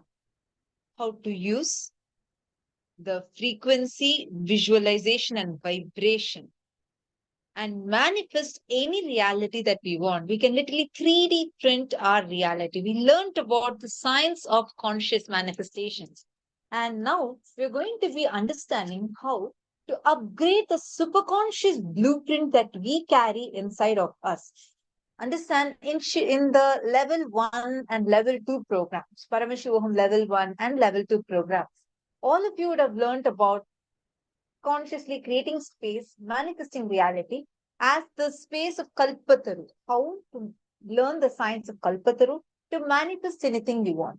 Today, we learned about how to use this Nada Bindu Kala, connecting with the cosmos directly and manifesting not just what you want, but the best of what you want, what the cosmos has in store for you. And we also learned now about this 3D printing our reality, literally conscious 3D printing. Anything you want, you can consciously 3D print that as reality. Now, in this session, we're going to learn what you can do to upgrade that very core software. Now, you learned about the 3D printing technology. Now, you're going to address the very core software, which is going to command this 3D printer, which is there inside of you. That core software can be upgraded through Shiva Diksha. When the conscious awakening happens in you, that core software in you gets upgraded through Swamiji's very, very powerful initiation into Shiva Diksha. That's what we are going to be experiencing today. So let us now learn what is Shiva.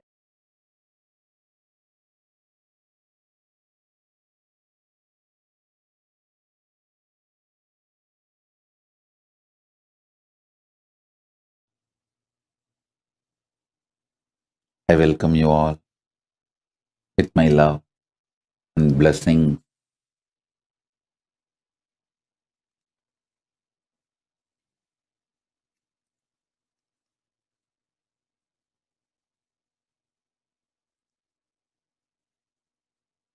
The first powerful cognition, the truth, I want to give you all. Now, through the initiation I am going to give you all, I awaken the Paramashiva in you, make you all manifest the ultimate life, Paramashiva. As Paramashiva has blessed me,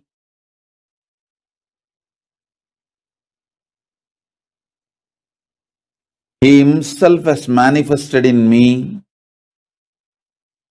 I'll make Him manifest in you all now, because He has authorized me to manifest Him in all of you. listen. Listen intensely. I'll give you some of the most guarded secrets of the spiritual world. In the spiritual world, there may be some gurus who experienced ultimate within them, but they will not know how to teach. There are some, even if they know to teach, they do not know how to transmit the experience. There are some who would have had experience, but not the traditional initiation. There are some who would have had experience and initiation, but may not know how to transmit. There are some who would have had initiation and experience and even know how to transmit, but they may not have received initiation, the right to transmit. That's called Acharya Abhishekam. Even if you know the method to transmit to others, you should be ritualistically initiated, authorized by the Guru Parampara through Acharya Abhishekam. Means the right to initiate others should be given to you ritualistically by the right authorities. There are some who may have capacity to transmit the initiation, can in turn initiate others. In every level, he gave me everything just by making one right decision, making this body happen in Tiruvannamalai. That ecosystem gave all the 16 things needed for an ultimate guru. Intellectual knowledge, enlightenment experience, right to transmit the intellectual knowledge, right to transmit the experience, proper initiation into intellectual knowledge, proper initiation into enlightenment experience, proper initiation to initiate others into intellectual knowledge, proper initiation into initiate others into enlightenment, proper initiation to initiate my disciples to authorize them to initiate others into intellectual knowledge, proper capability to initiate my disciples to teach others the intellectual knowledge, rightful initiation to authorize my disciples to empower others with enlightenment experience, proper initiation to initiate my disciples to empower others with enlightenment experience, initiating my disciples into enlightenment and initiating them to transmit enlightenment in every level, totally 16 level. All 16 he showered on me. All 16 he blessed me. So with his grace, compassion, and the authority,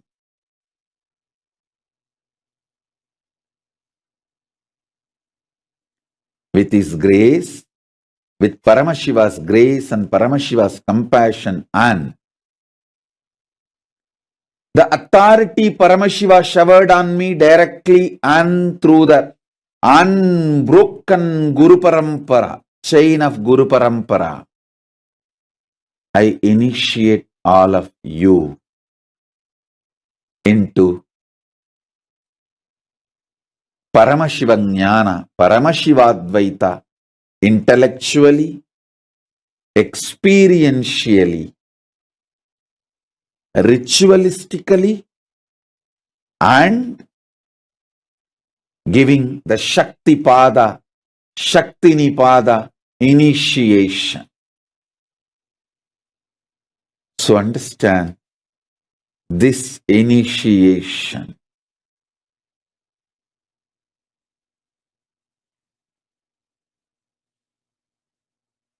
connects you with Paramashiva directly through a proper, unbroken, avichinna, unbroken, authentic Guru Parampara. Avichinna Guru Parampara, which is a fundamental requirement along with enlightenment experience. Please understand, just because of enlightenment experience, somebody is not authorized to initiate. Listen once more, once again. You waking up to the truth, your consciousness is what I call conscious awakening. Second statement, decide to be responsible for everything happening outside you and inside you as your life, your reality. Third statement, because you feel you are responsible, do not try to engage with those complications, confusions, delusions. Don't get tempted to engage with them and correct them, alter them, repair them, thinking that you made the mess, you need to repair. No. No. Listen to the secret. The delusion is not trying to engage with you to come to peace. It is trying to engage with you. The moment you engage with them, the delusion won the game.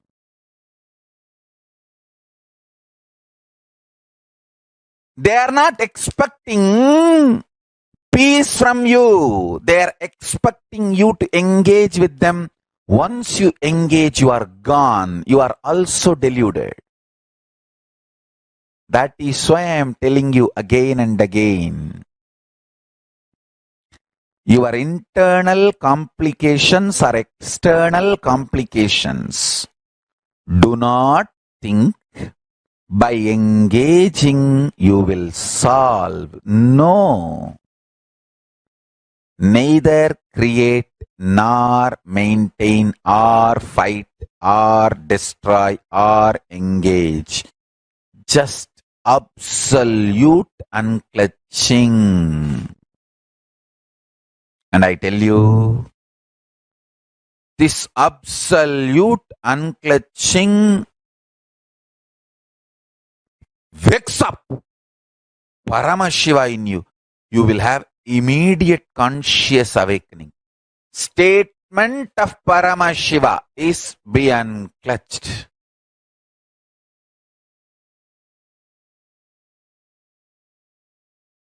State of Paramashiva is be unclutched. I should say, statement of Paramashiva is be unclutched. State of this truth be unclutched is Paramashiva.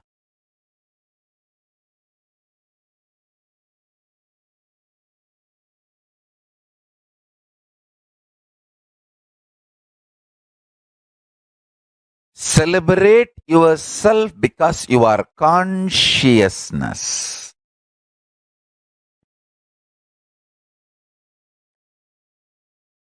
Naturally, the body, mind, delusions, illusions, physiology, psychology, everyone would try to declare their supremacy over you, or even ganged up and try to declare their supremacy over you, will just implode, collapse, destroy themselves and disappear. Be unclutched.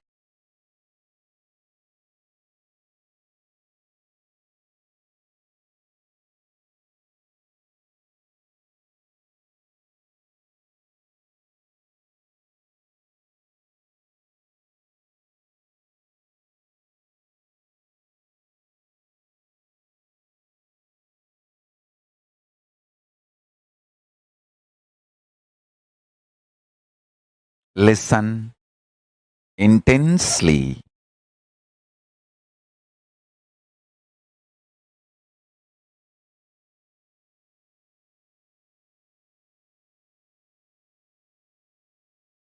Your consciousness, nothing can destroy you. Many times people tell me, Swamiji, your solutions are too simple. Arey, your problems are too simple. Actually, even you are not that big guy as you imagine and delude yourself. So your problems are also not that big. If you just unclutch, you will understand neither your problems are too big nor your solutions need to be too big. You just need to stop repeating the stupid delusions with which you are engaged for quite a long time. You should stop stupidly planning, strategizing to fight with a cyclone, tornado with your crowbar. Do you know the power of this crowbar? For last 3-4 generations, we use this crowbar. I'll go out and finish off this tornado and this cyclone with the power of this crowbar. You are fool. Your logic and your delusory idea, with your logic and your mind, you can handle delusion. You can handle the deadly combination of arrogance and delusion is stupidity. Take responsibility for all the internal, external problems and be unclutched. Never get tempted by the delusion. Delusion will always try to tempt you, misguide you. Hey, just answer this one question and then go. Gone. Don't even peep through peephole to see who is knocking at the door.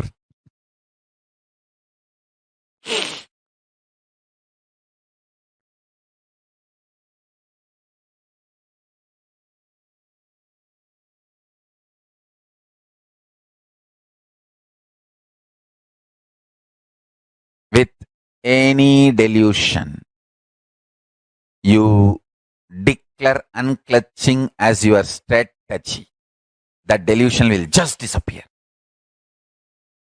It will become redundant in your life. You will never need to handle with the delusion anymore. You will just be Paramashiva. So, essence of today's webinar, just these 4-5 statements. 1. You waking up to the truth, your consciousness is conscious awakening.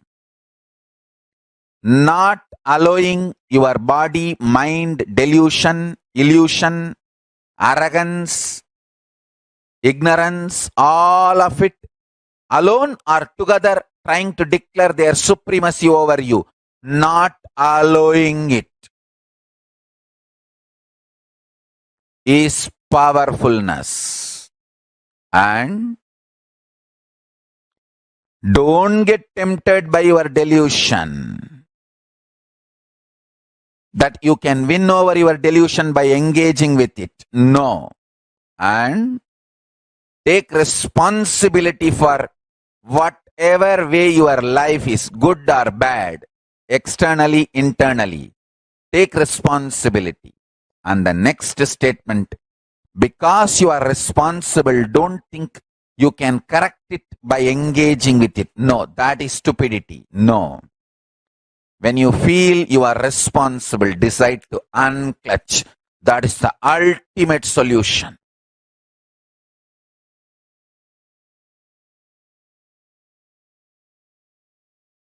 When you declare unclutching, you are Paramashiva, Parashakti. Even if you try to engage with delusion, you will subtly fall into the trap of violence, anger, powerlessness, and you will try to declare your supremacy over the delusion. That's it, you are gone. Neither accept somebody declaring their supremacy over you, nor have anger and violence to declare your supremacy over others. No. Be Paramashiva. People who try to declare their supremacy over you will implode, collapse, destroy themselves and die, disappear.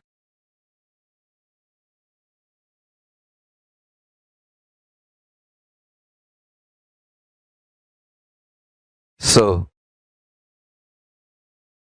solution is be unclutched. You celebrating yourself because your consciousness is conscious awakening. If you understand, at some point of time in your life, no, even when all these hormones, chemicals, body, mind, these ups, downs, all these impermanent things are not functioning, I am existing, I exist.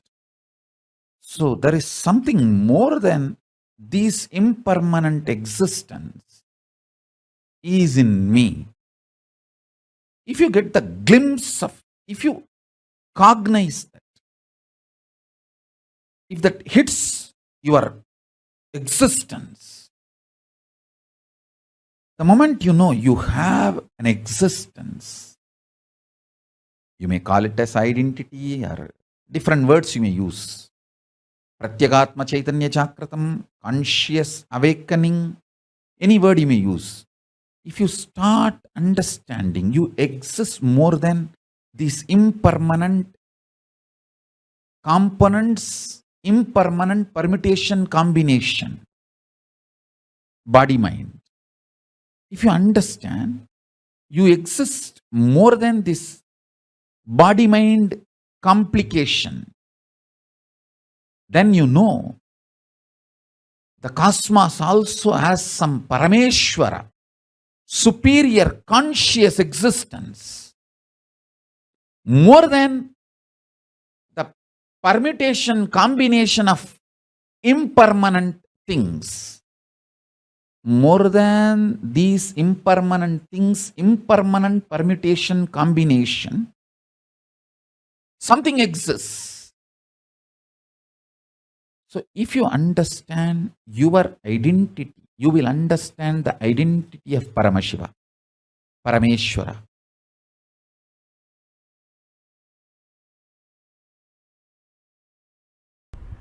Dictators, people who want to be power centers, without having any context, right reason, common good as the goal. When they form their vested interest based vidhis, that become laws. That becomes law. If the common good is the priority, then whatever is formed is vidhi. If their individual interests, vested interests become priority, then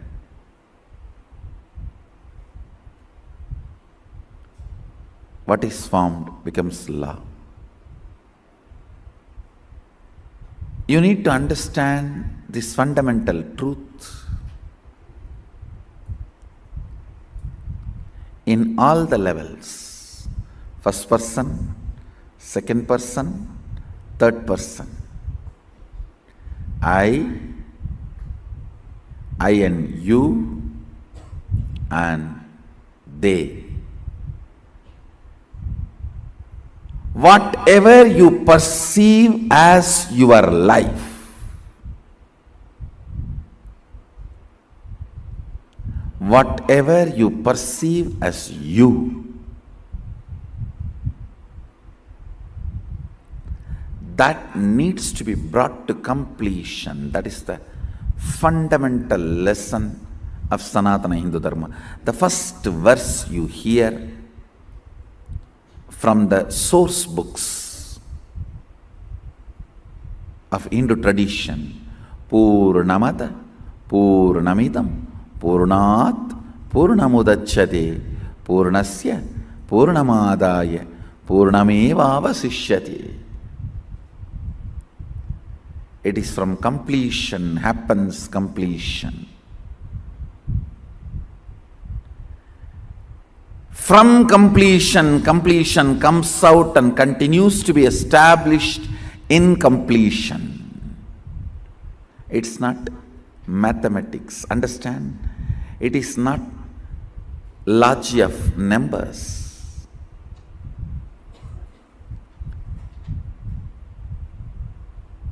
Each field works with a different logic. The logic with which bio works is biology.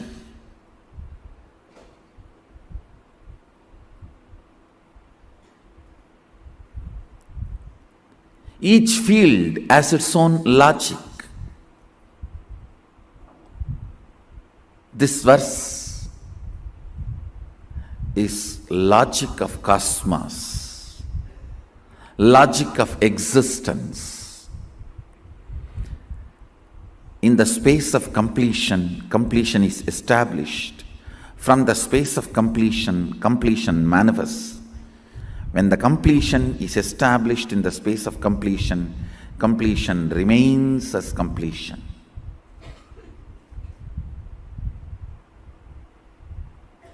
Even when the completion feels it has left the completion and it is incomplete, it continues to remain complete.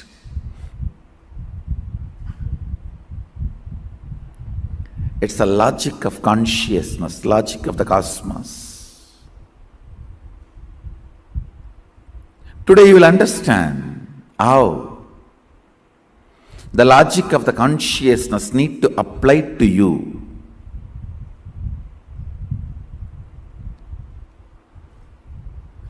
I'll teach you the science of how to apply the logic of the consciousness to understand you. As long as you apply the biology or psychology, you cannot understand you. Understand? You are neither bio nor psycho. So the logic of the bio cannot make you understand what you are. Logic of the psycho cannot make you understand what you are. Logic of the physio cannot make you understand what you are. Logic of the consciousness only can make you understand what you are and bring you to completion. That is the proof you are consciousness. Neither physiology nor psychology or biology. You are not bio because the logic of the bio does not bring completion to you. If you perceive about you based on the logic of the bio, it doesn't fit, it doesn't match.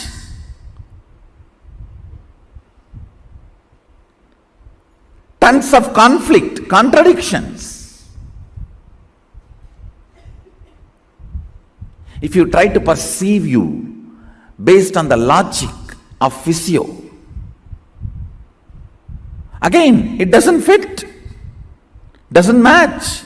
I can give you 1,000 reasons why that logic doesn't fit with what you identify or feel, perceive, realize as you. Neither the logic of the bio, logic of the physio, logic of the psycho fulfills, completes all the questions and doubts you have about you. It is logic of consciousness that fulfills, completes, answers all the haunting questions you carry from the time you started remembering you.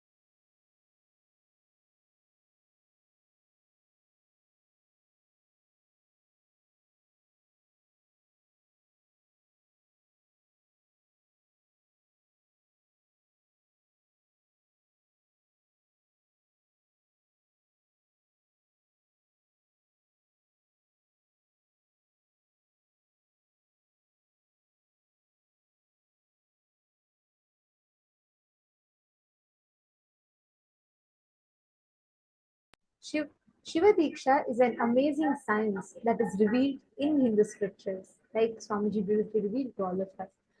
Reprogramming your inner software, recoding your inner software to receive this amazing superconscious mutation is what is Shiva Diksha. Just very shortly from now, all of us are going to be receiving Shiva Diksha, and we are going to be receiving the most unique initiation, ability to harness the Nada Bindu Kala, the power of Nada, Bindu, and Kala to manifest what we want as reality, to manifest the best of the cosmos. Shiva Diksha has three important components. The first being Mantra Diksha, where the Guru transmits the experience through words. The second being Jnanavati Diksha. Jnanavati Diksha requires an enlightened inner space interfering in the process. Kriyavati Diksha is a ritualistic component of the same process. There's a very beautiful verse in Somashambhu Padati, and the Somashambhu Padati has a very detailed description of how Shiva Diksha should exactly be carried out or conducted upon. And here in the Somashambhu Padati, it is very clearly described as to how the Shiva Diksha has to be conducted. As all of us have been learning from morning, every single aspect, be it the initiations we receive, each of it is personally taken from the agamas, from the scriptures, and each of it is given to us. Swamiji gives us these sciences. This Shastra Pramana is from the Somashambhu Vidhi, the Panchama Patala, from Somashambhu Padati, the Samaya Diksha Vidhi Shloka. द्विविधेयं द्विरूपापि प्रत्येकामुपजायते एका क्रियावती तत्र कुण्डमण्डलपूर्विका मनोव्यापारमात्रेण या सा ज्ञानावती मता इत्थं लब्ध्वाधिकारेण दीक्षाचार्येण साध्यते. Here, the beautiful science of how exactly the Shiva Diksha needs to be happen is elaborately revealed step by step in the Somashambhu Padati. Our Hindu scriptures have elaborately revealed each science, whether it is how to receive the Diksha or like Swamiji was revealing to all of us, what are the qualifications to look for one to receive the Diksha. And here, all of us are receiving that most authentic initiation just through the initiation from Swamiji.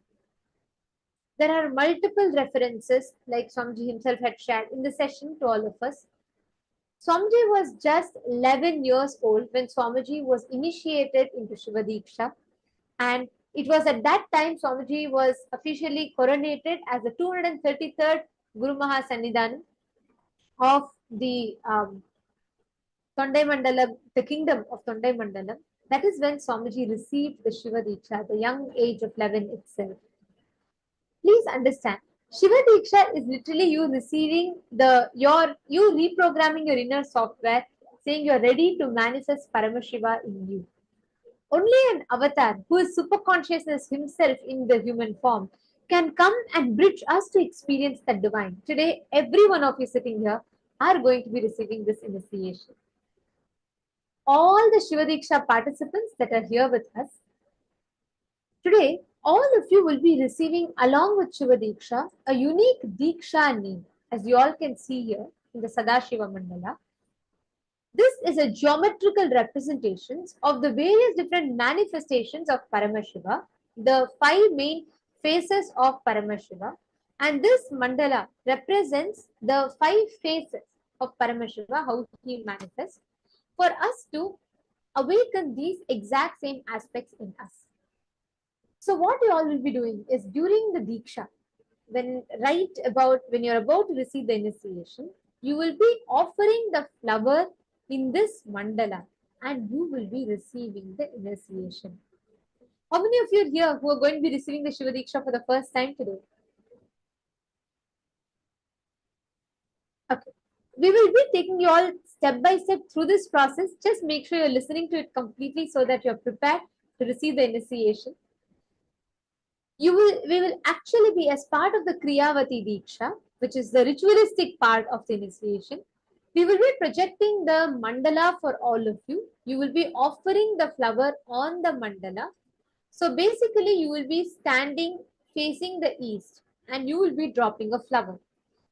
In whichever color that the flower falls in, that becomes your spiritual Diksha name. Please take a few minutes. Take a look at this the table here. And here, as you all can see, each face of Paramashiva is represented by the white color Shivalinga is Satyojata, which represents the creator, the generator face of Paramashiva. The red color Shivalinga is Vamadeva, which is a representation of the operator face of Paramashiva.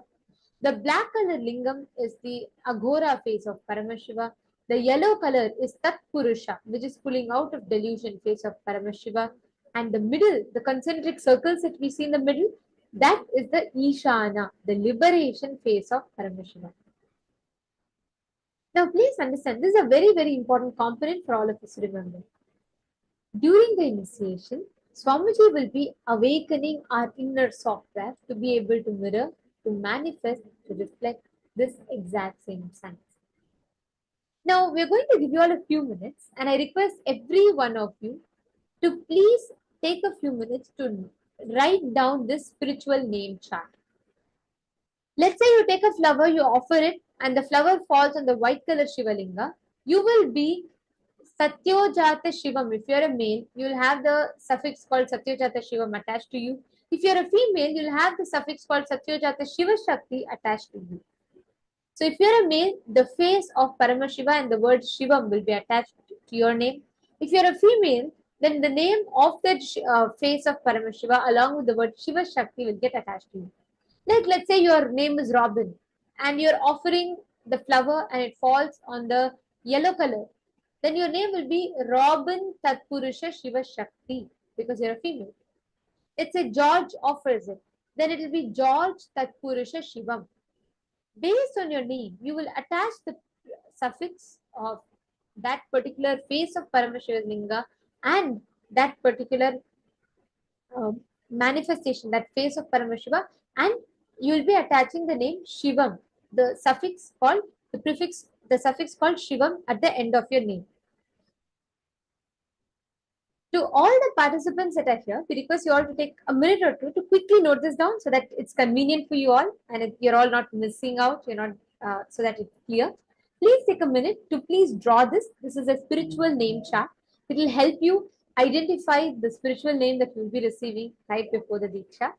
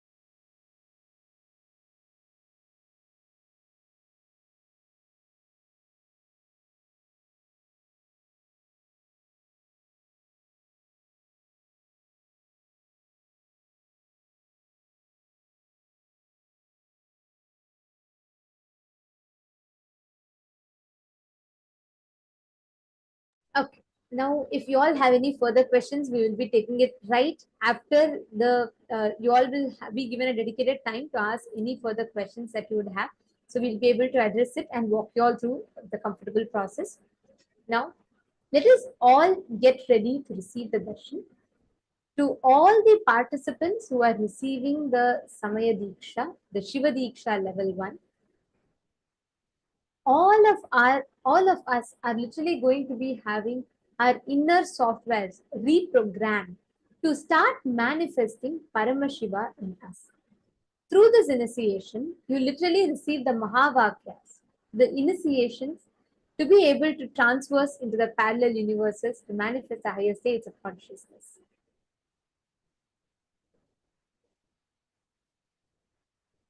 So every one of you that are here, just in a few minutes, we are going to be entering into the darshan. We will now be chanting the Dhyana Shloka. These Dhyana Shlokas are the sacred mantras, the sacred chants that describe that particular manifestation of Paramashiva. Today, all of us are going to be showered with the darshan of Gajamukha Nugraha Murti, the form of Paramashiva through which he manifests, bestows completion, bestows prosperity, bestows abundance, bestows auspiciousness to anybody that connects to this particular manifestation of Paramashiva. Can I request all the participants to please come and settle down? Please be seated. Sit down. Please settle down. We will all be entering into the darshan now. Today, the darshan of Gajamukha Anugraha Murti, Swamiji will be initiating all of us into being able to harness the Nada Bindu Kala principles from the cosmos to manifest the reality that we want. So let us now take a few minutes, connect, meditate upon the form of Gajamukha Anugraha Murti as we chant the Dhyana Shloka.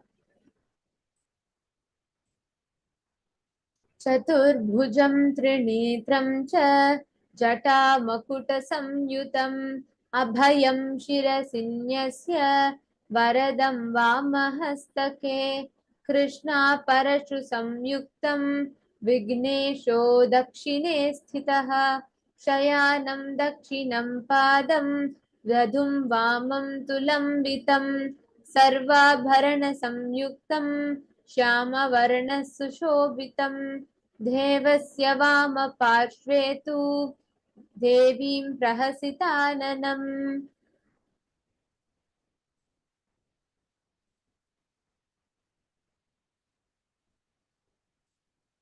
This very beautiful form of Paramashiva as Gajamukha Anugrahamurti, the form that manifests ultimate auspiciousness, showers, bestows, blesses everyone with auspiciousness and abundance.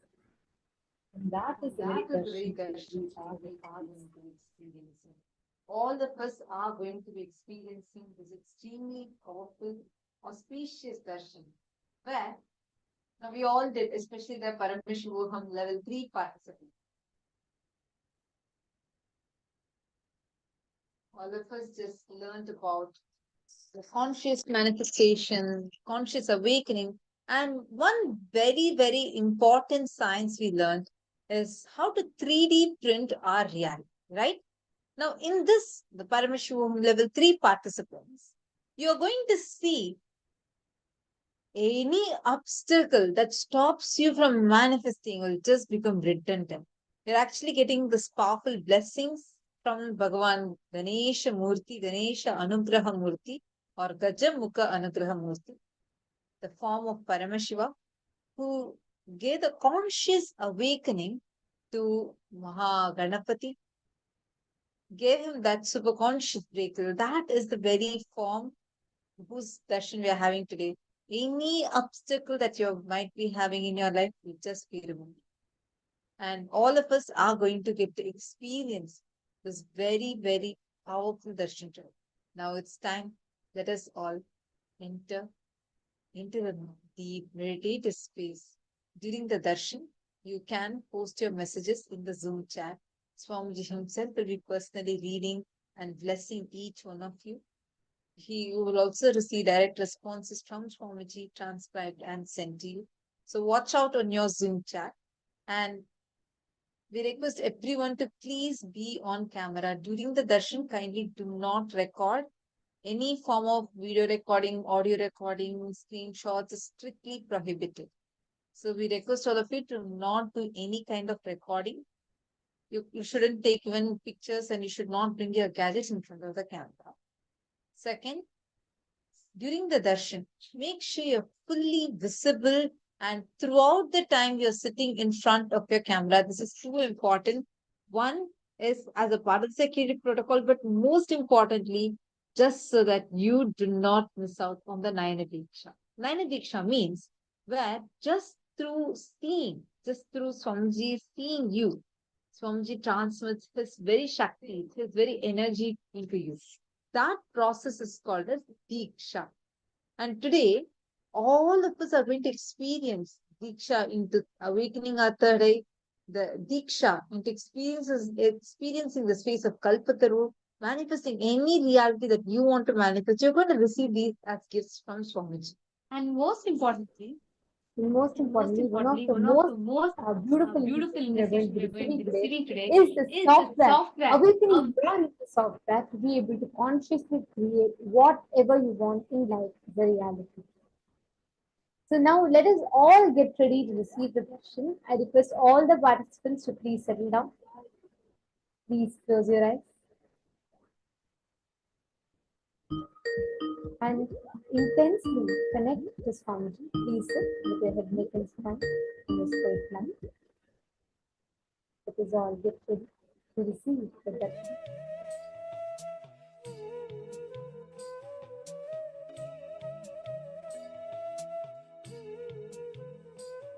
And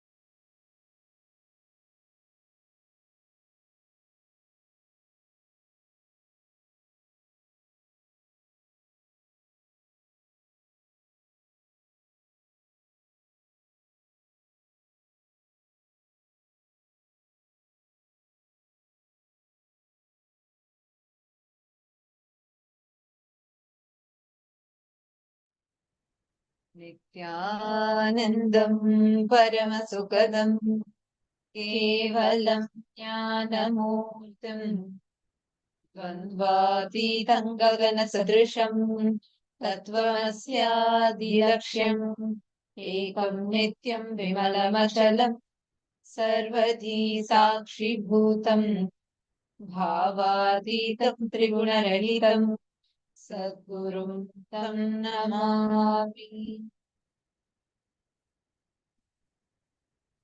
Nithyanandam to each and every single participant who's sitting here with us.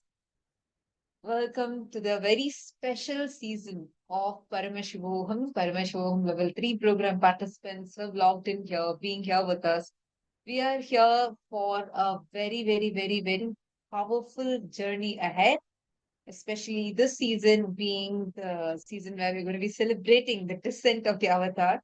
And most importantly, all of you that are here today, you are the most blessed people because you have made the cosmos has chosen you for you to be here at this point in time in one of the most crucial juncture in time, because this season is one of the most important and one of the most powerful programs, because cosmically, astrologically, every cosmic body, every star, every planetary position, everything around you is going to align to become the most conducive atmosphere for the descent of the superconscious energy. Because it is in this same time period that the supreme pontiff of Hinduism, the Paramavatar of Paramashiva, had descended on planet Earth. To all the participants that are here with us today, Ma Jnana Prakashini and Nithyanandam, Ma Shukrendraananda, Ma Venkateshananda, Ma Nityagnana, Ma Alexandra Ruiz, Nithyanandam, everyone. Can I please request all of you to come on the camera? Nithyanandam, Ma Jnana Prakashini.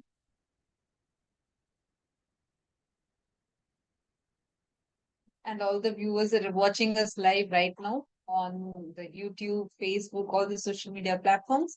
We request all of you also take a moment now and please post how you're doing. Which country are you logging in right now from? Take a moment and please post it here in the chat. And Chayan Shvarma, Nithyanandam, Chayan Shvarma, which place are you joining us from? Nice to see you here, Nithyanandam. Srinitya Guru Prasadini, Nithyanandam. Ruji Agora Shivam, Nithyanandam. Which place are you joining us from, Maya? Chayan Shvarma.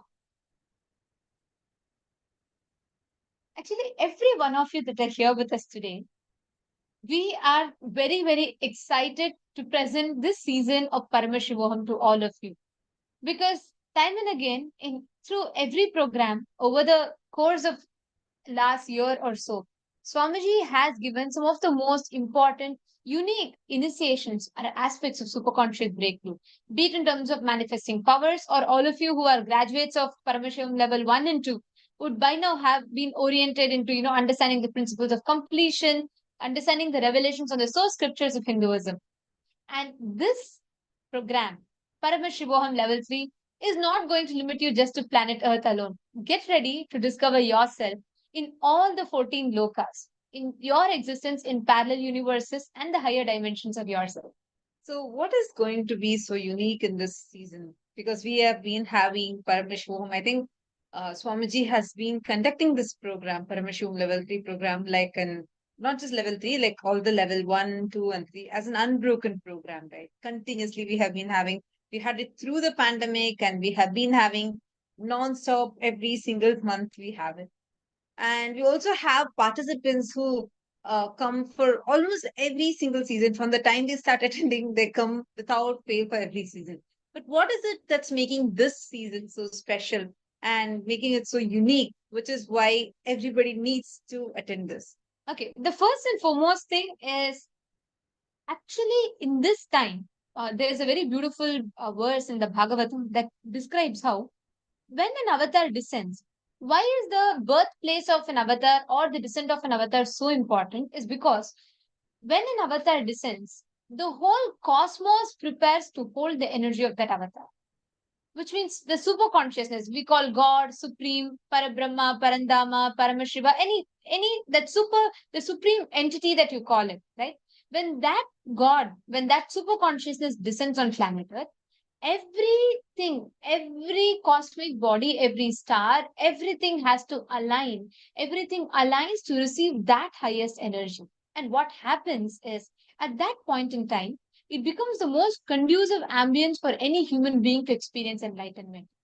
And needless to say, Paramashivoham is that place where Swamiji serves enlightenment on the couch. Literally, you don't need to move from your couch. You're there, you can just sit back, relax, and enjoy. And you will be experiencing enlightenment. When I say enlightenment, don't visualize sitting under a tree and meditating. Living enlightenment is living the life in the most coolest way. Actually, each one of us that are here have come from various different intentions, right? Like you either want to manifest a new job, you want to manifest a new relationship, you want to heal some disease that you're experiencing, or you want to have a breakthrough in your career. Anything might be the reason. Or you just come here to break certain patterns that you're struggling with and really want to have a breakthrough, a conscious breakthrough, a super conscious breakthrough. And you might be here to awaken your third eye. You might be here to start experiencing the power manifestation. There are various reasons that might have brought you here. I request all of you, if you don't mind, please take a moment and do type here in the chat saying what actually brings you to the program, what actually made you decide, like, oh my God, I really want to try this. It might be a social media post, or you heard it from Swamiji, or someone had told you, your friend had told you, and you just wanted to come and experience it. So, what was it that had brought you here? I do request each one of you to take a moment and post it here in the chat. Whatever might have got you here, or just experience Swamiji, experience who Swamiji is, experience more and more just being with Swamiji, right? Whatever might be the reason that might have brought you here, I just wanted to tell all of you one thing. Take a few minutes to just put all of that aside. You can have have the wishes, everything, but today's day is going to be focused on not just what you are having as a desire, but to manifest the best of it, the ultimate of it, where you receive the gifts that the cosmos has in store for you.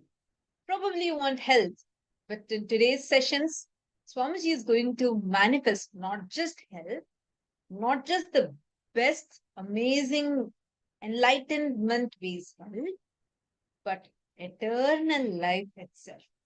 Like this, every cognition, every intention, every desire that you have in level 1 and level 2, you might have been learning how to manifest your reality, how to manifest your desires into reality.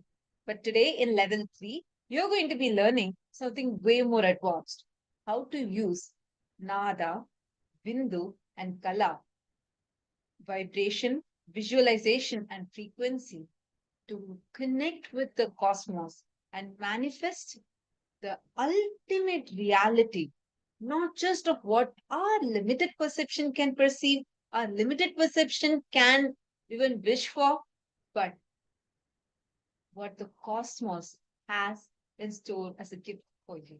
And every one of you that are here, that are going to be here for the next 21 days, each day is designed as a capsule for enlightenment. In the next 21 days, you're going to be addressing some of the most important aspects of your life from the perspective of how you can experience enlightenment in that aspect. When we say enlightenment, what do we mean? Enlightenment is not just sitting under a tree and you suddenly, there'll be a glow of golden light behind you. It's not just what is the cliche portrayal of enlightenment. Enlightenment is your ability to live life in the most blissful manner, be it stress, time crunch, pressure, conflicts, or overwhelming diseases. All of these become redundant in your life because you will have the science.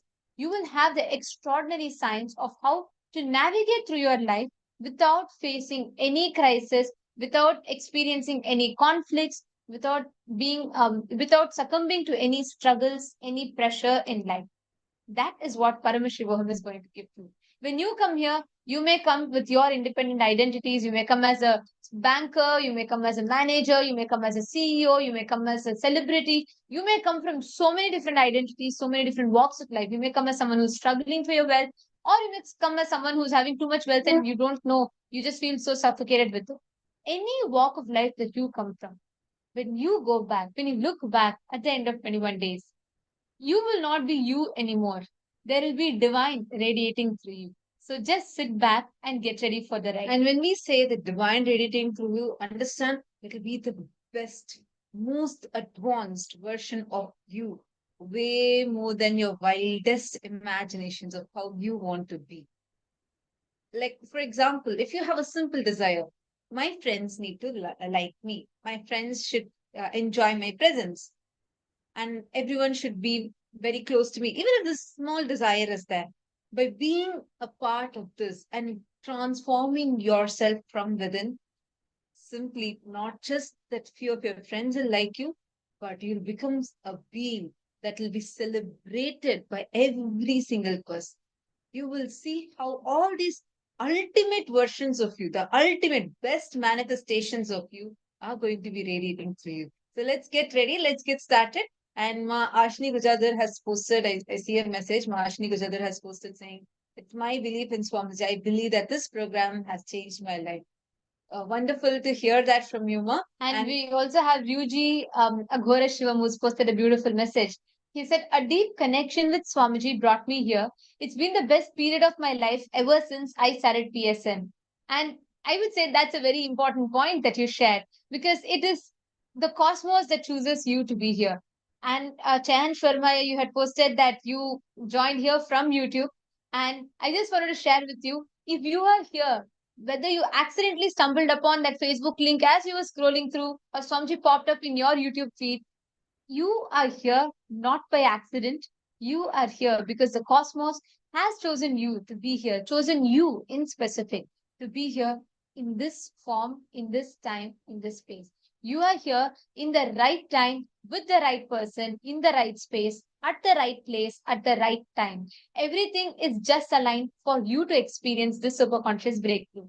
So I welcome every one of you once again. And myself, I am Nithyanandita, and I'm Maniti Tattvapriyananda, and we are blessed to be the Acharyas of this program, to be a part of your wonderful, amazing journey where you are going to have a super conscious breakthrough, manifesting the ultimate Paramashiva himself to you. So without further ado, let's get started. And our very first session is going to give us a glimpse of what it is when the ultimate divine, the ultimate potential of you is being awakened inside of you. What is it that is going to happen as a side effect of it? A super conscious breakthrough, which is going to have an amazing super conscious mutation happening in your very being, will first result in the manifestation of powers. Understand, every human being, if you have a head, Swamiji says, if you have a head, you have a third eye. Manifesting that with the awakened third eye, manifesting the ultimate powers that you have, is exactly what we are going to be glimpsing right now. And in the Vedas and Agamas, the Hindu scriptures, there are elaborate descriptions of how these powers should be manifested. Like you would have heard about X-Men, Spider-Man, these are all fictional mythological characters. And many a times we think these powers have no relevance to our lives. But imagine if you could go, let's say you have someone sitting with you, you have a client who's coming to you in your business, and you really want to get through the deal with them. You would like to understand what exactly they're looking for. What if you had the ability to exactly know the words that is needed to utter to that person so that they can get your product? Imagine if you're having a conflict, or if you're in a struggle, you have lost something that's very precious to you and you do not know where it is.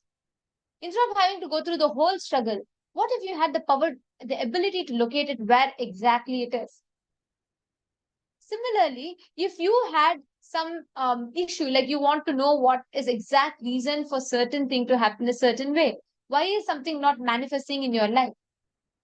What if you had the power to precisely know and identify what exactly it is and how you can make it happen. We, all of us, have the ability to access. Like how you need an internet connection to access something on the outside, to know some detail, to get onto Google to find your answers. You just need the inner net connection for you to access your own potential, the divine potential inside of you. Every one of you that are here, like how you need an internet connection on your phone, get ready to have the internet connection in your inner space for you to access all your extraordinary capabilities and for you to gift yourself the ultimate superconscious breakthrough. Let's get ready to witness.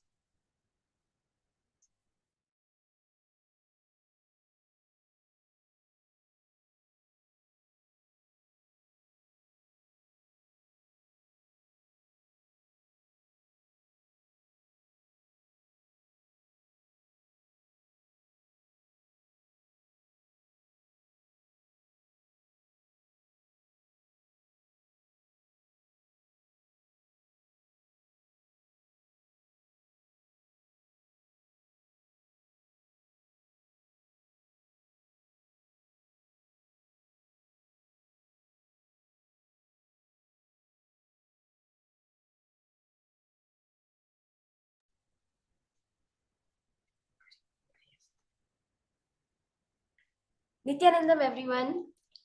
So, as Ma Nityandita and Ma Tattupriya gave such a beautiful introduction to this Paramashivoham program, let us understand why is it so special in relation with the Jayanti program. As we all know, Jayanti is the day Swamiji took birth. Swamiji descended on this planet Earth. Even scripturally, this Margashirsha Masa that's going on now is considered the best time for any spiritual practice. And throughout the year, if you had done spiritual practice, you get the benefit of all of that just by doing it during this Margashirsha Masa. That's very true. At the end of this Margashirsha Masa, we'll transition to Uttarayana, so where all the auspicious things starts happening. Yes, that's very true. And this is the exact same moment. This is the period of time where Swamiji was actually the unmanifest took the form. The unmanifest part of Paramashiva took form. Out of his pure love and compassion to the whole humanity, the supreme point of Hinduism was born on this Margashirsha month on Chitra Nakshatra, which all of us are going to be celebrating on as Swamiji's Jayanti. This whole program is not going to be a workshop or any type of program.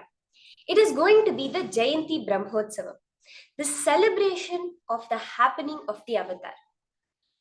But it's not only going to be the physical happening you see outside. It is going to be the celebration of the happening of the avatar within you. By the end of this program, you are going to manifest yourself, take birth as Swamiji, who is none other than your future self. He is nobody else. He is your own future possibility. Come down to teach that to you. Yes. So now I have a question for all the viewers. So all the participants who are watching us live right now in various different Zooms, and also all the viewers who are watching us live right now in various different social media platforms. What is the key thing which makes us experience success in our life? What do you think, Ma Yuki Chen, Ma Wei Pingzu, Ma Jnana Prakashini, Ma Ashini Gujadur? What do you think is the most important thing for you to make something happen if you want to get, let's say, in sports or in instruments, in anything? Even in gymnast also. What is it that you do so much? What is the activity that you do continuously which makes you a success leader? Like for example, you want to be Olympics archer. What do you do to achieve that state? What do you do to achieve that status? Can we take a few seconds and just post it? Okay. Ma Ashini Gujadur has said continuous study and practice. Yes, that's right, Mom. It is all of us have understood that it is only through practice only we experience success in our life. Only when we do something continuously, something just repetitive, continuously only, we experience success in it. Well, that's what all of us are brought up with. Like even I remember even my parents saying that only if you sit and study the whole day, prepare yourself for exam, practice continuously, you're going to feel successful in your life. Yeah. So understand, or the whole humanity, we have prioritized our practice time as one of the major and important component in our life. The same way, when we go back in the Hindu Puranas, there's one thing we see everyone has done for success. What is that, ma'am? Can any of you post? What do you think? In the Puranas, when you go back in the Hindu Puranas, the Hindu stories, one thing everyone did when they wanted some boon, they wanted some blessings, they wanted some reality to manifest. Tapas, what we know as austerities, as penance. They went to a remote location, they stood on one leg for thousands of years. They meditated on Brahma, on Vishnu, on Shiva, on Paramashiva for hundreds of years. Very true. Like even like in when you were watching like God-related movies and everything, like stories of our Hinduism, like the way, like especially to give an example that just clicked in my mind, like how Ravana was meditating so much, literally out of his love only he gave the Shivatandava Stotram. Yeah. So yeah, so you can see the how even in the Hindu Puranas also we did severe penance, austerities only to achieve this, like to achieve what do we want to get boons from Paramashiva or from Brahma or whoever. Well, most of the time they always go to Lord Brahma first and then only they approach Paramashiva, the Bole Baba.